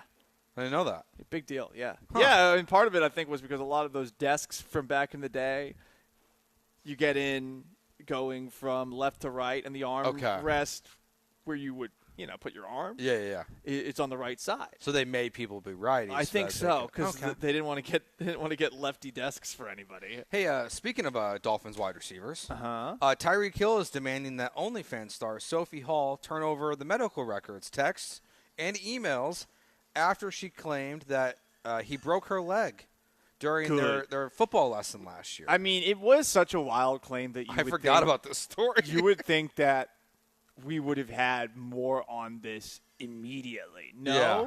I mean, this is one of those things where if you are an OnlyFans star and you claim that you went to Tyreek Hill's house so that you could do football lessons. Exactly, for football lessons. The wide receiver who wants to be a porn star when he's done playing. And you went there for football lessons, and you also trucked Tyreek Hill hard and to the point where he shoved you and you broke your leg. You would think that there would have been some sort of evidence of this because it's a great claim to make if you want people to take a look at your OnlyFans channel. So, now Tyreek Hill is saying, hey, where's the proof? But in a way, I think he's Streisand affecting himself because I totally forgot about this story. I did too. I did not. I totally forgot about this thing. Well, part of it is too because Tyreek Hill's had so much drama, I think, since then. I think the slap happened afterwards when he slapped that dude on the dock. Like, I think that most of his drama has come afterwards, and that may be why we forgot about this thing. We didn't mention this. I didn't know this yesterday when we talked about Goff. He got no trade clause. Jared Goff? Yeah. They gave Jared Goff a no trade clause. I mean, I still don't really know what their other options are. Goff doesn't strike me as someone who's going to stop playing so that he can get traded to another team because he's not good enough. Yeah, he's not. You got to be at a certain level to actually be able to pull that off. But good for him. A couple of funny of the schedule things that have come out, just from the gambling side of this. You have teams like the 49ers, Paul. They're favored in all 17 of their games. That's nice. Panthers, underdogs in all 17 of theirs. That's like the Texans last year. Correct, yeah. I think the Panthers are the Texans of this year, where I think every single game they play is at noon. I don't believe they got a primetime game this season. Well, I guess they got an international game. We're going to watch them play in Germany. And they might play some West Coast teams, too. Yeah, I'm not looking forward to I'm not going to watch them play in Germany. I'm going to say pass. You're not going to watch Giants, Panthers in Germany? Especially if they wear those new jerseys the Giants have. The Giants have new uniforms. I think that the helmets look cool. They're Michigan, except for blue and red. I think the jerseys are cool. They do look like those old school jerseys. But the pants look like they've been peed in. Yeah. There's an off shade of yellow. Maybe. I'm sure that it's close to whatever color of off-based white was being used by them back in the day. But they should have gone white pants on that. They don't look good. And maybe that's something they'll do at some point. If you're playing in Madden, you'll definitely rock the white pants if you're wearing those unis. The jerseys themselves, I actually do think look pretty cool. But some people are saying they look a little bit too much like the Montreal Canadiens of the NHL. Yeah, 100%. And they do. Xavier Worthy, first-round pick of the Kansas City Chiefs. His car got stolen last night. Any chance it was Rashee Rice? Hey, that's reckless speculation, Joe. I mean, he's only seems like the biggest scumbag in the NFL right now. He's just misunderstood. What yeah, are you just talking shooting about? at cars and leaving accidents. That was in college. Who hasn't shot up a car? College was like 2 years because ago for him. of a girl in college. Well, yeah, but that was a different time in a different place. Mm-hmm. Yeah. Congrats to Cowboys fans because Micah Parsons has signed a contract extension. Not with the Cowboys. But he's now the president of Bleacher Report's Gridiron channel. So Micah Parsons, media mogul. I mean, him and C.J. Stroud. He does talk out of his ass a lot, but it's an entertaining listen. Do you listen to any of the podcast stuff from current athletes, or how much podcasts do you listen to? Actually, I'm curious. I used to listen to a lot, but I'll be honest, I haven't listened to really any sports podcasts over the last 3 to 4 months or so. Yeah, I've kind of drifted off into audiobooks and comedian podcasts. Comedian podcasts, very good. So yeah, I haven't started audiobooks yet. Literally just started this week. Yeah. What are you listening to? I'm not saying on the air. Oh, what? I'm not saying on the air. 50 Shades of Grey. No. Okay. No. Is it's a book. Okay. That is not the Bible. Fiction. No, it's not the Bible. Okay, so it's not fiction. Okay. Yeah, I don't know. I don't know if it's for me. I might try it because I don't. Well, I do have a rather lengthy commute every day. Sitting down and reading is hard. Very, very hard. Yeah. I fall asleep whenever I do it after about 9 to 10 pages. Okay. So with that in mind, you got to adapt. And now I've started listening to audiobooks. And the thing is, you can, interestingly enough, Spotify actually has a lot of audiobooks that are on its database or whatever the hell it is for free. Would you prefer – see, one of the things I tried it once, okay? I didn't like it. It was – I can't remember which even book it was, but it was like a well-known actor was the main person reading the book, and it kind of distracted me. Oh, interesting. So, I was like I can't remember what it was. Well, you know it's that actor the whole time. Why would it be distracting after once you initially hear it? I don't know why. Because I think it was just a weird concept to me. Maybe it might just be my general experience with audiobooks. Okay. But it's not. I don't know if it's for me. The person who narrates this book that I'm reading via an audiobook, he is the author of the book. And I got to say, he actually narrates it pretty well. But he does have a British accent, and it's been a lot of listening to a guy with a very proper, posh British accent. Gotcha. But yeah, Micah Parsons, congrats on being being a media mogul here, Micah Parsons. New media, like Draymond Green's footsteps. I hate new media. Why? Actually, because they're annoying. Why are they annoying? They're worse than us. Are they? Gilbert Arenas.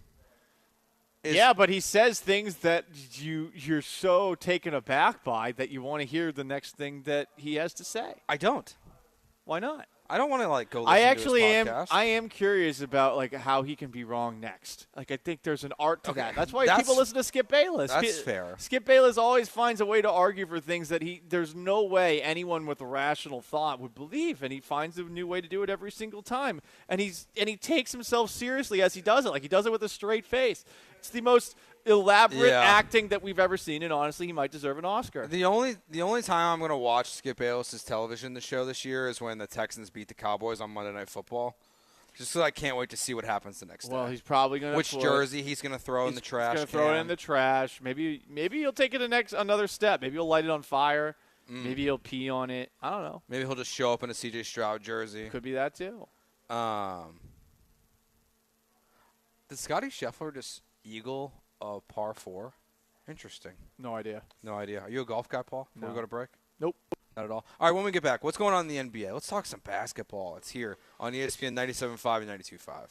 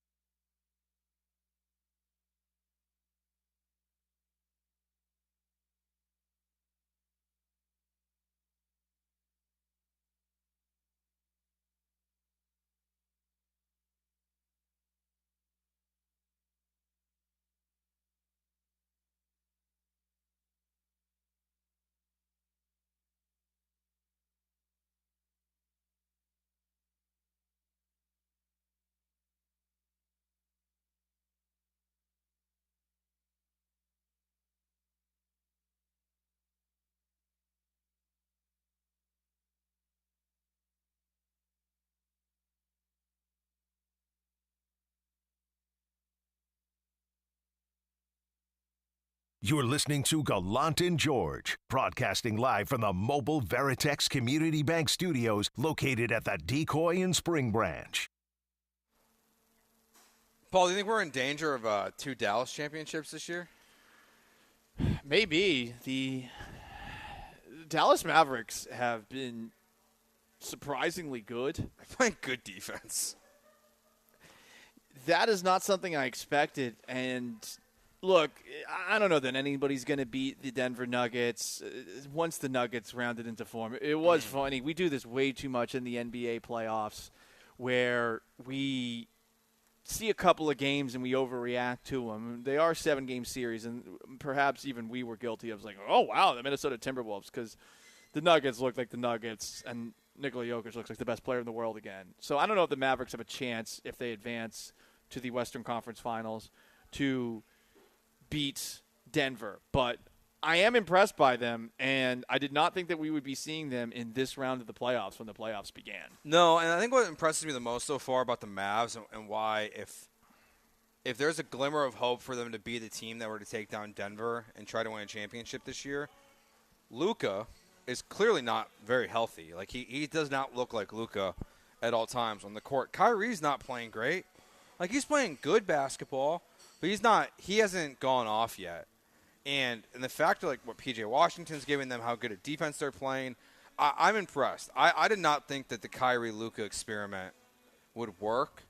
And I don't know, man. Like maybe we overreacted as a society or like a sports culture to everything that happened with Kyrie Irving in Brooklyn. But this is kind of still the guy he was in Cleveland. The Brooklyn era was just such a disaster for him. From like being suspended for the tweets he was putting out there, not being able to play in home games. Obviously, the whole just Durant, Harden, Kyrie thing was a joke. And he got vilified for that. And look, Yeah. he said a lot of stupid stuff over the course of his life. But I felt like a lot of the things that he was saying and the way that he was defending himself with all the vaccine BS that New York was trying to pull off, like it's aged very well for him. And I felt like he was unfairly portrayed, at least on that front throughout it. He's got some other crazy, idiotic theories, whether it has to do with Flat Earth and Jewish people. Yeah. But this specific vaccine stuff, honestly, it's aged pretty well for him.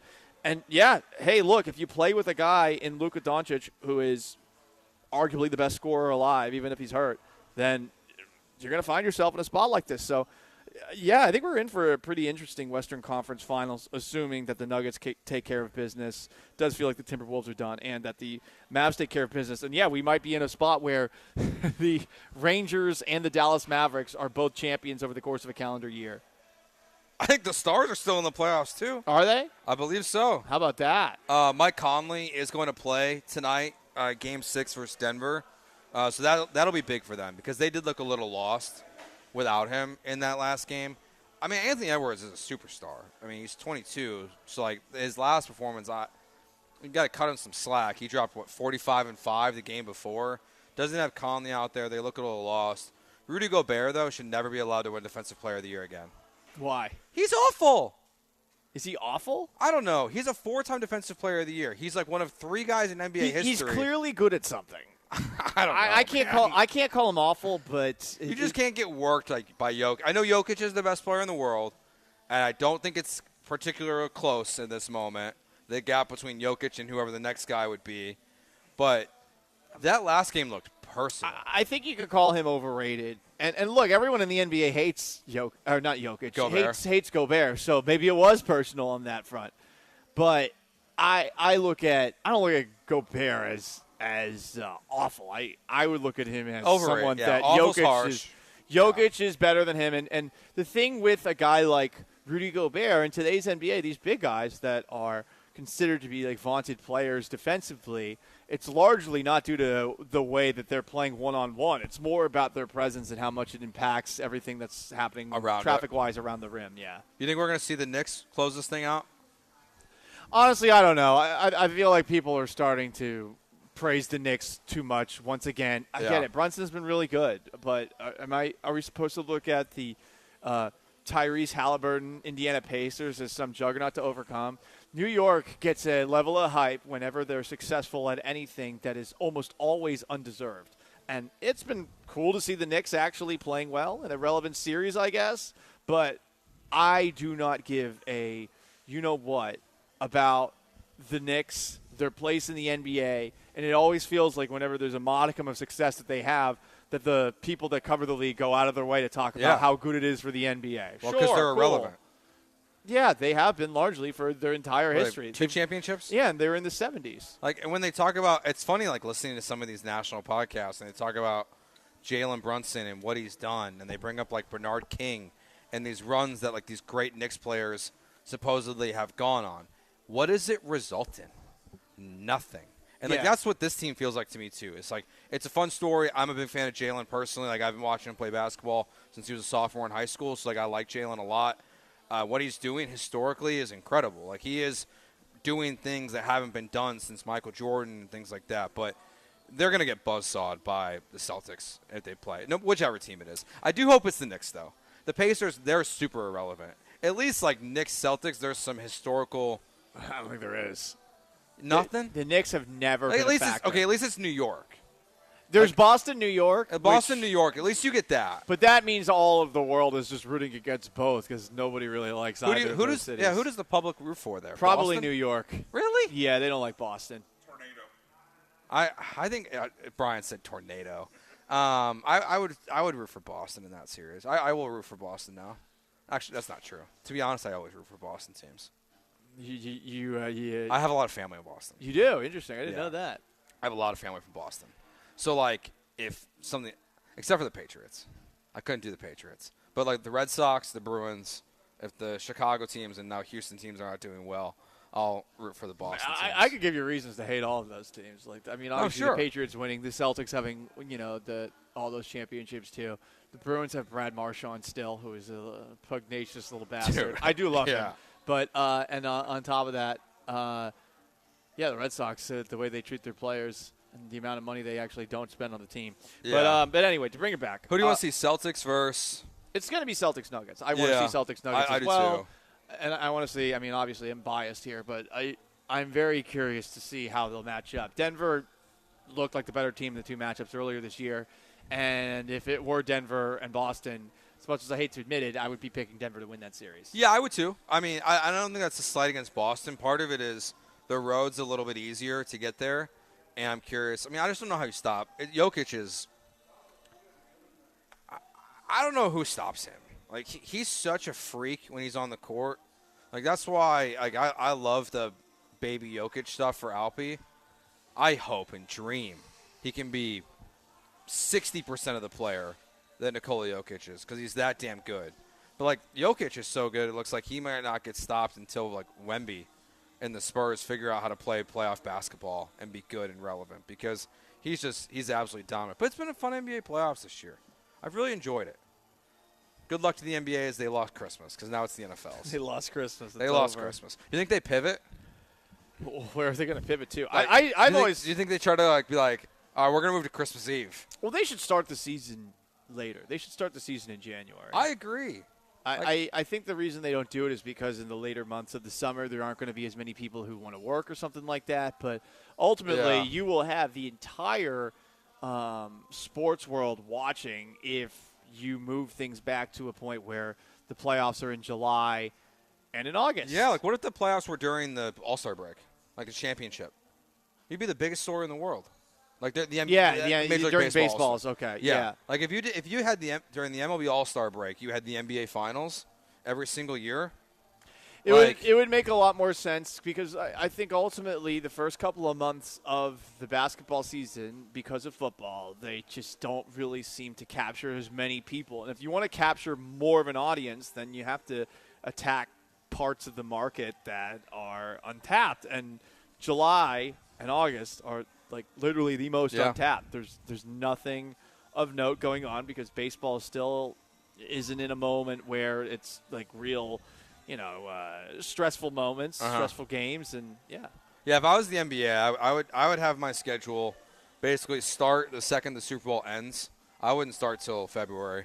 and then I would find a way to Yeah, do that would make between, sense. Like, just play everything in between. Maybe you end in August, like before the regular season starts for the NFL, but I would just try to avoid the NFL at all cost and go head-to-head with baseball. But alas, we're not the commissioners of the sport. And they couldn't play in the Olympics. I know that's what really matters. That's how you define all-time greats like Carmelo Anthony, Paul. Mhm. We can't take away Olympic basketball No, from you these can't. guys. Mr. USA. Mr. USA. All right, when we get back, what are your expectations for Christian Javier and the Astros tonight when they take on the Oakland Athletics? What do you want to see for Javier in a bounce-back performance? That's next here on ESPN 97.5 and 92.5.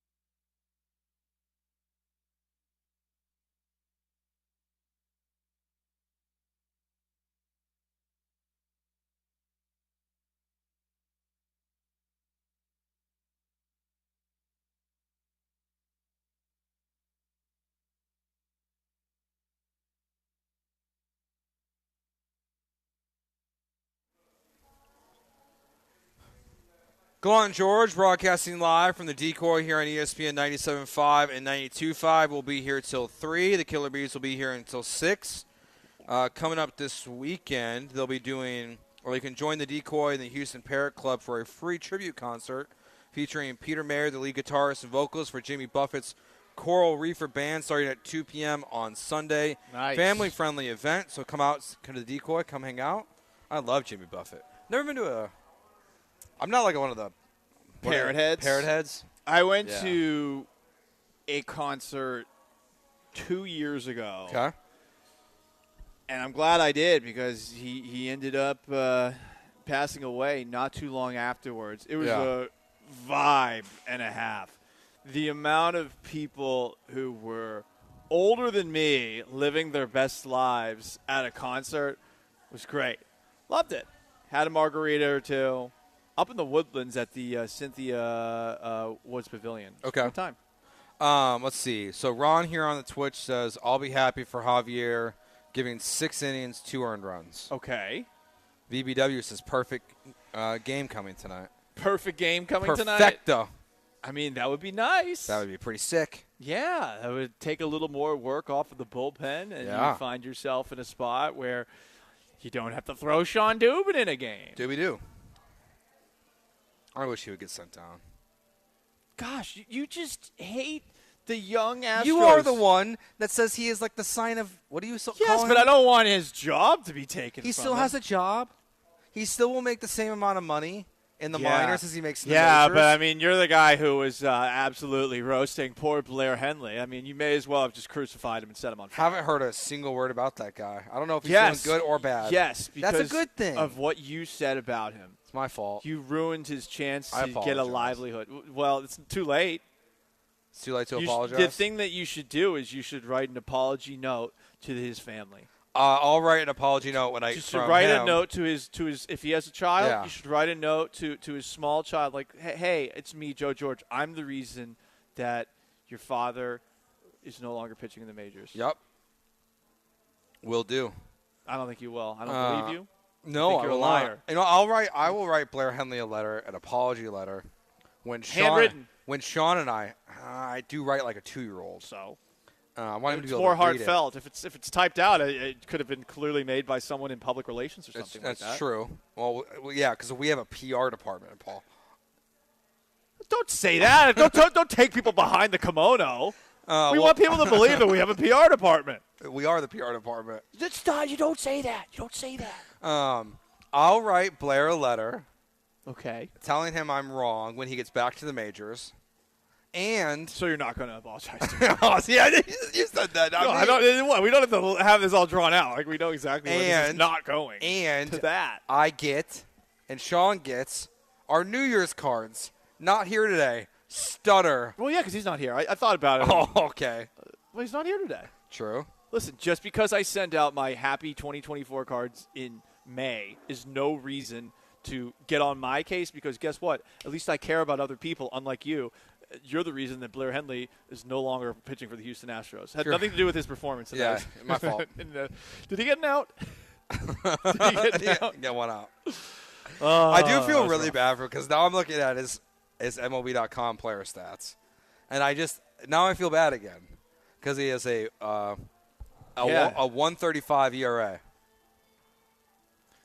If you had paused between the 1 and the 35. That was the advice I gave him the day after the start. Was I said, when you tell your grandkids one day about your Major League Baseball ERA, say you have a 1.35 ERA, and they're gonna go, "Wow, Grandpa Blair, you had a 1.35 ERA." See, this poor guy. We're going back. We're going back. I opened up this can of worms. This is my fault. This is your fault. This is my fault for bringing it up. So you apologize to Blair. But, I mean, you did more damage. I'm apologizing for the damage that you did before. I also would like to rub Sean and Mapes into this, because I also feel like Sean also brought quite a bit of damage. Okay. I might have been the main guilty party. Mm-hmm. Sean's also a little bit of the guilty party. Okay. All right, so what do you want to see from Javier tonight? I mean, Christian More than one Javier out. has to go 6 innings. I think with the way that the bullpen is right now, he actually has to get you deep into the game so that you continue to ensure that your arms aren't taxed. Like, you're just in a tough spot right now because of the Blanco suspension, and it sucks. But Blanco knew the rules. They didn't even appeal it, and because of that. Were you surprised by that? What, that they didn't even appeal it? Yeah. No, not at all. Baseball wasn't going to do anything about it. It's a waste of time. Yeah, first of all, like you were proven very right yesterday, I would say, because you talked about how they're not going to do it. They're not really going to investigate it. So like where did this independent arbiter, so in less than 24 hours, the glove got sent to this person. They analyzed it. They told Major League Baseball. Major League Baseball then officially suspended him in less than 24 hours. Nonsense. It was not looked at by anyone. Yeah, it never was going to be looked at. I mean, they say that they're going to bring in for an investigation, No way. but just think about what would they actually investigate. I mean, if you see something that's sticky, what are you going to do? You're going to take it to some sort of a lab and spend hundreds of dollars? Just to get your blood tested costs a lot of money. If you've ever had that happen recently, like I found out the hard way. I got like an extra bill sent for it. I was like, wait, I thought this was part of like a standard routine check. And so maybe that's an indictment on my insurance or something like that. But whatever the case, yeah, sending things into a lab are expensive. And okay, I mean, what does figuring out what kind of gunk was on the glove establish? Doesn't establish anything. I saw a lot of people calling for this online yesterday, and I get the energy and I get the frustration that maybe the Astros are being singled out compared to those other teams. But ultimately, I mean, Blanco effed this up. So Yeah, that I agree with. It's Blanco's fault. I like you just said, I also agree why it feels like the Astros are being singled out, because we've seen 2 instances in the Yankees, an instance with the Dodgers. Right, the Dodgers and Yankees, as X-Ron points out on the Twitch. But and there is a very Astros versus the world mentality, rightfully so. The fact that goes back to the cheating scandal punishments, in which the Astros are punished in a way which other teams are not. And it's fun to always feel like you're being victimized. It gives you a little bit of pep in your step and energy in the morning. I'm going to show the world they're wrong, you know? It's a little bit of that. So it's just, it is what it is. Like, the fact that he didn't appeal it when he said he was going to appeal it, I think it was the smart decision as well. As Dana Brown pointed out, they're going to a 6-man rotation. He's going to miss 1 start, okay? So, like, they're going to miss 1 start. They're going to be a little short-handed, probably in the lineup. They did not officially make a lineup change or a roster change yet. They said that was TBD. They said they would see how last night's game went. So maybe they won't send down a position player. But they bring up can. another pitcher, but they can at any point. Right, exactly. I'm curious, and they got to delay the return of Chas McCormick until I feel like the suspension's over. Yeah. So 6 innings is fair from Christian Javier. Honestly, even if it's bad, like with what to alleviate your bullpen a little bit, we talked about this yesterday. If it doesn't go well, you have to find a way to throw 80 to 90 pitches and get through at least 5 innings, even if it means you lose. The tricky thing is, though, again, like the losses, they have added up to a point where you can't afford that many more of them. So, I mean, to the point where they had Josh Hader warming up after throwing 2 innings. They had him warming up in the bullpen last night. So I think right now that they are looking at it through a different prism. Hey, if Javier stinks, then they're going to try to patchwork it together.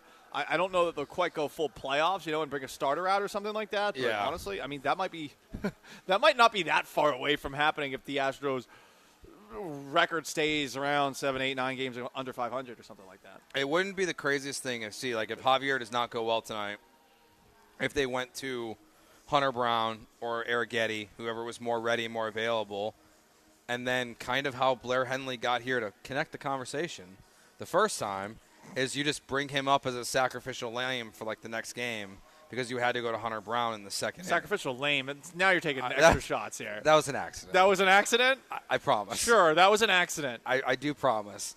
You were a bully. I didn't even realize I said Joe that. George, after being bullied by the Killer Bees, has become a bully. It's just part of life. Yeah, I see B-Mac nodding. He's like, yep. I get bullied by the Twitch. I get bullied by the Killer Bees. And you take it out on a major league pitcher. And I take it out on someone that I don't know. I mean, it's just like, someone's got to get it. You want me to bully my kid? I was not going to bring that up. I'm not going to bully my son. Joe. I got to bully Blair. Joe. There's got to be someone. Joe. Who else can I bully? Bully the weights at O Athletic. I'm trying. I'm trying to bully those. But I feel like bully the kickboxing bag or the heavy bag. But I feel like it's got to be a person. No, it doesn't. It doesn't. This is like mini dictator in the making, like mini strongman, like that dude in I think is it Dominican Republic or Jamaica? Sorry, guys, if I'm confusing 2 Caribbean countries, but there's a guy out there that goes by the name of Barbecue. He's like he's like a dictator that's running the show in one of those 2 countries, which I'm confusing right now. And his name is Barbecue? I mean, is it a nickname? Barbecue Dictator. Dictator known as Barbecue. Oh, damn, Haiti, my bad. Oh, so you weren't even close. Oh, whatever. So, I'm just like the Astros, the whole Caribbean. It's just a giant territory for me to raid and underpay players that hopefully will turn into the next Christian Javier. All right, when we get back, what is your favorite 4-game stretch? Because I do like the idea of where, you break an NFL schedule into chunks, and that's really how you can view your season is in 4 separate chunks. So what's your favorite stretch? What's your worst stretch? Any other takeaways we have from the Texans schedule in the upcoming 2024 season? That's next here on ESPN 97.5 and 92.5.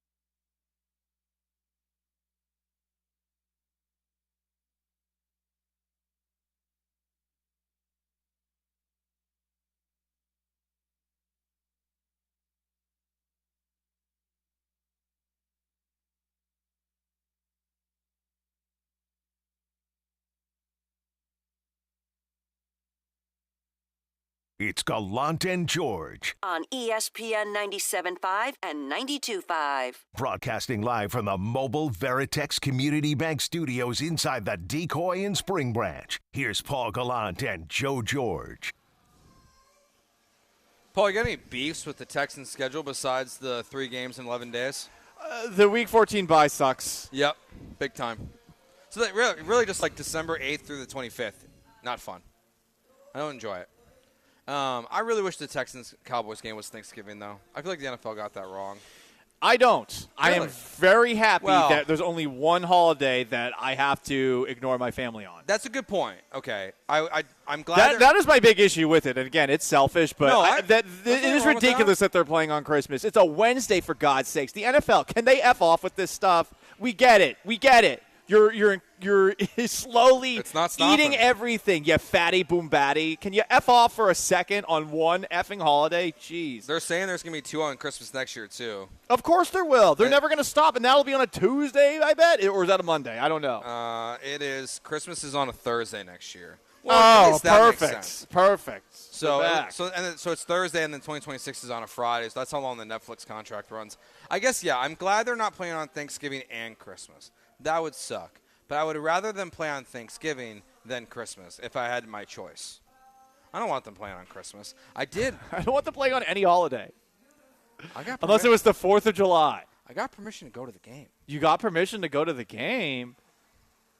I was a little surprised. But I'm worried it's entrapment. Hell yeah. I'm worried that, like, It is definitely entrapment. But this is where, for all both right. my mother and my wife. Now, God forbid I throw some toxic gasoline on the relationship that you have. Go for it. She don't listen.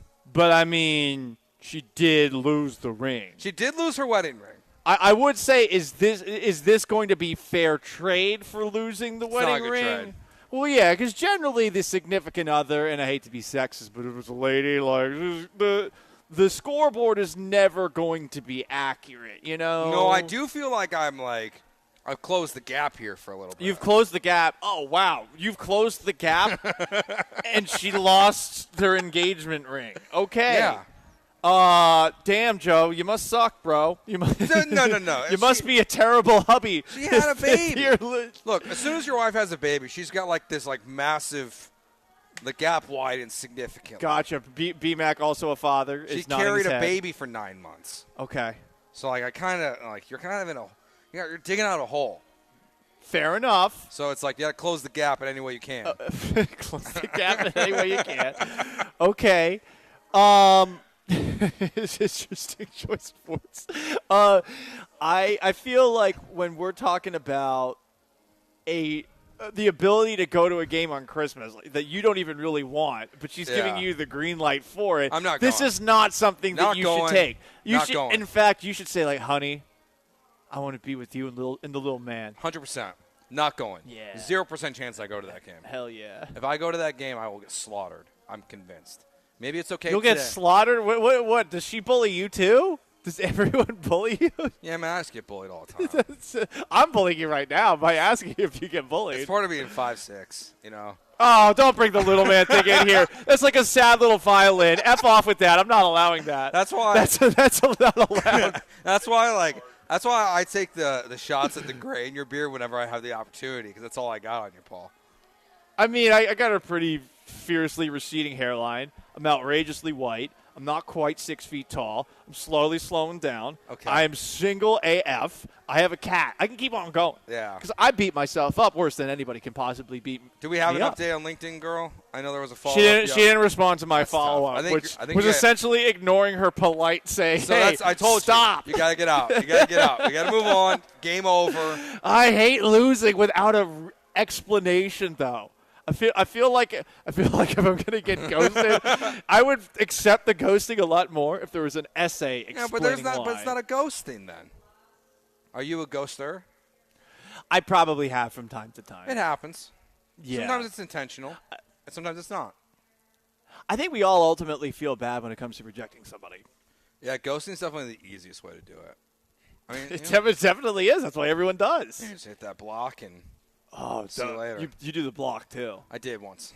Damn. She was a little crazy. How crazy? I wasn't happy that That doesn't sound good. That pause. I wasn't happy that she knew where I lived. Crazy. Oh. What was it? Whose fault was that? It was her fault. Oh, she found where you lived? Yeah. Jesus. That's terrifying. It was when we were in college. So, like, I guess it was more like she figured out, like, what floor my dorm was on. So, like, well, that's but, like, not it was that. okay, so let me explain. It's a small college. It was when I was going to Columbia when I was in Chicago. Okay. Our dorms was formerly a hotel. Okay. And there was 5 dorms, and they were spread out throughout, like, the inner loop of Chicago. And they were not close. They weren't. So it was like it was not easy to find. We had key card access. We didn't have like traditional like door keys. Like it was a key card to get in the building. And then one day, like I opened my door and she was there on my way to class. Didn't love it. Made me nervous. Just scouting you.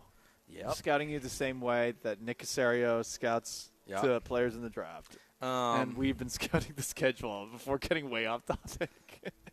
I mean, we've done a good amount of schedule breakdown, okay? I know. What did we miss? I'm trying to think. I mean, what would LL do today? What would who? Landry do today? Well, this is the funny thing about the schedule day is that, I mean, and this happened to me when I was on TV this morning. And listen, everyone marches to the beat of their own drum. But when I was doing my hit on Fox 26 this morning with Nate Griffin, good friend of mine, Nate wanted me to predict every single game. And I was like, oh, damn. I mean, and then I kept on saying win, win, win. And then I got paranoid that I was saying win, win, win. So I don't even really know what I was doing. I was just on TV basically in front of everybody feeling like my pants were down. And then he was asking me, all right, so what's the win-loss record? And I was like, Nate, I don't know. I just came up with this all on the spot. So I think I gave the Texans 13 wins by his math. But this show struggles with math, so I don't. That's true. I don't know if that was actually the case. Like, yeah. So for me, like when the schedule comes out, it's the bye week, it's the primetime games. Like that's what D'Amico's talked about as well. I mentioned earlier the rookie quarterbacks. I always find that interesting, like what stage you're going to get. You know, another thing like last year with Kyler Murray. You know, he was coming off an injury. When you saw the schedule, you got the realization that you're probably going to see Kyler this year. Yeah. And it didn't matter; they won that game. But you were hoping. Would it have been better to catch Week 1 Aaron Rodgers, or later in the season? Like who knows? I have no idea what Aaron Rodgers is going to look like this year. I don't either. I can't believe they're going to put them on primetime 6 times in the first 11 games. I can what though. If they're awful. But there is the New York element. Yeah. Jets fans are talking about people who are bullied. Jets fans are certainly masochists in that they love to continuously get punished. So, with that in mind, I would imagine that the New York Jets, because of that and that fan base that has a weird sense of loyalty, they're going to put them on as much as they possibly can. And it really is a matter of Aaron Rodgers, too, because Aaron Rodgers is such a polarizing figure. And on top of that, a great quarterback when he is healthy. We don't know if he's ever going to be that guy again. There are reasons more than just the New York Jets to watch it. But there is a very good chance, like every single year generally ends for the New York Jets, it ends in disaster in October or by October. Well, and hey, you play them in October, so hopefully you're the reason why the Jets season ends in disappointment. Yeah, it's this. I do find the schedule stuff very funny because it's like we've known these opponents. Yep. Like your win total shouldn't change. We knew it's the 4th toughest in the NFL. Yeah. But again, like for whatever reason, and maybe this is just a bigger sports media thing, but there's a ridiculous amount of coverage of this event. And as someone who loves the NFL but is kind of tired of how the NFL is encroaching on everything, whether it be Christmas or turning a day like this in May into a massive event with that needs television breakdowns and videos that are announcing it all, it's a lot. And I would like less of it, if I'm being perfectly honest. Yeah. Okay. Let me try to understand this question. If you could reorganize the schedule to be best case, worst case for the Texans, how different do you predict the win-loss record? So best case scenario for the Texans this year, I think 13 games. Best case, 17-0. Swum. I mean, is this not a perfect time to reintroduce the greatest song ever? When are we going to play the song? Every day. No, but is it a win song or is it a loss It's song? an everyday song. It's just an everyday song. Joe, I want to wake up feeling Sean, like I'm can winning. we change the hour 3 open to the show? I think we should just play that on loop, like some radio stations do from time to time. Have you ever noticed that, where a radio station will be about to flip format, and what they'll do is they'll play the same song over and over and over again for a while. So yeah, we should do that. Maybe instead of carrying like ESPN National. Well, how about like if Swarm. say we all decide to take a Christmas vacation, we'll just play that Texans Swarm. And I think if people are kind of getting sick of Christmas music, but you want to remember that the Texans be swarming, Swarm, Swarm, just like that. Don't I have a beautiful voice? My mother has always said that. I think it's better than the guy who's in the song. Oh, thank you. I appreciate that. I mean, when I actually try to sing, I mean, it's still not very good. But I have the confidence to carry me forward. Yeah, it's okay. I mean, that's all that matters. What's your go-to karaoke song, Paul? That's a trick question. I'm an artist, okay. So it depends on the vibe. Depends on how I'm feeling. Okay. But generally, I've been figuring out over time that a lot of the songs that I choose are depressing as hell. And you realize that there's nothing worse than like I like the tune of this song, but I'm like brain dead and absent-minded, so I don't actually think about the lyrics of any song. What the words are. Yeah, this is why I don't care about like the Kendrick Lamar versus Drake beef. Like I'm sorry, I don't think it's fascinating that two people are going after one another when there's no actual stakes. You know, this isn't like the '90s where one of these guys actually might get got. No, this is essentially like musical theater. This is like West Side Story, the Sharks and the Jets singing at each other. I'm gonna stab you tonight. I'm gonna stab you tonight. Like, you know, that's what it is. There's no actual stakes here. These are two extremely wealthy people who are so disconnected from the real world. But anyway, you don't think anyone's getting shot? Huh? You don't think anyone's like getting shot? No, I don't. No, that security guard plant probably. Come on. I did love the Drake tweet where he's like tweeting at the news team, just being like, "Hey guys, let's stop flying the helicopter over the house." Oh yeah, Like if you're gonna if you want to come to the house and fly over, like, can we just like go like after 10 o'clock in the morning? Or bring an Apache, because these two have enough money where one of them could theoretically bring an Apache in. But when I'm at karaoke, I've noticed in some of these songs that I've picked that I've listened to all the time, that I haven't been paying very close attention to the words, and they end up being very depressing. And then you're reading it, and you're like, "Oh, damn! Oh, this song is like about like, for example, Jeremy, in Pearl Jam." Like For me, I didn't know he blew his brains out in the middle of a class. It's a little dark. I just want to make sure, like, I don't want to be up there that long. No. How long? Yeah, some of these songs are very long. You kind of want to be in and out in 3 minutes, and you want to have 3 a minutes vibe. is like the perfect. You want to have a song that does vibes if you're big into karaoke. And you want to make sure there's not like a big instrumental break, because that's always awkward. Oh yeah, Like that's if you're true. just like unless it's like, tequila and you're just being see, that's sarcastic. funny, but like you don't want to be up there for like 30 seconds where there's just no lyrics and you're just like standing there. That's uncomfortable. Unless you have a drink and then you can pound it. That's true. Yeah. Get some liquor. Like us here at the Decoy. Yes, you know? absolutely. So come see Jimmy Buffett this weekend. The Jimmy Buffett.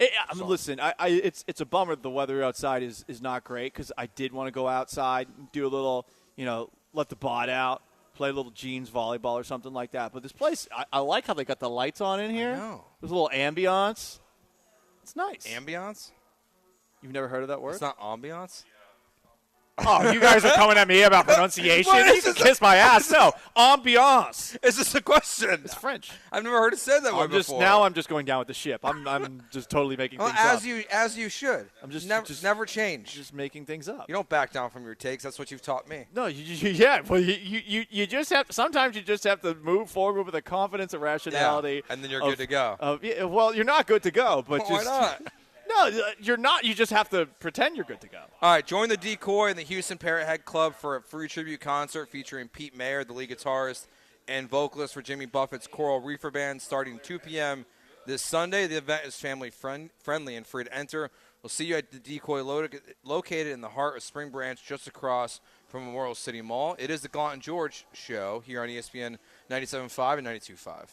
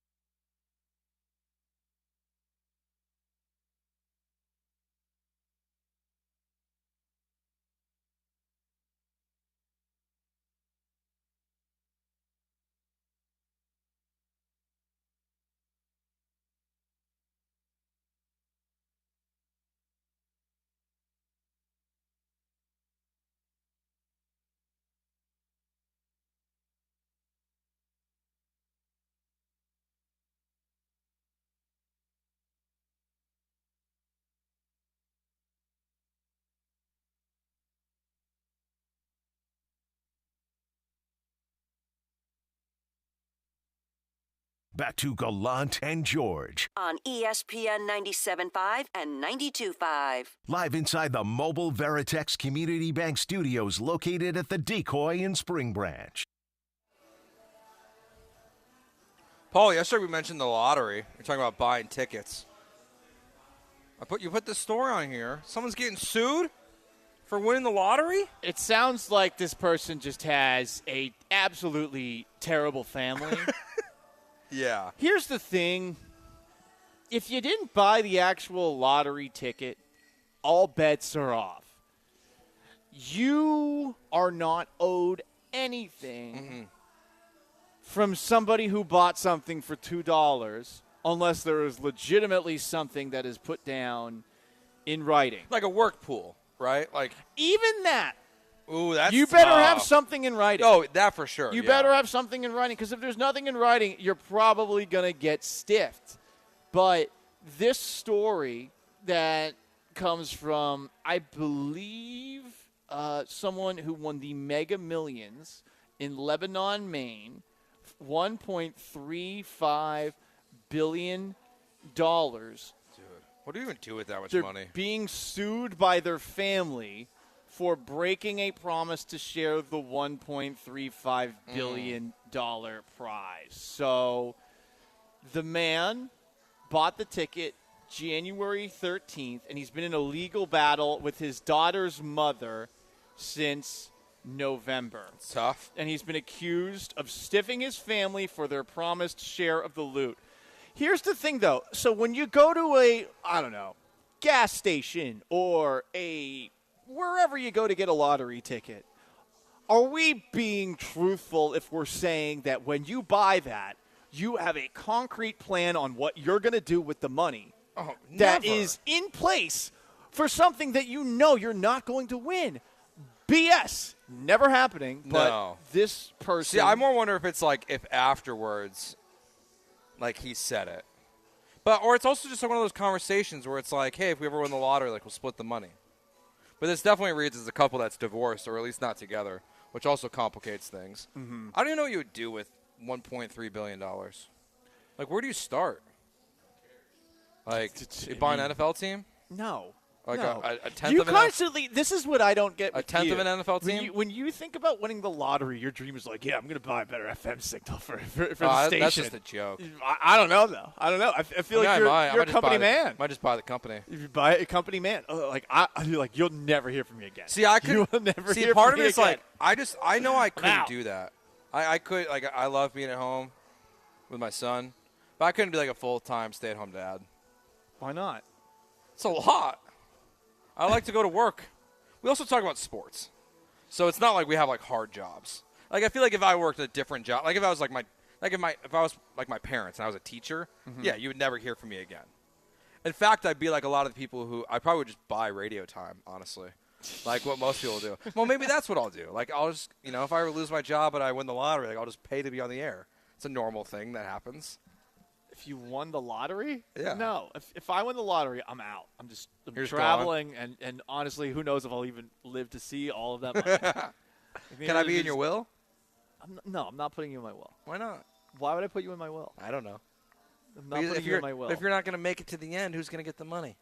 My godson. I know. I just thought I'd try to ask. Try to so I could sue you. Honestly, I'm going to – in so my will, I'm going to say that just Joe so owes me $100. Just so I could sue you in case you ever won the lottery. Just try to plant the seed there, Paul. Oh, yeah, you'd have it in writing. Okay. See? Well, see, See? you'd have a better See? case. You'd have a better case than this situation.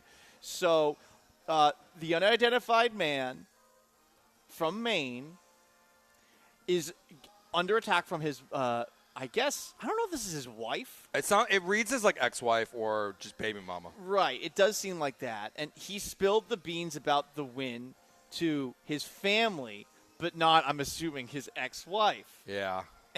And that's why she's suing. And I guess the son heard about it too. Here's the thing. You win something like this is just going to complicate everything. I actually have thought about this before. I probably would give a significant amount of money to certain members of my family and certain friends. Oh, for sure. But yeah. Absolutely. And there's always going to be drama because, to your point, what you But- said, there's a certain family members you're going to give it to. You're not going to give it to every family member. No, definitely not. No, just the immediate. Yeah, like I would pay off my friends like college tuitions probably, and like that's the extent of it. I don't know if I'd even do that. Some of them I know are drowning in debt pretty bad, so No. I gotta. What happens when you get that? Are you gonna bully them further? And you're like, sucks to suck. No, I don't bully my friends. You don't bully your friends? No, I don't. That's good at least. And that's what I would also do first, is I would pay off my student loans. I just want to win like $100,000 lottery to pay off like my student loans. Yeah, that'd be nice. We all want to win the lottery. Yeah, It's a pipe dream that no one's ever actually going to do. It's a shame. So that's why I think it's really weird that people will buy multiple lottery tickets. I buy one. I'm like you too. Right. It's like give me two. Maybe give me the multiplier Yeah. on Mega Millions or whatever the hell it is on Powerball that gives you a little bit extra. But like, I'm buying one. I know I'm probably not going to win. In fact, I might not even check it. And as soon as you start thinking about what's going to happen, it's just when you're going to get let down. You just got to buy it and get out. Would you tell people if you had to, or would you just like pretend like it didn't happen? Oh, that's what drives me crazy. I don't understand why in certain states, and I believe Texas is one of them. You legally have to. Like they announce that you won it. Yeah, I don't want that. I don't either. Yeah, I would hate that. No, I'd like move to another state. Well, Texas, they would still tell you, so they still Google it. Well, yeah, you can win it, but again, if you claim it, like you could probably do it through some sort of shell company where your name actually wouldn't come up, and that's what I would probably do. One of my lawyer friends would be making a good amount of money off of all the stuff that I would be doing. Meltzer will be calling. I don't know if I'd hire Meltzer. To be honest, I don't know if I'd hire Meltzer. You don't want him to ask for it? No. Can't be giving Jets fans any dubs. Can't be doing that. Come on. Is he a Jets fan? Oh, big Jets fan, yeah. I guess for some reason I assumed he was a Patriots fan. I don't know why. No. He wishes, though. That's for sure. So Caitlin Clark made her debut in the WNBA the other day. She did. Yeah. A lot of turnovers. Big-time ratings. There were big-time ratings. I think what the WNBA is going to find itself in is an interesting spot because people are going to actually watch for a time, but I don't think it's going to last unless she plays really well. I don't think it's going to – but I think the real question is how many games – of her potentially struggling, can they keep people's attention? Yeah. Look, it's like any sports league. It's going to be hard for a young player to come in and immediately dominate. And we're talking about a one-game sample size, but, I mean, it was the most turnovers by a rookie, I think, ever. Yeah, 10 turnovers. They had 3 sellouts. I think it's an interesting story just because, you can see it kind of, locally as a comp to the Roughnecks, right? The Roughnecks, the ratings were never there for the XFL, the UFL, whatever they're calling it now. But the fan base is gone. They had a moment.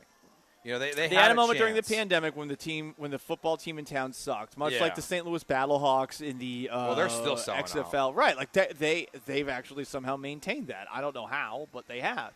But generally, this novelty wears off, and I get that more people are watching Caitlin Clark and they love to watch her shoot the basketball. But yeah. The same opening night, I think Diana Taurasi was 8 of 10 from outside or something like that. So,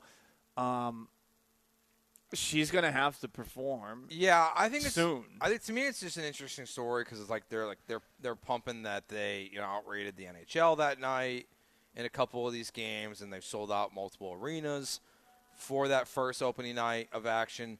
It's interesting because it for the first time it's on I think everyone's radar. Whether it succeeds or not is interesting. That to me is more the story now than it is about the actual performance. It's is for the first time this sport, is women's basketball going to have credence and sustainability?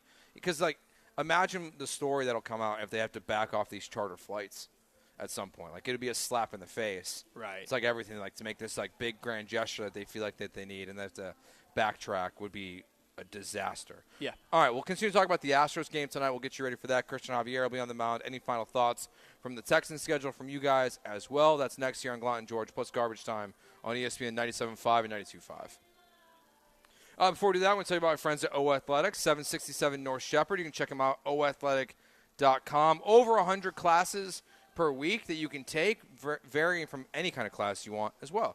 Whether you want to focus on weight loss, agility training, speed training, weightlifting, all different kinds of options. If you have any experience, or no experience, you can do the MMA classes, the boxing classes.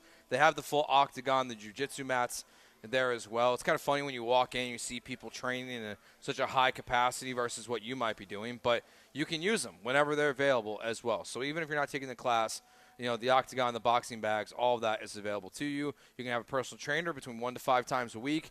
O Athletic is the place for me. I think it should be the place for you too, as well. As you want to start your weight loss journey, lean and out journey in 2024, whatever it is. oathletic.com and check them out, 767 North Shepherd.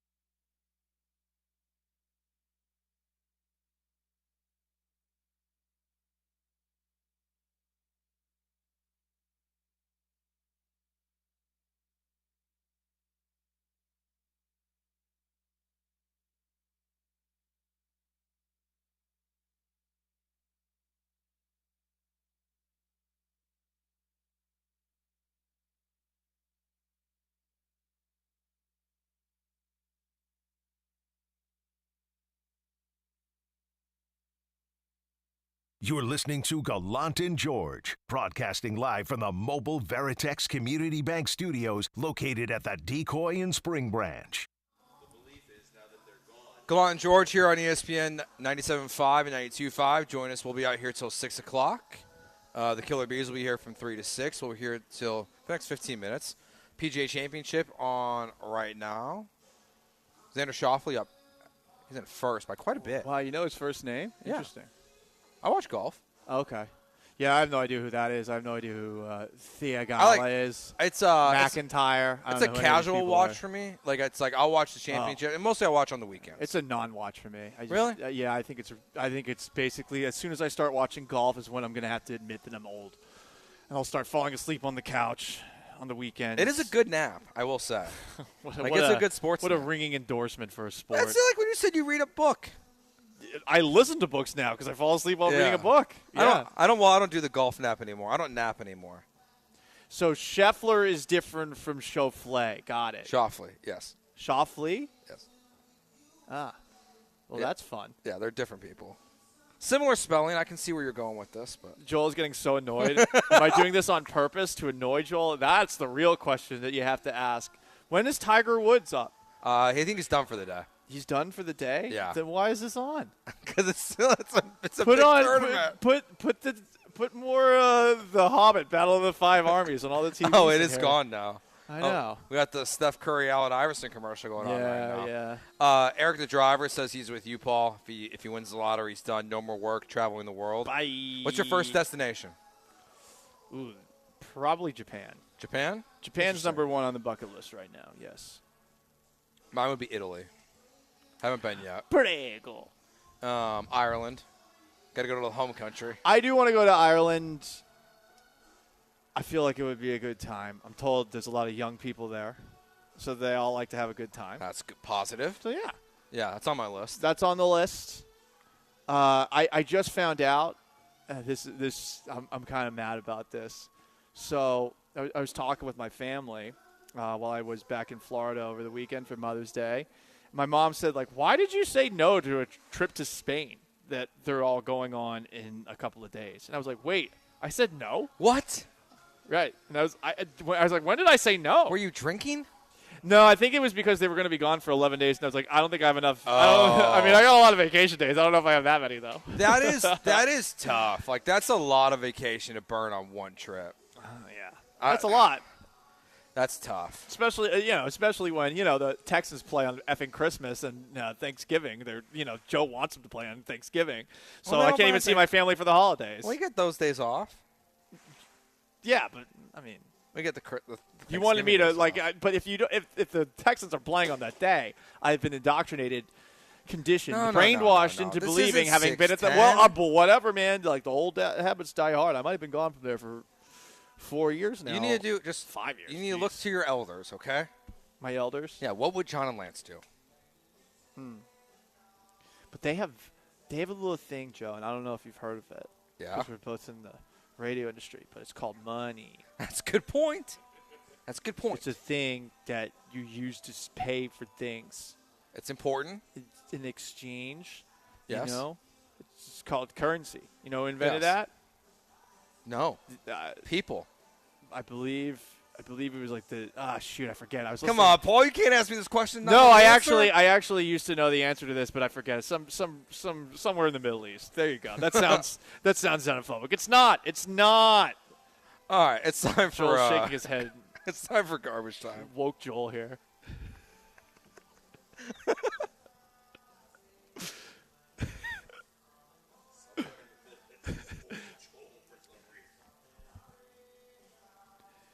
Coins were introduced by the Lydians, who were a part of the Greater Persian Empire. Okay. When Persia was in the midst of invading the Greeks, Okay. Battle of Thermopylae, all that stuff. Good to know. They got conquered, the Okay. Lydians, by the Persians along the way. That's good to know. Anyway, hey That's guys, history lessons. there's your history lesson for the day. Honestly, maybe we should start doing that too. The history lesson of the day. Honestly, I would love to do I think that sounds. Why not? It Let's is do Throwback Thursday.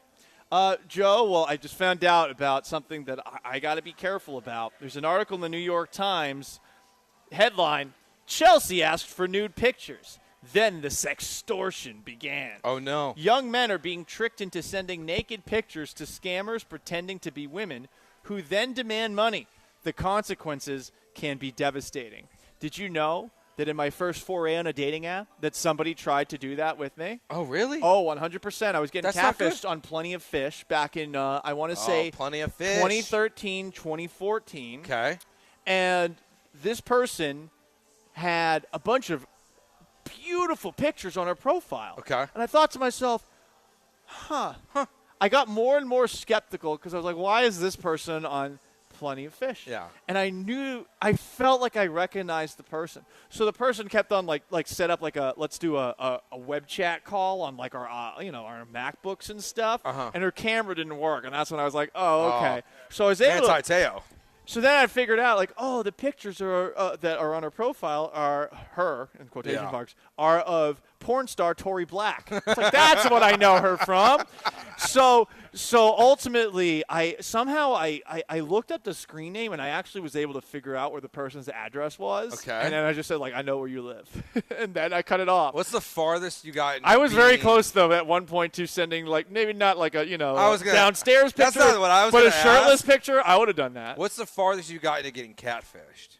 That was it. Okay. There was a moment in time, and then I got skeptical because of the camera. Yeah. If the person hadn't done the camera thing, I probably would. I might be dealing with the same issue that the New York Times is talking about. Yeah, I would say I got catfished once. You did? More very deceptive pictures. Oh, yeah. But again, everyone's doing somewhat deceptive pictures on their profile. I would like to think that mine, when I had dating apps, were not that bad. Yeah. So you're still not back on them? Nope, I know not back there on was them. a conversation. It'll happen probably at some point. I'm delaying that as long as I can. See how this weekend goes? Well, yeah, I guess so, honestly, at this point in time. Hey, did anyone see the news about the bridge to Pelican Island? Yeah. A barge hit the Pelican Island Causeway on Wednesday morning. It damaged part of the bridge, caused an oil spill in the bay, per the Galveston County Sheriff's Office. That is definitely not going to help change Charles Barkley's opinion about Galveston Beach. No, it's not. If anything, it just proves it more correct. My question is, okay, so with the boat that crashed into the bridge in, in Baltimore, okay, that happened at night. So at the very least, you could understand how maybe things get a little bit awry. This happened in broad daylight. Yeah, I don't know. Okay. I don't know how you hit bridges. Don't you just stop? Listen, I have a boater's license, and I can tell you in my time, a Washington boater's license. Why? You have to have one in Washington. Well, when I was living in Seattle, because I was trying to impress women. Oh, yeah. Story over. Well, Makes everyone in Seattle, like there's no pools there like there are in Houston. So everyone in Seattle, since there's tons of lakes everywhere, there's a lot of water. Gotcha. A lot of people go on boats. So my whole plan was, before I ended up getting bleep canned up there, was to get a boater's license, rent boats occasionally, and take people out on them. You know, That makes it's sense. a fun time. I understand that. And so I have driven a boat once, and I successfully did not crash into anything. That's good. Yeah. That's good, Paul. I'm glad you didn't crash. I am too.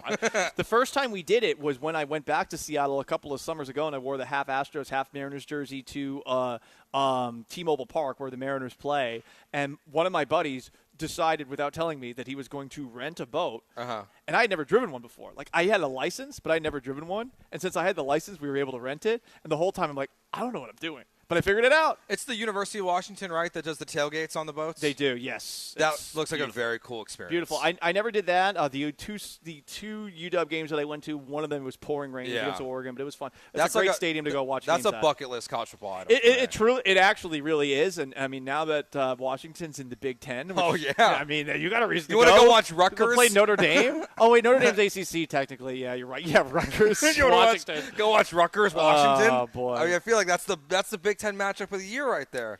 If they play. By the way, listen, guys, if you're looking to stream the NFL, well, guess what? There's going to be a new bundle for for packages. Of course there is. Comcast is going to launch a Peacock, Netflix, Apple TV bundle at a vastly reduced price, a la what you got with the Disney Plus and the Hulu and the ESPN right now. Okay. So how about that? I'm curious what vastly reduced is. I know. That sounds like a because load of Netflix crap. is just going to keep going up. Yep. They say it will be a very compelling package. Of course they will. They're the spokespeople for the actual Netflix app is going to itself. be crazy soon. You're going to have the NFL, WWE Raw in 2025.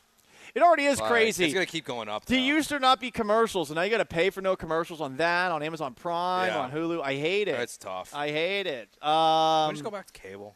Honestly, just cancel all the apps. They you know what? There's streaming TV shows. It's great, but ultimately, you're just going to feel like you wasted a bunch of time at the end of it. That's how I at least feel. I agree. Also, a waste of time driving a boat in the Strait of Gibraltar because an unknown number of orcas continuously are sinking I saw yachts. this. Yeah, They're going after boats now. Listen, they're smart animals, and they are orca whales, trolls. I think that's the most interesting part about them. Like they see a great white shark, they're like, "Ha, I'm gonna bite his liver out and kill him," because it's fun. They're gonna send seals into outer space with their back fin, and on top of that, they're gonna bust your boat up if you're on a boat in Spain. Blackfish is one of my favorite documentaries. It's very well done. Sad story, but okay. I was about to say it was like it was sad very well story. done the way that they bullied the No, like whales. it's a good story. Bully Like, enthusiast Joe Yeah, George. no, you're right. You know what? You're I'm right. not messing with you. I am. I can't believe Smallest guy at the station, bully enthusiast. Can you believe that people still, after that documentary and after having seen a couple of these things, just kill the bleep out of a couple of trainers who love these poor things? They still they love these animals. They still have those shows in San Antonio, don't they? Yeah, they do. I don't know how. Man, if watching Blackfish will make you depressed. These are smart animals. We just got them like, hey, do a flip for us, you stupid son of a bitch. All right, that does it for you us. Stupid fish. The Killer Beast will be here live from Joel the is so Decoy taken until aback. 6. We are done. We'll be live at East River 9 with the whole station tomorrow. Goodbye. Peace.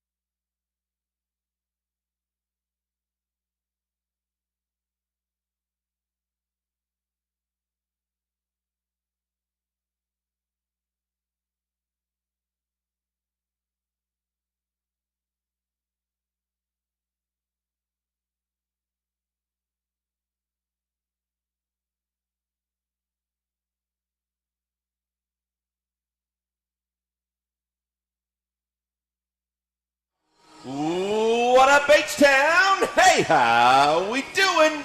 He's Blank. I'm Branham. Brian here on site. We're at the Decoy in Spring Branch. Come hang out with us. Good way to get out of the rain. Happy hour specials each and every day. Awesome spot. They're having a volleyball tournament here this weekend, too. So make sure you get out to the Decoy all the time. Tonight to see us, and then this weekend to play in that volleyball tournament. Astros win a baseball game yesterday. They're kind of rolling. 6 of 7 now for the Houston Astros. 1-4 in a row. It's a team that's maybe, are they heating up? Dare I say they're heating up? I honestly, I feel good about it. I hope so. I don't know exactly what to make of it because of the fact that we've said already, look, the schedule and the way it plays out, they're not playing the best of opponents, but it doesn't matter at this point. You got to take advantage of every opportunity to get back in this thing. The fact that you're 5.5 in the 5.5 out of the division is fantastic. The fact that you are within arm's length, I would call it, and you're playing bad teams. Take advantage of the schedule. Keep doing whatever the hell you're doing, whether it's squeaking out victories or getting wins, no matter how you go about it. But take care of some business right now and make this thing interesting again. Yeah, Fromber gave you what Fromber, what you absolutely needed. Like the bullpen killed you, or the bullpen was just, Dusty Baker used to say that they were, what was the old saying he had? They were upside down. The bullpen would get upside down. Mm-hmm. And the bullpen got upside down after Blanco got ejected after 3. You had to go to everybody in the bullpen after game 2. And we were talking about yesterday. Fromber has to go distance, and Fromber not only goes distance, but he goes really good distance. 7 shutout innings. Seth Martinez pitches the final 2 innings. You're able to save the bullpen, so you're actually in pretty good shape immediately after that game yesterday. Because if he goes 5 and you have to throw Martinez for 2, and then you're searching for somebody else, maybe it's Dubin, but it would really put you in a bad spot today. For him to kind of fix the problem immediately is obviously huge because you win the game yesterday, but it also sets you up for the games that you have in store coming up in the next few days. Absolutely. It's almost, we talked about it when you and I were talking about the game the night before, that the unsung hero was Hader being able to go 2 and do something so you didn't have to see Dubin in the extra inning. Well, I think Seth Martinez gets your unsung hero last night because of the fact that he did what you said. He gave you 2 innings. It wasn't completely out of reach. I mean, it got a little interesting in the 9th, but the fact that, you won the game 3-0. He didn't do anything to hurt you. He saved your bullpen because you know damn well with Javier on the mound tonight, just like you were hoping to get an extended outing from Fromber. Normally that's, regardless, is going to be 5+. He gave you more than that, and now because you don't know what to expect from Javier overall, and even if you get good Javier, he's probably not going to give you very much more than 5, to where you're going to need some guys coming out of that pen, and now you're fresh to be able to do that. Yeah. It's scary that Javier, after what he did in his last start, is the starter today. It is. You don't really know what to expect. It's almost like it's like last year towards the final month and into the playoffs where you had no idea what Javier was going to give you. And that's kind of the feeling you have going into his start today because he was so poor in that first start back in Detroit. Now, it's a better situation because you've won the first 3. You're going to win the series no matter what. You've got a ton of momentum going, but this is the kind of guy that this is the guy you're relying on to be a part of how you get better and stronger and more dominant as you move down the tracks so that this team can get back to being a contending type team. He's got to be a part of that. So you're easy to wipe that one under the rug last time by saying first game back. He's got to kind of get his wherewithal back with him, and his arm's got to get back up. This is the time right now where you want to keep this thing rolling down the track, and you don't need a speed bump based on another bad start from Christian Javier. Yeah, I don't know if I can just dismiss it as first game back, though. I don't look at that start. I'm like, it's first game back. He's cool. No problem. I have faith in him. I don't dismiss it at all. I'm not saying I have faith in him, but I'm saying the fact that he took a neck injury that he just slept wrong, which wasn't supposed to be much at all. He did miss some time, so you're wondering, how rusty was he? I'm not telling you by any stretch of the imagination. I've got total confidence in Christian Javier. I'm saying that's a guy that they need. Oh, yeah. But if that one was the one that you just say, hey, he was rusty, coming back, hadn't pitched in a while, so be it. But that's got to stop now because this team is finally starting to play like we expected them to play all year, and they can't afford to have any hiccups. Yeah, that's just not back of mind. It's in the front of my mind. That outing is in the front of my mind with how bad that he was. in Detroit. And if he pitches well today, then I think we can say, okay, more back to mind because he got back on track. He just wasn't ready, et cetera, et cetera.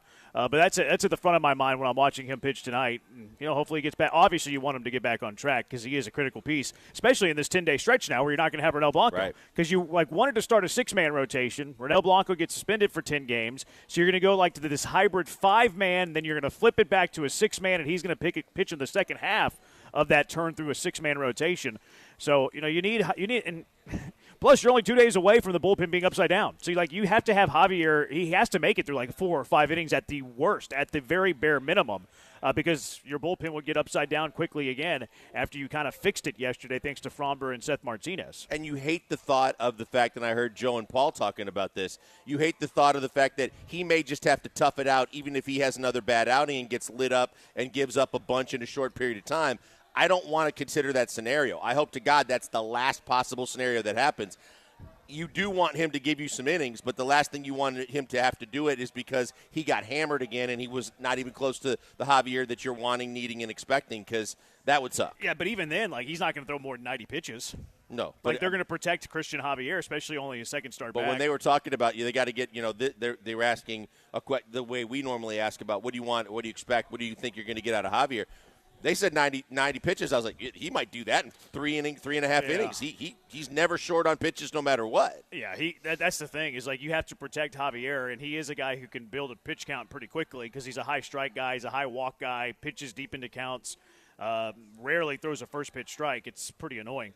713-780-ESPN. Your thoughts on Fromber, Seth Martinez yesterday, Game 3, Astros. Are they getting hot? Are you starting to believe this hot streak, too? The fact that they've won 6 of 7, the fact that they've won 4 games in a row. Are you starting to buy into this for the Houston Astros? Is this who they are? I thought it was interesting, Fromber talking after the game, because Fromber Valdez has made 7 starts now this year, 6 starts this year. Yainer Diaz has caught 2 of them. He caught the very first game of the year that Fromber pitched was opening day, and then he caught yesterday. Every start in between was Victor Caratini. And it seemed like Victor Caratini was turning into the personal catcher for Fromber Valdez. I kind of thought he was going to be the personal catcher for Fromber Valdez. Yesterday that flipped. He was asked about it post-game, Fromber was. And Fromber said, look, we have a good relationship, Yainer and I don't care who catches me. So I think we can put that notion to bed, that it doesn't have to be Caratini catching Fromber, and I think we can put the notion to bed that Fromber has a personal catcher on this year's team. Last year he certainly did.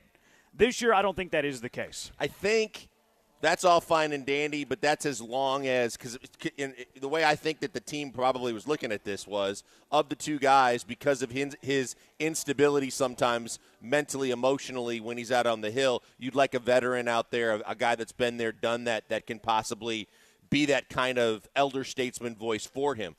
That's fine and dandy with Yainer as long as it's all cruising and moving and working. But it's going to be interesting to see because last night he almost had a hiccup when he got the balk called on him, and you could tell as much as he was trying to just play it off and he wanted to get back on the mound and pitch, he was a little rattled after that. His tells when he smiles. He tries to deflect his emotion by smiling. His outward expression is trying to contrast his inner expression and his inner attitude.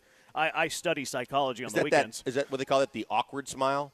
Yeah, maybe awkward, maybe uncomfortable smile. Yeah. I think he's trying to mask his inner feelings more than anything else. A lot of times, we as humans will mask our inner feelings with how we're trying to show the world our reaction on the outer.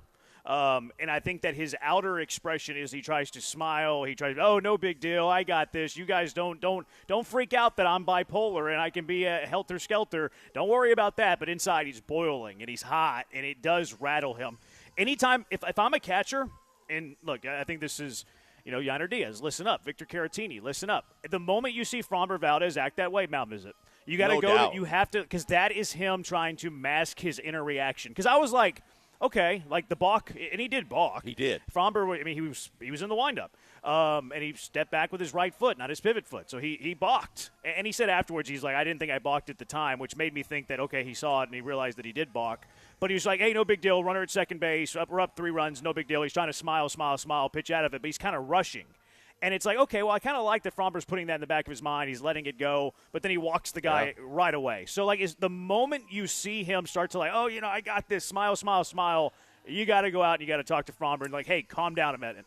Breathe. Let's take our time here. And you know what? It's not just them. It's Miller and Murphy, too. It's watching that, knowing that, and being able to pounce before it's too late on that, because you're right. I mean, he's going to go be more aggressive. He's going to rush it a little bit more in terms of, trying to zone out on that and zone back into the zone. And in the process, he might make a mistake, leave something up, and suddenly a really good outing could turn into, a lot of trouble because of that. And the whole team's got to be aware of it, because it's something that is vital to the fact that you've got to manage his emotions if you're going to get the best out of one of your top two guys in your rotation. And we know already that that's who he is, and that's what he looks like he's back to doing. Yeah, it can't be Murphy, though, because Murphy's in the bullpen. Right. I'm just saying from the pitching coach's standpoint with the video and everything like that, everybody's got to know that that's part of the equation. Well, he's not supposed to have live video in the bullpen now, Blankers. No, Remember the Astros got in trouble for having live video. I'm saying to know that I'm saying that's to know the tendencies. Like, you watch film after every time you pitch.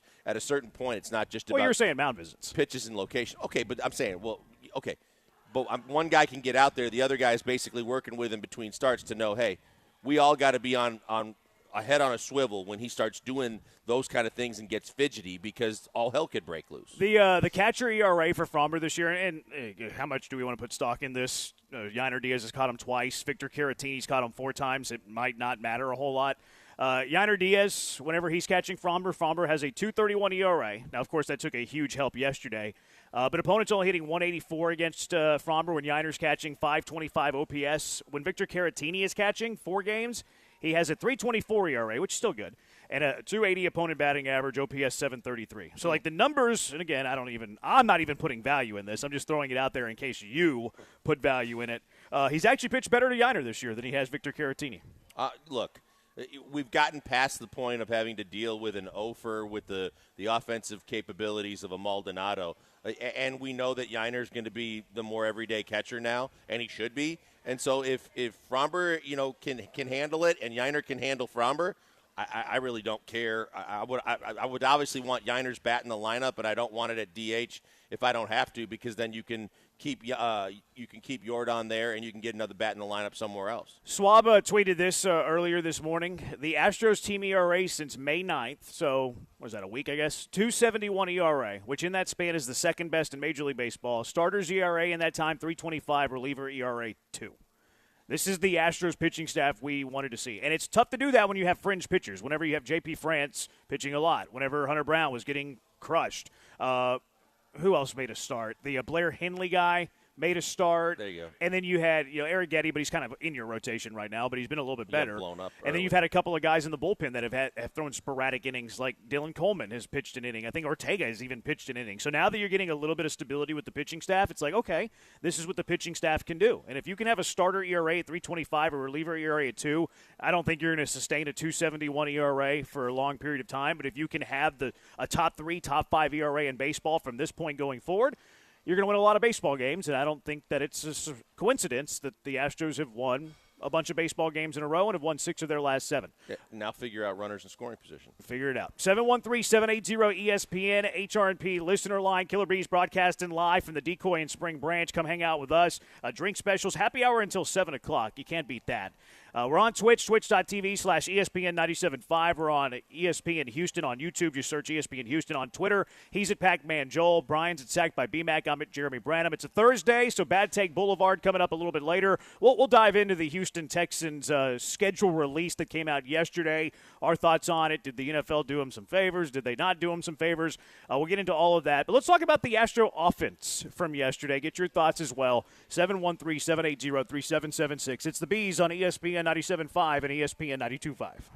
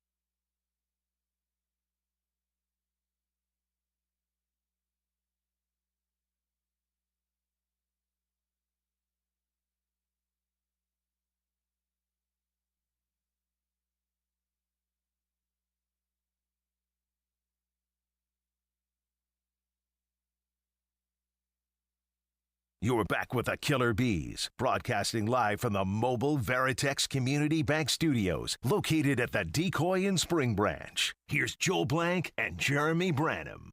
713-780-ESPN, HRP listener line, 713-780-3776.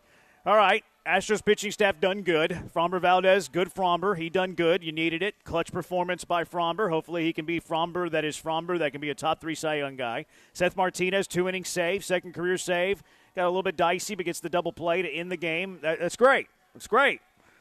We're going to talk about this Houston Astros offense that scored 3 runs off a guy named Aaron Brooks, who is the third most popular Aaron Brooks that has ever played a sport that's named Aaron Brooks.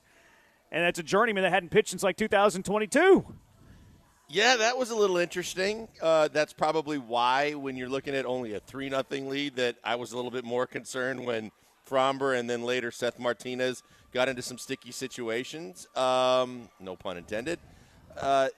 Yeah, I mean, Bregman got a sac fly, so I guess you could constitute that as being staying somewhat hot. Let's tell the whole story on that sacrifice fly.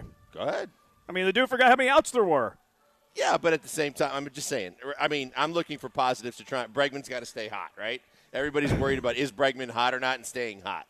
Look, it wasn't a great offensive performance overall. You take every bit of it that you can get right now. I can't explain it. I don't know if that's, no one had anything on this guy, hadn't seen him in a while, didn't know what to expect or not. They took him for granted. I can sit there and try and grasp at straws for you, but especially at the fact that they put him back to baseball lately, yeah, it was a little scary, a little dicey. I'll say that credit they scored early. That way you can give your starter a lead. I think that's like if you're going to score 3 runs in a game, I think it's good to do it early because now you have the other team that's playing catch up, and then you give your pitcher a little bit of a runway. You give them a little bit of cushion. I think it helps when a starting pitcher has cushion.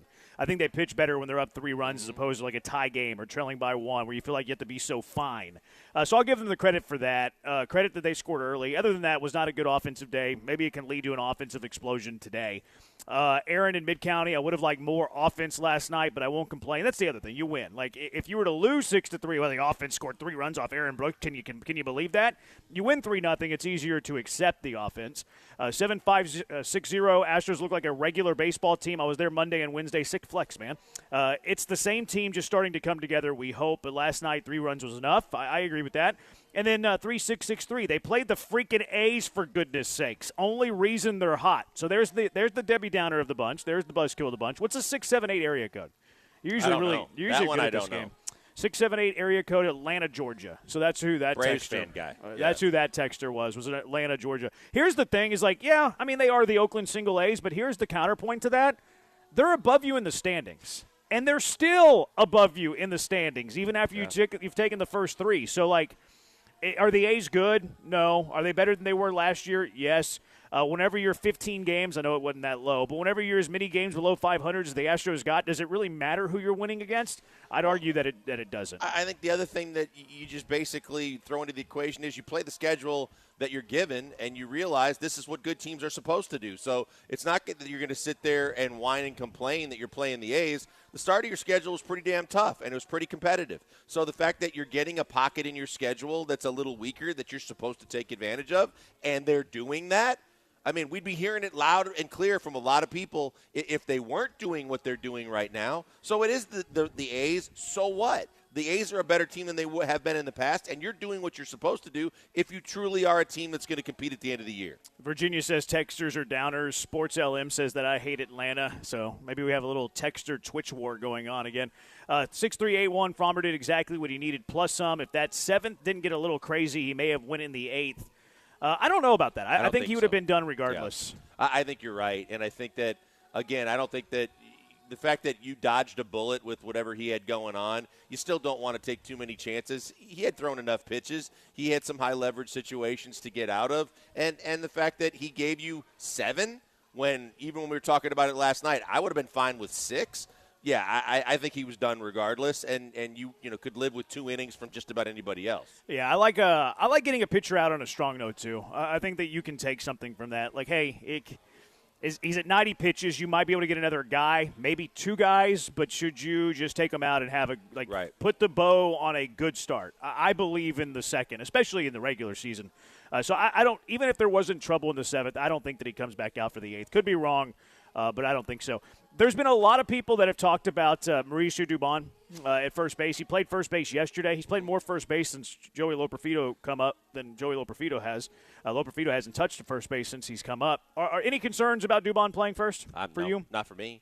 No, I mean, I don't think he's too small. I think that I trust his glove enough, and the fact that, he's just your utility guy anyway with a steady bat. I'm fine with the fact that if you want to work him into the rotation, because it really looked like Singleton needed a day off. I know Ronel Blanco's suspended, but come on now. What are you talking about? Yeah, I was just joking because you said rotation. Oh, yeah. The first base mix. Yeah, but I'm saying because you looked at Singleton, aside from the last game in Detroit, he just looked like he was gassed. He looks like he had this whole playing every day thing as much as he wanted it. He looked like he was a little worn down. So if you can work a rotation in, and that's Dubon instead of Loperfido, because you can't take anything away from Loperfido, who got another hit last night, and every time he's in the lineup, maybe he's not going deep like you expected with his minor league numbers, but he's getting hits for you. I like I'm with you. Like, I feel like this this notion that, Dubon can't play first, he's not familiar, I think it's silly. I think you're disrespecting Mauricio Dubon's athleticism and defensive prowess. Like, he can play anywhere on the field, but he's not capable of playing first base. Like, give me a break. First base isn't, no offense to you first baseman out there, first baseman isn't as difficult a position as shortstop. It's not as difficult a position as center field. Are there nuances to every single position that you have to pick up on? Yes, there are nuances to every single position that you play, but I think that he's capable of picking it up. Now, he might show where he's like a little green here and there, but over the long haul, I think that he's fine at first base. I have no problem playing at first base. I would like them to use the hot hand there. Like, you got to go on matchups. You got a righty today, Estes, who hasn't pitched a lot in the big leagues, like 15 innings, but his 15 innings, he has huge splits where lefties crush him. So, okay, today's probably a day for Singleton. But also play the hot hand at times. I have no problem with Dubon at first base. Some people are, he can't play first base. Like, no, yeah, he can. Like, if you can win Gold Glove at the utility spot, you can play first base. We've talked about it previously, too. I mean, if you've got soft hands and you're good at fielding a baseball and you've played infield, like, by the way, Yuli Gurriel, you can be converted into playing some first base. And it ain't all that hard, and you can have some success. And if you're in a desperate mode, those are the kind of guys that are far easier to get to convert to play a few days at first base. It's just knowing where your foot is and what foot gets to the base, as opposed to sliding your feet and making quick throws with the infield. You're fielding more from throws than you are off the bat. But other than that, I have total confidence that Mauricio Dubon can be your backup first baseman when Singleton needs a break. Most guys, unless they're huge sluggers, played other positions coming up prior to first base. Like Bagwell played third. He did. You mentioned Yuli. Yuli played middle infield in Cuba, played third base, and then they moved him to first. Had never really played first base in his life, or at least not a whole lot of it. I find the notion to be very silly. And then last one, news, the Astros did trade Brandon Bielak to the Oakland A's. He just has to, he hadn't been in the Astros clubhouse recently, but just has to go down the hall to join the Oakland single A's. He'll probably pitch tonight and shut the Astros down. They set him down already. I think they already optioned him down? I think they optioned him to I didn't think he had options. I thought that they said he was being assigned to I thought I saw one of the tweets. I don't know if it was Chandler or someone. I thought someone said the A's are signing him, and then they've already assigned him or something like that. I could be wrong. Yeah, I don't know how you could do that. I mean, he doesn't have options. Okay. He didn't have the. They would have to DFA him again, and yeah. No, then I could have been wrong. I thought I read that somewhere, but regardless, look, I haven't been the biggest fan of Bielak in his career, but especially lately, and it's tough because people know the names of Corey Julks and Brandon Bielak, but give them a chance to try and get a fresh start in a new organization where maybe they find something. I think we saw enough of Brandon Bielak to know exactly what he was. He's an innings eater, whether it's a blowout one way or another. He's a spot starter, and occasionally he can find something to give you a quality start. But overall, I don't think his stuff and his arm strength is anything that you should feel bad about the fact that he's no longer an Astro. No, I was gonna have fun with it. How much cash did you get? Because you traded him for. If we want to be serious about it, I would have kept Brandon Bielak. I would have optioned Sean Dubin because I think that Brandon Bielak's role on this team as a mop-up reliever actually pretty valuable, more valuable than what Dubin gives you currently. I think Dubin's a better pitcher. But Bielak in that role, I think, suits him better because, 180 pitches in a week span. Not many people can do that, and I think that's Bielak's value. But that's small peanuts. Because I was going to say, just nitpicking a better pitcher, I think Bielak can find the strike zone better than Dubin. I think Dubin probably has better stuff and a faster fastball. But I mean, that's just another way to look at it. I think what frustrates the hell out of me is Dubin can't find the zone, and he misses badly a lot. Whereas at least when Belak was out there, he didn't have dominating stuff per se, but at least he could find the zone for you.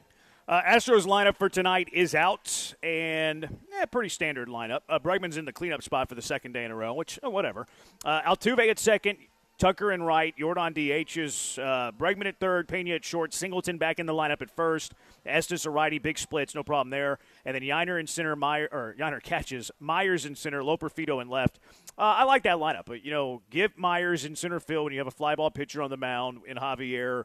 I like that you have your lefties in there, Singleton, Loperfido, because you have a righty that has pretty big splits. If I'm going to nitpick this lineup, and I like it, I like this lineup, let's be clear, I would flip-flop Loperfido and Myers. I would have Loperfido 8, Myers 9, but I'm not going to die on that Towels Hill. And that's fine. I mean, I can see it. I can see your way for sure. Again, Jake has been hot of late, but I like the fact that Joey Loperfido's been very steady. I know there are people who are saying he hasn't hit a home run yet. He's supposed to be a home run hitter. Right now, you don't need that. You just need to get guys on base and keep setting the table.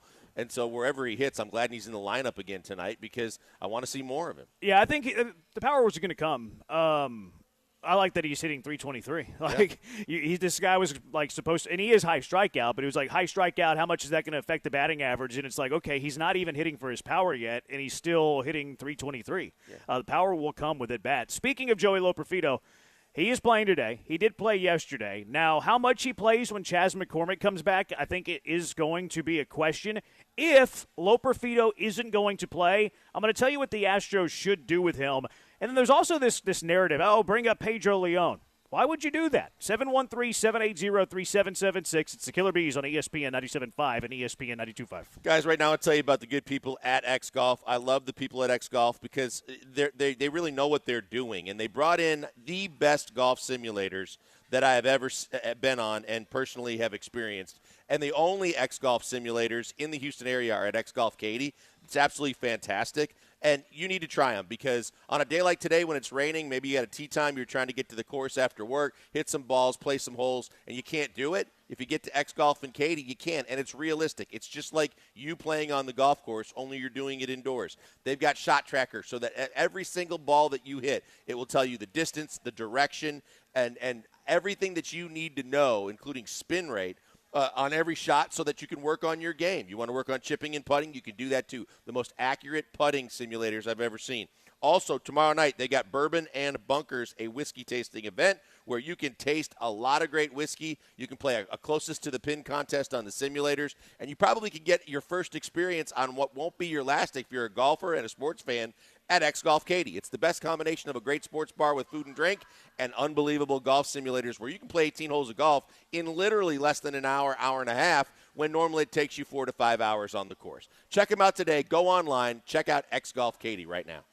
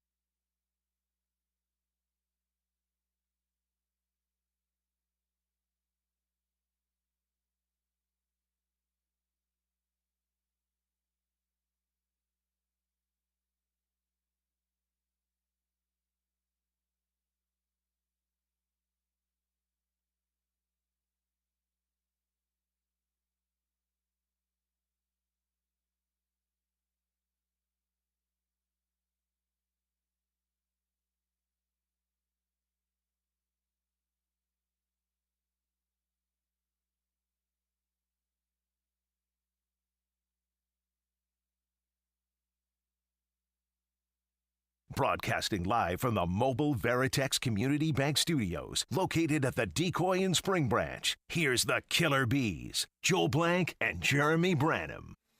Killer Bees live from the Decoy Daily Specials. Happy hour until 7. You can get a Modelo for very, very cheap, which is always fun to do. 6941 looking forward to Milwaukee. They're looking good right now. The real eye test is right around the corner. Are you ever conflicted whenever Milwaukee Never. plays? I know you're not.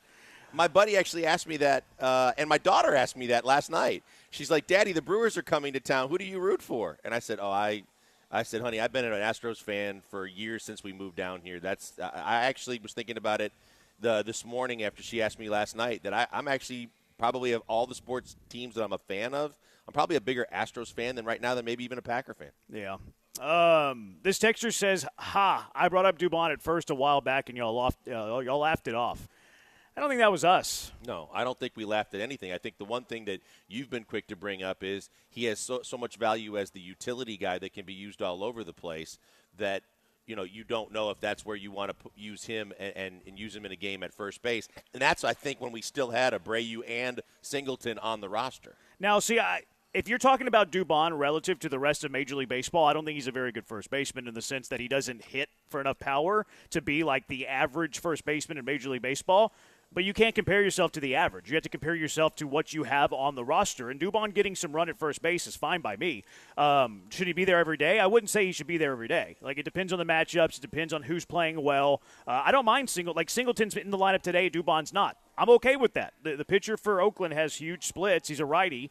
Give Singleton an opportunity. And if Singleton catches fire, keep Singleton in the lineup. If Singleton's ice cold, Dubon's red hot, then play Dubon. So I'm okay playing the hot hand. That's the biggest thing. The biggest thing is you need production out of your corners on the infield, but more so when you're looking at what the Astros were getting in terms of lack of production at first base. Sure, it's easy to say the Major League average for anybody playing first base on a team to get these kind of stats is one thing. You were getting absolutely nothing when Singleton was platooning.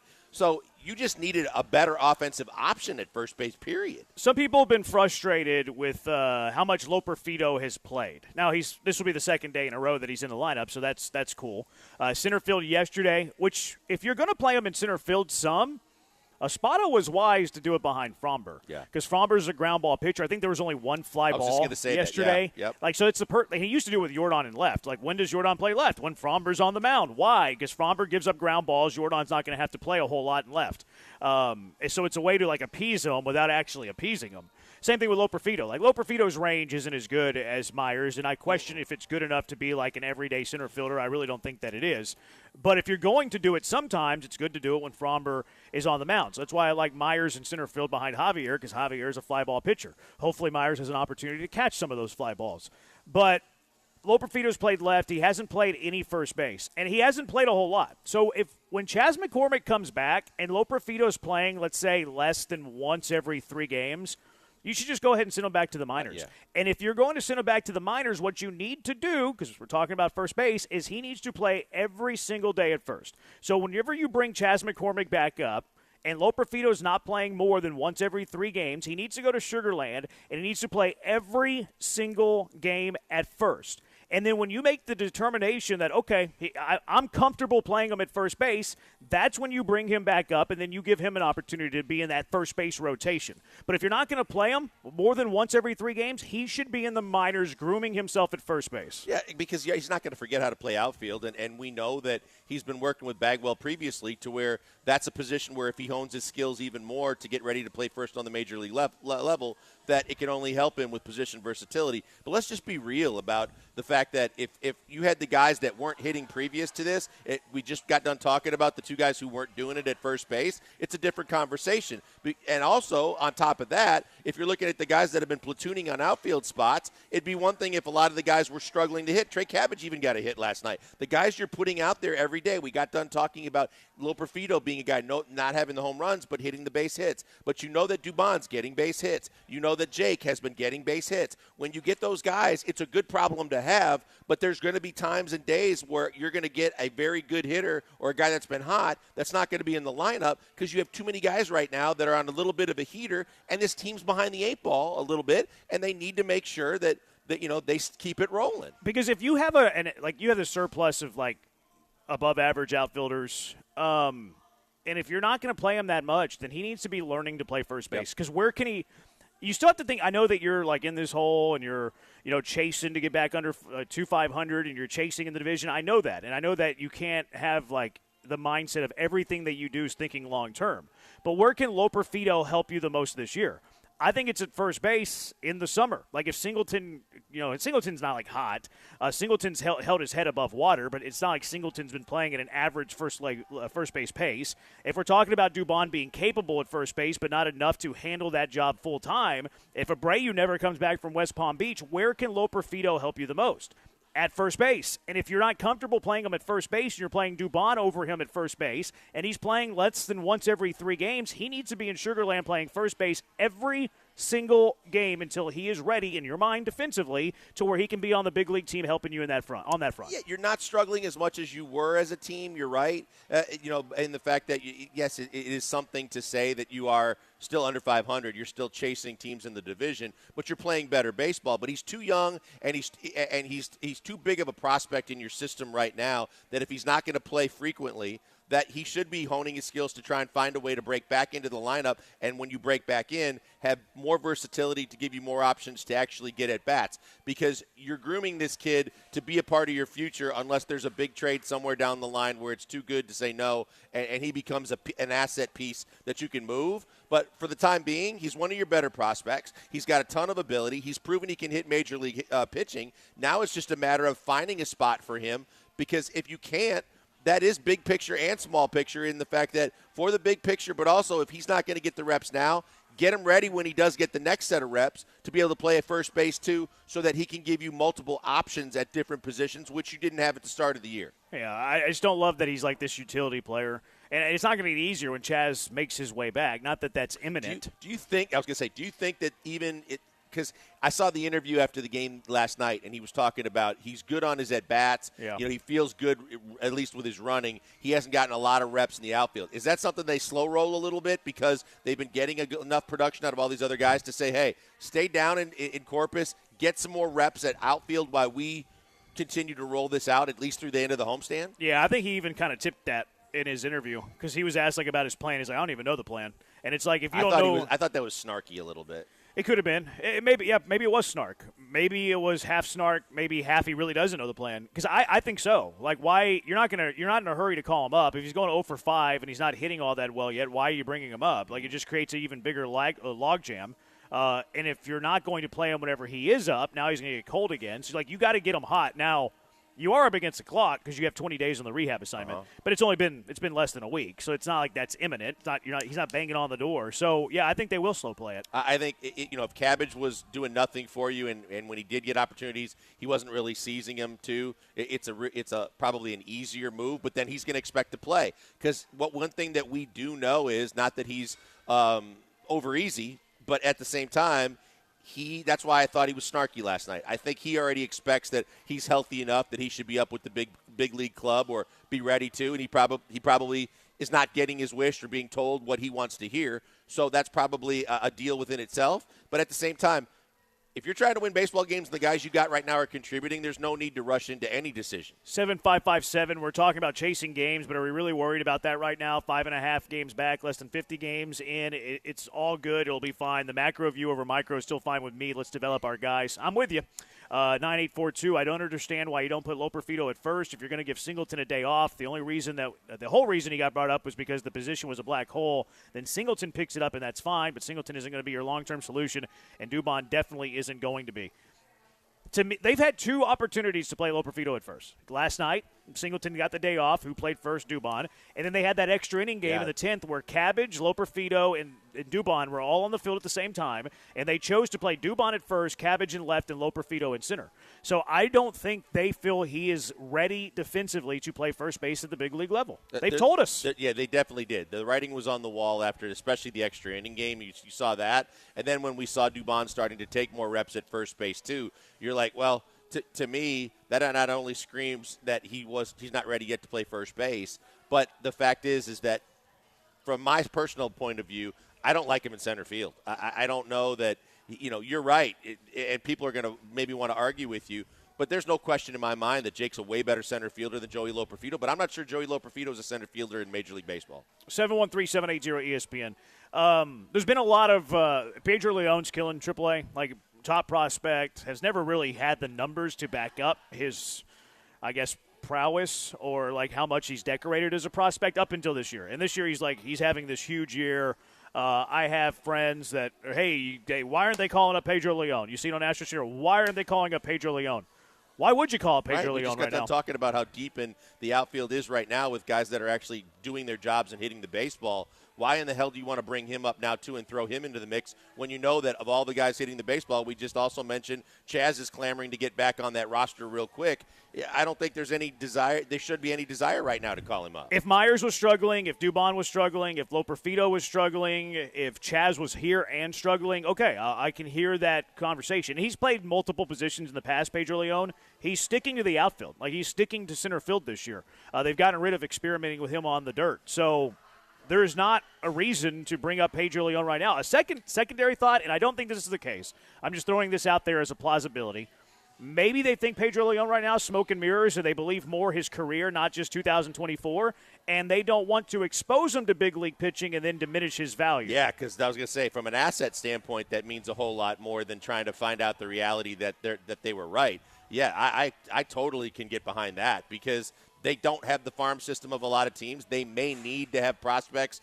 And I go back to the Dela Cruz trade a couple years ago where there was a guy that basically no one had looked at, thought about, or had value to across baseball, and he wasn't a top 100 prospect. He got hot for a year for Sugarland or half a year, became a trade piece that got you someone else's closer in Yimi Garcia that became a part of your pennant stretch run. Great. Then keep his value up because there is really no place for him right now on the Major League team. 6-3-8-3, once Chaz comes back, do you think Joey will get to play first base? I think it's possible in Sugarland.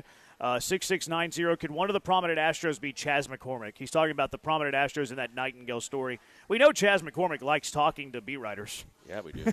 So, yeah, I would say that he could be one of the more likely ones. 7869, did they slow Pedro Leon's growth by trying to make him as an infielder? No, I don't think so. I think, honestly, having seen him up close and personal when we were out in Sugarland, I was surprised at just how small he is. I don't think that. I think that it seems like he would be a natural middle infielder type fit in Major League Baseball. But if he's going to play the outfield, he's just going to play center, right? Yeah, size doesn't matter to me. You have Altuve, you have Bregman, like they're tiny guys as well. It's more about the personality of the player, I think. But 7869 says, did they slow his growth? I think that there is something to that. Like, it's hard to quantify and it's hard to, like, actually define. But whenever you're, like, there's a reason that guys are pitchers only. There's a reason that guys specialize in certain things. So I think it's possible. It's very hard to, like, prove. You can prove it. But I do think it's in play. But I would say that the biggest reason for his growth is his change of approach at the plate. Like, he's not chasing at stuff anymore. He has better command. He's got better plate discipline. I would say that's the biggest reason for his growth this year. But I'm not going to dismiss that 7869. I do think that it's on the table. I just can't define to you how much and prove it to you. All right, 713-780-ESPN. I have a path to the playoffs for the Texans. A path to the playoffs. Do you believe me? It's the Killer Bees on ESPN 97.5 and ESPN 92.5.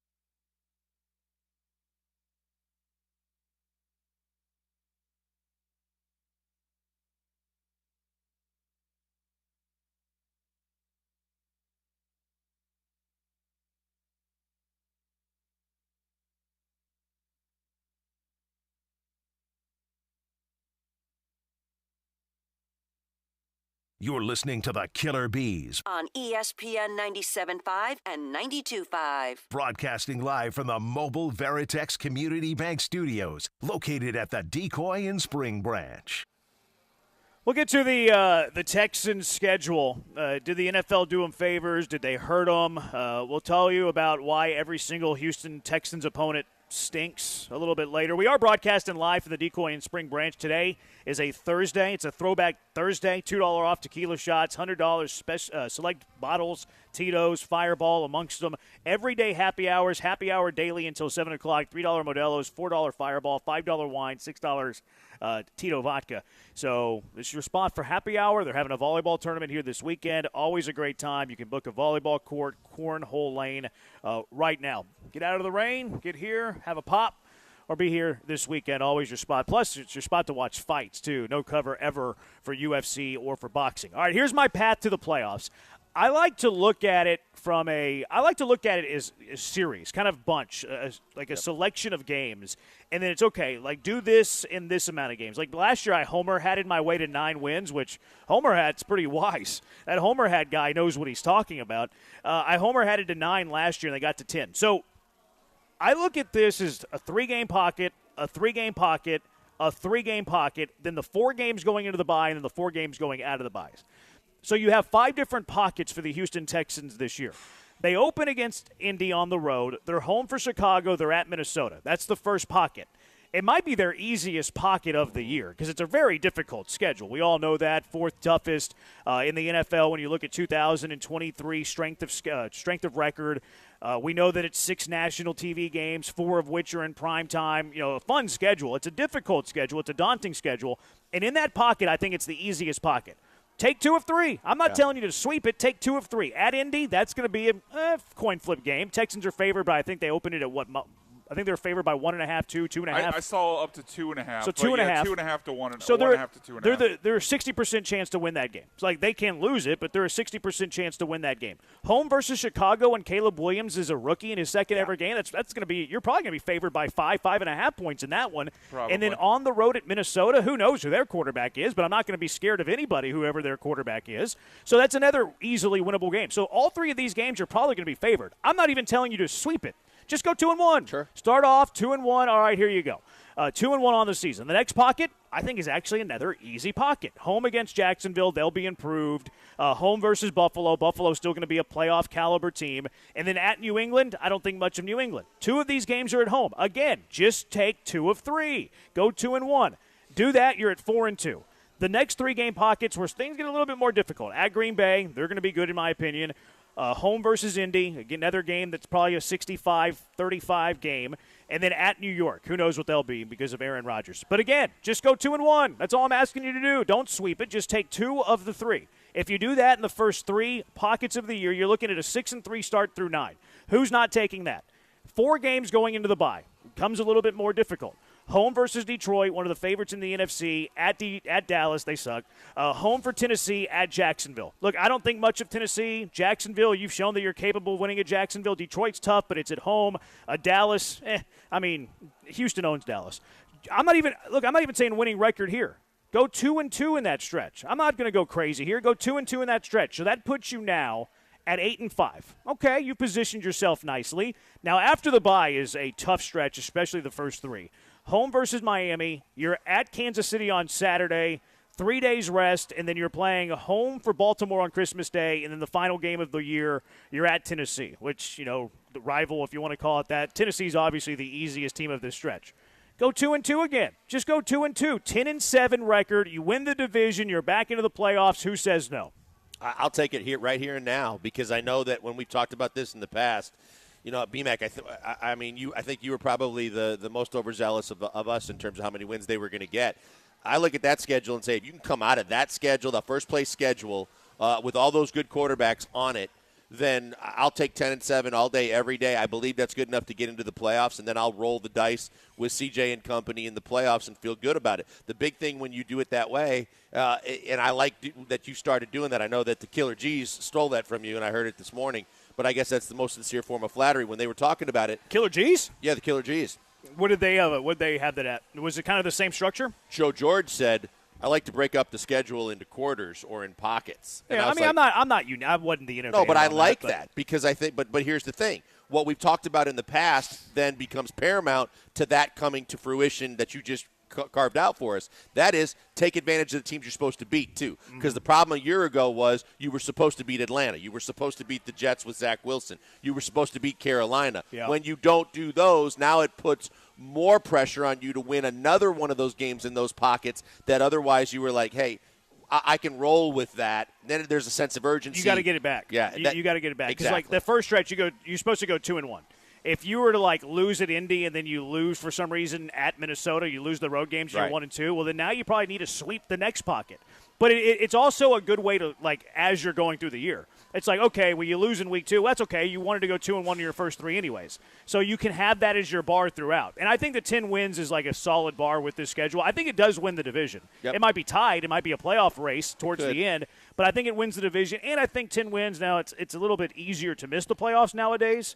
No, it's not. It's easier to make the playoffs because there's an extra spots. team. More teams, So yeah. 10 wins get you into the postseason. I know sometimes it might not, but I feel comfortable saying 10 wins is going to get you in. Give me the 10 wins against this schedule. Get into the postseason with Stroud and this offense and a defense that hopefully is good, and then you make some hay once you're there. Yeah, I think when you look at it too, looking at it in that way allows you to stay more even keeled. Like if you get off to a hot start, maybe you catch all 3 right off the bat. Then you realize, hey, if we do take one that lose one, take one in the shorts that we were supposed to win, but that's okay. We got an extra game there. We're going to be okay. We're going to be fine. We still are in a good position. It's where you also start facing the panic of going, I got to put the pedal down a little bit because I did lose a couple of those easy games that I had.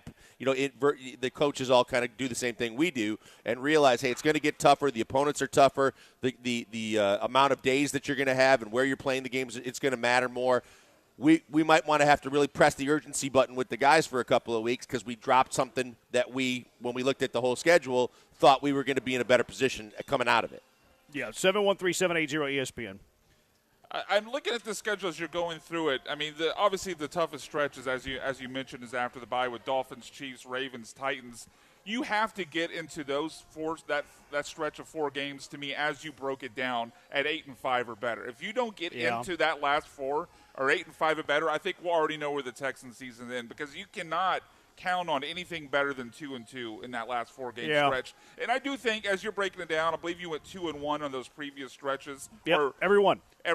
I do think there is a stretch or 2 where you can maybe I would even pencil in a 3-0, but then there's another stretch with that Packers, Colts, and Jets where I might pencil in a 1-2. So that kind of balances out. But overall, you have to get into the bye at 8-5, or we're probably going to look at the 2025 season for the Houston Texans. I wanted to go conservative. Like I didn't want to. Like this texter says that I know it doesn't work like this, but the Texans should be 9-0 going into the Lions game. I don't think that any.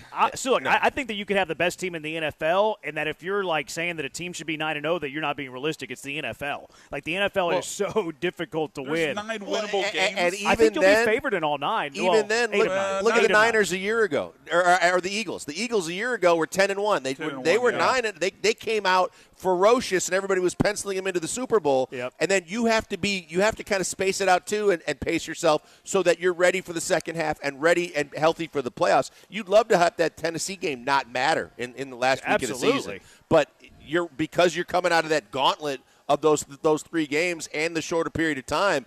You're just hoping you're in a position where it doesn't matter as much, or that you don't need that game. Yeah, I think it's unfair to say a team should be 9-0. That a team, any NFL team, should be 9-0. Like if you're the best team playing the worst team in the league every single week, I still think it's unfair to say that team should be 9-0. I mean, how many teams throughout history start 9-0 or better? Probably more than we think. But again, we go back. I would say it's less than an average of 1 team per year, though. Oh, for sure. Yeah, so I mean that's a very unrealistic or unfair expectation. And we just go back again to that same Texans team with that same schedule a year ago and say, well, if you think they should be 9-0 or they will be 9-0, well then that you damn well better not do what you did last year because you were supposed to beat those 3 teams you didn't. Now, to the Texters' defense, I think they're favored in at least 8 of those 9. They're already favored at Indy. So what is the one you don't think they're Let's favored go through in? it. They'll be favored against Chicago. They'll be favored at Minnesota. They'll be favored at home against Jacksonville. Are they favored at home against Buffalo? Yes. I think it depends on the start. Yeah, exactly. But if they were handicapping that game today, I think they'd be favored. I think it'd be about a point. maybe a point. I think there's point and a three half. teams that. Let's keep going. At New England, they'll be favored in that game. At Green Bay, this is where I don't think they'll be favored. I would lean no. I mean, depending on the start, Yeah, I but would lean no right If we're now. handicapping it right now, I think they're a 1.5 point dog. Yeah, in there's that game. 3 games, and that's another one that depends on the start for every. Well, ahead of Detroit. For both teams. But I'm saying that was another one on my list that going into Lambeau. Now, it's good that there's not going to be snow in October, but at the same time, that's a tough place to play. Home for Indy, they'll be favored if they're Yep. favored on the road. Yep. If we're handicapping it today. At New York, if we're handicapping it today. It depends on if But we're handicapping it today. Handicapping today, I would still I say don't the think Jets so. are favored I just think- because they're a public team. You think Jets are flavored? The Jets are favored by a point and a half. I think I said flavored. There's no flavor up there. Yeah, point and a half. You think the Jets are favored by point and a half? At least. I don't. At least. I do. They improved their defense, and if Rodgers is healthy, they gave him more weapons. They improved the offensive line. At home in New York, I think they'd be I think favored. it's a pick 'em. I think it's a pick 'em People are game. going to remember what happened last year. The Texans, I mean, not only did you lose to Zach Wilson, their defense kicked your ass. Yeah. I mean, that was an absolute beatdown Yeah. that the Jets defense That's gave true. the Texans offense. All right, so you said. So I think they're y'all went Jets. I mean, y'all outvoted me, so that's 2. Underdog, Green Bay and the Jets, Underdog yeah. in 2 games before the Lions. So if we just go strictly off how it's handicapped We today, pushed they'd Buffalo? be 7-2. No, I think they're favored at home against Buffalo. Well, yeah, I think you were maybe on the fence on that. Yeah, Jeremy I and think. said Yeah, they'd be I favored. thought that was depending on how Buffalo starts. Let's finish the exercise. Are they favored at home against Detroit right now today? No, I would say I would lean no. I think they are I think it's the same thing. I think at home Yeah. on Sunday night, I think by a point I think and a so. half. I think so too. At Dallas, I would say I don't think so. let's go 1-1 between Detroit and Dallas because I think Sure. we're both probably all on the fence Sure, on those sure. two. Home Yeah. for Tennessee, Favored. at Jacksonville. They play well there too. I think they're favored. Yeah. Probably like a point and a half. Home yeah. versus Miami, Yeah, at home, yes. Yeah. at KC, Underdog. home versus Baltimore, Underdog. Underdog. at Tennessee. Favorite. So we had 5 underdogs. Okay. We had so 5. If they're handicapping today, we had 5 That's underdogs. 12 We and have 7. we have at Green Bay. We had at the Jets. We have 12 and 5. either Detroit or Dallas. That's 3. We had at Kansas City 4. We had home versus Baltimore 5. Mm-hmm. So if we go strictly off how they'd be handicapped today, us predicting it, that's 12 games they'd be 12 favored. and 5, yeah. 12 games they'd be favored. 713-780-ESPN. HRP listener line. What do you think of the schedule? 713-780-3776. Also, we're going to tell you in 3 words or less why every single opponent the Houston Texans play suck. It's the Killer Bees on ESPN 97.5 and ESPN 92.5. First, I got to tell you about Sinlon. I know you've been thinking about turf for your yard, whether it's because you're tired of mowing. It's easier to maintain. It's nicer. It's beautiful.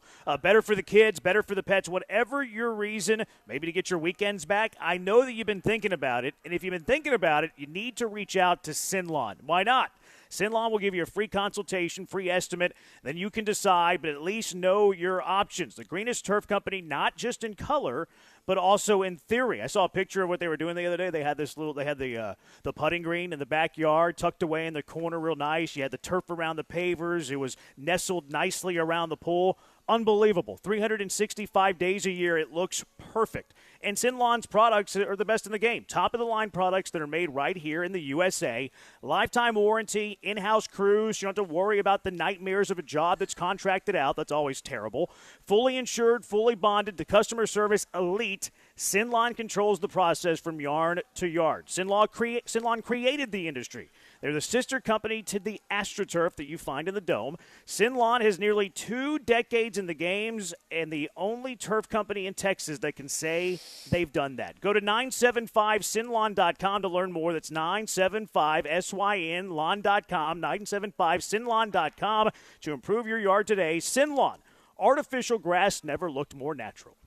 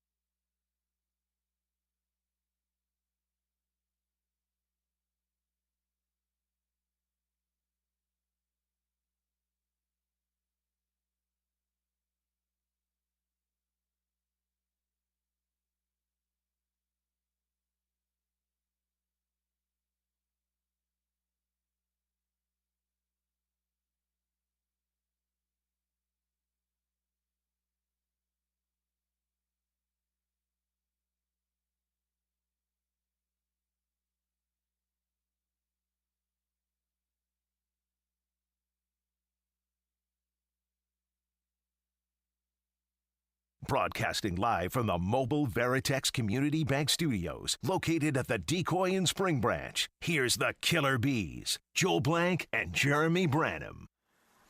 We are at the Decoy. Great spot for your happy hour. Every day, happy hour until 7, too. 8410, how do the Texans own the Cowboys? 2-4 all time, you clown emoji. I don't know why he would call you a clown, Blanker. That's mean of 8410 to say that. Don't let the facts get in the way of a good burn, Cowboy fan. Just having a little bit of fun. 713-780-ESPN 4321 until the Texans can show me their secondaries above average and can shut teams down. I'd be happy with 10-7. I don't think there's a problem scoring points. I think there's a problem stopping them. See, that's interesting to me because you grossly upgraded all your pass rush. And I think another year of Stingley is only going to get better. Yeah, it's easy to say you want to question the two guys you brought in. But, I think overall the quarterbacks are going to have less time to throw it. I think that they still could do other things in the secondary. And I like King if King has to be an option. At least I know he can play the run and he can hit really hard. But I think in nickel situations or wherever he is, he's fine. There's a lot of pressure right off the jump on a rookie at the other corner if he's going to play there. But I'm not that. If I was going to say my biggest concern with this team right now going into the season, I don't think it's the secondary. What would it be? Left guard. Okay, that's fair. I think it's fair to be critical of the secondary. Now, where I would defend the secondary is that you, in my opinion, boosted the pass rush. So if you have to defend through the air less time, that it's just going to make the secondary better. So I would, I think it's fair to critique the secondary, but I don't see it being this major problem to where you're not going to get to 10-7. Yeah, no, I think that, Bullock and Lassiter are going to be guys that whether they start right away or not, I think you have depth at the positions because of them that I don't think you really had last year. I think, again, there's reason to watch the secondary, but I would start, if I'm going to look at where I'm concerned with, I'd start with the left side of the center and the left guard of the offensive line. Now, you can't survive an injury there, though, to Stingley. Like, you can survive, if Okudah gets hurt, okay, I think you can survive that. If one of the safeties gets hurt, I think you can survive that. I think you can survive Will Anderson missing a couple of games or Donnell Hunter missing a couple of games because of your depth on the defensive line. Not, a serious injury for multiple weeks. Plus, you got J.J. Watt. The one guy, the lifeline that is J.J. Watt. The one guy on the defensive side that I think you cannot lose defensively would be Derek Stingley, because now you're right. Pretty toast in the secondary. You would be in a tough spot. And I want the Texans to sign Stephon Gilmore. I was just going to say, you could be picking up the phone, calling Stephon Gilmore, Xavier Howard, someone else that's a veteran that would be a emergency bleep, we need somebody type guy. I mean, I want him now. I don't want to get to that spot because now you're missing. I mean, if you're waiting until an injury happens, then they're probably picked up. They're both gone. Like that to me is one that you should be making now with this little money that you still have left. Like, bring in Gilmore. Either guy. Bring. Yeah. I mean, if Howard too, if he's like, I still want to be in Houston so bad. Wanted to be okay, here. well, sign for a cheap deal. Yep. Sign a cheap deal, and then what's the risk there? There is no risk. And I think you can do the same thing with Gilmore. I think you can sign now. I think Gilmore would be more expensive because I don't know if his desire to be in Houston is equal to Howard's desire to be in Houston. But that's still a call I'm willing to make. Like, hey, let's see what that looks. And it's a 1-year deal, so it's not like there's this huge risk that's put on it either. And if you truly believe that, at least whether the signs point that way or you just believe they're all in for this season. If you're all in for this season, then there's two guys out there that could give you a better chance at the other cornerback position. It adds depth across the board. Sure, that does that too. But you got two experienced guys in the case of Gilmore who played pretty much the whole season last year. I mean, enough to prove that he can still play. At a pretty high level. Yeah. At a pretty high level. All right, let's talk about 3 words or less, week by week, why every opponent on the Houston Texans schedule sucks. Blankers, do the honor, please. Okay, so to me, the first one, September 8th at Indianapolis. We said 3 words or less, 4th and 1. Okay, next. Oh, I got to do all of them at the same time? I thought we were all going to. Okay, all right. 4th and 1 in the first game at Indianapolis. Versus Chicago, I had 2 of them. One, most people would understand. Bears still suck. That's just like, that's religion. This is way more than 3 words. Wisconsin. It was Bears still suck. It's more. Okay, keep going. Caleb ain't CJ. How about that? Both work. All right. At Minnesota, Grenard's a quitter. September 29th, Jacksonville. We own the South. Buffalo, Stephon Diggs, Houston. Get it? Stephon Diggs, Houston. New England, Brady loves CJ. Green Bay, we ain't Dallas because they own Dallas. Indy, thanks for CJ. New York Jets, Princess Rogers Playdate or Red Weasel Roadshow. Detroit, steel kneecaps here. Dallas, Energy Stadium North. Tennessee, you ain't us. Jacksonville, at Jacksonville, no tarps allowed. Miami, McDaniel vapes in game. Kansas City, pass the torch. Baltimore, no fly zone. And Tennessee in the final game of the season, our owner's better. Colts, GM hangs out with Lance. Caleb Williams, a rookie. Skoll, more like suck. Duval, more like darn. Buffalo traded away their best receiver. Drake May for New England. Green Bay, Blankers hates Jordan Love.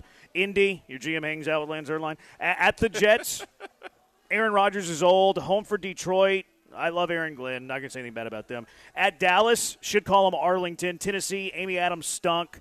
Jacksonville, Duval, dang, your team's terrible. Miami, speed kills, but not against the Texans. Kansas City, Travis Kelce dates Swiftie, and his fans are all 14. Baltimore, Lamar Jackson's can't throw the ball. Week 18, Tennessee, Will Levis.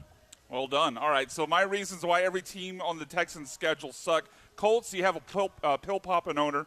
The Bears, you've had 0 good quarterbacks ever. Vikings, same as Jeremy's. Skoll is a dumbass chant. Jaguars, your stadium's rat-infested. Bills, the biggest chokers in playoff history. Patriots, you drafted Mac Jones 2.0. Packers, that's actually a number, 538,967. The amount of dumbass stockholders giving the Packers money so they could call themselves owners. Colts, your QB can't stay healthy. Jets is going to get canceled for his conspiracy theories. Lions, you made Barry and Megatron hate football. Cowboys at 1995 anymore. See where we are. Titans, the most blandest, unoriginal team in the league.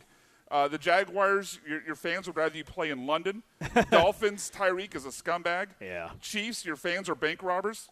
Ravens, Lamar's a postseason fraud. And then Titans again, you fired the only great coach you've had for losing the Oilers scheme. There you go. There you have it. Why do the Texans' opponents suck? 713-780-ESPN. Did the NFL screw the Texans with this schedule? It's the Killer Bees broadcasting live from the Decoy on ESPN 97.5 and ESPN 92.5.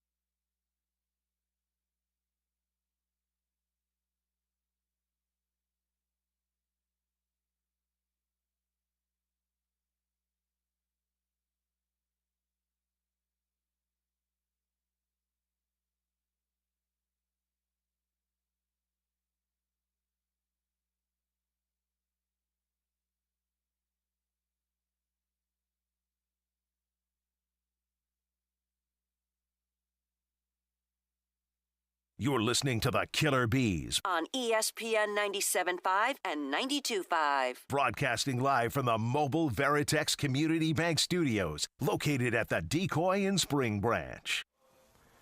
We are the Decoy and Spring Branch, your spot for the great happy hours each and every day. It's also your spot to play a little bit of volleyball. Reserve the sand volleyball courts at any time. Volleyball tournament coming up this weekend. You can come tomorrow, Ladies Night Friday. $5 wine by the glass, off certain select bottles as well. Great spot each and every day at the Decoy. 713-780-ESPN.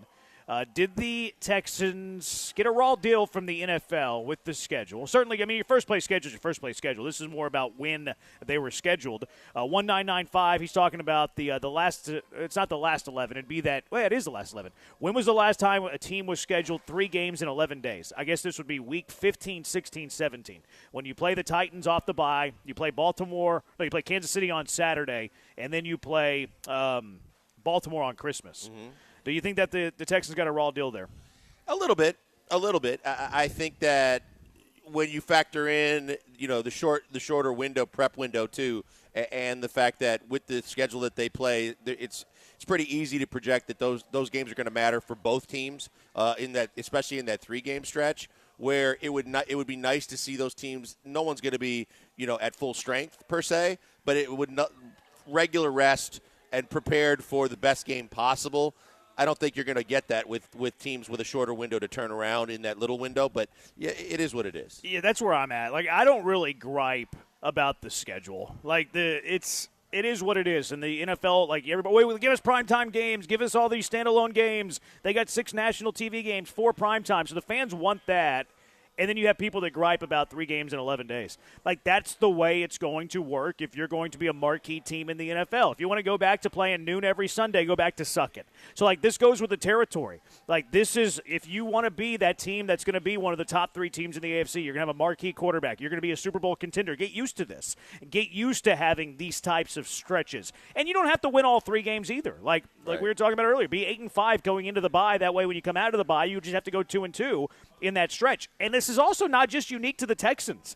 There's been other teams that have had stretches like this where, you play on a Sunday, then you play on a Thursday, and then you play that next following Sunday as well. So it's the nature of being a good team in the NFL. I, for one, am not going to gripe and complain about it. Is it challenging? Yeah.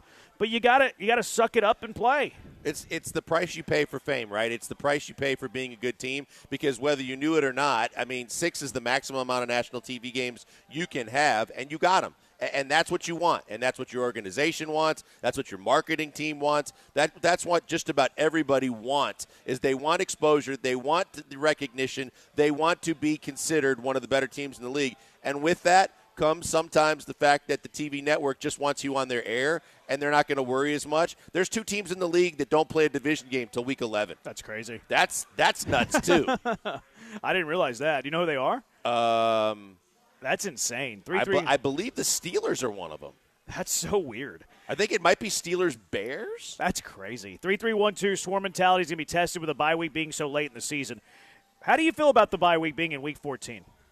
I actually like it, because I think by week 14, I think every team sustains injuries. I think that's where you get guys that get kind of into the dog days where they kind of hit a wall. Ideally, it would be right in the middle of the season. But if you can't do it then, considering that you're going to be assuming you're going to be in the playoff race and a playoff type team, that's where you can get healthy. That's where you can get some rest, and that's where you can prepare for that tough stretch at the end of the season leading into the playoffs.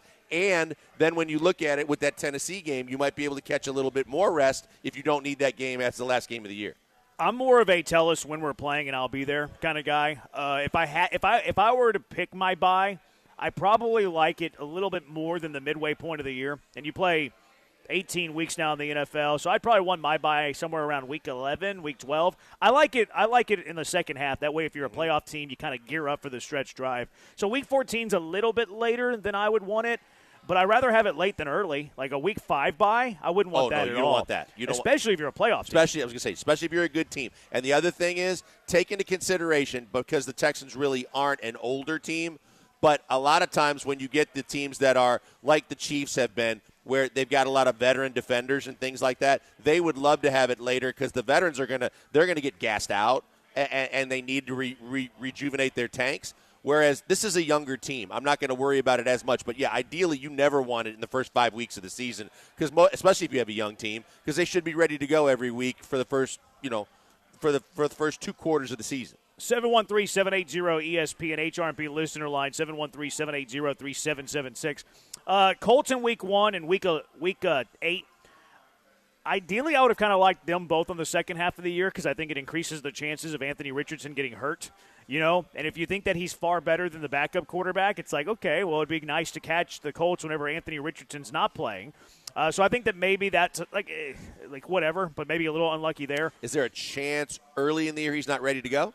I don't think so. No? I don't think so. Okay. Now, he could be hurt by week 8, though, the second time that you play him. Yeah, he could. But also keep in mind, Colts fans are very, very concerned about the fact that they won't admit it, but McAfee is a diehard Colts fan, and he is fearful of the fact that the Texans are loaded up and that they're a good team. So both teams are looking at each other, I'm sure, as the 2 favorites. I like where you catch Caleb Williams. Like getting him week 2 as opposed to like week 12. Cool. Like give me a rookie quarterback early in the season as opposed to late. I like that part of it. Week 3 at Minnesota, they might be starting a rookie quarterback too. Yeah, that's either Darnold or you start JJ. And I think that most people think that they're leaning to JJ. I would go the opposite. I think they start Darnold early and see if they can't buy some time for JJ. So is that good or bad for the Texans? I think it's good because I don't think Sam Darnold's a big winning quarterback in the NFL. Sam Darnold week 3 or JJ McCarthy in week 3? What's better? Good point. JJ, from a Texas perspective, yeah, JJ McCarthy. Yeah, I'm curious. They'll make there. mistakes. Jacksonville in week 4 and week 13. I don't really think that matters one way or the other. Week 5, Buffalo. Does that matter one way or another? No. I don't think so either. New England at New England. May could be starting, so you're catching him semi-early. It'd New be coach, a month and a half new in. system. New England's new so bad, though, I quarterback. don't really care when you're playing them. Yeah, but if maybe they start figuring things out second half of the season, coach gets more comfortable, quarterback obviously gets more comfortable. Yeah, I'd rather catch them So early, 6 but is I don't good? think they're good, yeah. At Green Bay in week 7. Good or bad? Good, because you're not playing in the cold and you're not playing in the snow. Week 7's what? October 20. It's blurry, Pre-Halloween, 23rd-ish. you're absolutely you. That's where you want to play in Lambeau. So no snow. So it's not going to be the frozen tundra. Nope.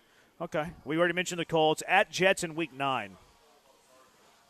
Ideally, I think that's the right spot for it because kind of like what you were saying with Richardson, but on the flip side, I think that's if Rodgers is going to get hurt, it's going to be early because he doesn't like to put in a lot of work early in camp. He's coming off injury. He's older.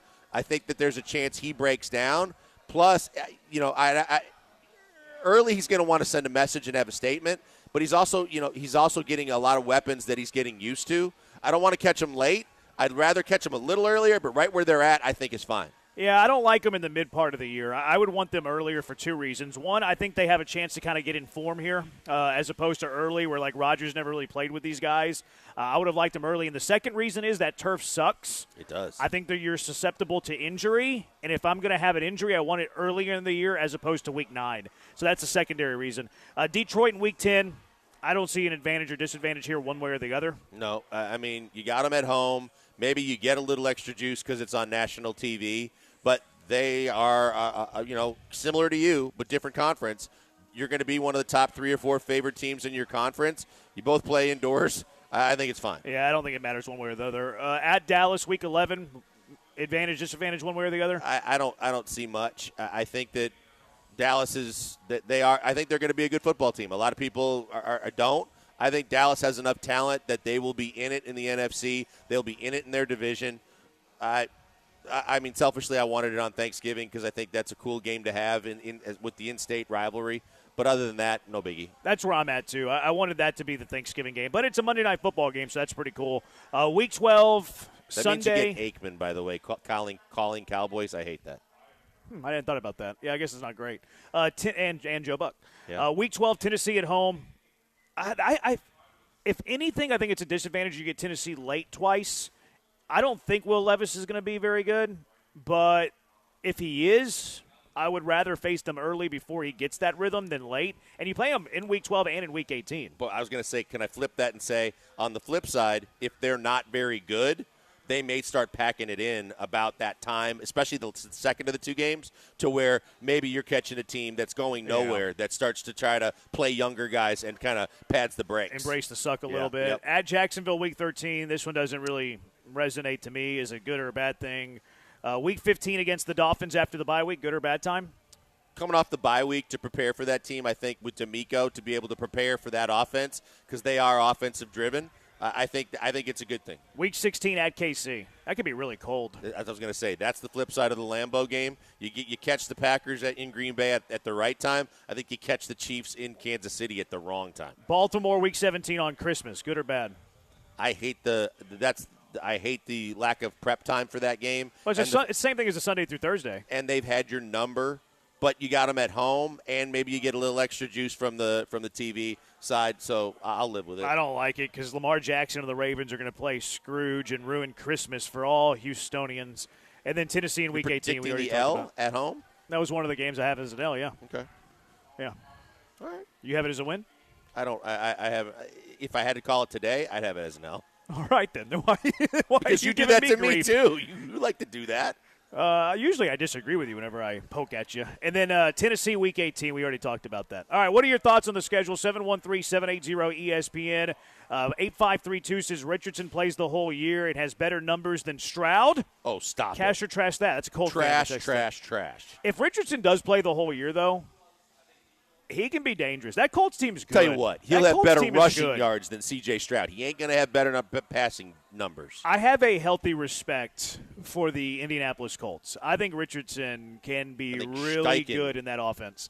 I think you have to respect Steichen's ability to take the weapons that he has and put an offense that works in their best interest. 4071 Aikman never acts like a Cowboys fan ever. He's always leans opposing team. Said Cowboy fan. It's true. Steelers fan here, at least y'all's bye week is week 14. Ours is week 9 and have a tough second half of the schedule. I think that's marginal. Would you take a week 14 bye or a week 9 bye? 14. I'd probably take 14 too. So maybe Steeler fan is on to something.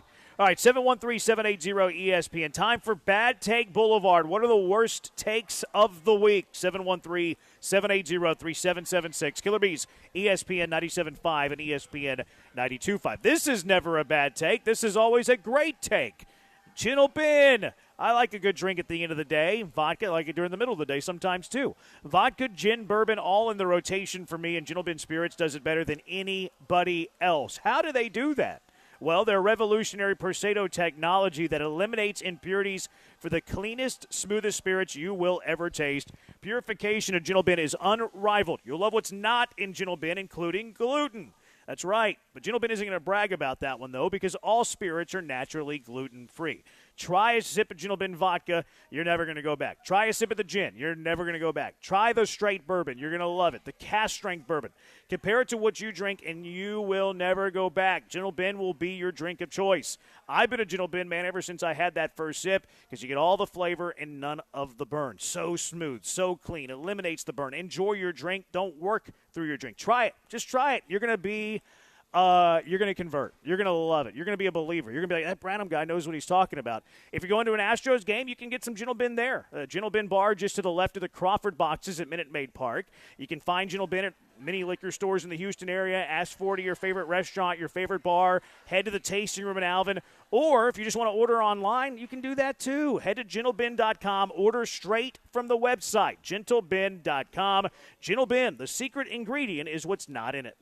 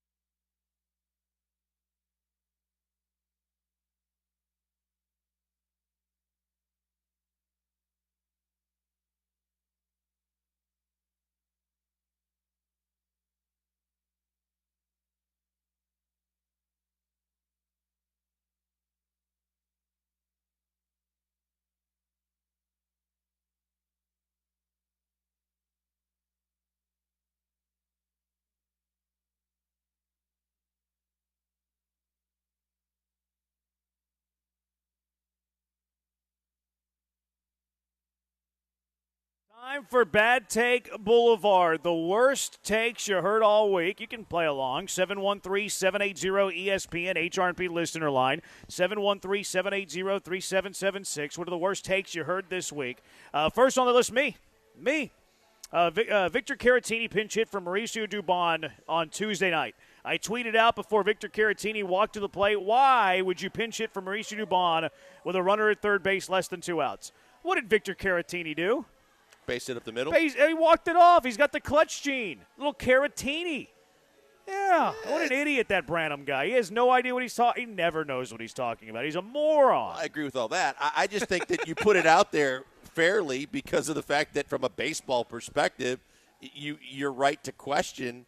But at the same time, it's a tough take when it doesn't pan out. It didn't age well. It didn't age like fine wine. You did see what Mauricio Dubon did yesterday, though, with a runner at third base, less than 2 outs. He got the run. He in did a sac job. fly. Yep. He did a job. I still think I still would have left Dubon in that spot, even though it worked out. But we got to give myself some grief Process there. over results, Jeremy. I am process over results. It's probably a fault of mine. Charles Barkley, my good friend, Charles Barkley, he said in the pregame show yesterday that Oklahoma City was going to blow Dallas out of the gym. How'd that one turn out? Did he guarantee it? I don't think he did. I don't think it was a guarantee for him. Because I think if you looked at the analytics of every time he guarantees something, the numbers don't go well for him. I like somebody saying things with their chest, though. So I like no one cares that Barkley gets predictions right or wrong. Why do we like Barkley? Because he's entertaining. We don't care what his predictions are. There's some people now that he's being sponsored by one of the gambling deals, the daily fantasies and gambling things.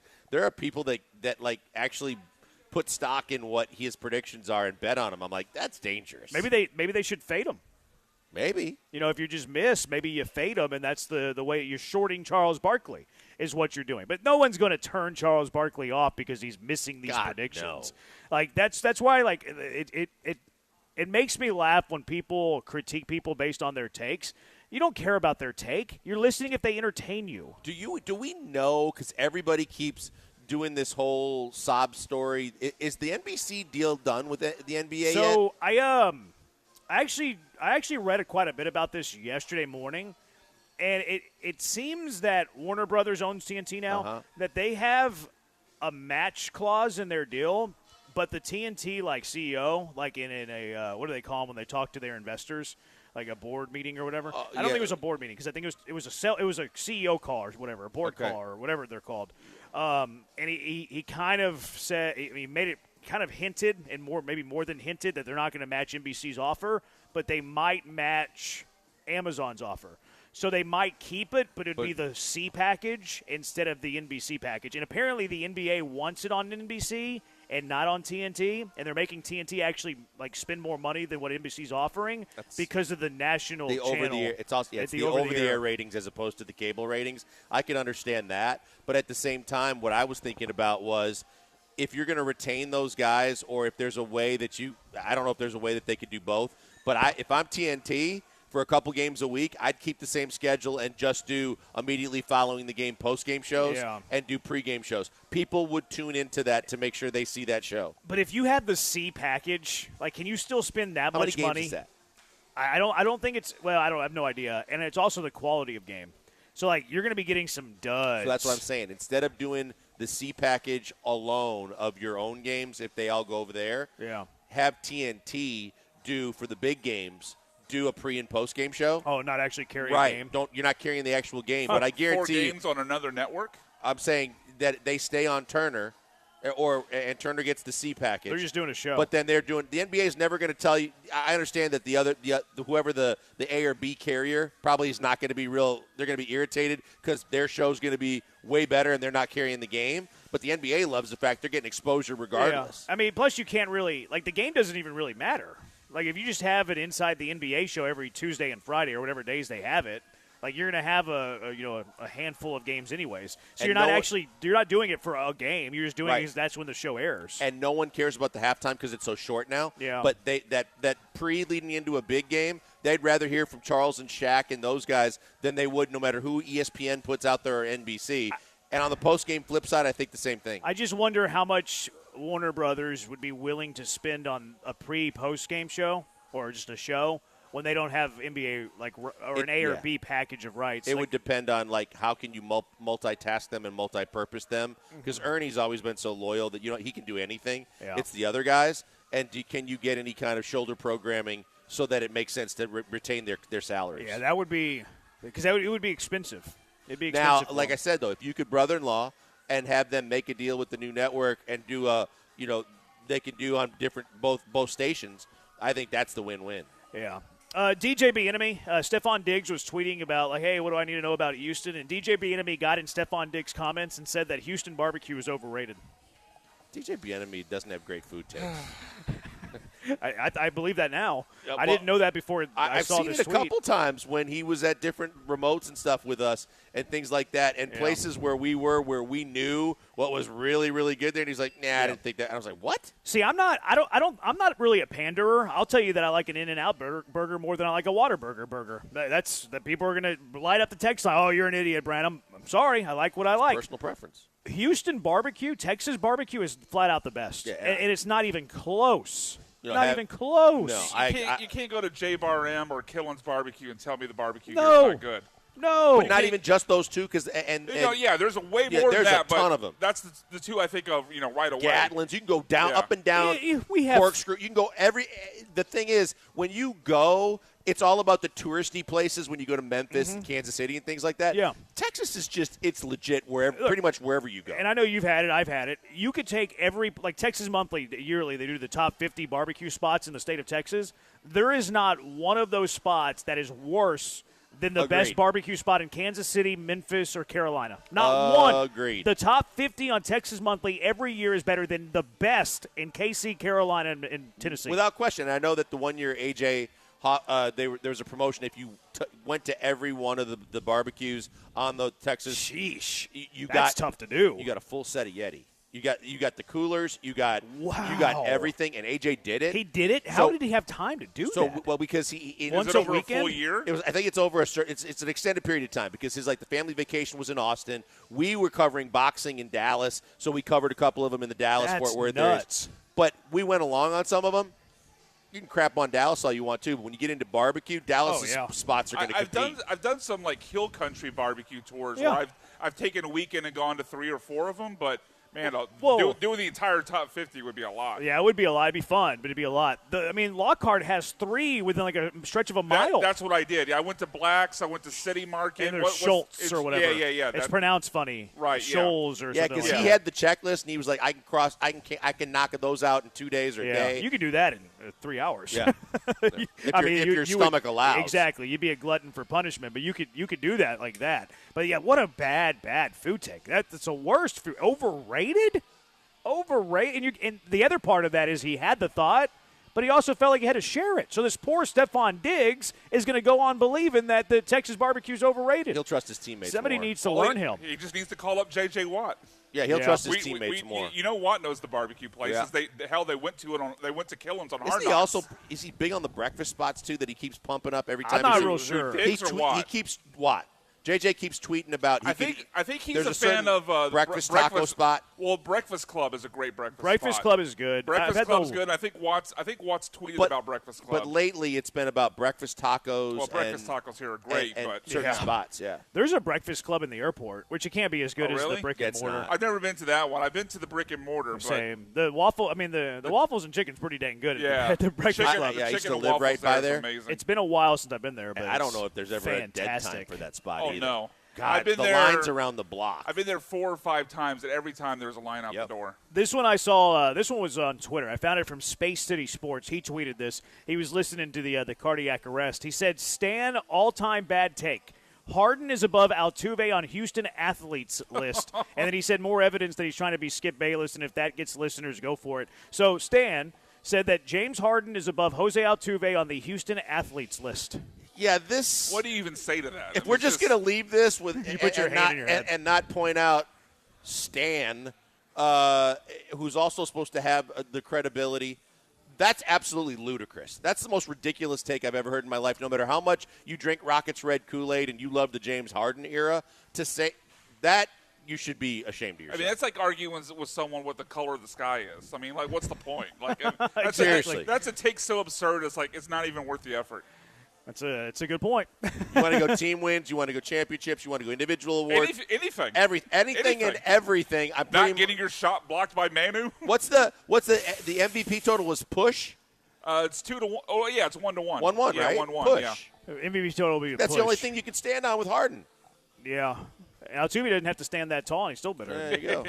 He's got the 2 World Series. Harden's never even been to a finals. That's what I'm saying. Well, he's been to a final. But That's with incorrect. He has been to a final. As a bench player, and he disappeared. As a sixth man. He has never been to the finals in Houston. In a form of what was to come, he disappeared in the finals then, too. He's never been to a finals as a starter. And as in Houston. Yeah. That's what we're defining it based on who's the better Houston athlete. He's never been to a final in Houston. And then the last one, this is, I like Beer Belly Sports on Twitter, but they tweeted this out on May 6th. He said, I have heard from credible source of mine that the Week 1 Thursday Night Football opening game will be the Houston Texans at the Kansas City Chiefs. Oops. They didn't get got by a fake account. This is a legit. In their mind, did you a see legit people report? get got by what is it? Instead of Fox, it's Facts. Yeah, MLB on Facts. MLB Facts. Yeah, Yeah. with Blanco's quotes today. Yeah. I have a buddy named Scott who falls for that all the time. Now he'll post it in the group chat and be like, Scott, you got Do we believe that Blanco is actually tweeting from? No, it says parody account in the bio.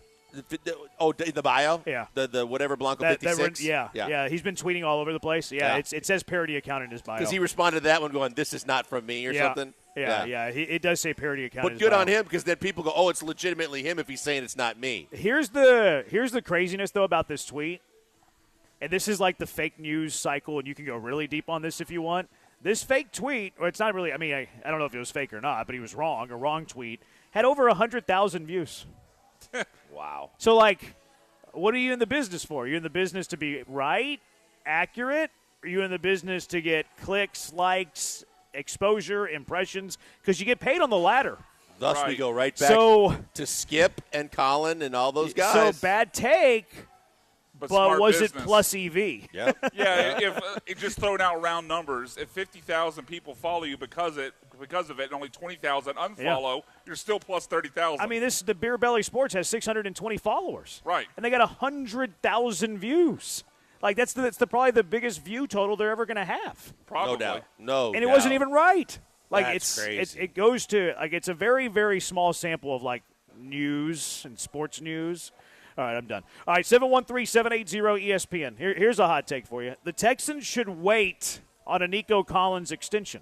It's the Killer Bees broadcasting live from the Decoy on ESPN 97.5 and ESPN 92.5. Hey, guys, right now I'll tell you just take a few minutes for Bull Shirts. Bull Shirts, one of the newer sponsors of ESPN, but they've been around for a long time. Try in the range of 40-plus years in Houston. They're great, and they do anything and everything that you need from promotional items, T-shirts, golf promo items, things for a goodie bag, even tents at the golf course or for a tailgate party, and they always specialize in T-shirts and other things. They've done the T-shirts for the Astros, for the Rockets, for the championship run years. They are experts, and the great thing is they are local too. So it's your business or a family reunion or an event you got coming up. You need T-shirts or you need gift bags, goodie bags. You need to call Bull Shirts because all you need to do is make sure you know they're local.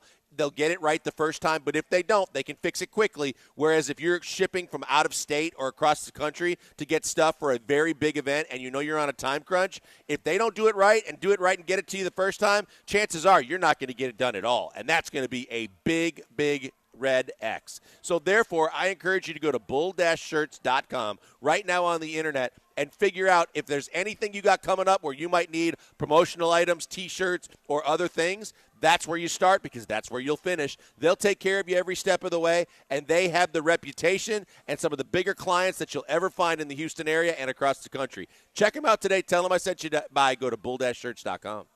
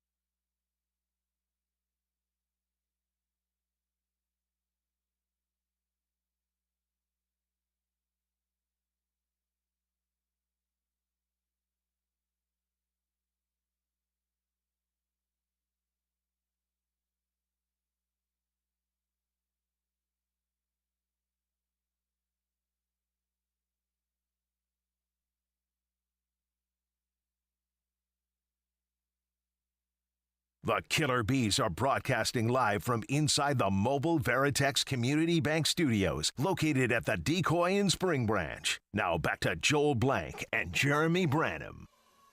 Chandler Rome tweeted that Jose Abreu is not yet playing in any games in West Palm Beach. Abreu is only taking live batting practice. Asked if Abreu could be back within the month. A spotted declined to offer a timetable for his return. In what world is he back in May? I mean, and the other thing was, because people were like losing their minds over that video today, whether the infielders were making some great plays. It was just it was just one pitcher and a catcher and him and Bagwell standing off to the side. Like, that is so far away from being ready to jump into a Major League Baseball game again. I'll nitpick that. I mean, that's what live ABs are. It's just batter versus pitcher. Right, but in terms of, like, it's one thing you're charting the barreling and things like that, but you also, in terms of, like, where the infield's placed, things like that, How does that affect your hitting, though? No, and also from a fielding perspective, I mean, if he's going to play the field at all. Yeah. I wonder if he's doing any fungo. And yeah, I'm sure I would he's hope doing so. fungo. 9331, and now Branham owns Bad Take Boulevard. In-N-Out is trash, bro. I told you it was coming. You did stir it I'm up. sorry. The In-N-Out burger is fantastic. Here's another hot take. Your best fast food burger is Culver's. It's not even In-N-Out. It's not even Whataburger. Big in the Midwest. It's Culver's. Culver's has the best fast food burger in the game. Culver's What do you mean, It's good. What's better? It's good. What fast food place is better? I mean, Whataburger. No, it's not. The Whataburger is an establishment because their collection of many things is better than In-N-Out. It's better than Culver's. But if we're talking strictly, they're just original cheeseburger. Culver's, In-N-Out, Whataburger. I would also take Freddy's over Culver's. Freddy's is solid. I wouldn't take it over Culver's, though. There's a Culver's where I live in Kingwood. It's pretty good. I do. It is good. Don't hear what I'm not saying. Is Smash Burger fast food? No, fast casual. Yeah, there's not a drive. That's why I was going to say there's not a drive. That's the one that I would ask. And then the other thing is, to me, it's about take all the fixins and all the other stuff out of it. Best patty, the way it's prepared. And I would say bun also. Yeah, you need a bun on a cheeseburger. Yeah. But I'm saying the cheeseburger, to me, I don't want the thin, barely any meat on the. You got to have a good ratio. Yeah, you got to have a good ratio. I get the double at Culver's.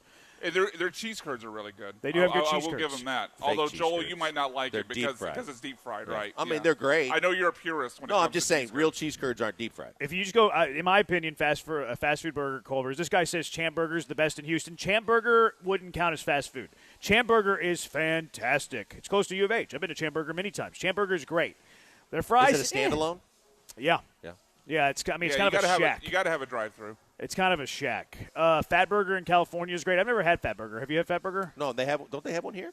No, I don't think I've heard of one. I've heard of it. Ice Cube mentions it in his song, Good Day? But no, I've never had it. Culver's, so good. All right. My parents, we had a Culver's right down the road from us. Staple. Loved it. Everybody loved it. And again, I'm talking strictly just a cheeseburger. I'm not talking about everything else. I'm talking which cheeseburger is better. And Culver's is the top of my list. All right, the Texans should wait on a Nico Collins extension. There's been a lot. We'll sign him early, get it done, save some money maybe by signing him early. They shouldn't sign him early. I don't think that Nico Collins is a one-year wonder. I really don't. I think that Nico Collins is going to continue to be a very good receiver in the NFL. I truly believe that. But why sign him now? Why sign him now, especially in the NFL whenever you have a franchise tag? Like, you have insurance to be able to slap that on a player without them leaving your organization and just walking, like in Major League Baseball, for instance. Also, who's to say that Nico Collins is going to be better than Stephon Diggs? We have no idea. Maybe Stephon Diggs is going to be better with C.J. Stroud than Nico Collins, and maybe you want to spend the money there. Now he's older, and that's, maybe you don't want to spend money on a 30-year-old receiver versus Nico Collins, who's going to be in the late 20s for most of this contract. But also, here's the third point. The free agent receivers next year, and again, franchise tag, so it's going to take some of these guys off the board. But look at this receiver class of free agents next year. CeeDee Lamb, T. Higgins tagged this year, Amari Cooper, Keenan Allen, Deontay Johnson, Stephon Diggs, Nico Collins, Hollywood Brown, Justin Jefferson, Mike Williams, Brandon Ayuk, Chris Godwin. Hopkins will be a free agent again as well. So, what is the rush to get a Nico Collins deal done now? Well, he's going to save tons of money. You think Nico Collins' agent's going to just give away tons of money because you're guaranteeing him the money early? This isn't baseball. No, for me, this, you look at, too, from a Houston sports fan perspective, the last thing you want to get into, no matter what team and what sport you root for, is the fact that you don't want to get into another Abreu deal. You don't want to get into a deal where you lock in long-term big money and you aren't fully certain that this guy is going to be the guy. I love what Nico Collins was able to do a year ago, and maybe that lends itself to him finally having a great quarterback instead of the guys he's had to play with. But at the same time, I got to see more because I do have another guy on my roster that's capable of filling that role if it's not him, if he doesn't have another year similar to that to prove he's a true wide receiver one. I, like you, believe he will be. But at the same time, I'm not going to be overzealous, over anxious, and overpay right now before I know that he has sustainability. He is going to be that guy again and for the foreseeable future. If I have any questions or doubts, and because I have insurance, and because, like you said, the market's going to be good enough that if I don't get him, I have other options, I'm not jumping on that deal now. Look, I think that you're going to get Nico Collins an extension to play for the Texans. And I think that Nico Collins is going to be good, and I think he's going to be good on the extension. But why are you doing it now? Why wouldn't you wait until the end of next regular season? What is the counterpoint here? What is the rush? I don't think that I think the counterpoint would be, well, you're going to save money on the back end if you guarantee it now. He's a year away from free agency. He's still making some pretty good money. I don't think he's going to be so eager to get this new deal done and not bet on himself that the Texans are going to capitalize on this huge savings. That's the thing, too. Between you and your agent, if you just say, I love the situation, I love CJ, I want to be here, so I'm willing to take a little less. That's one thing, but because the only thing that could really bite you is if the market keeps going through the roof. If the fact that other teams keep paying other receivers to where if he does have a good year, you say, well, at the start of the year we were talking in the 25-27 range. Now we're over 30 because other guys got paid and he had another monster year, and you're going to have to overpay. I'm willing to take that risk at that point because whether you are loyal and you do believe he's the guy for me for the long term, or you believe if he prices himself out, I can easily turn the page. I'm not going to sit there and do that unless they're talking deal with me. And even still, if they're talking deal, I'm not sure at what's my break point to say I'd do a deal now. Yeah. I don't know. I don't think I could disagree with you guys anymore on this. First off, all due respect, Joel, comparing Nico to Jose Abreu might be the most disrespectful thing I've ever heard on the show. I know he could be a one-hit wonder is what I'm saying. He could, but I just don't see what in his profile suggests that he would be. I mean, maybe you could argue that spreading the targets around with Tank being here for a full year versus, 7-8 games, and then Stephon Diggs, you could definitely make the argument that cuts into his numbers. But I just don't see him taking a step back, and the salary cap never goes down. It's always going to keep going up. Any deal you sign in future years is going to cost you more than it would now, and you've got C.J. Stroud under the rookie deal. Now is the time to make those types of deals, pay those guys. And with regards to what would be available in free agency, I mean, CeeDee Lamb's not touching free agency. Justin Jefferson's not touching free agency. Ayuk's going to be just as expensive, if not more. Same thing with T. Higgins. I don't see it's Stephon Diggs. I don't think Stephon Diggs at 31 is a realistic option to sign instead of Nico. I don't see that there actually is other options, and the deal's only going to get more expensive if you wait. You mentioned one option. You forgot to mention multi-year deal. I don't think it would cost a multi-year deal, but I think it would be less expensive than Nico Collins, quite frankly, because of age. It would be less expensive. You're right about that. And if Diggs is better than Nico Collins, why lock yourself into a bigger long-term deal on a lesser player if Diggs is better? And that's a different conversation. Who's going to be better in 2024, Diggs or Nico Collins? But that would be a hazard if you don't wait. And you do it now. If you lock up Nico Collins, he's the guy that you spend all your wide receiver money on. Then you get to the 2024 season. Tank Dell's better. Stephon Diggs is better. But you've locked up Nico Collins long term. And on the Abreu side of things, it's not the age standpoint. It's the fact that what's crippling to any professional team is when you lock into a deal, and then whether it be performance and or salary-wise, it handcuffs you in any way. And if it truly is system with him, or if Diggs is better, you don't want to be locking him into wide receiver one money for the long-term foreseeable future and then realize after you did that, one, CJ's making everybody better, but he's also not going to have wide receiver one numbers, and two, Diggs may be better. That's a situation where the finances then become an issue at some point, depending on how long you lock him up for. I would just see the idea of Diggs being better than Nico as a very short-term proposition, because the reasons we would say Diggs is better than Nico to me is because the target distribution is spread out with the extra wide receiver to feed, with Tank Dell being healthy for a full season. But then if you remove Diggs from that situation when his contract runs out, the likelihood of him not being re-signed as an older wide receiver, I would see no reason why Nico's numbers wouldn't then go back up to 1,200 plus where we saw him last year. But what if you go Diggs short term because he's proven to be better, and then Tank's contract's coming up, and Tank's the guy that can also step up then and be more of a wide receiver one, and you know that you're going to be able to fill the other roles with other guys. I guess it would be an argument on how worried you are about a Nico Collins drop off, because I'm not worried about it. Now, if you and others are, then that's plenty reason not to offer the contract. I have enough concern to say that. Early on, I still wanted to see when we had these conversations. I wanted to see another year. I mean, you probably can't see a full year of it because you're going to have. I mean, you can. It's just going to cost you. Right. More I was going to say you're going to have to lock him up at a certain point. How much more though? So. Like, I think it's marginal. Like, that's the hang up that I have is like, how much of a savings would this be for Nico Collins? Well, it's not just the year. To me, it's not just the AAV. You're also locking up him a year later, going further into the possible time when CJ is going to get a contract, and you're going to have less money to pay the positions around him. Maybe so. I think that any extension. Every year you wait, you're getting into the possibility of Stroud. I think that the extension would be the same length whether it's this year or next year. Like, if you were to get it done now, I think it'd be a 5-year deal, whereas opposed if you get it done next year, I think it'd be a 4-year deal. I think they would be looking at a target date no matter when the contract extension is done. I wanted to bring up the point about, like, distributing the football. Like, Nico Collins really good with C.J. Stroud, wasn't very good without C.J. Stroud.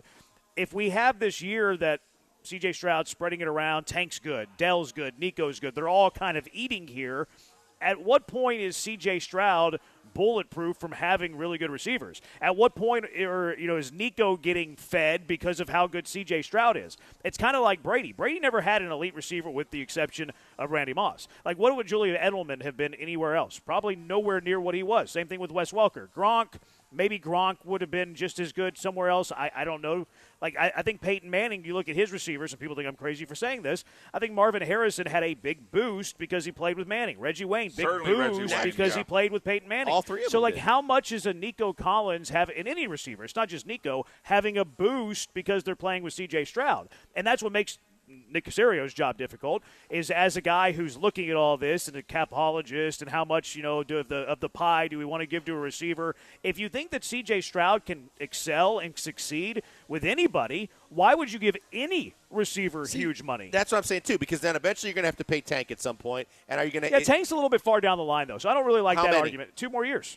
Like, he would be 2 years after you give the Nico Collins. Okay, He's but on I'm a just 4-year rookie deal. Eventually you are, and at the same time, if he's dispersing the football, you'd rather like to try and to disperse the money as well. And then you look at guys that signed for the big dollars early and or got out of it and signed big deals, and how much the CJ effect matters. Because you look at Devontae Adams when he left Green Bay and he went to the Raiders and he got $27.5 a year, but he was ticked off. He wasn't getting the money. He wanted to live up to the contract. He had a really good season his first year there.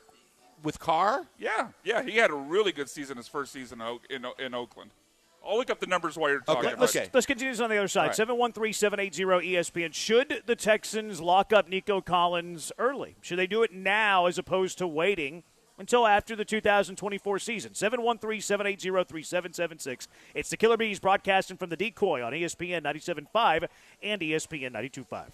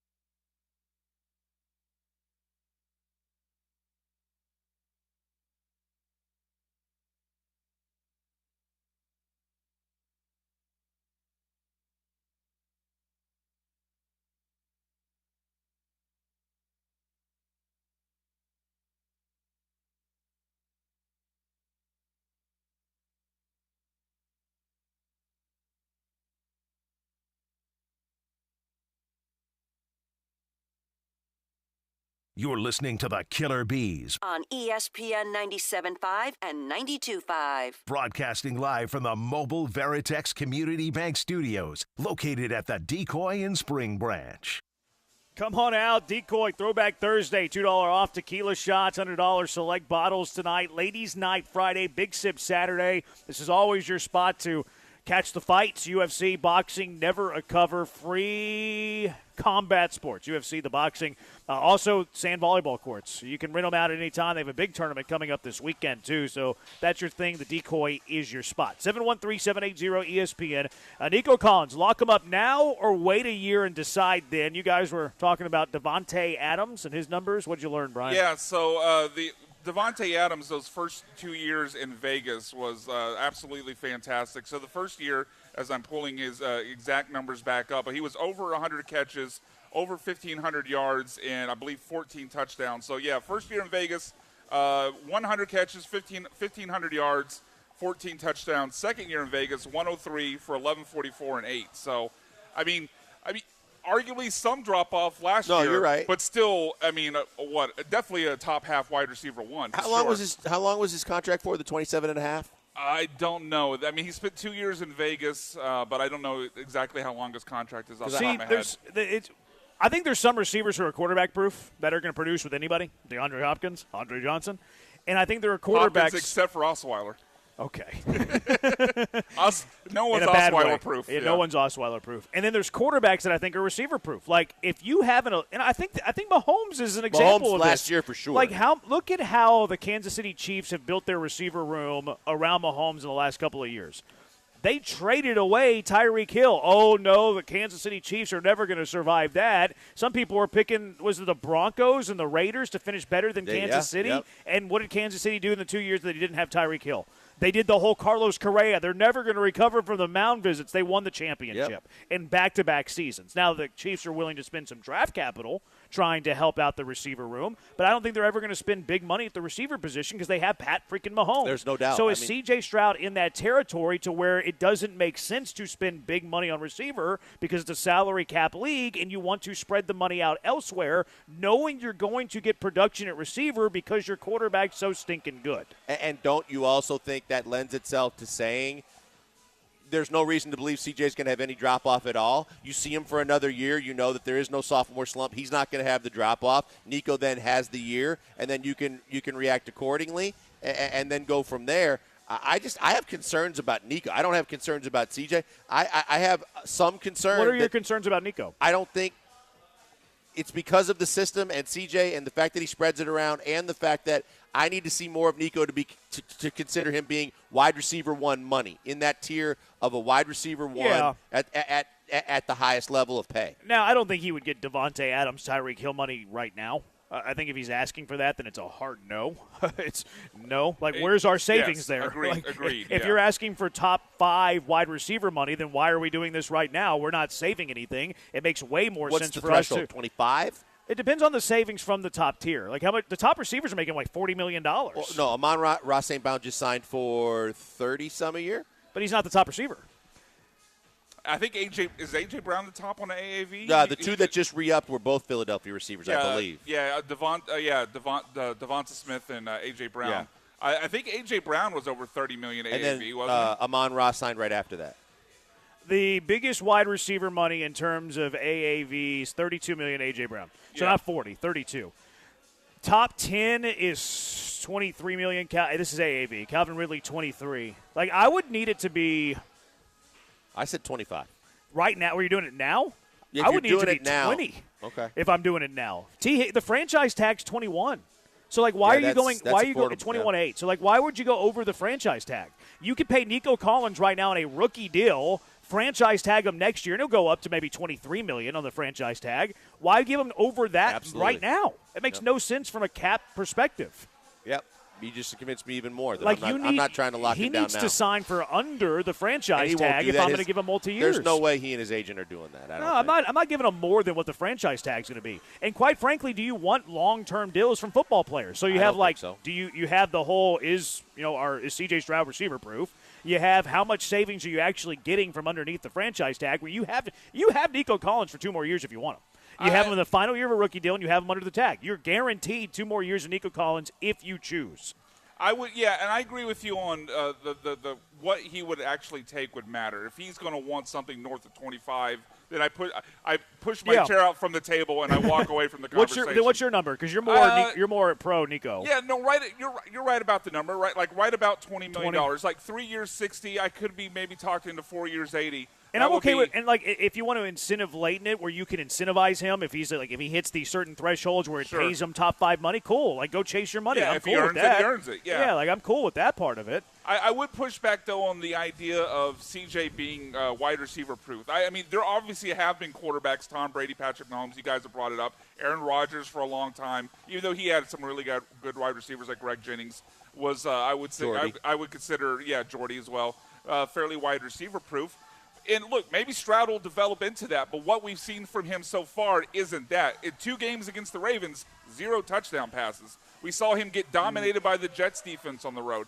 This is a team that when Tank went down and they didn't have the other options after Nico, you saw Stroud. If Nico wasn't open, he didn't have anywhere to go with the ball. Wow. I don't think this is a quarterback, and I think he can get there. I don't think this is a quarterback yet you could say, oh, we don't need to pay wide receivers because he can make every guy. He didn't show you that. As good as he was, he didn't show you that last year. Well, first of all, this is a different receiver room this year, too, but I think that speaks to Brian's point, I know, though, but he did get the most out of Noah Brown. Noah Brown had the team's actions actually defend what Brian's saying because they traded for Stephon Diggs, and they've kind of rented him, too. If you're saying about CJ not being receiver proof yet. Not yet, yeah. Not yet. The Jets game was in the pouring rain. And Zach Wilson didn't have a problem. That says more about the Texans' defense. Yeah, he got concussed, too. And then, yeah, maybe so. And he got hurt. And in week 1, that's his first game ever in the NFL at Baltimore. And he might have already been concussed in New York, too, remember? Remember when we were stirring that up there a little bit? That's right. Yeah, that's definitely a possibility. Texans hated me last year. Well, I was pointing out the concussion that Stroud already had, but they didn't say anything. Certainly 40% of their offensive line hated you. 40% of their offensive line hated me. Now, I think that Nico Collins is a really good football player. Like, I don't need to see more from Nico for me to determine that he's a really good football player. I think he already is a really good football player. Mine is all from the financial side. Yeah, that's my point of saying if you're going to give him wide receiver 1 money, then that for me, I think that's too much because of CJ, because of the system, because I want to see enough to see. Because I don't think he's going to stand out and be true wide receiver 1 in this offense. I don't, and I don't know. It's kind of like the T. Higgins conversation. T. Higgins wants wide receiver 1 money. T. Higgins thinks he's a wide receiver 1, but we really don't know he is until he gets away from Jamar Chase. I mean, Nico was the number 1 last year. Undoubtedly, he was the number 1 receiver for the Texans last year. I agree. It was the top half wide receiver 1 in the league. Yeah. And then, but okay, right, last year. But now I want to see it when he's got this receiver room and the way that the offense Slowick runs, spreads the ball around. Because another team might say, another team might say that he is wide receiver 1 and want to give him the money. You're going to pay Tank down the road. You're going to have all these different decisions to make.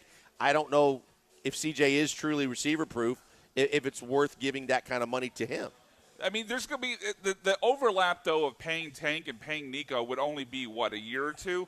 It's not unless they get both. Well, if you space it the way Jeremy says, they could both come up at the same time, too. Nico and Tank? Yeah. Like if you pay 2 years. If you pay Nico 2 more years with the franchise tag? Tank has this year and then 2 more. This year and it's a 2 more. 4-year rookie I thought deal. when you said 2 more. Okay. So, I mean, Tank's 24, 25. Tank goes through 26 on a rookie deal. So if you pay Nico now, you're really probably only talking about the last year of that whatever deal you give Nico where you possibly would be paying both guys. 713 and Diggs would be gone. And, I mean, I think the beauty of this conversation is that we're talking about $5 million AAV. Yeah. Like it's under $5 million, somewhere in that window. Because if you get them under 20, okay, let's have the conversation. Yeah, no one would argue that, I don't think. But if you're talking 25, I'm out on that. 5.895. Nico is not going to have a monster year because there are too many targets.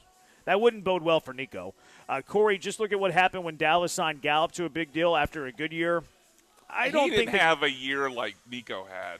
I don't think. I would also say that Gallup wasn't the player that Nico Collins is. I think Nico Collins is a better talent than Michael Gallup. I agree with that. Gallup did have a big year. He got hurt after the big year. He had 1,200 yards? That's what Nico had. He was close. He had 66 catches, 1,100 yards.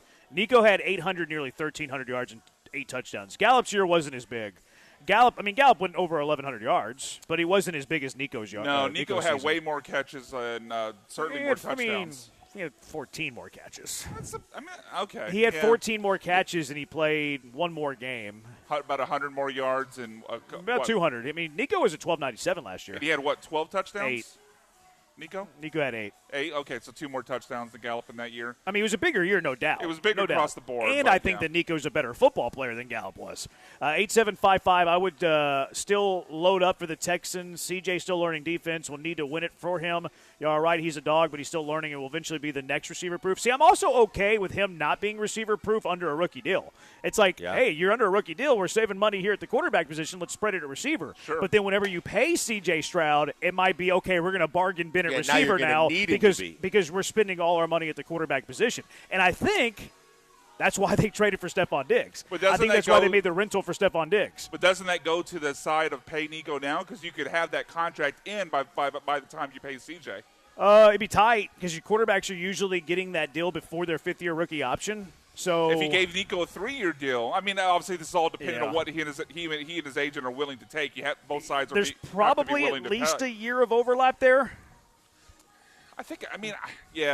There might be a year over. I think I would tolerate a year of overlap. And if we want to go, he's 20. He's going to be 25. He was 24 last year. But if you want to go even big picture, Will Anderson, Derek Stingley Jr., Christian Harris.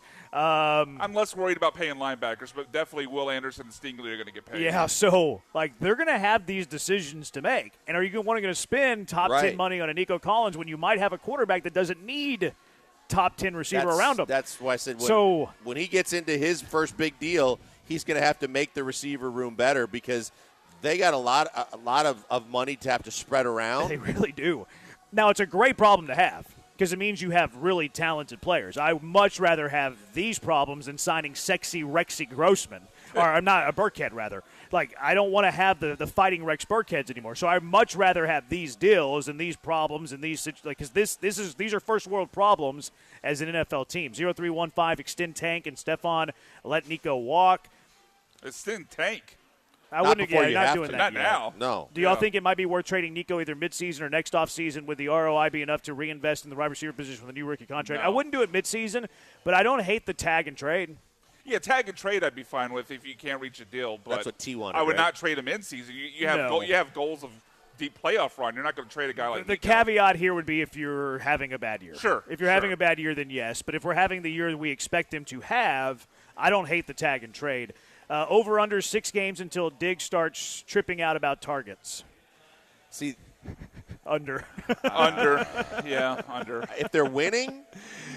They were winning in Buffalo. Yeah, I think so. I think it's winning coming. in Buffalo. I think it's in coming. a new spot his first year, and you know that contract year too. Contract year, and it's going to hurt him if he is bitchy right off the top.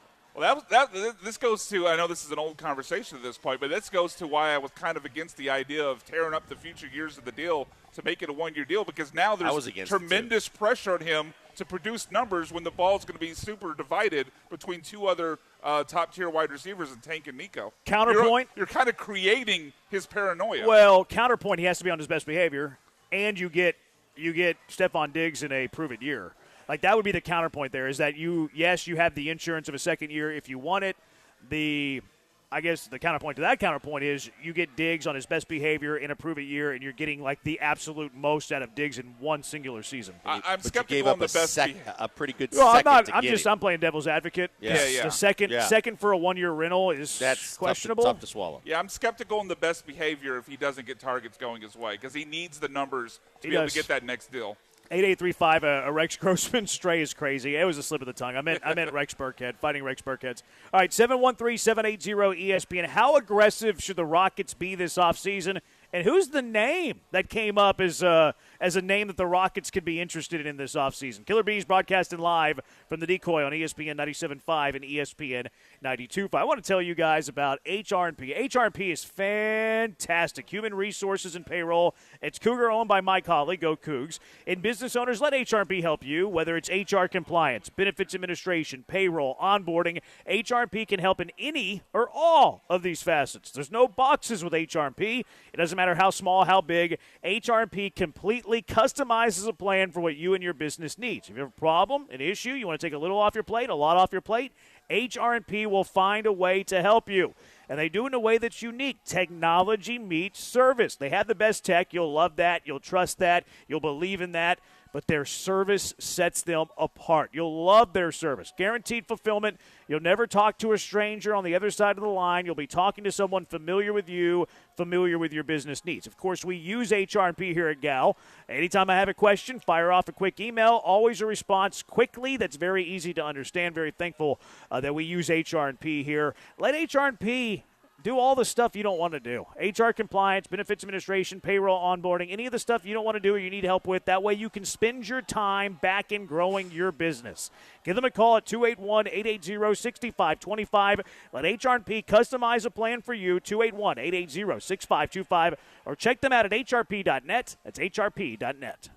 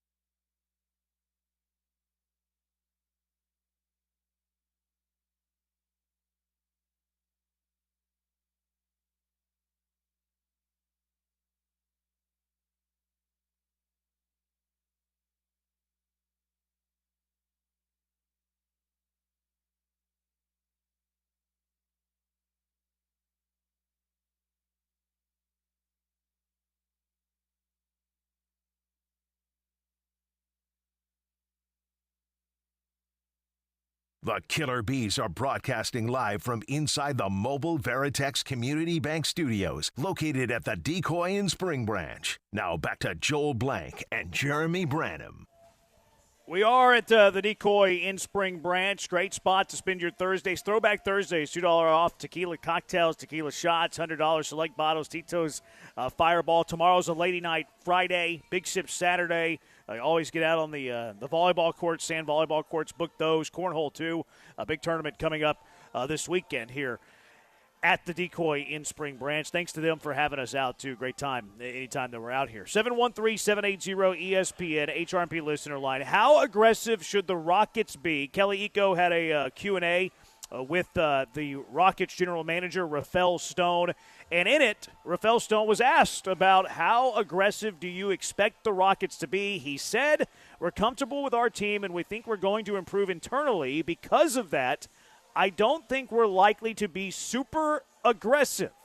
So, Rafael Stone, Rockets will not likely be super aggressive. How aggressive do you think they should be, Blankers? I think they should be very aggressive in having the conversations necessary to literally turn over every stone to see exactly what's out there, because I think that depending on how comfortable you are, first of all, I think that's a smokescreen. I think that He wants everybody to believe that he's not going to do anything because he can drive up the price of whatever he does want to do internally, whatever they've discussed. But I also think that if you give up Jalen Green and one other young piece and this pick this year and maybe even another pick, and it could mean the difference between standing pat, being comfortable with the guys you have, or adding a true superstar caliber player that could make your team better both short and long term, then you're ridiculous not to. Yeah, I think that there's some posturing here, too, and I think it's wise. I think all general managers should posture. Yeah, every player we have is great, and we want to keep them. And if you don't want us to keep them, well, you better knock our socks off in order for us to trade them. Same thing with the number 3 pick. Everybody says this draft's not good. Rafael Stone, what do you think about the top 3 picks in this draft? Oh, it's great. It's really good. There's going to be some diamonds in the rough in this draft. So, yeah, it's posturing, absolutely. The aggressiveness is it's kind of a hard word to define, and I guess it's kind of a relative term. I think every general manager should be aggressive all the time. Like, you should be calling every single general manager who's available on your team, who's somebody that you're willing to trade. What are you doing with this high price salary, et cetera, et cetera, et cetera.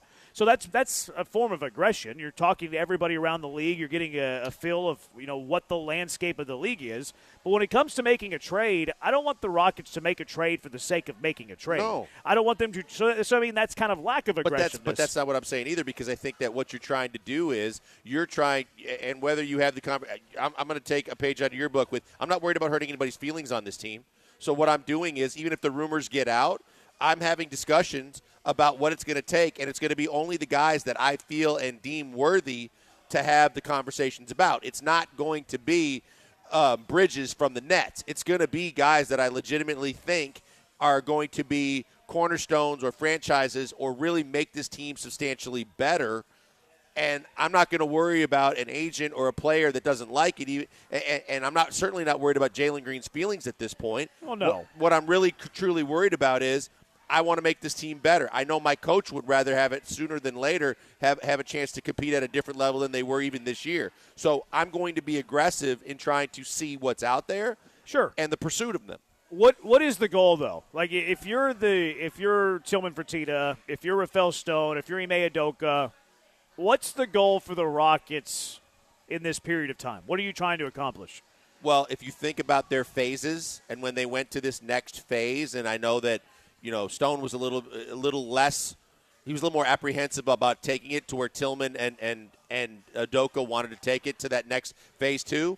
I think that in this, if you're really trying to make a move, I think you're trying to be a legit playoff team. I think it's not the play-in game or above 500 or hovering. I think you want to be a playoff team with a chance to get home court advantage. You want to take it to the next level. I think that is that's where that next level starts for me.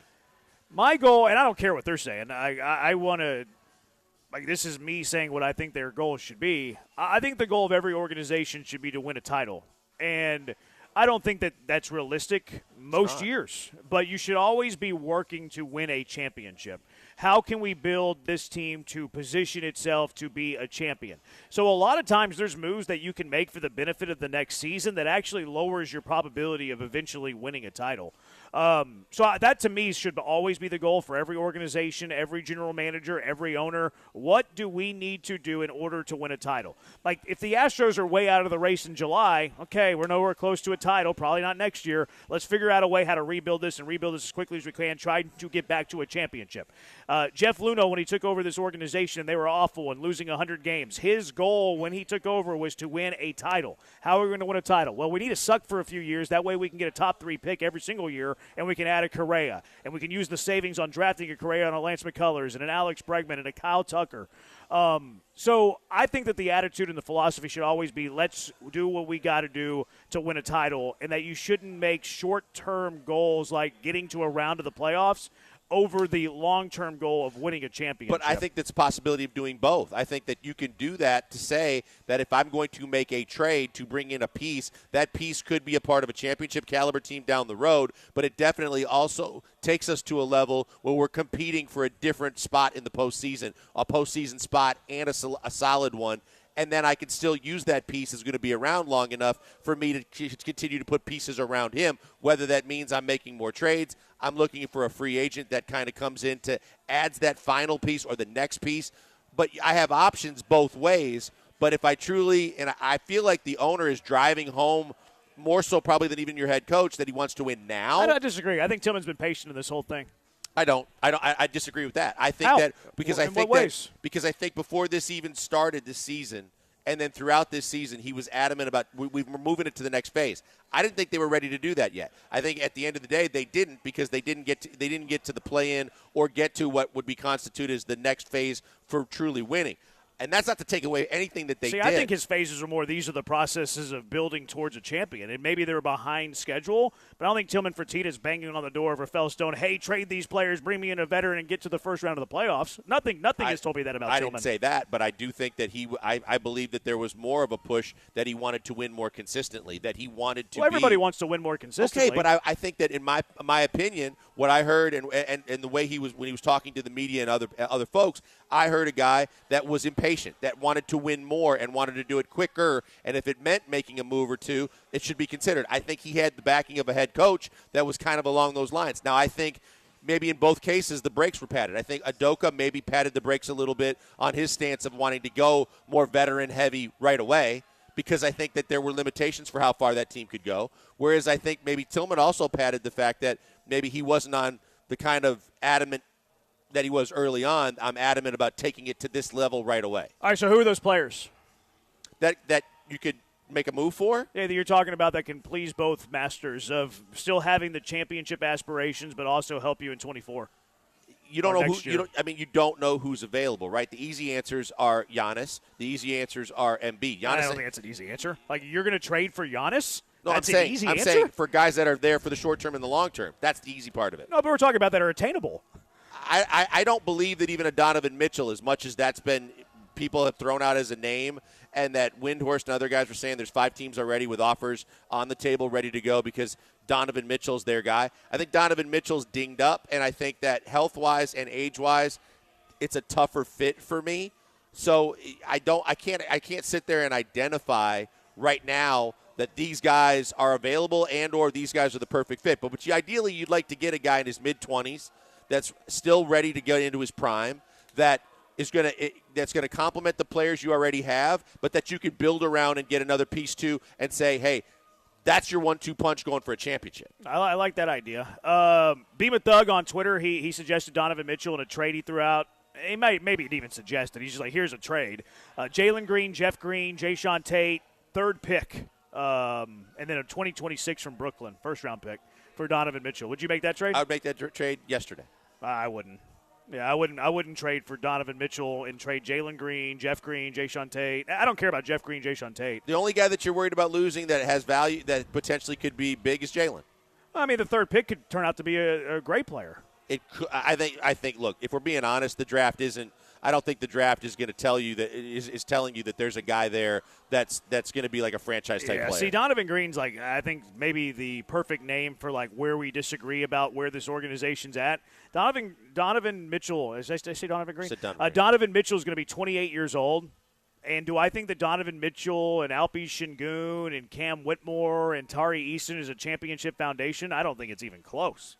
No, I think you win more games in the short term. It depends on how long you're going to have Donovan Mitchell. But I think that, like I said, I don't think he fits the bill of short and long term. But short term, and depending on how long his contract is, if you can then turn that into another player, I think he and Fred VanVleet make a solid backcourt. I think he enhances and makes the guy young. He did it with Cleveland's young roster. He made a lot of guys around him better this year. I think he can make that team better in the short term. Şengün is a guy that he can get a lot out of, that is also going to benefit from having a guy that makes shots consistently like him, that I believe for the next couple of years they're a better team. 713-780-ESPN HRMP listener line. Who are those players that are out there that fit the narrative of making you better next year and in the future? 713-780-3776. Killer Bees, ESPN 97.5, ESPN 92.5. Hey, before we go to the break, a word for Doc Linville. Doc Linville, best in the business at the NeoGraft procedure. He does PRP. He does a whole lot of things that he can help and explain to you in terms of getting your hair back, maintaining the hair that you have,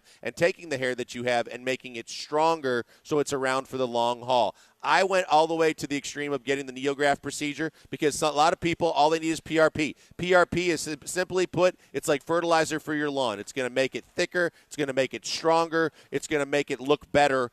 That's one thing that PRP does, and that's something that you can look into. If Doc looks at it, he's going to be honest with you and says, no, PRP, I think you're too far gone. You need the NeoGraft. The NeoGraft is just easily a game changer and one of the best things I've ever done in my life. I did it with Doc because he said he wanted to talk to me about it. Never will regret doing it because he's the best in the business and the results speak for themselves. I'm telling you this because he is the guy that does it better than anybody else. And as he explained it to me, and he can explain it to you too, you're never going to lose the hair on the sides and the back of your head genetically, no matter how much you lose hair in other places. He takes some of that hair, puts it where you need it most. You see the results instantly, but you see the true results in about 6 to 9 months. And because he's taking it from a spot where it never goes away, it's going to be with you for the long haul, probably till the day you die. It's a game changer. And because you listen to us, and I'm telling you about him, and you're interested, if you go to 975hair.com right now, you get a free consultation with Doc and his staff. Anybody off the street pays $150 for that consultation. Go in, ask questions, get answers, let them explain the procedure to you. It might be that you are the next in line for this great procedure, and you can reap the benefits like I did. It's fantastic. And there's no signing on the dotted line, no commitment, no money out of pocket.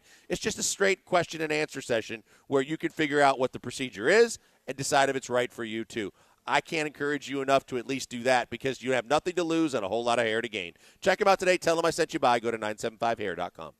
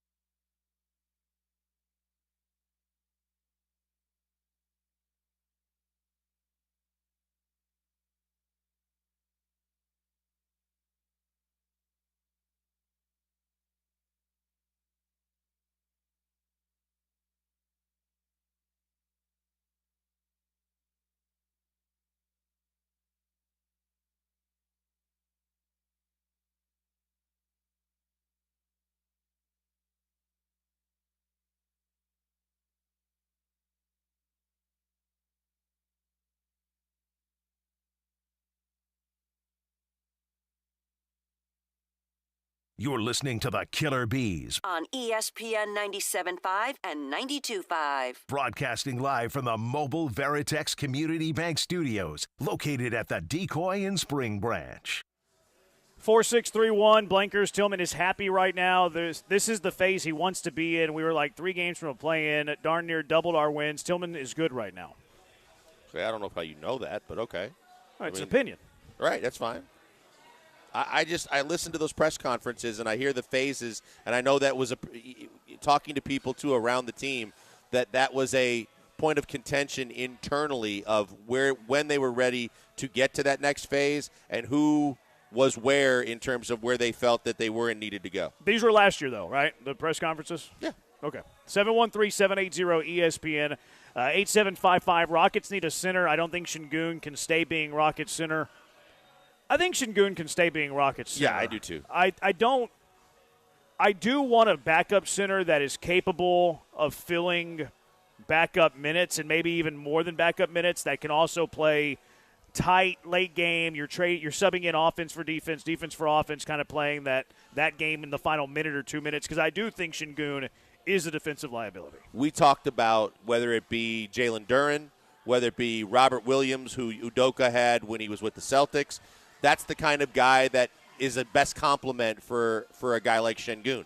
Şengün can be your guy that you can go to and run the offense through, that can pass well, that can score well, that can play system defense well enough.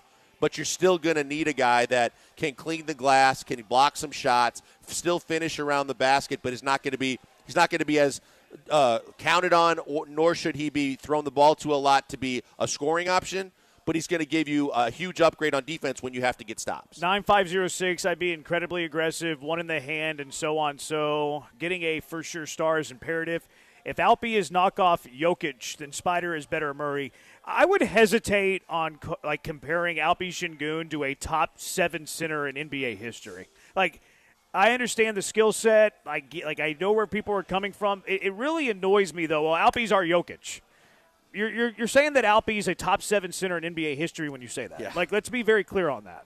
Yeah, look, I mean, if Alpi's one of your go-to guys for the foreseeable future, that's one thing. But, I mean, again, I think that he constantly takes strays because he's not yoked up and he's not, this massive physical specimen. But if you just watch the Joker play, it's insane to compare anybody in today's game to him and anybody coming up to say he could be him. It's almost as insulting as comparing anybody to Michael Jordan. It's just, you understand how high that bar is? Yeah. Trey says, isn't that why they got Steven Adams, backup center? Yes, but that's short term. Yeah, that's not a long-term thing. And even short term, you don't know if he's healthy and if he can stay healthy. And you might, if you're being super aggressive in the offseason, might be included in a trade. Because the contract because works of his contract, really well. and it's an expiring contract, which would be appealing to some of these rebuilding teams. And you don't think Big Steve wants to play on a contender? I think the Rockets will be a playoff-ish team. But I think that later in his career, chasing a chance at a championship, I think he probably didn't expect to go to Houston. I think he wanted to go to a team with a legit championship run in the last year and this year. Yeah, I mean, I think he'll be a Rocket, but if you make a big trade, it wouldn't shock me if he's in it, and then you do the whole buyout thing, and then now he's on the open market. Clearly, because if you're putting a package of young players together, and if you're trading for a legit superstar that's on superstar money, you're going to need his contract. Yeah, maybe. The Rockets have guys they can include. I mean, Fred VanVleet, Dylan Brooks. Yep. It just depends on what the other team want. I mean, the thing with VanVleet and Brooks, though, is that they're multi-year deals, where Steven Adams is expiring. A team that's rebuilding rather have the Adams contract. 4-6-3-1, there's no move out there the Rockets can make this next season to get a championship level. Got to wait. No need to be aggressive. 3-3-3-8, Mitchell, who can't even play when it matters. Your response to that, Blanker? I was very grossly disappointed that he didn't play in the last 2 games of their season. Very Harden move. Yeah, I thought that was incredibly soft. I thought that, you would expect him to give it a go because your season's on the line. That, I'm not going to lie to you, that one bothered me as well. Why Alpi be a stretch 4 and get the freak? That's King of Twitch. He's a silly guy. Rocky says, Edey, bring back, or I don't know, he didn't say bring back. He said, bring big Zach. Zach Edey. Zach Edey's not your answer. No, because he's not what you're he's not going to be the kind of guy, athletic rim protector. He can protect the rim a little bit, but athletic. This team likes to play a little bit more up tempo. He's got to be able to be flexible and guard out on the perimeter and switch and do some things still. And I don't think he's quick enough. 8755, Blankers, Branham. Who would y'all think would fit this team legitimately? Who should Stone be calling for? I'm liking Paul George and Donovan Mitchell. Who do you think has a higher upside, Donovan Mitchell or Jalen Green? Upside for the rest of their career? Yeah. Their absolute top ceiling that they can get to from this point going forward. I think Jalen still has a higher ceiling of what he could, the potential. Just on potential. Yeah, just potential. Jalen Green has more potential right now than Donovan Mitchell. Mitchell's floor is obviously higher. So if you think that Jalen has a higher potential, do you think Donovan Mitchell, Alpi Şengün, Tari Eason, Cam Whitmore, Amin Thompson, do you think has a championship foundation? Foundation, no. It goes further in the playoffs for the next 2 years.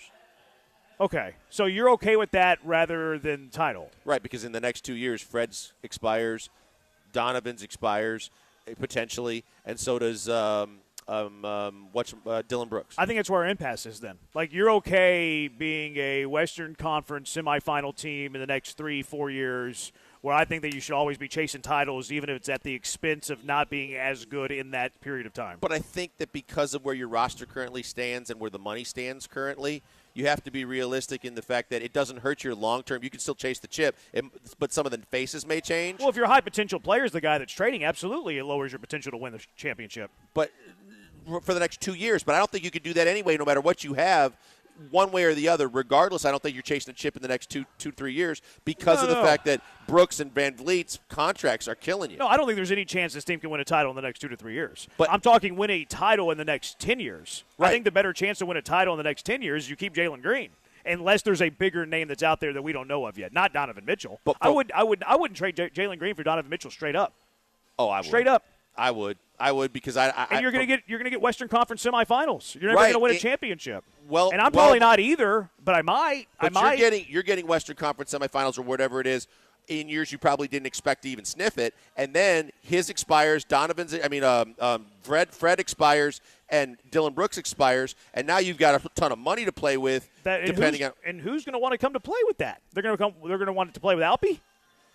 If you have all that money, you could conceivably get 2 max guys. They have to want to come here. But if 2 max guys, we've seen it in the past, hey, we get a chance to play together and get the money we want, and we can go with a group that's been developed with the other young guys the Rockets have, I think that would entice people. Maybe. Brandon T, absolutely no to Paul George. I wouldn't. Who do you poo-poo on more, Paul George or Donovan Mitchell? Well, I think you can get Paul George for way cheaper than Donovan Mitchell. I think honestly, consistently more productivity. Paul George is better right now than Donovan Mitchell. See, I think you can get Paul George for not Jalen Green, so it doesn't really kill your ceiling. You know. And look, I'm not crazy about Jalen Green. I just think that Jalen Green has potential, and I'm not trading potential for where the Rockets are for maybe getting to a Western Conference semifinal. Because again, I'm chasing titles. But the other thing is maybe Jalen Green never reaches his potential. That's very possible. And then I'm still not going to win a championship, just like I would if I had Donovan Mitchell. But you have a lot more success with wins and losses, and probably from a financial and marketing standpoint. And that's too. what I mean. That's where our pass is. And we're not going to change each other's mind. No. And I respect your opinion, but I don't care about losing in the Western Conference semifinals. Like my goal is always to make moves to win a championship is my ultimate goal. The business side of it, like it's probably they would want your thing. Hey, let's get playoff games. Let's get a playoff gate. Let's get a Western Conference semifinal. Let's take it to a Game 7. Get some home playoff games where we can sell let's tickets. Get the fan base 100% behind us again. Right. As a general manager, I'm just not doing those things. I'm trying to win a championship over like, fair. Hey, let's get to the Western Conference semifinals and be very, slightly above average. Because sometimes that turns out to be Sam Hinkie. Yeah, Hinkie didn't get a great chance in Philly. But I think he was thinking exactly how you're thinking, and I think that he had the groundwork to do that. He wasn't even allowed to see it through. Yeah. I think it's Jeff Luhnow. Like, I think that every move that Jeff Luhnow ever made was to win a World Series, and he was willing to sacrifice the current for the future. And I think that's how all general managers should be. 713-780-ESPN HRMP listener line. What's your car wreck of the day? 713-780-3776. What are you nominating for the car wreck of the day? It's Killer Bees live from the Decoy in Spring Branch on ESPN 97.5 and ESPN 92.5.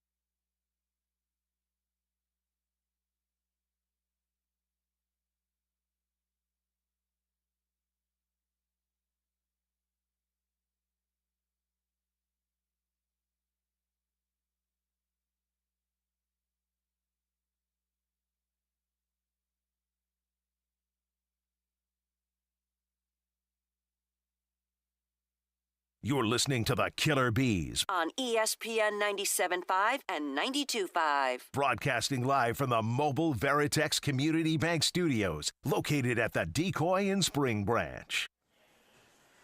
Thank you to the Decoy for having us out. Always a great time. You're looking for a spot to have a drink in the Spring Branch area, you got to make it the Decoy. If you're looking for a place to play a little sand volleyball, make it the Decoy. If you're looking to the Tyson Fury fight, that's this weekend.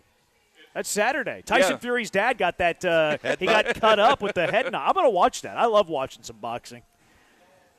I'm going to save this one for a cash them or trash them. I almost let it slip, but that's a good cash them or trash them. I better write that down. Christian Javier, you heard the music, Suavemente. What do you want from Javier today? What are we asking here? Man, I was thinking about that on the way in. Last start was pretty bad. Yeah, it sure was. Pretty bad. Well, I want 5 innings. I'm selling it short, but I kind of need 5 innings. But I want 5 innings, 2 runs. Yeah, I'll take that. I will definitely kidding take me? that. Yeah. I Absolutely. thought you were going to say 5 and 3, which I think I also would have It's taken. the A's. I think he can get by with 5 and 2. A's have a better record than the Astros. I would take care. 5 and 2. I thought aren't they tied? No, the A's No, are I think they're percentage one up. points. No, it's percentage points. Oh, it's percentage. Because they played they're it one up in the win column, though, right? Is that what it is? Sounds right. I think they're one up in both columns. Okay, so they'd be one full game up then. If they're one up in both. A's are 19 and 26. Astros are 18 and 25. They're one up in both categories, so they're not one up. Okay. One up would be 19 and 24. Okay, I see. Yeah. So it's the A's winning percentage is 422, Astros 419. But they're both 5.5 games back. Okay. So it's like weird math. I was a math major for a semester, and they kicked me out of the program. I would take 5 innings, 2 runs. Absolutely 5 innings, 2 runs. Give me that every single day. That's what I'm hoping for. That'd be nice to get a sweep. Nice to get a sweep. It would be, No doubt. 5 wins in a row? It'd be 7 of the last 8. 7 of 8 and Not bad. And a 4-game sweep. 4-game sweep. All right, what do we nominate? Let's get to our car wreck of the day.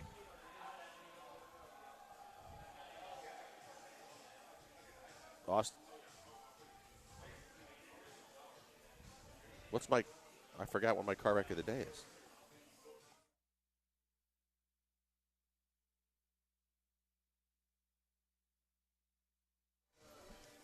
All right, what are you nominating for car wreck of the day? 713-780-ESPN. What you got, Blinkers? I honestly don't. I forgot which one I had, and I'm not going to steal Brian's. So you guys go first. Let me see if I can find mine. I wanted to nominate the NFL on those 2 teams with no divisional game in the first 10 weeks of the season. 10 or 11. I missed that. The Blankers told me that earlier. Yeah. It's ridiculous. I think it's no divisional games. I want to say I heard or read Steelers Bears maybe. Well, you saw the report that the NFL had to factor in Taylor Swift's tour schedule to make the NFL No, schedule. I don't believe that. No, that's 100% true. Because she's in a stadium? Yeah, because she's. That's normal. Yeah, I know it's It is normal. normal. I'm just saying it's funny considering what we know overall with the NFL's love affair that Taylor Swift is involved in all these broadcasts. Yeah, that is kind of funny. But yeah, I'll nominate the NFL for doing that. What do you guys got? I'd like to nominate DJ Bieniemy's barbecue takes. That was just. I think that should win. I'll go ahead and say it now. Then my other one, I'd like to nominate the terrible fans of Kansas City. They've had a lot of low moments recently, and apparently someone amongst their group stole Xavier Worthy's car. So shout out to the terrible fans of the Kansas City Chiefs. Is it Bush League or not to say Rasheed Rice was the guy who stole it? Is that Bush League or not? Is it too soon or is it for a friend. too rude? Asking for a friend. The odds are north of 0%. Didn't they do a documentary on the 0. super fan that was Robin Banks? Yeah. Well, either they did one or they're making one. Yeah, I think one or the other. I think it's in progress. Did you see the Chargers schedule release? Yes. A lot of these schedule releases are bad. They're not great. Oh, they went over the top with criticizing other players and stuff. They did a Sims edition, but every single opponent. Yes. They would have they would burn every single team. Yeah. It was so. And the Chiefs one was the guy sitting in the courthouse, and the judge was Pat McAfee and AJ Hawk. And then they did one on Boston, the Patriots, because they play the Patriots, and they did a retirement home, and they had like Brady drawing a picture of himself, and they had Paul Pierce in the wheelchair, and he pooped his pants. Yeah, like that was great. They took a lot of shots. I actually watched. I'm ashamed to mention this, but I watched like 13 of the schedule release videos yesterday. I watched every one that the Texans played, plus the Chargers. Yeah, and most of them weren't great. Oh, to see what they said about the Texans? Yeah. The Chargers one was great. The Charger one was fantastic. I thought the Bears one was pretty good. I didn't. I don't remember that one, actually. The Green Bay I did one, watch it. I didn't think the Green Bay one was very funny, but they packed it with cameos. Yeah, they did. I didn't think it was good. Surprising It was full that they of can cameos. find anybody. Patriots. They had Aaron Andrews. They had Joe Buck. They had Braun Strowman. He was wearing a Texan shirt. Yeah, they had a ton Aaron of people Andrews in that. is a closet Packer fan. Is she? Yeah. They had the Patriots one was pretty good. They I had haven't watched that one. Julian Edelman was basically Matt Damon from Good Will Good Will Hunting. Hunting. And How he you was like the those guy apples? with the genius. Yeah, and stuck then, the schedule on the window. Yeah, and then Gronkowski was like right there behind him each step of the way. Like that was actually a pretty good one. They did good. Did you hear the Edelman? He was on a podcast the other day where he said to really show the true what it takes to be Tom Brady with his discipline, he would sit there and deeply inhale all the offensive linemen on their wing day when they were eating their chicken wings, but he would never consume them because it was bad for him as part of like showing his discipline. I'm like, come on, man. Chicken wings aren't even that bad for you. That is weird. It's just yeah, the deep fried it's keto. Yeah, it just depends on if you're loading it up with some bad sauces for you. Right. Did we that's ever an nominate? issue. Speaking of Paul Pierce, did we ever nominate him in the last couple of days? I mean, we can nominate him. No. We can nominate. For dropping the. Yeah, he dropped an N-bomb. Yeah, I think we brought He's that up. he's did we allowed. not? On He's FS1? allowed. You're not allowed. I'm not allowed. I'm more allowed than you are. Whoa, time out. Because You're I'm 2% allowed. 3%. Oh, 3%. In reference to Dante DiVincenzo? He can say it. And I'm not one to tell him that he can't. I understand what you're saying, but not on broadcast television. I can't tell him that he can't. I think FS1 should. I can't tell him that he can't. I'm not in that conversation. 3% maybe. NBA for putting on Draymond Green on TNT. Tyson Paul, July 20th. I thought that was in June. No, Did you it's in see July. them go It's face in to July. face and try to look all intense, and then it was like that's why I'm worried about that. This fight's gonna massively. They were disappoint giggling people. and giggling and pushing each other at the end. It's gonna be for show. It's fake. It's rigged. It's gonna be for show. And then Since Alex we always said- have an Astros take, is it not fair to say the Astros offense against Aaron Brooks? All right, what's winning? DJ Bieniemy. All right, DJ, congratulations. Car wreck of the day. It does it for us. Thanks to the Decoy for having us out. We'll talk to you tomorrow. Bye-bye.